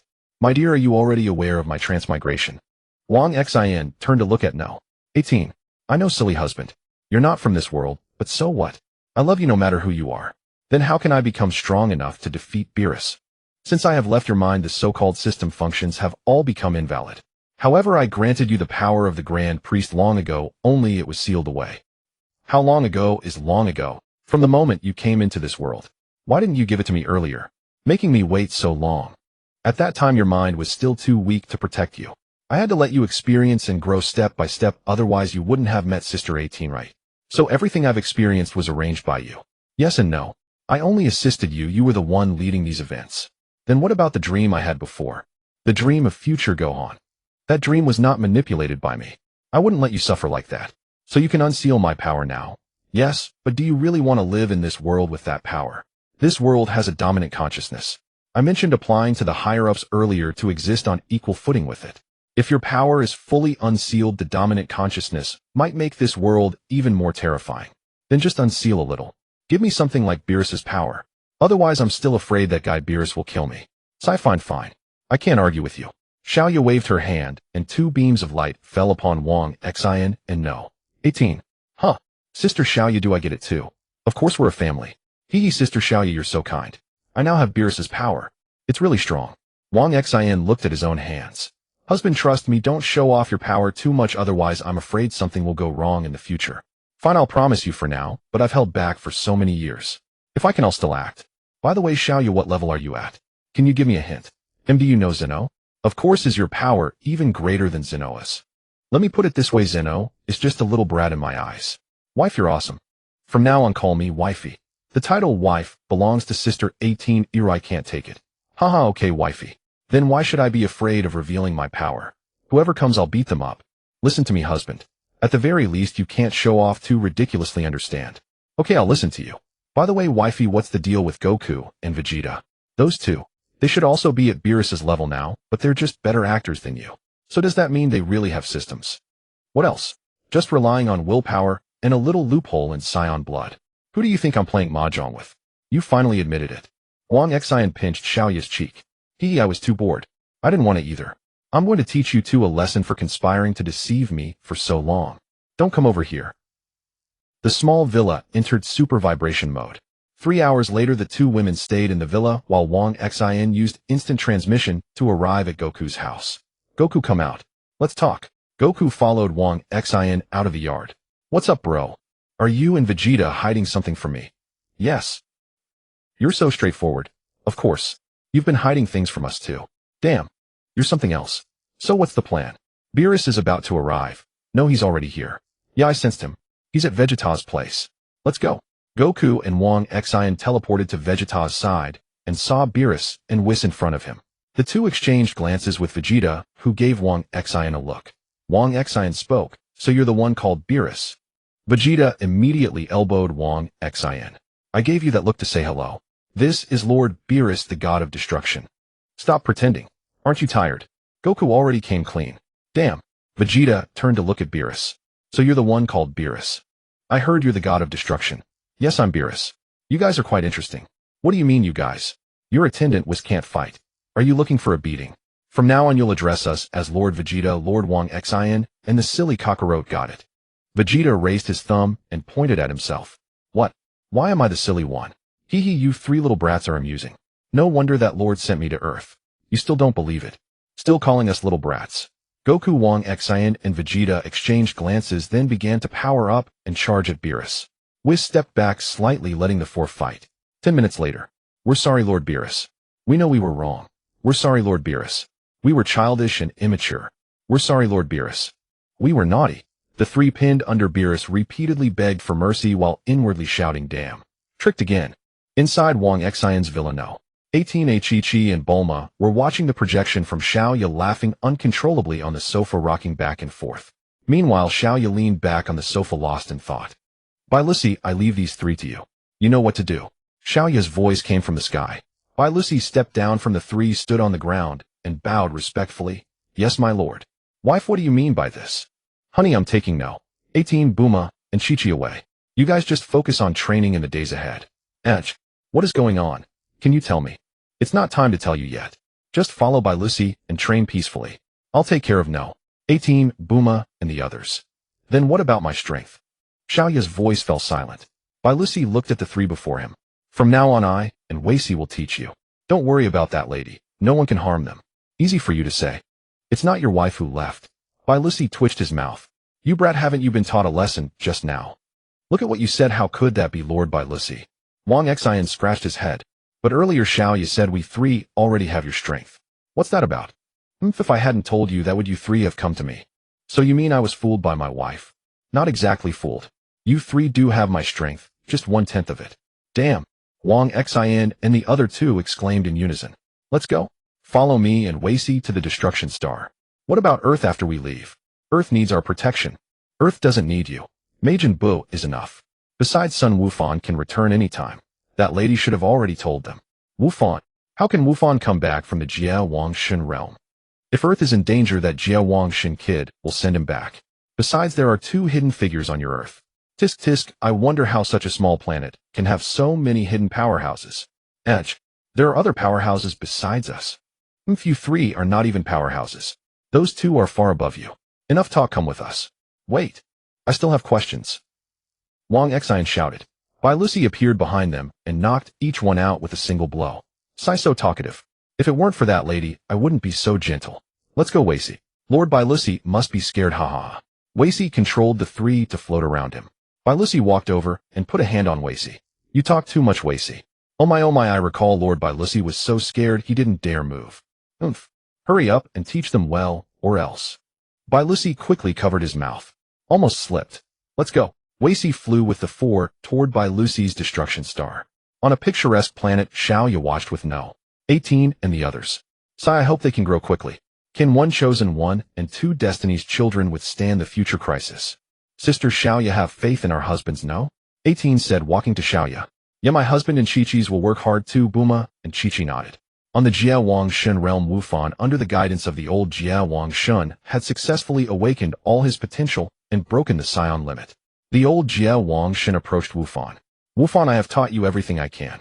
I have nothing more to offer. Another master will teach you next. Who is it? The old Jie Wang Xin pointed at Bobo approaching from afar. It's him, Mr. Bobo. But, you think I'm not as strong as you? Bobo walked to Wu Fan. Try attacking me, then forgive my rudeness. Wu Fan erupted with all his aura and charged confidently at Bobo. Bobo closed his eyes, his body automatically evading all of Wu Fan's attacks. Wu Fan, refusing to believe it, continued attacking. Suddenly Bobo appeared behind Wu Fan and struck him down with a knife hand.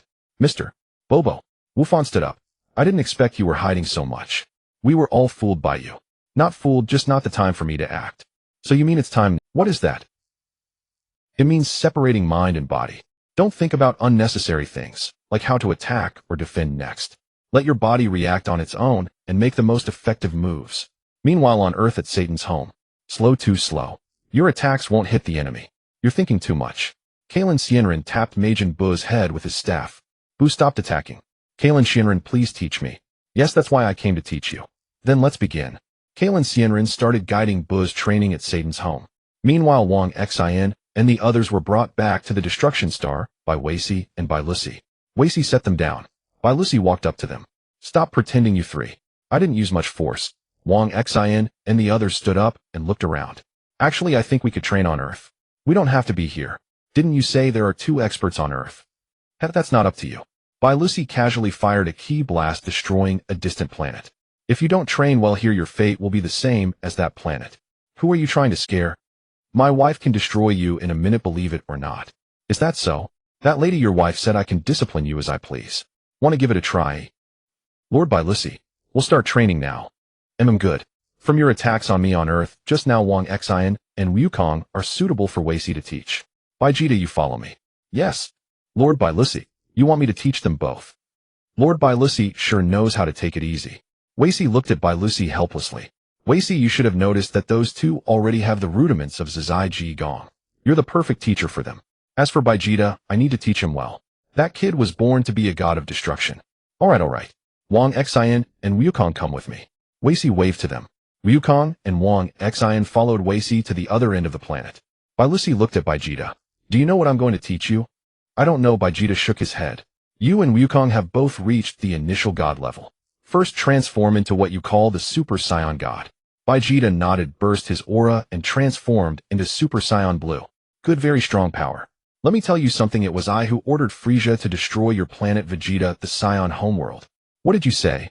Hearing this, Vegeta angrily charged at Bai Lucy.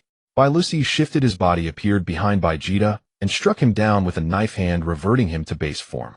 Good, keep that anger and train with me. Hope one day you can defeat me or kill me. Whis looked at Wang Xin and Goku. You 2 attack me together.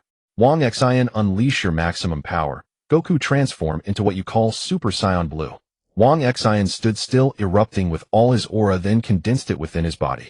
Beside him, Goku transformed into Super Saiyan Blue, also restraining his aura within himself.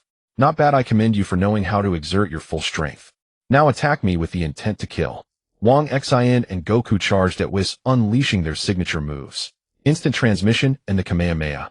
They were everywhere, leaving afterimages around Whis. Yet Whis remained rooted to the spot, merely swaying his body to evade every strike, then seized an opening in their assault to knock them both to the ground. Wang Xin and Goku rose before Whis, but did not attack again. Do you 2 know why you couldn't hit me? Because you've mastered Ultra Instinct.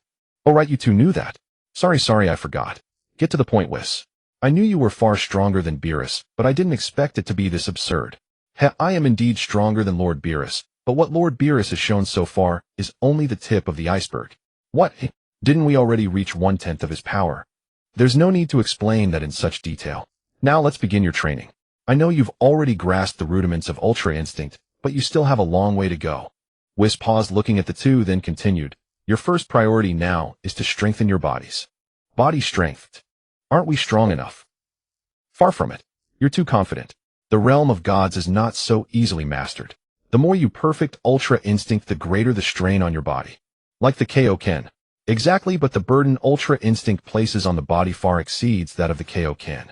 Whis, we have another question. Why can't either of us use the Kaio-ken anymore? Goku can still use it in his base form, but once he transforms into Super Saiyan Blue, he can't use it at all. Why is that? That's because of what I just mentioned, the strain on your bodies.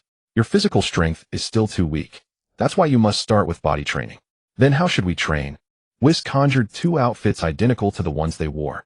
Change into these clothes, and do not use ki to negate the gravity. I want you to start from 0. The 2 changed, and Whis sealed all their aura the heavy garments, nearly crushing them. Whis pointed to the grass on the destruction planet. From now on you two will clear these weeds. They will regrow. Only when you can clear them far faster than they grow will we move to the next phase. Yes, we understand. Wang Xin and Goku bowed slightly to Whis, then began weeding manually, cutting the grass blade by blade. Meanwhile, Beerus and Vegeta embarked on a completely different training. Vegeta, don't get distracted. Don't mind their training. I can sense your body is far stronger than theirs. Your problem is too many distracting thoughts when attacking. When you strike, think only of forcefully destroying the target, making it vanish completely. That is the divine skill I will teach you, destruction. Beerus picked up a stone. Vegeta lowered his proud head and humbly sought guidance from Beerus. I don't expect you to do what I can right now. You just need to be able to destroy it. You saw that tremor just now. You must grasp that moment. When an object is destroyed, it releases a tremendous energy explosion. That's the skill you need to learn now, destruction. I understand. Please, I beg for your instruction. What do you take me for? I am merely a guide, pointing the way, not your teacher. When you have fully mastered destruction on your own, come back to me for the next stage. Vegeta said nothing but picked up a stone and tried to destroy it, mimicking Beerus. Let me give you a hint. Destruction is not about blowing something up with your ki. It's about understanding the essence of the object and then destroying that essence, thereby triggering an energy explosion. Thank you. I think I understand. As night fell, Whis led the exhausted Wang Xin and Goku to Vegeta, who was still staring blankly at a stone. The 3 of you will live here from now on. Whis pointed to an empty space nearby. That lord told me that the system space you understand can still be used. It's an interesting skill left for you. Build your house here. Lord Beerus and I are going to rest. Beerus and Whis turned and walked back to the nearby palace, leaving Wang Xin, Goku, and Vegeta on the empty lot. Hey Vegeta, did Beerus's training? Beerus wants me to learn how to destroy things. It's really hard. What's so hard about that? At least he didn't seal your ki. Right now me and Goku are no different from ordinary people. Oh really? I thought you two just suppressed your ki. Since that's the case, don't blame me. You and Kakarot get to building the villa right now. Don't make me beat you two. You treacherous bastard, taking advantage of us. If it's not my fault. You said it yourself. You son of a... Fine. Have it your way. Wang Xin took out all the materials needed to build the villa from the system space and placed them on the ground. Come on, Goku. Let's let this guy have his way for now. We'll treat this as training anyway. It'll help strengthen our bodies. Yeah, I think that works. Master Roshi used to make us do similar things to train ourselves. What? This is training. I want it too. Vegeta put down the stone and suppressed all his ki within himself. It's useless. You can't achieve the state of having no ki like that. You'd be better off training in destruction that Beerus taught you. Oh, fine. I was going to help you too. No need. We'll just treat it as training. Wang Xin and Goku began organizing the materials, slowly building the small villa they would live in. 2 months later. How is it, Whis? The grass now grows far slower than we can mow it. We could even strip the entire lawn bare and new grass wouldn't sprout before we finish. Not bad. Whis nodded, pointing his hands at the 2, releasing the seal on their chi. So we can proceed to the next stage of training, right, Whis? Of course. Your next step is to maintain a calm mind at all times, but without letting your body become too relaxed. No sooner had Whis spoken than his figure appeared between Wang Xin and Goku, delivering a punch to each that sent them sprawling. See, you're too relaxed now, so your bodies can't react. Don't forget, you've only just achieved the initial stage of Ultra Instinct. Ow, ow, ow. Easier said than done. If we could stay in Ultra Instinct all the time, we wouldn't be human anymore, would we? Whis glanced at them. I feel like you're insulting me, but I can't prove it. I myself maintain Ultra Instinct constantly, and it places no strain on my body. I get it. Goku's eyes lit up. Is it like when I used to stay in Super Saiyan form all the time? Exactly. You're a quick learner. That's the idea. Only then can you hope to break through the limits of Ultra Instinct. Your current initial stage isn't perfect. It's merely the Ultra Instinct sign. Whis, how do we train for that? You need to keep your energy at its peak at all times. Especially you, Goku. The moment you can use the Kaio-ken you learned earlier while in Super Saiyan Blue, you'll be qualified. I see. That's tough. No need to rush. A guest will arrive soon, so you can skip training today. Go ahead and take on Vegeta. I've noticed you two have been getting bullied lately. My disciples won't be humiliated. Nice Whis. Having a teacher like you is awesome. Having a teacher like you is awesome. Wang Xin unleashed all his energy, and Goku transformed into Super Saiyan Blue. Go. At Whis' command, the two simultaneously used instant transmission to appear beside Vegeta. Before Vegeta could react, they both kicked him flying. What the hell, you two? Good thing I was training in Super Saiyan Blue, or I'd be toast. Ready to get beaten, my dear Vegeta. You've been way too cocky these past 2 months. If you think you can take me, I've mastered the basics of destruction. Bring it on. Vegeta's words were barely out when several rocks flew toward the two. The stones trembled beside them, then exploded with a bang. Wang Xin and Goku were blasted away. Ow, that stings. What the? Damn. The pair simultaneously appeared behind Vegeta, kicking him skyward before following up and pummeling him mercilessly. Vegeta burst out with all his power to send them flying, then charged at Goku and threw a punch. Kakarot, get down. Get down. Before Vegeta's fist could land, Wang Xin kicked him hard from behind, sending him crashing back to the ground. Hell, we're here for revenge. Did you think we'd give you a fair fight? Wang Xin and Goku dove toward the ground and tangled with Vegeta again. Before long, under their combined assault, Vegeta was knocked back to his base form, lying on the ground with a bruised and swollen face. You bastards. I'll get you back for this. Huh. From now on, you're Pighead Vegeta. Who told you to be Beerus's only disciple? Huh. Pighead Vegeta, Pighead Vegeta. Arf. You two sons of bitches. Arf. You two sons of bitches. Whis and Beerus walked up to the three. Whis pointed his staff at Vegeta, and he was instantly healed. Beerus glanced at Vegeta. Your disciple is truly embarrassing. They ganged up on me. 2 against 1. And they ambushed me. Did I teach you nothing? Can't you keep rocks hovering around your body? When they attack, don't defend. Let the rocks be destroyed, and use the explosion energy to strike back. That energy is controllable, understand? You can control that energy to defeat them. TCH. I understand. Sorry, Master Beerus. Never mind. A guest is coming soon. Prepare yourself. Is it Kappa from Universe 6? Whis also mentioned a guest. Wang Xin looked at Beerus. You know quite a bit. But keep your cleverness in check. The visitor is not Kampa. It's someone else. Someone else. Well, I guess I was wrong. Wait, shouldn't it be Kampa at this point? Did I misremember? Yeah, I must have. Kampa shouldn't come this early. Could it be Frieza? No, Frieza has been revived, but he's still 2 months away. Who could it be? Wang Xion's head was full of question marks. It's not that psycho, is it? He's here.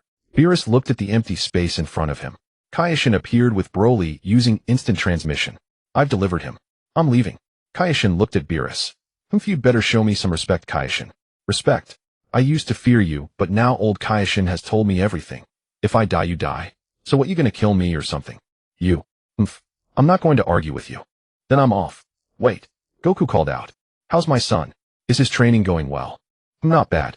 He's moved beyond the Saiyan transformation stages and is now training Ultra Instinct with Mr. Popo. Ultra Instinct. Mr. Popo. The same Mr. Popo we know.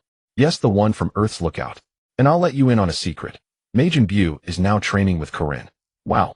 All veteran masters. So Lord Beerus's 2 experts must be them. Alright, I'm gone. Kaio-ken used instant transmission to return to the Kaio-ken realm. Broly, not bad.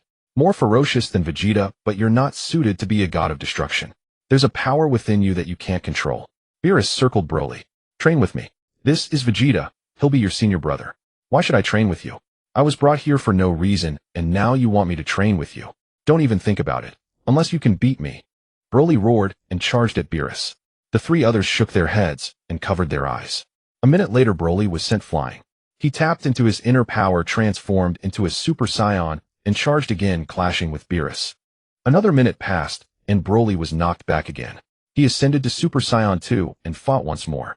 2 more minutes, and Broly was sent flying again. This time he transformed into a legendary Super Saiyan and continued the battle. 5 minutes later.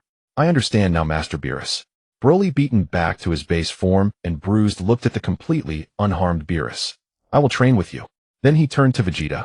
Greetings, senior brother. It's fine, no need to be so formal. That's just the necessary initiation process. We're all used to it. 2 months later. Kakarot. Broly's aura skyrocketed as he charged straight at Goku, engaging in a mid-air brawl. Come on, old Vegeta, let me see if you've improved in these 2 months. Wang Xian said, unleashing his full aura and charging at Vegeta, throwing a punch at his face. Vegeta raised his hand to block. Why don't you go fight Broly? You just come after me, don't you? Taking advantage of Vegeta's speech, Wang Xin teleported behind him and kicked him in the backside. Then go fight Broly, he gets stronger the more you fight. Goku gets beaten every day, I wonder if they have some grudge. Vegeta controlled several rocks to explode around Wang Xin, blasting him several meters away. You mean I'm the one who's easy to bully? Wang Xin soared back up to meet Vegeta. I didn't say that. I really don't know what Beerus taught you, those explosions hurt. After complaining, Wang Xin engaged Vegeta in rapid combat again. Kakarot. Broly became more agitated, his aura gradually turning green. Goku roared and transformed into Super Saiyan Blue. Calm down. I really don't know why you want to fight me every day. 2 months. Do you know how I've been these 2 months? Do you know? Broly ignored everything, shouting Kakarot, and punched Goku flying. Goku's mouth twitched, then he powered up again, red aura erupting around him. Double Kaio-ken. Goku's figure instantly disappeared and reappeared beside Broly, kicking him into the sky. Then Goku appeared above Broly, driving a knee into his stomach, followed by several punches. Broly stopped defending, seized an opportunity to grab Goku's arm, and flung him away. Goku adjusted his posture, and the two locked eyes before charging at each other, gathering all their strength into a single punch. Suddenly Whis appeared between them, extending a finger to each side, blocking their heavy blows. Alright, that's enough for now. Whis brought them back to the ground. Wang Xin and Vegeta had also been interrupted by Beerus earlier. Your training has been progressing well. It's time to give you something to do. What is it? After tonight, you four should return to Earth. Wang Xin and Goku should be able to sense Boo's energy. Return to Earth. Is Frieza back? You guessed right. It is indeed Frieza. Whis, aren't you overestimating him? A mere Frieza, even if he trains to become Golden Frieza, is still no match for us. Do we really all need to go back? That may not be the case. And I never said it was just Frieza alone. Alright, that's it. Go back and rest. Yes, master. Wang Xin and the other three returned to the villa and brought out the drinks. Hey Broly, can you tell me why you want to fight Goku every day? In the 2 months since you got here, Goku gets beaten daily. I don't want to talk about it. Broly took a big gulp of alcohol. Come on, tell us. I also want to know why you want to fight me every day. We usually get along pretty well. Kakarot, have you forgotten what happened when we were kids? When we were kids? How young? I suffered a severe head injury when I was little, so I've already forgotten. Is that so? Our nurseries were together when we were kids. Huh. You two were together? I didn't know that, Vegeta said, stunned. You don't know anything. Wang Xin clinked glasses with Vegeta. You're a prince, of course you weren't with them. Drink up, let Broly talk. Then when you were little, your crying was too loud. It scared me and made me cry. Ha, you're really killing me. It's because of that. Ha ha. Vegeta laughed and pounded the table. Huh. Broly glanced at Vegeta. From now on I won't go after Kakarot. I'll go after you. Damn it. I was joking. I'm your senior brother. Wang Xin and Goku saw Vegeta being put on the spot and also laughed. Broly watched them laugh and suddenly started laughing goofily too. The three felt relieved to see Broly smile. That's right, smile more. You came here with a long face. Yeah, like we owed you money. From now on, smile more, okay? Okay. Broly picked up his glass again. Hey, don't drink alone, let's all drink together. The four drank from evening until midnight, eventually all lying together in a heap. Vegeta was hugging Goku's thigh, Wang Xin was holding Broly's arm, Broly's foot was on Vegeta's face, and Goku's finger was up Wang Xion's nose. It looked like a ball rolled up. Broly's heart knot was thus untied over a drinking session. The next morning. We'll head back now, master. Once we finish the matter, we'll return. Go ahead. No need to rush. Beerus and I will also come by later to check on things. Consider it a test of your training results. Understood, master. Wang Xian took Vegeta go. Wang Xian greeted him. Big brother. Long time no see. Bu rushed over and hugged Wang Xian, his chubby body enveloping him. Haha, long time no see. You've gotten stronger. Looks like Karin has been training you well. Yeah, but Karin already went back. He said some bad guys are coming to Earth today, and he'll come back after they're dealt with. I see. Let me introduce you. You already know Goku and old Vegeta. This is our new member Broly. Bu greeted Broly and chatted with Goku and Vegeta for a while. Broly quickly got familiar with Bu. Hey, who else do you think is coming besides Frieza? You all know I'm a transmigrator, so I'll tell you in my memory, only Frieza comes at this time. The rest are just grunts. But Whis said it's not just him. Maybe you misremembered. So let's just wait and see. Wang Xin, there are 3 powerful auras. One is Frieza's energy, one is King Cold. Frieza's father also came. And who is the third? I don't know, I can't sense it. But they've already arrived. The 5 watched Frieza's spaceship land on the distant plain. Let's go over. Alright. The five flew toward Frieza's spaceship. The five landed before the spaceship. The hatch slowly opened and thousands of soldiers flew out. Frieza, King Cold, and a figure who looked very similar to Frieza emerged. All three were in the final form that Frieza had once transformed into. Ho ho ho, long time no see everyone. Did you miss me, your Lord Frieza? Vegeta looked at Frieza. Your laugh is disgusting. Who would miss you? Wang Xin said, you still look like you deserve a beating. You added, you're all ugly. Goku asked, why are you shorter than the two beside you? Broly stood coldly in place, casting a disdainful glance at the three. Frieza's mouth twitched at the four's taunts. You damn bastards. Especially you, Goku, you wild monkey, and that Earthling Wang Xin. You deserve to die. Don't be angry, brother. They won't be speaking anymore soon, said the person beside Frieza, patting his shoulder. Cooler, you don't know what kind of pain I suffered in their Earth's hell. They hung me from a tree, and every day there were little dolls, little angels singing and dancing around me. You have no idea how much I hate it. Don't worry, brother. I'll make them die horribly, and our father is here too. Don't be afraid. Have you said enough big words? I thought Whis and the others were talking about some powerful figures, but they're just trash. Broly spat to the side. Frieza looked at Broly and Bu with slight surprise. Who are you? I've never seen you before. And that's Majin Bu. Bu seemed a bit interested. Oh, you know me. That ugly freak called Frieza. I do. Father once told me that the two people he absolutely couldn't provoke were you and the god of destruction, Beerus. Alright, stop wasting words with them.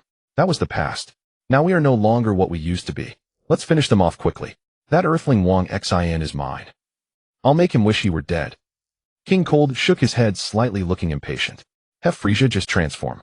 I know this isn't your strongest form. Wang Xin glanced at the three. It seems you know something. In that case, the three of them emitted a golden light and simultaneously transformed into their golden forms. Don't be surprised.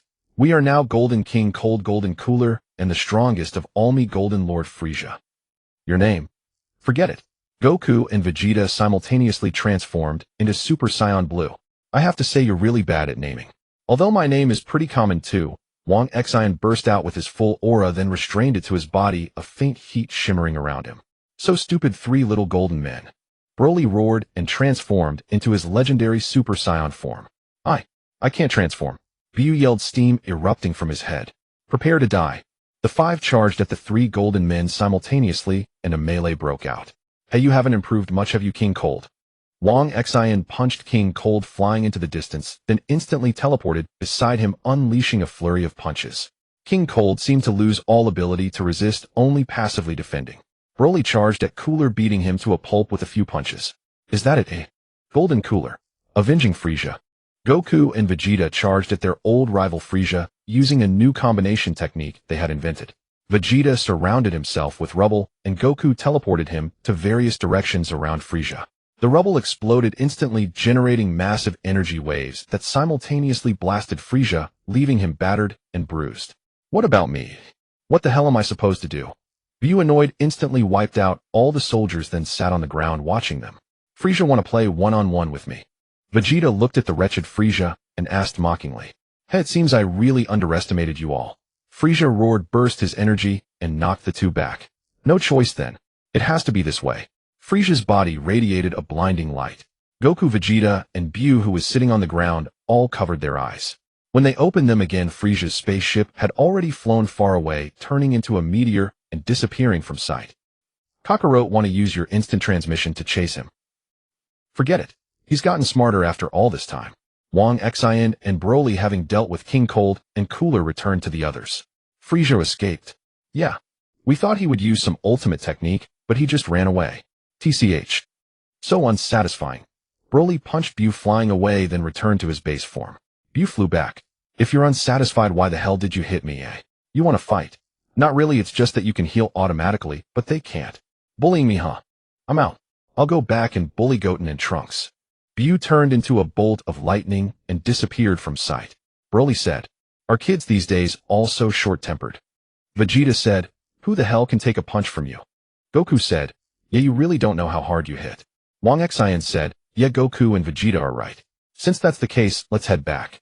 There's nothing on Earth anyway. Even if Frieza comes back, he can't beat Bu. Alright then, let's go. But didn't Beerus and Whis say they would also come to Earth? Bullshit. If they were coming, they would have been here already. Let's go, let's go. Wang Xin and Goku used instant transmission to take Vegeta and Broly back to planet Beerus. They saw their villa had turned into a pile of rubble. Everyone looked inside. Ooh, all the alcohol and food had disappeared. I can't take it anymore. Beerus, come out. Beerus appeared before them. What's the matter? What's going on? Nothing. It was Vegeta who called you. It has nothing to do with us, Lord Beerus. You can ask him. Is that so? Vegeta, were you calling me? Vegeta glared fiercely at the three, then looked at Beerus. No, Lord Beerus. I just wanted to ask when we'll start training. What could I possibly want? Your training doesn't need to start yet. Wait to welcome new guests. More people are coming. Yes. First go fix your house. Don't embarrass me. Understood. Lord Beerus. Wang Xin and the others gritted their teeth as they watched Beerus walk back to his castle. Who's going to fix it? I don't know how. Broly looked at the three. Wang Xin and the others saw the slightly threatening look in Broly's eyes. We'll do it. We three brothers are fast at fixing this. Broly, just wait over there. Once I reach the second stage of Ultra Instinct, I'll beat you to death. Once I can apply the tenfold Kaioken on Super Saiyan Blue, I'll beat you to death. Once I master Destruction, I'll blow you up. The three arranged the tools and materials that Wang Xin had taken out again, planting the seeds of revenge in their hearts. Half of the trio's villa had been repaired when Beerus and Whis instantly appeared, the gust from their rapid arrival blowing away the partially built structure. Damn what? Beerus looked at the three who had shouted, and seeing their fearful silence continued. Kampa is coming soon. The god of destruction of Universe 6. Wang Xin should have privately told you about this. Told us nothing. He never told us, alright. Then let me give you a brief rundown. He is my twin brother.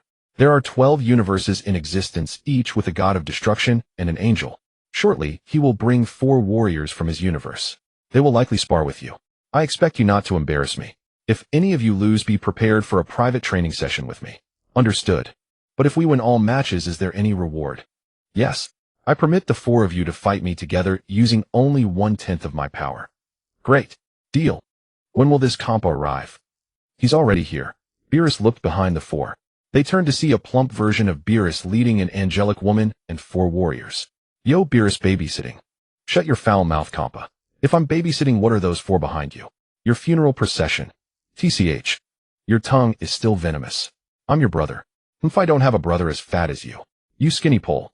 You fat pig. The two soon clashed their battle, causing the surroundings to erupt in storms and energy, as if threatening to destroy the entire universe. Enough. Whis and Vados appeared between them, halting the fight with their staffs. Have you forgotten that gods of destruction are forbidden from fighting each other? Let me be direct. I know you've been training those 4, so I've brought 4 of my own. Let them settle it. How about it? The loser must forever obey the winner. Agreed. I was thinking the same. Where will it be?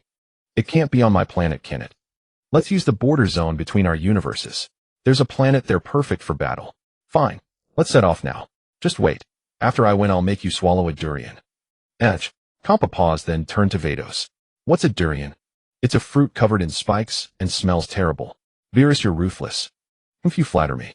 Let's move. Whis and Vados each conjured cubes. The 2 groups entered their respective cubes and flew toward the uninhabited planet between the universes.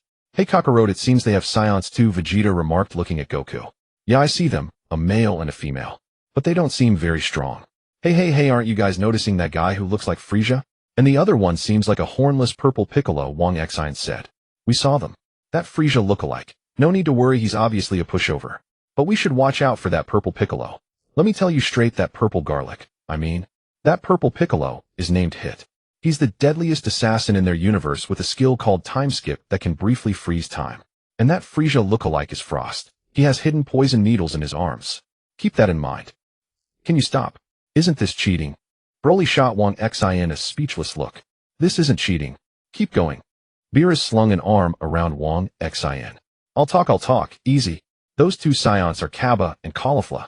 I don't know why Caulifla showed up early, but it's no big deal. They probably can't transform into Super Saiyan yet. So we only need to watch out for that Hit guy. Easy win. Absolutely. We 4 brothers are unstoppable. No one can stand against us. Hop. Wrong shout, Kakarot. Have you been drinking fake booze? Sorry. Then let's win. Win. No one noticed the faint smirk on Whis' lips. Inside Universe SIXS Cube, those scions named Son Goku and Vegeta can transform into Super Saiyan Blue. Watch out for them. The one named Broly is slightly stronger than them. Hit will deal with him. As for Wang Xin, just find a way to beat him, but losing to him is fine. Just don't be too harsh, got it? Vados glanced at the four and continued. Here's the matchup: Kappa versus Vegeta, Caulifla versus Wang Xin, Frost versus Son Goku, and Broly is yours. Hit. Any questions? No. Good. I want that fighting spirit. Remember, only win, never lose. Yes. Both cubes arrived at the barren planet simultaneously. The group stepped out. This is an uninhabited planet. Not even a blade of grass. Are we really fighting here? Everyone please wait a moment. Whis and Vados flew into the sky waving their staffs. The planet's surface gradually transformed into a world martial arts tournament arena. Vegeta walked up to Kappa. You're Scions from Universe 6. Why don't you have tails? Oh, we were born without tails. Don't you lack them too? Vegeta inwardly grumbled. This kid really didn't know how to talk, killing the conversation. Goku wanted to greet Caulifla, but she ignored him completely and walked straight to Wang Xin. You're Wang Xin, right? I've heard of you. Really? I haven't heard of you. You're a total piece of work, aren't you? Caulifla felt the same as Vegeta. Broly and Hit stood motionless, neither making a move. Seeing no one paying attention to him, Goku approached Frost. Hello, I'm Son Goku. Oh, I'm Frost. There's someone exactly like you in our universe. What a coincidence. Oh, what a coincidence. Damn, what kind of people are these? Goku and the others regrouped around Broly, watching the arena being built. A peculiar thought struck them simultaneously. Vegeta, fancy a drink? Goku got some. Wang Xin, the match is about to start. What are you drinking? Broly, Lord Beerus. They want a drink. Don't you have something to say? You're such a snitch. A minute later, the arena was complete. Apologies for the wait, everyone. Remember, no killing. Anyone who kills is disqualified. Falling off the ring also counts as a loss. Now let's determine the roster. The matchups are decided by me and Beerus. Vegeta versus Gabe, Son Goku versus Frost, Broly versus Hit, Wang Xin versus Kale. Once eliminated, you cannot fight again. The number of remaining fighters will determine if there is a final match. Whis glanced at Beerus and Kampa before continuing. Do the two gods of destruction have any objections? No, let's start. I can't wait to make Kampa eat durian. The loser will be you, Beerus. Then it's settled. The first match begins. Please have Vegeta and Gabe step onto the arena. Vegeta and Gabe walked onto the arena simultaneously. They exchanged glances, and at Whis' signal they charged at each other. Vegeta and Gabe clashed rapidly, and the more they fought, the more surprised Vegeta became. This Scion from Universe 6 has some skill, actually matching my base form. Better end this quickly. Vegeta roared and burst his energy, transforming into Super Saiyan, striking Gabe back to the edge of the arena. Gabe stabilized himself and also roared, transforming into Super Saiyan. Vegeta stared at Gabe in momentary shock. Gabe seized the opportunity and punched Vegeta in the stomach. Damn, Wang Xin, you dog. Vegeta reacted, catching Gabe's fist. This ends here. This ends here. Vegeta transformed into Super Saiyan Blue and punched Gabe in the stomach. Gabe was struck, spitting bile and stumbling backward. He clutched his stomach and looked at Vegeta. So this is the Super Saiyan transformation with godly power. No wonder Vados told us to be careful. This isn't something you can achieve as easily as regular Super Saiyan. No matter how talented you are at your age, you can't reach this state. Is that so? Even so, I won't give up easily. Gabe roared. His body began to change. His hair lengthened, his eyebrows vanished, and his aura surged until it reached its peak. Vegeta looked at the transformed Gabe. You've even reached Super Saiyan 3, and you've mastered it perfectly. Not bad. But even so, you still can't defeat me. The gap between us is too vast. Is that so? Then try me. Gabe charged at Vegeta again, launching a reckless assault. Vegeta blocked all of Gabe's attacks. Gabe quickly retreated to create distance and began gathering energy in his hands. Huh, is that my Gallic gun? Vegeta was momentarily stunned, then began charging his own Gallic gun. Both fired simultaneously and their blasts collided. Gabe's Gallic gun was clearly weaker. Just as Vegeta's attack was about to strike Gabe, Vegeta diverted it upward, where it vanished into the cosmos. Why? You had already won. Gabe stared at Vegeta. Don't flatter yourself. I was afraid the Gallic gun would kill you outright, and then I'd lose. Vegeta punched Gabe hard in the stomach, doubling him over in pain, then followed with a kick that sent him flying off the arena. Interesting, Scion. I'll visit Universe 6 someday. The first match, Vegeta wins. The first match, Vegeta wins. The second match is about to begin. Vegeta returned to the group and whispered to Wang Xin. What's going on? Didn't you say the Scions from Universe 6 can't transform into Super Saiyan? Are you messing with me? I don't know. This world is completely different from what I knew. Goku, be careful. Maybe Frost has some transformation too, and watch out for the poison needle on his arm. Don't worry. Even if he can transform into a golden form like Frieza, he's no match for me. The second match begins. Please have Son Goku and Frost step onto the arena. Goku and Frost stepped onto the arena simultaneously. Neither made the first move. Transform. If you don't, the fight will end in an instant. Goku transformed into Super Saiyan 2, staring coldly at Frost. Wang Xin, watching from the stand, saw Goku not using Super Saiyan Blue. He's at it again. Why doesn't he just crush the opponent? After all these years, you should be used to it. Vegeta patted Wang Xin on the shoulder. Frost on the stage looked at Goku. Oh, so you know something? Very well. Frost burst his energy, his muscles swelling until he assumed his 100 full power form. Is that all? Can't you turn into a little golden man or something? Little golden man? What nonsense are you talking about? Frost charged at Goku, throwing a punch. Goku noticed a gleaming poison needle on his arm. So Wang Xin was right. You actually use poison. Then I won't hold back. Goku dodged, quickly moved behind Frost, and kicked out. Frost sneered, spun around, and kicked Goku in the shin. Goku felt a slight sting, but ignored it, charging at Frost again. While avoiding Frost's arm attacks, they clashed. As time passed, Goku gradually fell at a disadvantage. What's happening? I've dodged all his arm strikes. No matter. End this quickly. End this quickly. Goku created distance, roared, and transformed into Super Saiyan Blue, charging a Kamehameha in his hands. But before he could release it, his mind went blank. Frost seized the moment and kicked Goku off the arena. Pathetic. Frost returned to the spectator area. The second match is over. Frost wins. The third match is about to begin. Wang Xin flew to Goku, but Goku stood up on his own. Sorry. I didn't expect to fall for it. It's fine. The next match is Broly. No matter who they send, even hit with his time skip. Even if he can stop time for a second, he's no match for Broly. You don't really think I'm apologizing, do you? Your intel is wrong. Broly, don't listen to Wang Xin. Go all out. Wang Xin is messing with us. Ah, well, it's not my fault. Wang Xin scratched his head. It doesn't matter if I go all out or not. None of them can beat me. Broly walked onto the arena, and Hit followed. It seems our contestants for the third match are very proactive. They're already ready to fight without me saying begin. Excellent fighting spirit. But as the referee, I must say something. Whis glanced at the two fighters, then continued, before the third match starts, let's have a halftime break. The two gods of destruction are a bit hungry. Broly and Hit returned to their teams.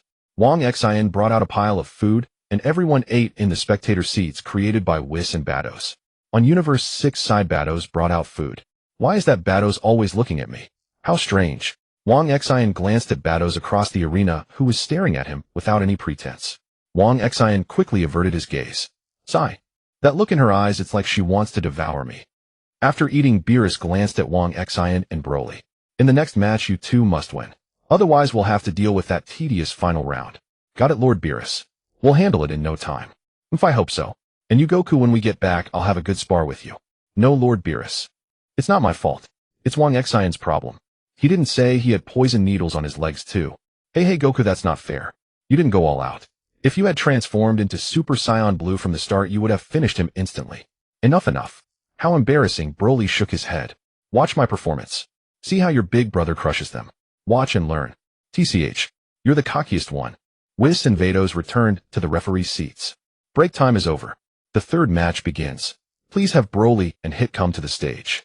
Broly and Hit appeared on the stage at incredible speed. Broly instantly transformed into Super Saiyan 2 and charged at Hit. I'm not that idiot, Kakarot. I'll finish you in an instant. Hit slowly slipped his hands into his pockets. Broly was suddenly struck by something invisible, sending him flying several meters. Broly stood up, rubbed his Hit face, and looked at Hit, who hadn't moved an inch. So this is time skip, huh? Impressive. But you're hurting me. Broly let out a fierce roar. His aura shifted from golden to green as he transformed into the legendary Super Saiyan state, becoming more ferocious. The energy he released forced even the spectators to brace themselves, though the two gods of destruction and the angels remained completely unaffected. Broly charged at Hit again. Hit activated time skip, but the frozen time was shattered by Broly's overwhelming aura. Broly landed a punch on Hit's face, sending him flying. Just as Hit was about to fall off the ring, Broly appeared behind him and kicked him into the sky. I won't let you in so easily. Damn, Broly is losing control again. Wang Xin and the others watched the ring with concern. Meanwhile, Vados from Universe 6 remained unmoved. Broly struck Hit several more times before landing a heavy blow that sent Hit crashing onto the ring, shattering its surface. Broly landed and looked at the fallen Hit, but instead of attacking again, he stood there watching Hit struggle to his feet. Wang Xin, phew. I was scared. I thought Broly was going to kill him. Goku, every time he goes into Legendary Super Saiyan, he seems to lose control. Vegeta, but it looks like he can now maintain his sanity in that form. Hit straightened up on the ring, his expression finally changing from its earlier coldness. Such immense power. So this is a Saiyan. I'll give you a chance. Jump off the ring yourself, while I can still control myself. Is that so?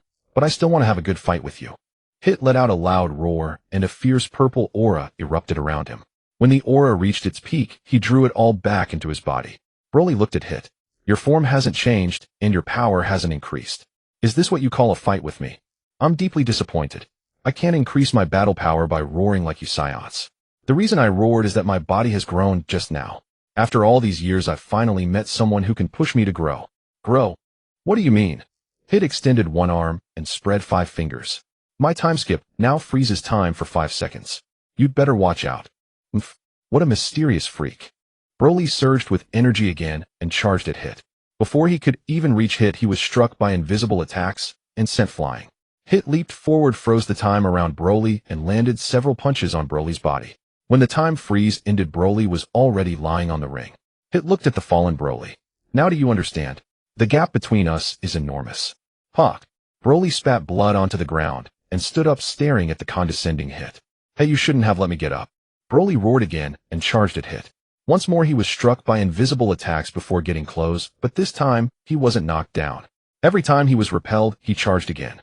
With each charge, Broly closed the distance a little more. Hit grew increasingly irritated. I can't let him keep this up.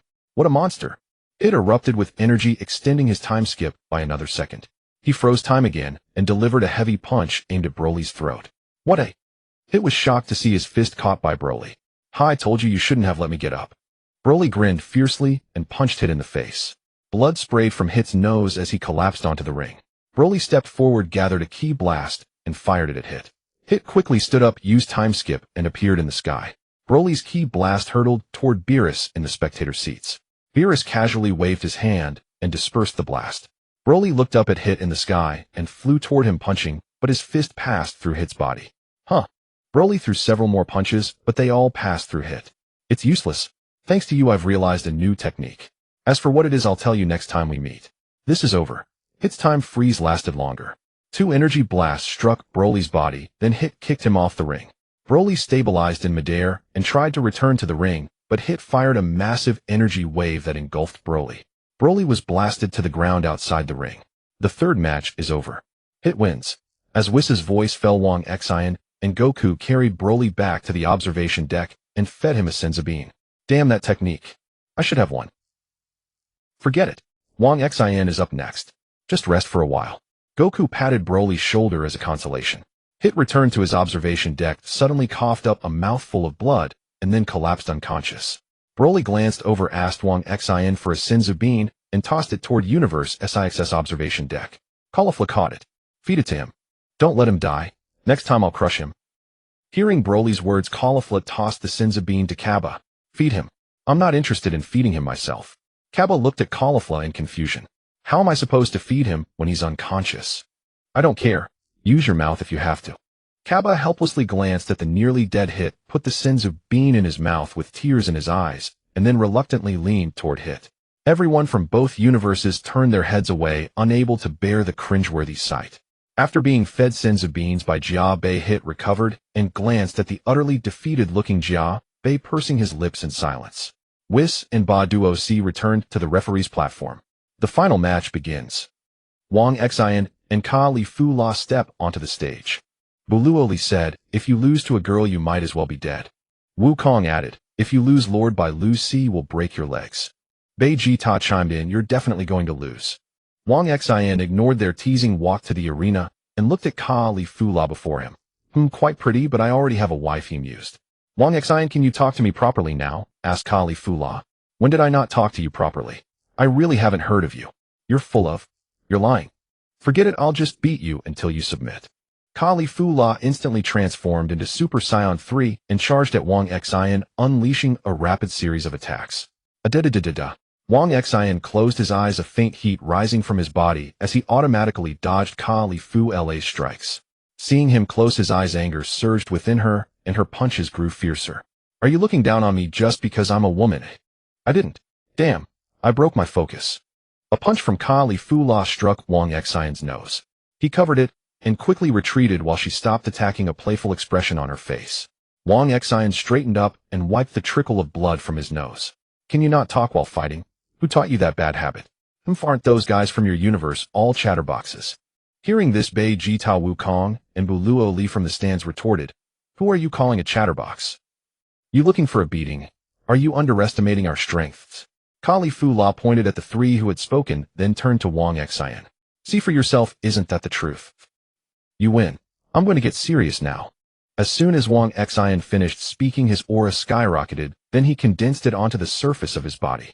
Kali Fu La also began to erupt with power, and Wang Xian vaguely glimpsed a trace of red. After her eruption, the surrounding lightning vanished, and she stabilized at full power Super Saiyan 3. They exchanged glances and charged at each other simultaneously. Kali Fu La threw a heavy punch at Wang Xian's shoulder, but he swiftly dodged and kicked her in the stomach, sending her flying several meters. Wang Xian gathered energy in his hands, forming a Kamehameha. Kali Fu La tried to evade, but he used instant transmission to appear behind her. Just as he was about to release the Kamehameha, Kali Fu La shouted, Husband, don't. Wang Xian paused, and Kali Fu La instantly appeared above him, punching down. You fell for it, fool. Wang Xian smirked and instantly aimed the Kamehameha upward, launching it, and sending Kali Fu La flying into the sky. She struggled fiercely, finally managing to twist aside just before the blast exploded. Wang Xian's Kamehameha vanished into the cosmos. Gasping for breath, Kali Fu La landed before him, her face full of grievance. Can't you go easy on me? Wang Xian watched her pout, then slowly walked over. How do you want me to go easy, eh? Just be a little gentler, please. Wang Xian suddenly kicked her off the arena. I only go easy on my wife. Kali Fu La adjusted midair and flew back onto the stage. I've had enough. You bastard. Her hands glowing red, Kali Fu La unleashed several destructive energy blasts. Wang Xian deflected them one by one, casting a cold glance at her as her aura began to wane. Are you jumping off yourself, or should I kick you off? Sister Xiaoya was right. You are a jerk. What did you say? You know Xiaoya. Kali Fu La ignored him, turned, and jumped off the arena, returning to the 6th universe's observation deck. The final match is over. Wang Xian wins. All contestants, please prepare. The 4 winners will proceed to the next round. Wang Xian, not wanting to invite trouble, didn't pursue the matter with Kali Fu La and returned to the 7th universe's observation deck. Vegeta said, Well fought, Wang Xian. I was strongly against Luoti's claim that you would lose. Buluo Li retorted, Bullshit. You were the loudest one. Wukong added, Can we grab a drink now? Wang Xian turned to look at Bai Lu Si, who nodded. Drink. Let's do it. Get it started. Hurry up. Wang Xian brought out drinks and food, setting them before everyone. Bai Lu Si and Whis didn't join, but the 4 warriors from the 6th universe came over. Can we join? Even though we're opponents, I think we can be friends. Sure, drinking is more fun with more people. Come on. The 8 former rivals who had just been blasting each other now each held a glass filled with liquor. Cheers. Bottoms up. They all downed their drinks and began feasting. You're Kali Fu La, right? Wang Xian turned to the girl sitting next to him. I want to ask you something. The sister Xiaoya you mentioned, is she my wife? No comment. Oh, come on. Vegeta looked at the awkward Wang Xian and said, I told you to lose. See, you made the girl angry. Wukong echoed, yeah. Buluo Li added, Wang Xian, you're heartless. Go to hell, all 3 of you. You just love to watch the world burn. I'm asking about my wife, don't interrupt.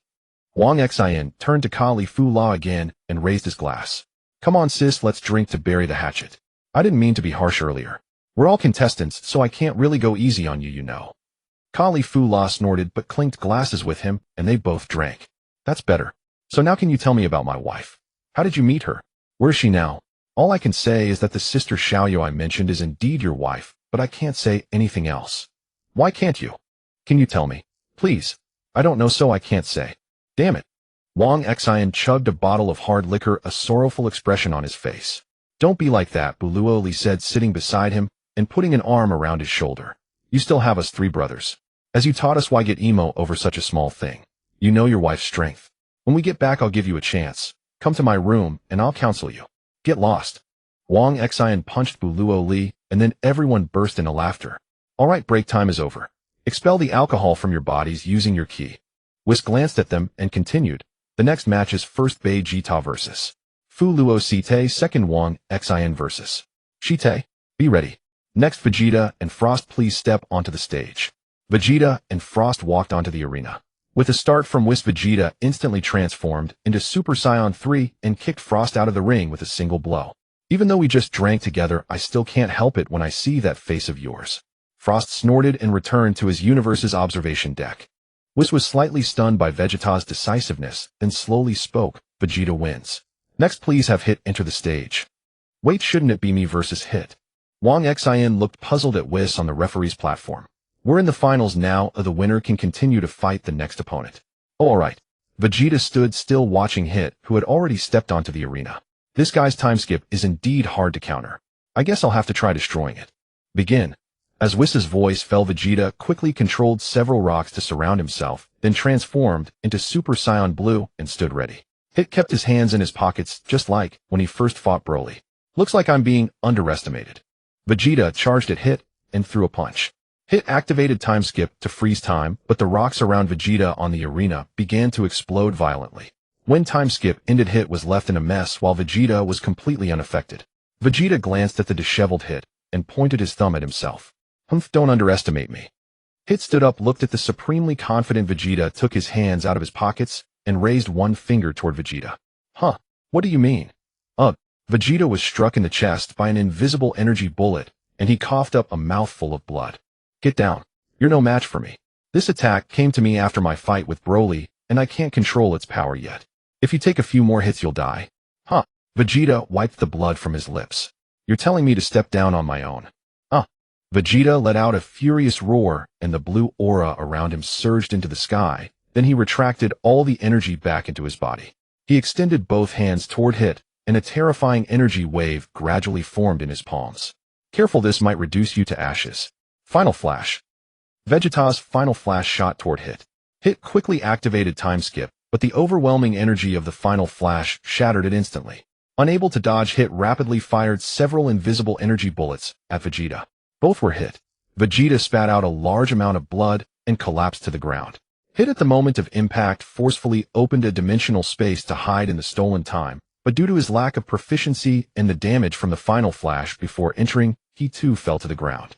Hit struggled a few times, then stood up with trembling legs. Old Vegeta. Wang Xin quickly flew to Vegeta's side and fed him a Senzu Bean. Vegeta recovered and stood up. I lost, Vegeta said, then had Wang Xin toss a Senzu Bean to Hit before returning to Universe 7's observation deck.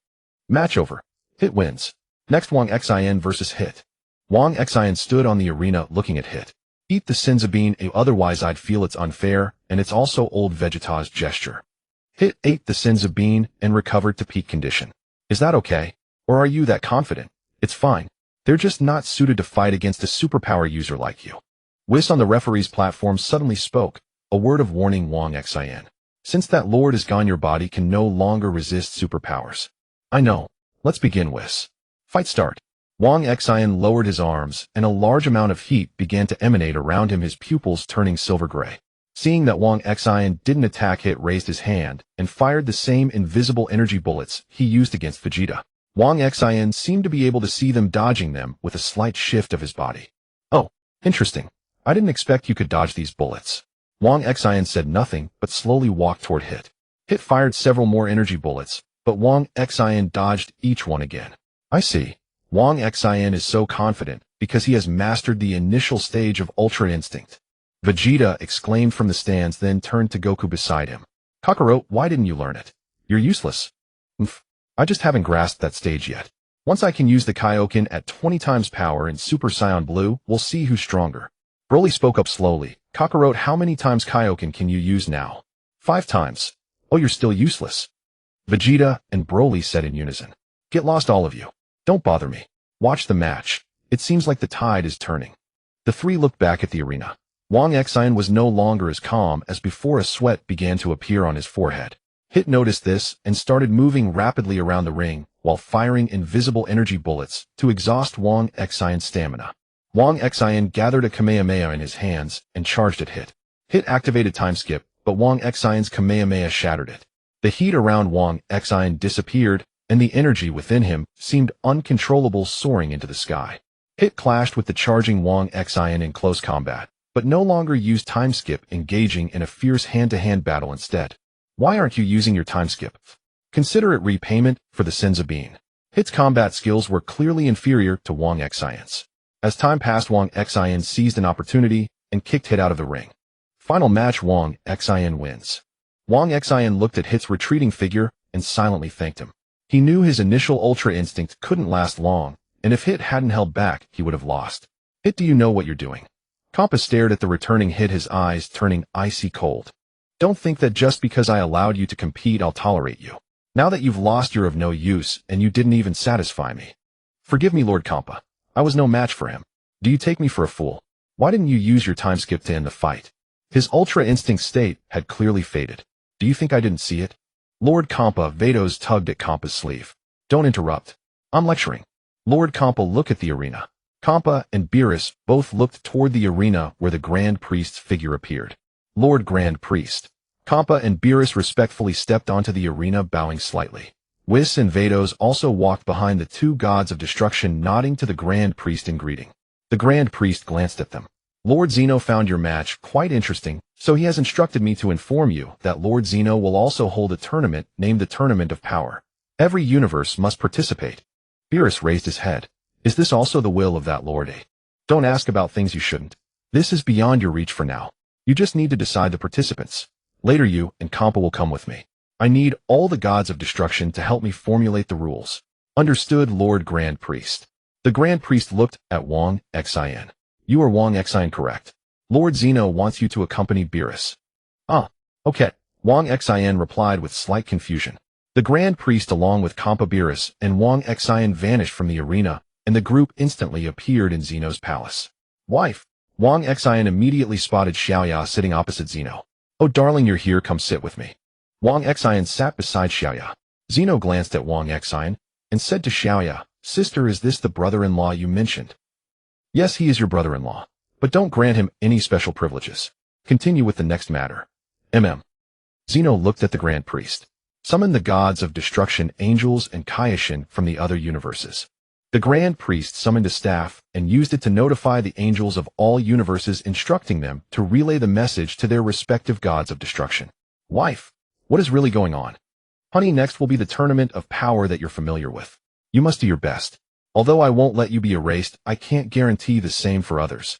Do you mean that if we lose, everyone except me will die? Yes. Even I cannot interfere too much with the dominant will of this world. Bulma and Chi-Chi have already been sent back to Earth. What about Android 18?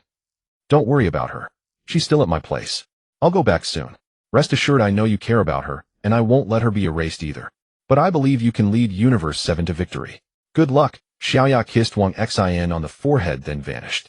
Wang Xian stepped down from Zeno's throne and walked over to Beerus. Beerus, there's something I'm not sure I should say. Say it. I'm so relieved I won't die. Screw you. If you lose, I'll die. Have some decency. Haha, just kidding. I'll give it my all. The Grand Priest's staff transmitted information.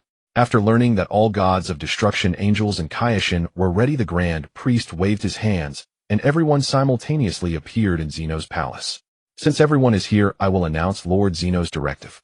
All universes must select 10 participants to compete in the upcoming Tournament of Power. Except for the victorious universe, all other universes will be erased by Lord Zeno. The gods were all bewildered, unable to understand why the Tournament of Power was being held. It's all your fault, Kampa. You insisted on a match with my universe. Beerus glared angrily at Kampa across from him. What's my fault? Didn't you agree? The other 10 gods of destruction, upon hearing their exchange, all glared at Beerus. It's because of you again. Last time you caused us to be punished by Lord Zeno. Silence. I need to continue announcing the next matters. The Grand Priest interrupted the angry outbursts directed at Beerus. He snapped his fingers and a massive arena appeared in Zeno's palace along with 12 floating observation seats. The beings from the 12 universes each appeared in their respective seats.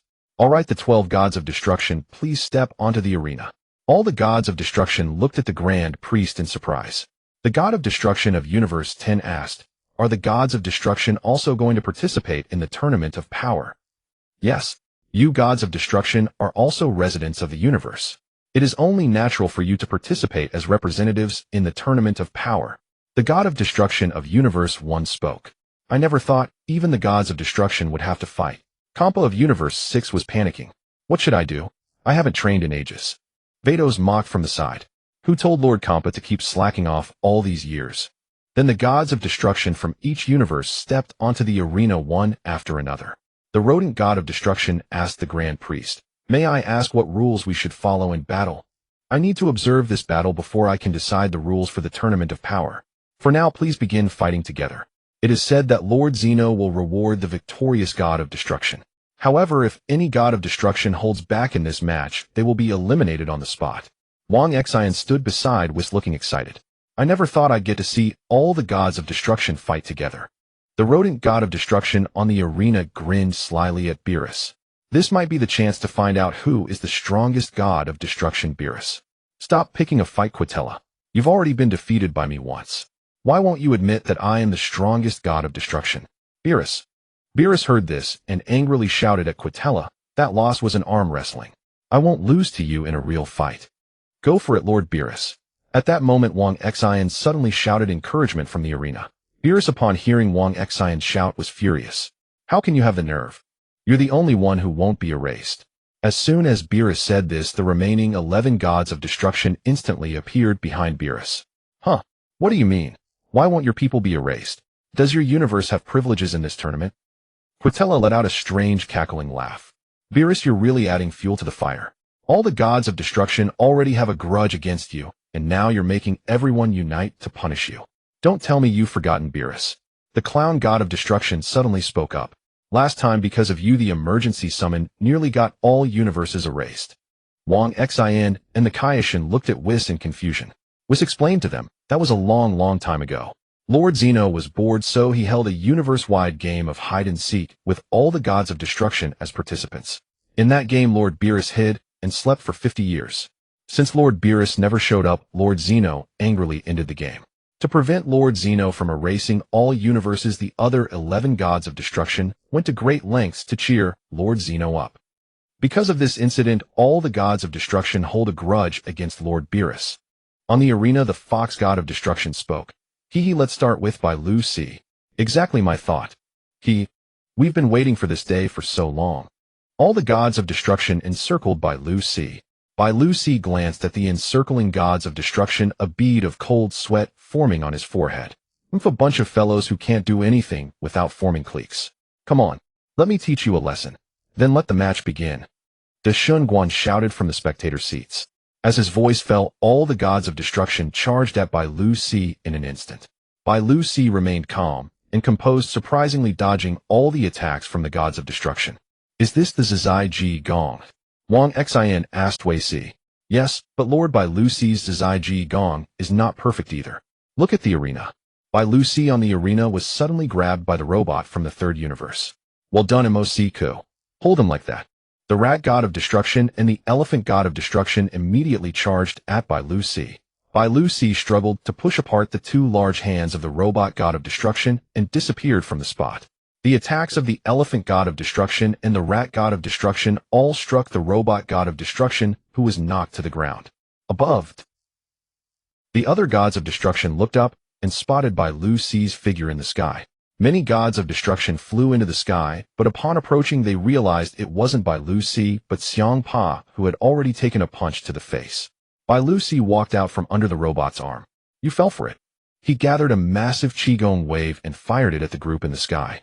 An explosion sounded in the sky, sending out thick smoke.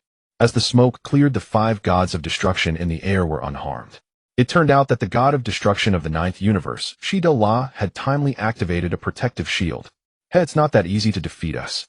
Just as Shi-Do-La was feeling smug, the clown god of destruction from the 11th universe kicked him flying. "Sorry, but he's full of openings." Besides, the opponents in this match are not just Bai Lu Si alone. In the end, only one can win. This is not the time to help each other. "Ha ha ha, you're right." Kuei-Te-La laughed loudly on the ground. "This match is getting more and more interesting. Bai Lucy glanced at the rat god of destruction. TCH. What's interesting about it, you wretched rat? The clown god of destruction of the 11th universe raised his arm upward in the sky, and all the gods of destruction, including Bai Lucy, were trapped in a transparent chi barrier. Damn, we fell for his trick. Just as all the gods of destruction broke free from the chi barrier, the clown god of destruction crossed his hands in the air, and between his fingers appeared several poker cards formed from chi. He waved his hands, and countless poker cards flew toward the 11 gods of destruction on the arena. The power of the poker cards was immense, directly cutting off one ear of the elephant god of destruction. The fox god of destruction of the 8th universe roared instantly, spreading 9 tails, each firing multiple chi bullets at the clown god of destruction. The clown god of destruction couldn't dodge in time and chose to take the hits with his body. The explosion smoke instantly enveloped the entire arena. Quan Wang was complaining to Deshunguan in his seat. I can't see anything clearly now. What should we do? The fox god of destruction was still frantically firing chi bullets. Don't get too cocky. More energy bullets shot out from the fox's tail. The only female god of destruction, the god of destruction of the 2nd universe, raised her bow and appeared beside the fox. You too, Jili Kai. The god of destruction of the 2nd universe shot an arrow from her bow at the fox's head. The fox quickly raised his arm to block, but the arrow pierced through his arm and remained lodged there. Kai Lai Si, you bastard. The elephant god of destruction of the 10th universe also used his signature move. He let out a mighty roar in the center of the arena, and the powerful roar stunned everyone. Wang Xin in the spectator seats was also paralyzed, and the Jia Wang Shun beside him fell flat on the arena floor. Wei Si explained to Wang Xin. That god of destruction is called La Mu Shi. He has the loudest voice in all the universes. His skill is called Nu Ho, and those hit by it will have their motor nerves paralyzed for a short time. That's why someone at the level of a Jia Wang Shun would fall to the ground, and even the gods of destruction can barely withstand it. The elephant god of destruction on the arena took this opportunity to fiercely attack the other gods of destruction. The others also adapted and joined the melee, and soon the arena was once again shrouded in smoke. I can't see clearly either. Even if I can see the arena, the gods of destruction are too fast. Quan Wang heard Wang Xin's complaint from his seat. After a moment of thought, he turned to Deshunguan. They're too fast. It's a bit boring to watch. Is that so? Then I'll have them stop, Lord Quan Wang. Quan Wang nodded. At this moment on the arena, the rat god of destruction knocked out the god of destruction of the 1st universe with a single punch. Turning around, he saw that Bai Lucy had also taken out the elephant god of destruction. As the smoke cleared, only a bruised and battered Bai Lucy and the equally bruised rat god of destruction remained standing. As expected, you're still standing, Bai Lucy. Then let's settle this once and for all. Finally, I can shut you noisy rat up. The two roared and charged at each other with full force, throwing a punch. Suddenly, Deshunguan's figure appeared between them, extending a finger toward each, blocking their all-out strikes.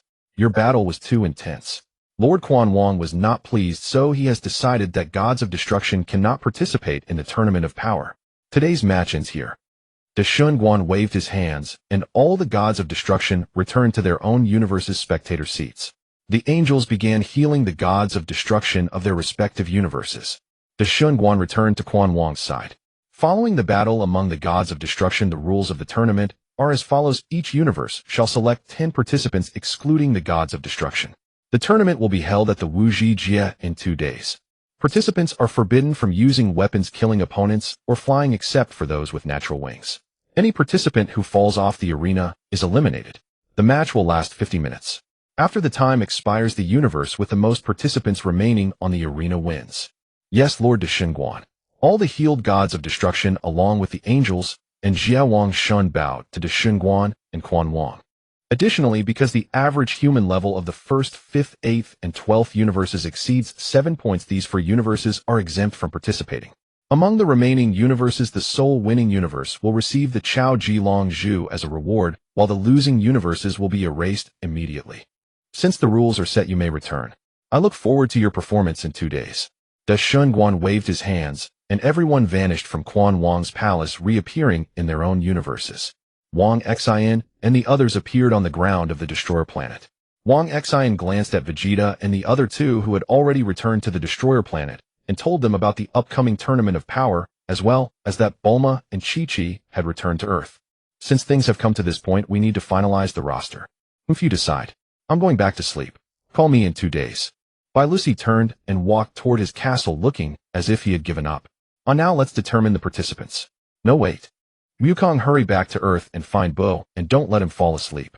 Oh, okay. Wait, Kakarot. Take me back too. I want to go see my Bulma. Vegeta put his arm on Wukong's shoulder, and Wukong used instant transmission to return to Earth. Then let's decide the list of participants. Wiss, help me jot it down. Too many things happened today, my mind might not be working well. Wacey nodded and Wang Xin continued. Me, Broly, Wukong, Vegeta, Bu, Gohan, Piccolo, and we'll also call Frieza. I believe he'll come for something that concerns his own life. Oh, after all, someone like him wouldn't entrust his life to us. In that case, we have 8 participants now. Who are you planning to get for the remaining 2, Wang Xin? No. 17, he should come. After all, when I made a wish to turn him back to normal, he said he owed me a favor. As for the last one, just find someone to fill the slot. Call Krillin. With 9 of us, our combat power should be enough. Alright, but what if Krillin doesn't agree? Then let Lord Beerus go scare him. Lord Beerus was probably just speaking in anger. He can't really be sleeping. Then will you train during these 2 days? No, I'm going back to Mount Pozu to rest well. There's no need to continue training. Broly, are you coming back to Earth with me? Wang Xin turned to glance at Broly, but before Broly could speak, Beerus walked out of the castle. He's not going back. These 2 days I'll unleash the power within him. Alright, then I'll head back first. See you in 2 days. If possible, I hope Whis can go to Bulma's place to help Wukong gather the team. Sure, I can help with that small favor. Wang Xin nodded at Whis, and Beerus then used instant transmission to return to Mount Pozu. Wang Xin looked at the familiar little villa before him and walked inside. This is where it all began. Unknowingly, so much time has passed. How nostalgic. Shy, I'm actually not that stupid. After the Tournament of Power ends, I should leave this world. I'm really a bit reluctant. Wang Xin returned to the bedroom, looked at the familiar bed, threw himself onto it, covered his head with the blanket, and fell asleep. 2 days later, Wang Xin used instant transmission to arrive at the Destroyer planet and saw the group that Wukong had already brought over. So you did come after all, Frieza. If I don't feel safe in trusting my life to you. Since I, the Great King, am here, hand over the captaincy to me. Have you forgotten how you got beaten? Are you out of your mind? My power has increased by a huge margin during this time. Want to try me? Stop arguing. Beerus shouted, let's go now. Only the 12 of us are going to this tournament. That scatterbrained Wukong didn't tell anyone else on Earth. He just said they were going out to train for a few days. The hope of Universe 7 rests on you. Do your best. Seeing the serious Beerus, everyone gradually put away their playful expressions. Everyone, how could the Kaioken be missing from something like this? Why didn't you call me? The Kaioken appeared before everyone. I didn't call you because I was afraid you'd wet your pants. Beerus, still so arrogant. We're all in the same boat now. Enough nonsense. Since you're here, let's go. Everyone formed a circle holding hands, and the Kaioken used instant transmission to arrive at the World of Void. The arena in the World of Void had been constructed. 12 spectator seats surrounded the arena in a circle with a gap not far away. The gap was where the Omni King and the Grand Minister sat. The participants from the other 7 universes, along with their Kaioken and Gods of Destruction, were already waiting in their respective spectator seats. The angels of each universe were also beside them. On the spectator seats of the 4 universes that didn't need to participate, there were only the angels, Gods of Destruction, and Kaioken. Since all participants have arrived, please step onto the arena. Everyone already knows the rules, so I won't repeat them. The members from the 8 participating universes all jumped onto the arena. The match begins. As the Grand Minister's voice fell, the cylinder in the center of the arena began to slowly descend. The 80 contestants on the arena began to find their opponents. No. 17 charged at several fighters from Universe 10. Among them, a red-skinned fighter swung a punch at No. 17, but No. 17 kicked him off the arena. The ejected Universe 10 fighter appeared in his own universe's spectator seat. Seeing his teammate eliminated, another Universe 10 fighter rushed at No. 17 and threw a punch which No. 17 caught with his hand. It seems your universe doesn't have any formidable fighters. With that, No. 17 pulled the fighter toward him and then forcefully threw him toward the edge of the arena. As the fighter was about to fall out, he reached out and grabbed the edge of the arena. No. 17 ignored him and instead charged at a green Birdman from Universe 10. The Birdman flew into the sky. I'm a wingless creature, like you can only watch me from the ground. No. 17 paid no heed to the Birdman's taunt. He leaped abruptly above the Birdman and delivered a heavy kick, smashing him onto the arena. The God of Destruction of Universe 10, seeing this, flew into a rage. What a bunch of useless fools. At that moment, the Universe 10 fighter at the edge of the arena was struggling to climb back up. Suddenly, a foot stepped on his hand. The Universe 10 fighter looked up and saw Frieza's sneering face. Ho ho ho, it seems you're having a hard time. Let me help you. Frieza applied pressure with his foot.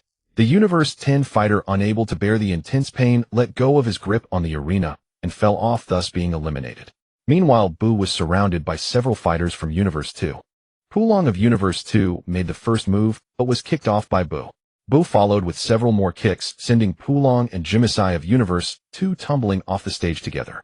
At this moment, Ningku of Universe 4 and Kajuo Basil of Universe 3 stood on the stage staring at each other. Let the righteous warrior of Universe 3, Kajuo Basil, take care of you. Do you think you are a match for the esteemed Ningku, one of the strongest in Universe 4? Both threw punches at the same time, but Vegeta appeared between them, extending his arms to catch their fists. Sorry to interrupt, but you two should get off. Vegeta grabbed their arms and hurled them off the stage, eliminating both. Wang Xin was searching for Jillian, but was ambushed by the Pride Troopers of Universe 11.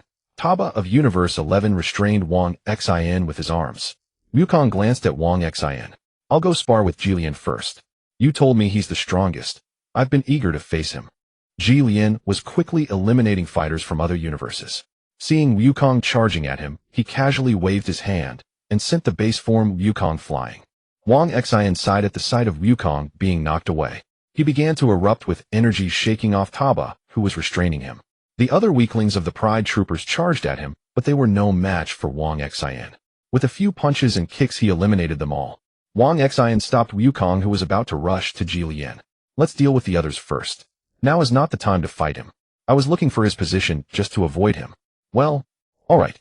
Wukong followed Wang Xin and leaped into the distance, beginning to eliminate fighters from other universes. At the edge of the stage, Fu Lisha found Fu Luisite, who was brutally beating a weakling from another universe.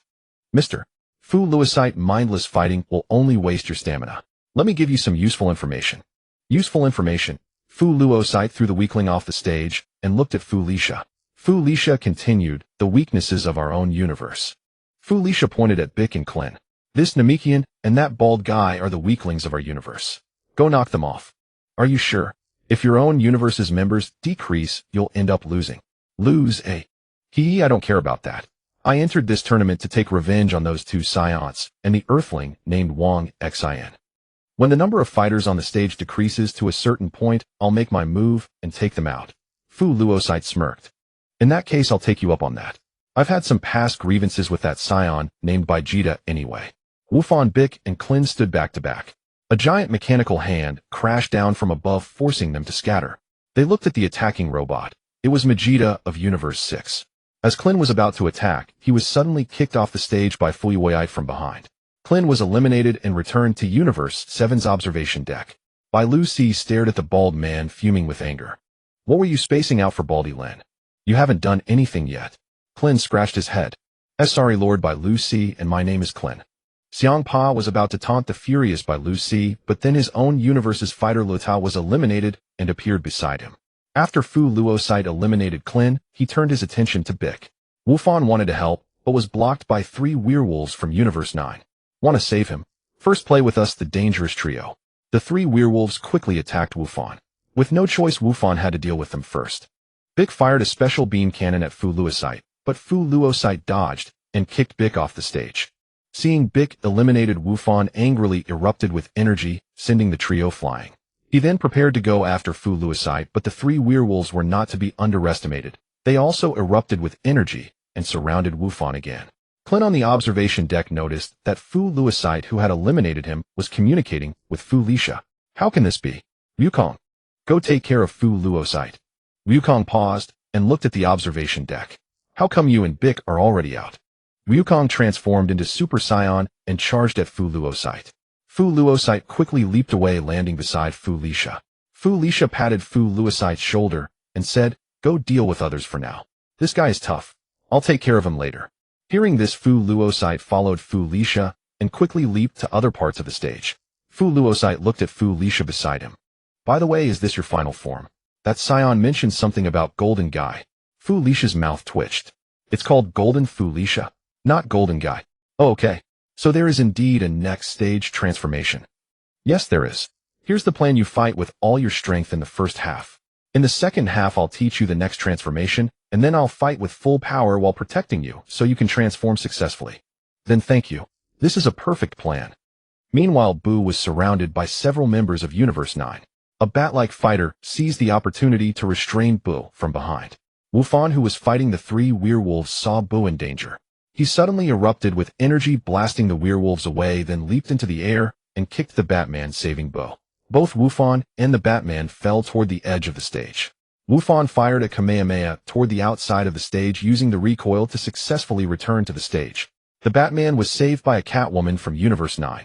All 10 fighters of Universe 9 gathered together, standing opposite Wufan and Boo. Wufan glanced at Boo beside him. The fighters of Universe 9 are indeed strong. Yes, I can't turn them into chocolate or absorb them, or I'll be disqualified. But I can heal you so the two of us still have a chance. Yes, now is not the time to fight at full strength, or we won't be able to last in the second half. The leader of the Universe 9 werewolves looked at them. Do you two think you can defeat all of Universe 9? Move aside. Fu Luosite shouted, dashed between the two, and unleashed a full-power super energy wave at the 10 fighters of Universe 9. The explosion created a massive cloud of smoke. The smoke from the explosion of the energy blast dissipated. Feliosite's veins bulged on his forehead. He raised both hands high, holding back the arm of a blue giant from the 9th universe. With all his might, he burst his chi, lifted the giant, spun rapidly, and hurled him toward the Batman of the 9th universe in the sky. The blue giant's body collided with the Batman in the sky, and both fell off the arena. Feliosite's attack did not pause for a moment. He instantly appeared in front of the Tin Man from the 9th universe, kicked him flying, then charged at the other warriors of the 9th universe with full force. With a flurry of punches and kicks, he knocked all the warriors of the 9th universe off the arena, except the three-headed wolf and the catfish spirit. Wang Xin and Wukong in the distance were dumbfounded. Why is this guy going all out from the very beginning? Who knows? There's no way he can last till the end like that.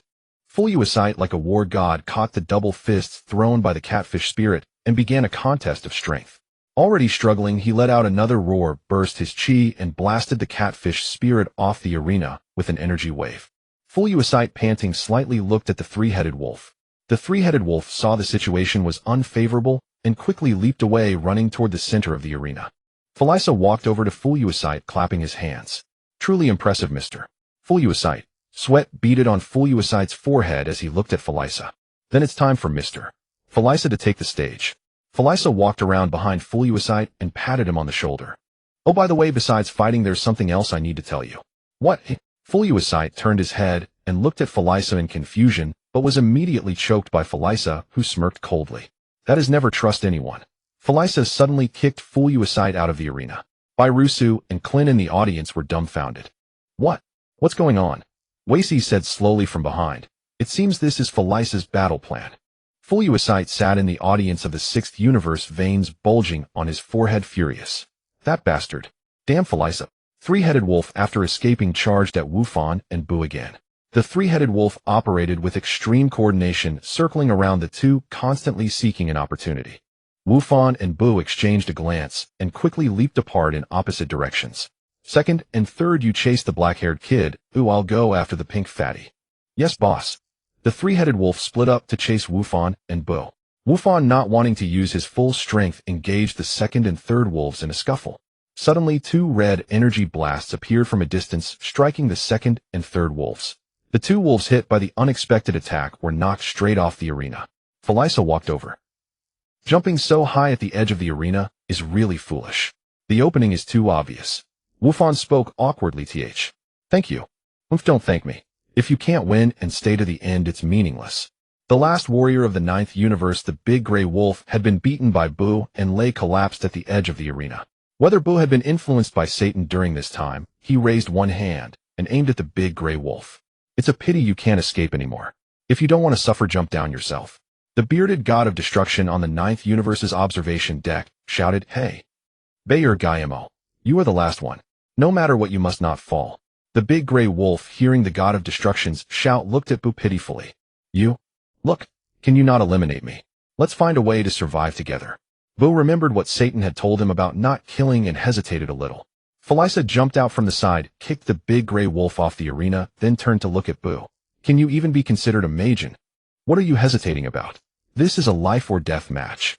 I understand. It seems I am the one who best understands this match.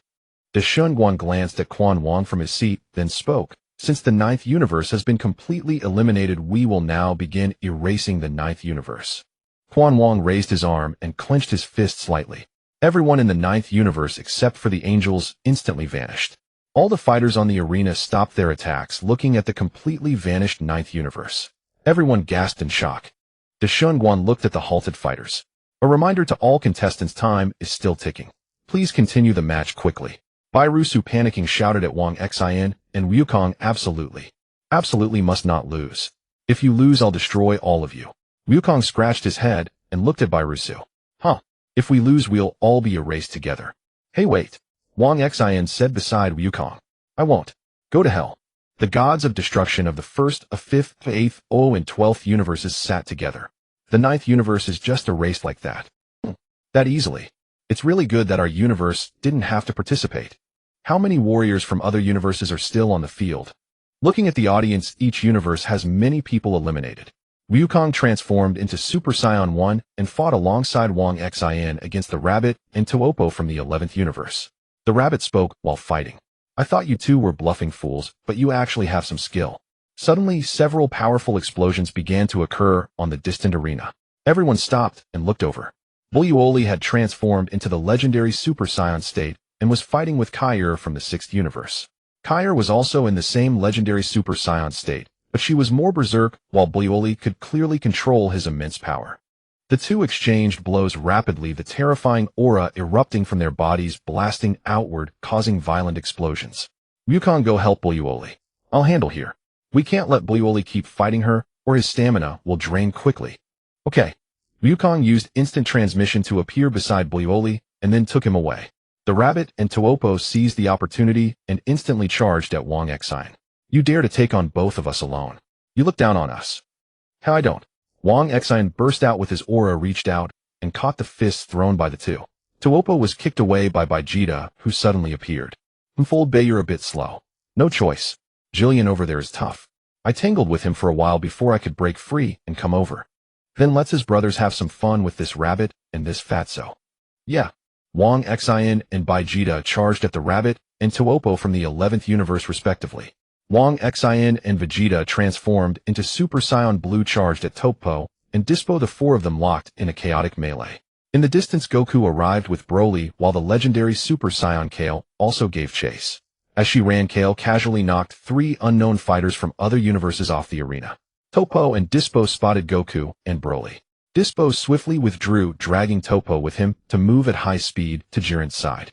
Wang Xin and the other 3 did not pursue, instead turning their attention to the approaching legendary Super Saiyan Kale. She has completely lost her mind. Her energy is rising higher and higher. Yes, but in the end she will only destroy herself because she cannot control this power. Do me a favor.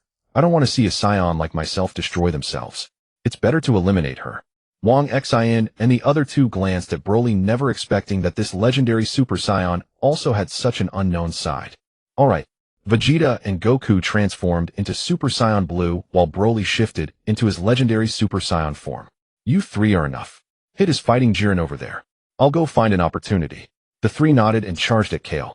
Wang Xin, on the other hand, erupted with his full aura and rushed toward Jiren's position. Hit and Jiren stood still, staring at each other. Toopo and Dispo wanted to attack Hit, but Jiren raised a hand to stop them. You don't need to help. I can handle it myself. Go somewhere else. Toopo and Dispo exchanged a glance with Jiren, then quickly leaped toward Boo's location. Hit activated time skip and charged at Jiren, but the technique seemed to have no effect on him. Jiren punched Hit, sending him flying. Wang Xin, who had just arrived, caught Hit midair. Even your time skip is useless. Yes, this man is too strong. However, I have a new technique that might work. A new technique. I'll help you. Alright.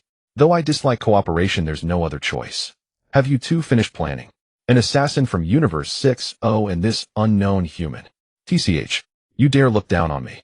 Hit, and Wang Xin swiftly charged at Jiren. Hit activated his new technique, Time Freeze, and a layer of bluish-purple light enveloped Jiren's body, drastically slowing his movement. Wang Xin seized the opportunity and kicked Jiren in the face, sending him stumbling to the edge of the arena. No, Jiren can't be this weak. Seeing Jiren at the edge of the arena, Hit instantly accelerated toward him, aiming to knock him off. Just as Hit's fist was about to make contact, a mocking smile curled on Jiren's face. Hit, come back. The bluish-purple light around Jiren's body vanished. Hearing Wang Xin shout, Hit tried to retreat, but Jiren grabbed his fist and flung him out of the arena. Jiren then glanced at Wang Xin. What? Not going to avenge your comrade? I'm not an idiot. Farewell. Wang Xin quickly leaped away. Jiren did not pursue, instead heading toward other fighters nearby. Goku and Vegeta restrained Kale from both sides, while Broly appeared behind her and held her tightly. He then carried her toward the edge of the arena and threw her off. Just as Kale was about to fall out of bounds, Kaba leaped off the arena, placed a Patera earring on one of Kale's ears, and with all his strength, threw her back onto the stage. I'll leave her to you. Please take care of her. Kaba fell off the arena, his body appearing in the viewing area of Universe 6. Back on the arena, Kale's body emitted a white light and flew toward a nearby pile of rubble. Caulifla emerged from the debris, also glowing white. The two touched, merging into a new female warrior. What kind of trick is this? Goku and Vegeta were stunned, and even Broly looked bewildered. I am the fusion of Kale and Caulifla. Call me Kefla. This power is truly intoxicating. Though the three Saiyans were somewhat shocked, they still felt she was no match for them. Just as they were about to engage her, Gohan hurried over from a distance. Father, leave this to me. Uncle Wang Xin can't handle Jiren alone. He needs your help. Can you do it? Gohan, trust me, I'm not the same as before. I don't think I'll lose to her. I'll help Gohan too. Bu threw an unknown fighter from another universe out of the arena and came to Gohan's side. His eyes no longer held confusion or pity, as if Frieza had managed to convince him. Then it's up to you two. We'll join Wang Xin. Take care. Gohan and Bu nodded and walked toward Kefla, who had fully adapted to her new body. Goku, Vegeta, and Broly gathered around Wang Xin. What got beaten up? I didn't get beaten, Hit did. I feel like you're doing this on purpose. Alright, stop messing around. We four have to team up against him. Jiren is even stronger than I remember. The four brothers walked toward Jiren, who was now in the center of the arena. Frieza and Android 17 knocked the pink sumo wrestler and Greenbird from Universe 10 off the arena, then cornered the remaining three fighters of Universe 10 at the edge. Handsome guy, we're here to help you. A female warrior's voice came from afar. Frieza and Android 17 turned to see Ribrian from Universe 2, a strange-looking fat woman followed by two other female warriors from Universe 2. A Universe 10 fighter asked, "Are you here to help us?" Not at all. Ribrian pointed at Frieza and made a heart shape with her hands. I'm here to help this handsome guy. Ha ha ha ha, someone actually likes you, Frieza. Android 17 laughed loudly. Go join your devoted fan, ha ha ha. Frieza's mouth twitched. He instantly transformed into Golden Frieza, unleashing a terrifying aura that swept over the fighters from Universe 10 and Universe 2. In the blink of an eye, Frieza disappeared and knocked the three female warriors of Universe 2 and the three fighters of Universe 10 off the arena with a few strikes. Did someone say something? I didn't hear a thing. Frieza seemed to have a decent rapport with Android 17. They exchanged a glance and walked toward the center of the arena. The Grand Minister, seated in his chair, glanced at the arena. Universe 10 has been completely eliminated. Now Universe 10 will be erased. Zeno raised one arm and clenched his fist. In the audience area of Universe 10, only a lone angel remained, sighing in silence. Gohan and Bu launched an attack against Kefla simultaneously. Kefla roared, transforming into her legendary Super Saiyan state, and sent both of them flying with a single shockwave. Gohan and Bu exchanged a glance. It seems we should reveal our true power now. Looking at this stone pillar timer, there are about 20 minutes left. We can start now? Gohan began to roar, erupting with energy. Beside him, Bu's head emitted vast clouds of steam. Kefla watched the two with interest, making no move to interrupt. The other fighters from Universe 6 had already been knocked off the ring by Frieza and Android 17, leaving only Kefla to represent the universe. Kampa in the stands was horrified and yelled at Kefla, strike them while they're gathering their energy. Kefla, what are you doing? Kefla, her Saiyan nature fully revealed, turned her head toward Kampa, then raised a thumb and pointed at herself. I have now obtained ultimate power. No one can defeat me. Kefla roared, and a surge of emerald energy erupted from her body. By then Gohan and Bu had also finished powering up. Gohan's forelock had grown longer, and Bu had transformed into a pink muscular figure. Had Wang Xin seen Bu at that moment, he would have instantly recognized his form. It was no different from Super Bu, who had absorbed Gohan during the Z era, yet the aura he exuded was far more terrifying. Gohan and Bu charged at Kefla, engaging her in rapid combat. For a moment, the fused warrior Kefla was thrown off balance, but as time passed, she gradually fought them to a standstill. Gohan glanced at Bu, who immediately understood his intent. Bu's body transformed into a gigantic pink disc, then enveloped Kefla, leaving only her head exposed. Hurry, Gohan. I can't hold on much longer. Gohan gathered an immensely powerful Kamehameha in his hands and fired it with full force toward Bu and Kefla. Just as it was about to strike, Kefla roared, shattering Bu's body. Bu's remaining arm clung desperately to Kefla's foot, and his body swiftly regenerated. In the end, Kefla managed to leap up just before the Kamehameha struck her. Gohan unleashed his full aura and charged toward Kefla and Bu. Kefla and Bu were knocked off the ring by Gohan's powerful impact. As Kefla fell, she latched onto Gohan's arm, and all three were eliminated together. All fighters from Universe 6 have been eliminated. Now commence erasure. As the Grand Priest's voice faded, Zeno's arms rose once more. Before being erased by Zeno, Kampa did not show a sorrowful expression. Instead, he stood up and shouted to Beerus, "Hey, brother." Beerus looked at Kampa, who made a funny face at him. Then, together with everyone from Universe 6 except the angel, they vanished from the ring. Beerus turned around, his figure somewhat desolate. "Say something, brother." As Frieza and Android 17 walked toward the center of the ring, Frieza was suddenly struck by an attack. His body flew backward toward the edge. Android 17 grabbed him and pulled him back. "Watch out. It seems an invisible fighter is attacking you." Frieza shook off Android 17's hand. "I know. I can sense his energy." While speaking, Frieza suddenly kicked behind him, sending the invisible fighter from Universe 4 flying off the ring. "Oomph. A worthless coward who can do nothing but ambush." As Android 17 stepped forward, Frieza shouted a warning. Android 17 was struck by another invisible enemy from Universe 4. As he was falling off the ring, Frieza's tail whipped him back. "Now we're even. But can't you sense Ki? I used to be an android. Although I've been restored to a normal human, I still retain all the functions of an android." "Then how did you fight before?"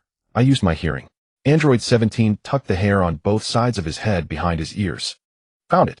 Android 17 pointed at the ground. Frieza followed his gaze and saw that the attacker from Universe 4 was an extremely small insect. Realizing it had been discovered, the tiny insect quickly flew away. Frieza blasted it off the ring with a small energy wave. Zeno, noticing the decreasing number of fighters on the ring, asked the Grand Priest to tally the remaining combatants. The Grand Priest's tally was as follows: Universe 2, 3 fighters remaining. Universe 3, 5 fighters remaining. Universe 4, 4 fighters remaining. Universe 7, 6 fighters remaining. Universe 11, 3 fighters remaining. Universes 6, 9, and 10 were completely eliminated. Frieza and Android 17 located the remaining 3 fighters from Universe 2 and engaged them in battle. Topo and Dispo of Universe 11 fought against the 4 fighters of Universe 4. The remaining 5 fighters of Universe 3 consisted of a scientist leading 4 robots. The scientist commanded the 4 robots to merge with him, forming a gigantic monster that then charged toward Topo and the others. The battle between the 4 Wang brothers and Jiren had reached its climax.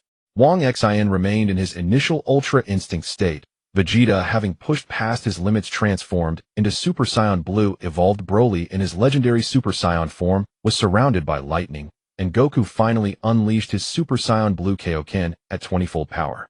Jiren, facing the combined onslaught of the 4, grew increasingly irritated. Though their attacks didn't do much damage, they kept him flustered, and he began to suffer minor scratches. "You weak fighters. I will show you true power."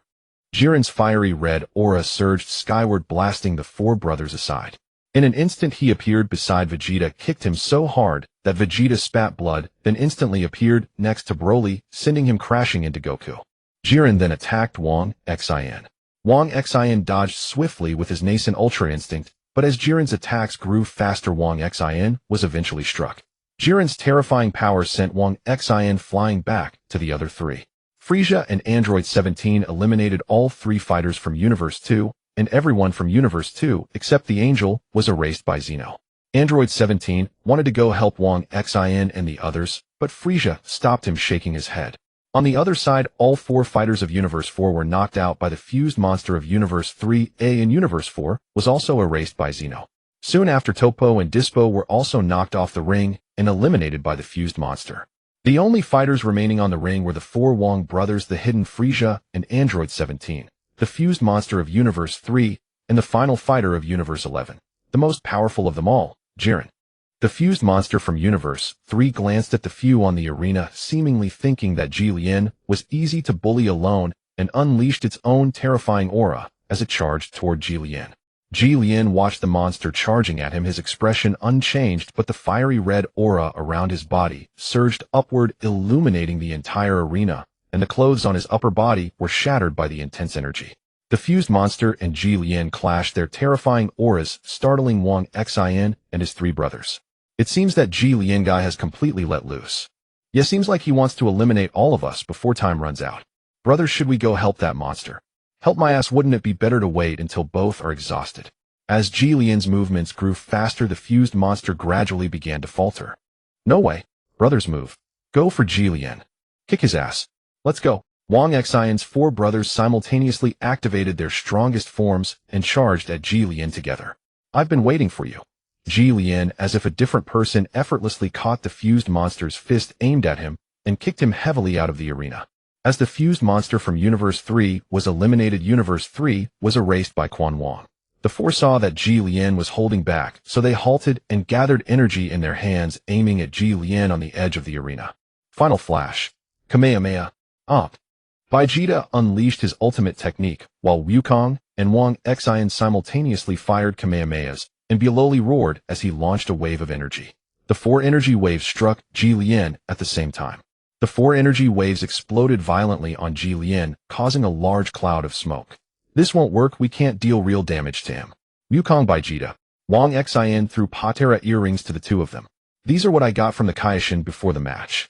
Put them on quickly. Biloli and I will hold them off. Wukong and Vegeta took the earrings, stunned for a moment, while Wang Xin and Biloli rushed into the smoke and quickly engaged Ji Lian in combat. Even the combined attacks of the 4 brothers couldn't overpower Ji Lian, let alone now, with only Wang Xin and Biloli. Ji Lian appeared beside Biloli, his fist wrapped in fiery red aura, and punched Biloli out of the arena. Then he kicked Wang Xin in the stomach, causing Wang Xin to stagger backward. Ji Lian followed up with another kick, sending Wang Xin flying toward the edge of the arena. Just as Wang Xin was about to be eliminated, a flash of white light appeared on the arena, and a man with his own BGM saved Wang Xin. Ji Lian looked at the man in confusion. Who are you? Are you the fusion of those 2 Saiyans? Vegeta. Vegeta coldly stated his name, set Wang Xin down from his arms, then roared as he transformed into Super Saiyan Blue. Sensing Vegeta's overwhelmingly powerful aura, Ji Lian's own fiery red aura instantly surged to an immense height. The 2 exchanged a glance, and the arena beneath their feet instantly shattered into pieces, then they swiftly clashed. Frieza and No. 17-0 forced out of their hiding spots due to the arena's destruction were spotted by Wang Xin, who quickly jumped to their side. So this is Vegeta. Truly terrifying. Indeed. I, the great Frieza, never imagined I would witness such an intense battle. Stop boasting, can't you see Ji Lian is evenly matched with him? Wang Xin looked at the 2 fighters. This shouldn't be. Why can't even Vegeta easily win? Logically, Vegeta should be able to defeat Ji Lian with ease, right? The battle between Vegeta and Ji Lian generated an incredibly powerful aura, once again shattering the arena into pieces. Wang Xin and the other 2 could only keep jumping onto the remaining intact fragments. Vegeta, you are truly a formidable opponent, but my power surpasses that of the god of destruction. Humph. Vegeta's figure vanished and reappeared behind Ji Lian. Vegeta kicked Ji Lian onto a slab of the arena. Ji Lian was about to get up, but Vegeta punched him heavily into the debris, pressing his head firmly. What? Is this all the power that surpasses the god of destruction? Ji Lian let out a roar, shattering the debris beneath him, and swung a backhand punch at Vegeta. Vegeta caught Ji Lian's fist and followed up with a kick that sent him toward Wang Xin and the other 2. Seeing Wang Xin and the others, Ji Lian knocked Frieza and No. 17 out of the arena with a punch and a kick, then moved to attack Wang Xin. Vegeta's figure appeared beside Wang Xin again, catching Ji Lian's fist. This is a fight between us now. Don't overthink. Wang Xin leaped away and Vegeta proceeded to beat Ji Lian severely, leaving Ji Lian utterly unable to resist. So Vegeta was holding back his strength. I remember Vegeta never plays around, right? It's time to end this. Vegeta hurled the battered Ji Lian into the air, then unleashed his full aura and assumed the stance for Kamehameha. Ultimate. Came. Hey. A flash of white light passed, and Vegeta, before he could release the final technique, reverted back into Wukong and Vegeta. What's going on? The power is too strong. The earrings can't withstand it. Damn, what were you two playing at? Just go ahead and finish it. Wang Xian jumped over and kicked the two. It's fine, Ji Lian is at his last gasp now. The three of us have a chance. Wukong and Vegeta transformed into Super Saiyan Blue, but their remaining power was insufficient to sustain the next transformation. Wang Xian let out a roar and finally activated the second stage of Ultra Instinct. The three brothers charged at Ji Lian, who had risen again, and started punching and kicking him. Where's that momentum you had earlier? Didn't you surpass the god of destruction? Vegeta activated his taunt mode, madly provoking Ji Lian. Shut up, damn it. You're not a villain. Wang Xian grew more anxious as he fought. Although Ji Lian did not fight back, the energy within him grew stronger with Vegeta's taunts. Ji Lian suddenly erupted, punching Vegeta in the face. Vegeta was knocked back to his base form and fell out of the arena, eliminated. Damn, old bay, you motherfucker. Wang Xian kicked Ji Lian back a short distance, then condensed several Destructo discs in his hand and hurled them at Ji Lian. Ji Lian punched rapidly, shattering most of the Destructo discs, but the remaining ones sliced through the debris beneath his feet. Wang Xian used instant transmission to appear above Ji Lian and kicked him fiercely out of the arena. Ji Lian used some stones beneath his feet to gradually jump back onto the arena. Wukong, enduring the strain on his body, activated the 20x Kaioken, while in Super Saiyan Blue lunged forward and grabbed Ji Lian, trying to drag him out of the arena. Wang Xian now. Wang Xian understood Wukong's intention and fired a super-powered Kamehameha at Wukong, which sent both Wukong and Ji Lian out of the arena. You hit him. Wukong appeared in the spectator's stands, spitting blood. The voice of De Shunguan sounded from his seat. Since the last warrior of Universe 11, Ji Lian has been eliminated, Universe 11 will be erased. Wukong ate the Senzu Beans that Wang Xian had left with Lucy earlier and watched Ji Lian and the others disappear, his expression turning somewhat reluctant. De Shunguan waved his hands, and the arena returned to its original state. Then he took out the Super Longzhu and summoned the Super Shenlong. State your wish, Wang Xian. Whatever it is, the Super Shenlong will grant it. Wang Xian, Wukong, and the others called out. Wang Xian turned to look at the somewhat emotional Wukong. Please, Super Shenlong, restore the erased universes. Quan Wang flew to Wang Xian's side. Are you sure you want to make this wish? You can wish to stay in this world. Don't you want to remain in Universe 7? So you already know? My time is running out, but I have no regrets. Let this be my wish. Quan Wang said no more, nodding to De Shunguan. De Shunguan spoke to the Super Shenlong in the divine language, uttering Wang Xian's wish. The Super Shenlong's eyes emitted a golden light, and all universes were restored to their original state. Everyone from the other universes reappeared on their respective planets. After granting the wish, the Super Shenlong's body transformed into the Super Longzhu, which flew to the other universes. Wang Xian, what did you mean by what you just said? What do you mean your time is running out? Wang Xian sighed, glancing at Wukong and the others who had come to his side. I'm sorry I never told you. Since the match with Universe 6, my body has been turning transparent for a short period every day. As time passes, the duration increases. I may not be able to grow stronger with you anymore, but I've truly been happy with you all. Thank you. After saying these words, Wang Xian's body began to flicker as if about to disappear at any moment. Silly husband. Did you forget about me? Xiaoyu suddenly appeared beside Wang Xian, reaching out and tapping his forehead. Wang Xian's body stopped flickering. I'm not going to let you leave just like that, silly. You were going to abandon us. You're a jerk. No. 18's figure also appeared beside Wang Xian. Sister, you really didn't misjudge him. I wish you happiness. Quan Wang waved his hands, and everyone in Universe 7 returned to their homes. Wang Xian, Xiaoyu, and No. 18 appeared in the small villa on Mount Pozu. You two, would you have come out if I hadn't said that? Do you know how much I've missed you? Wang Xian hugged Xiaoyu and No. 18 threw them onto the bed and pounced over.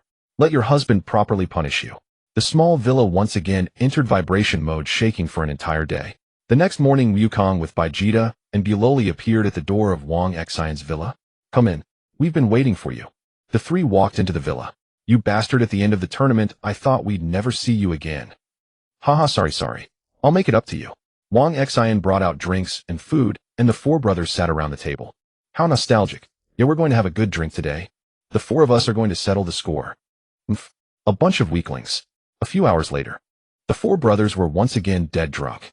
Xiaoyu came downstairs, and with a flick of her finger sent Wukong and the other two back to their homes. Oh, by the way, Buloli also built a house on Mount Podu. And so the four brothers trained during the day and drank at night.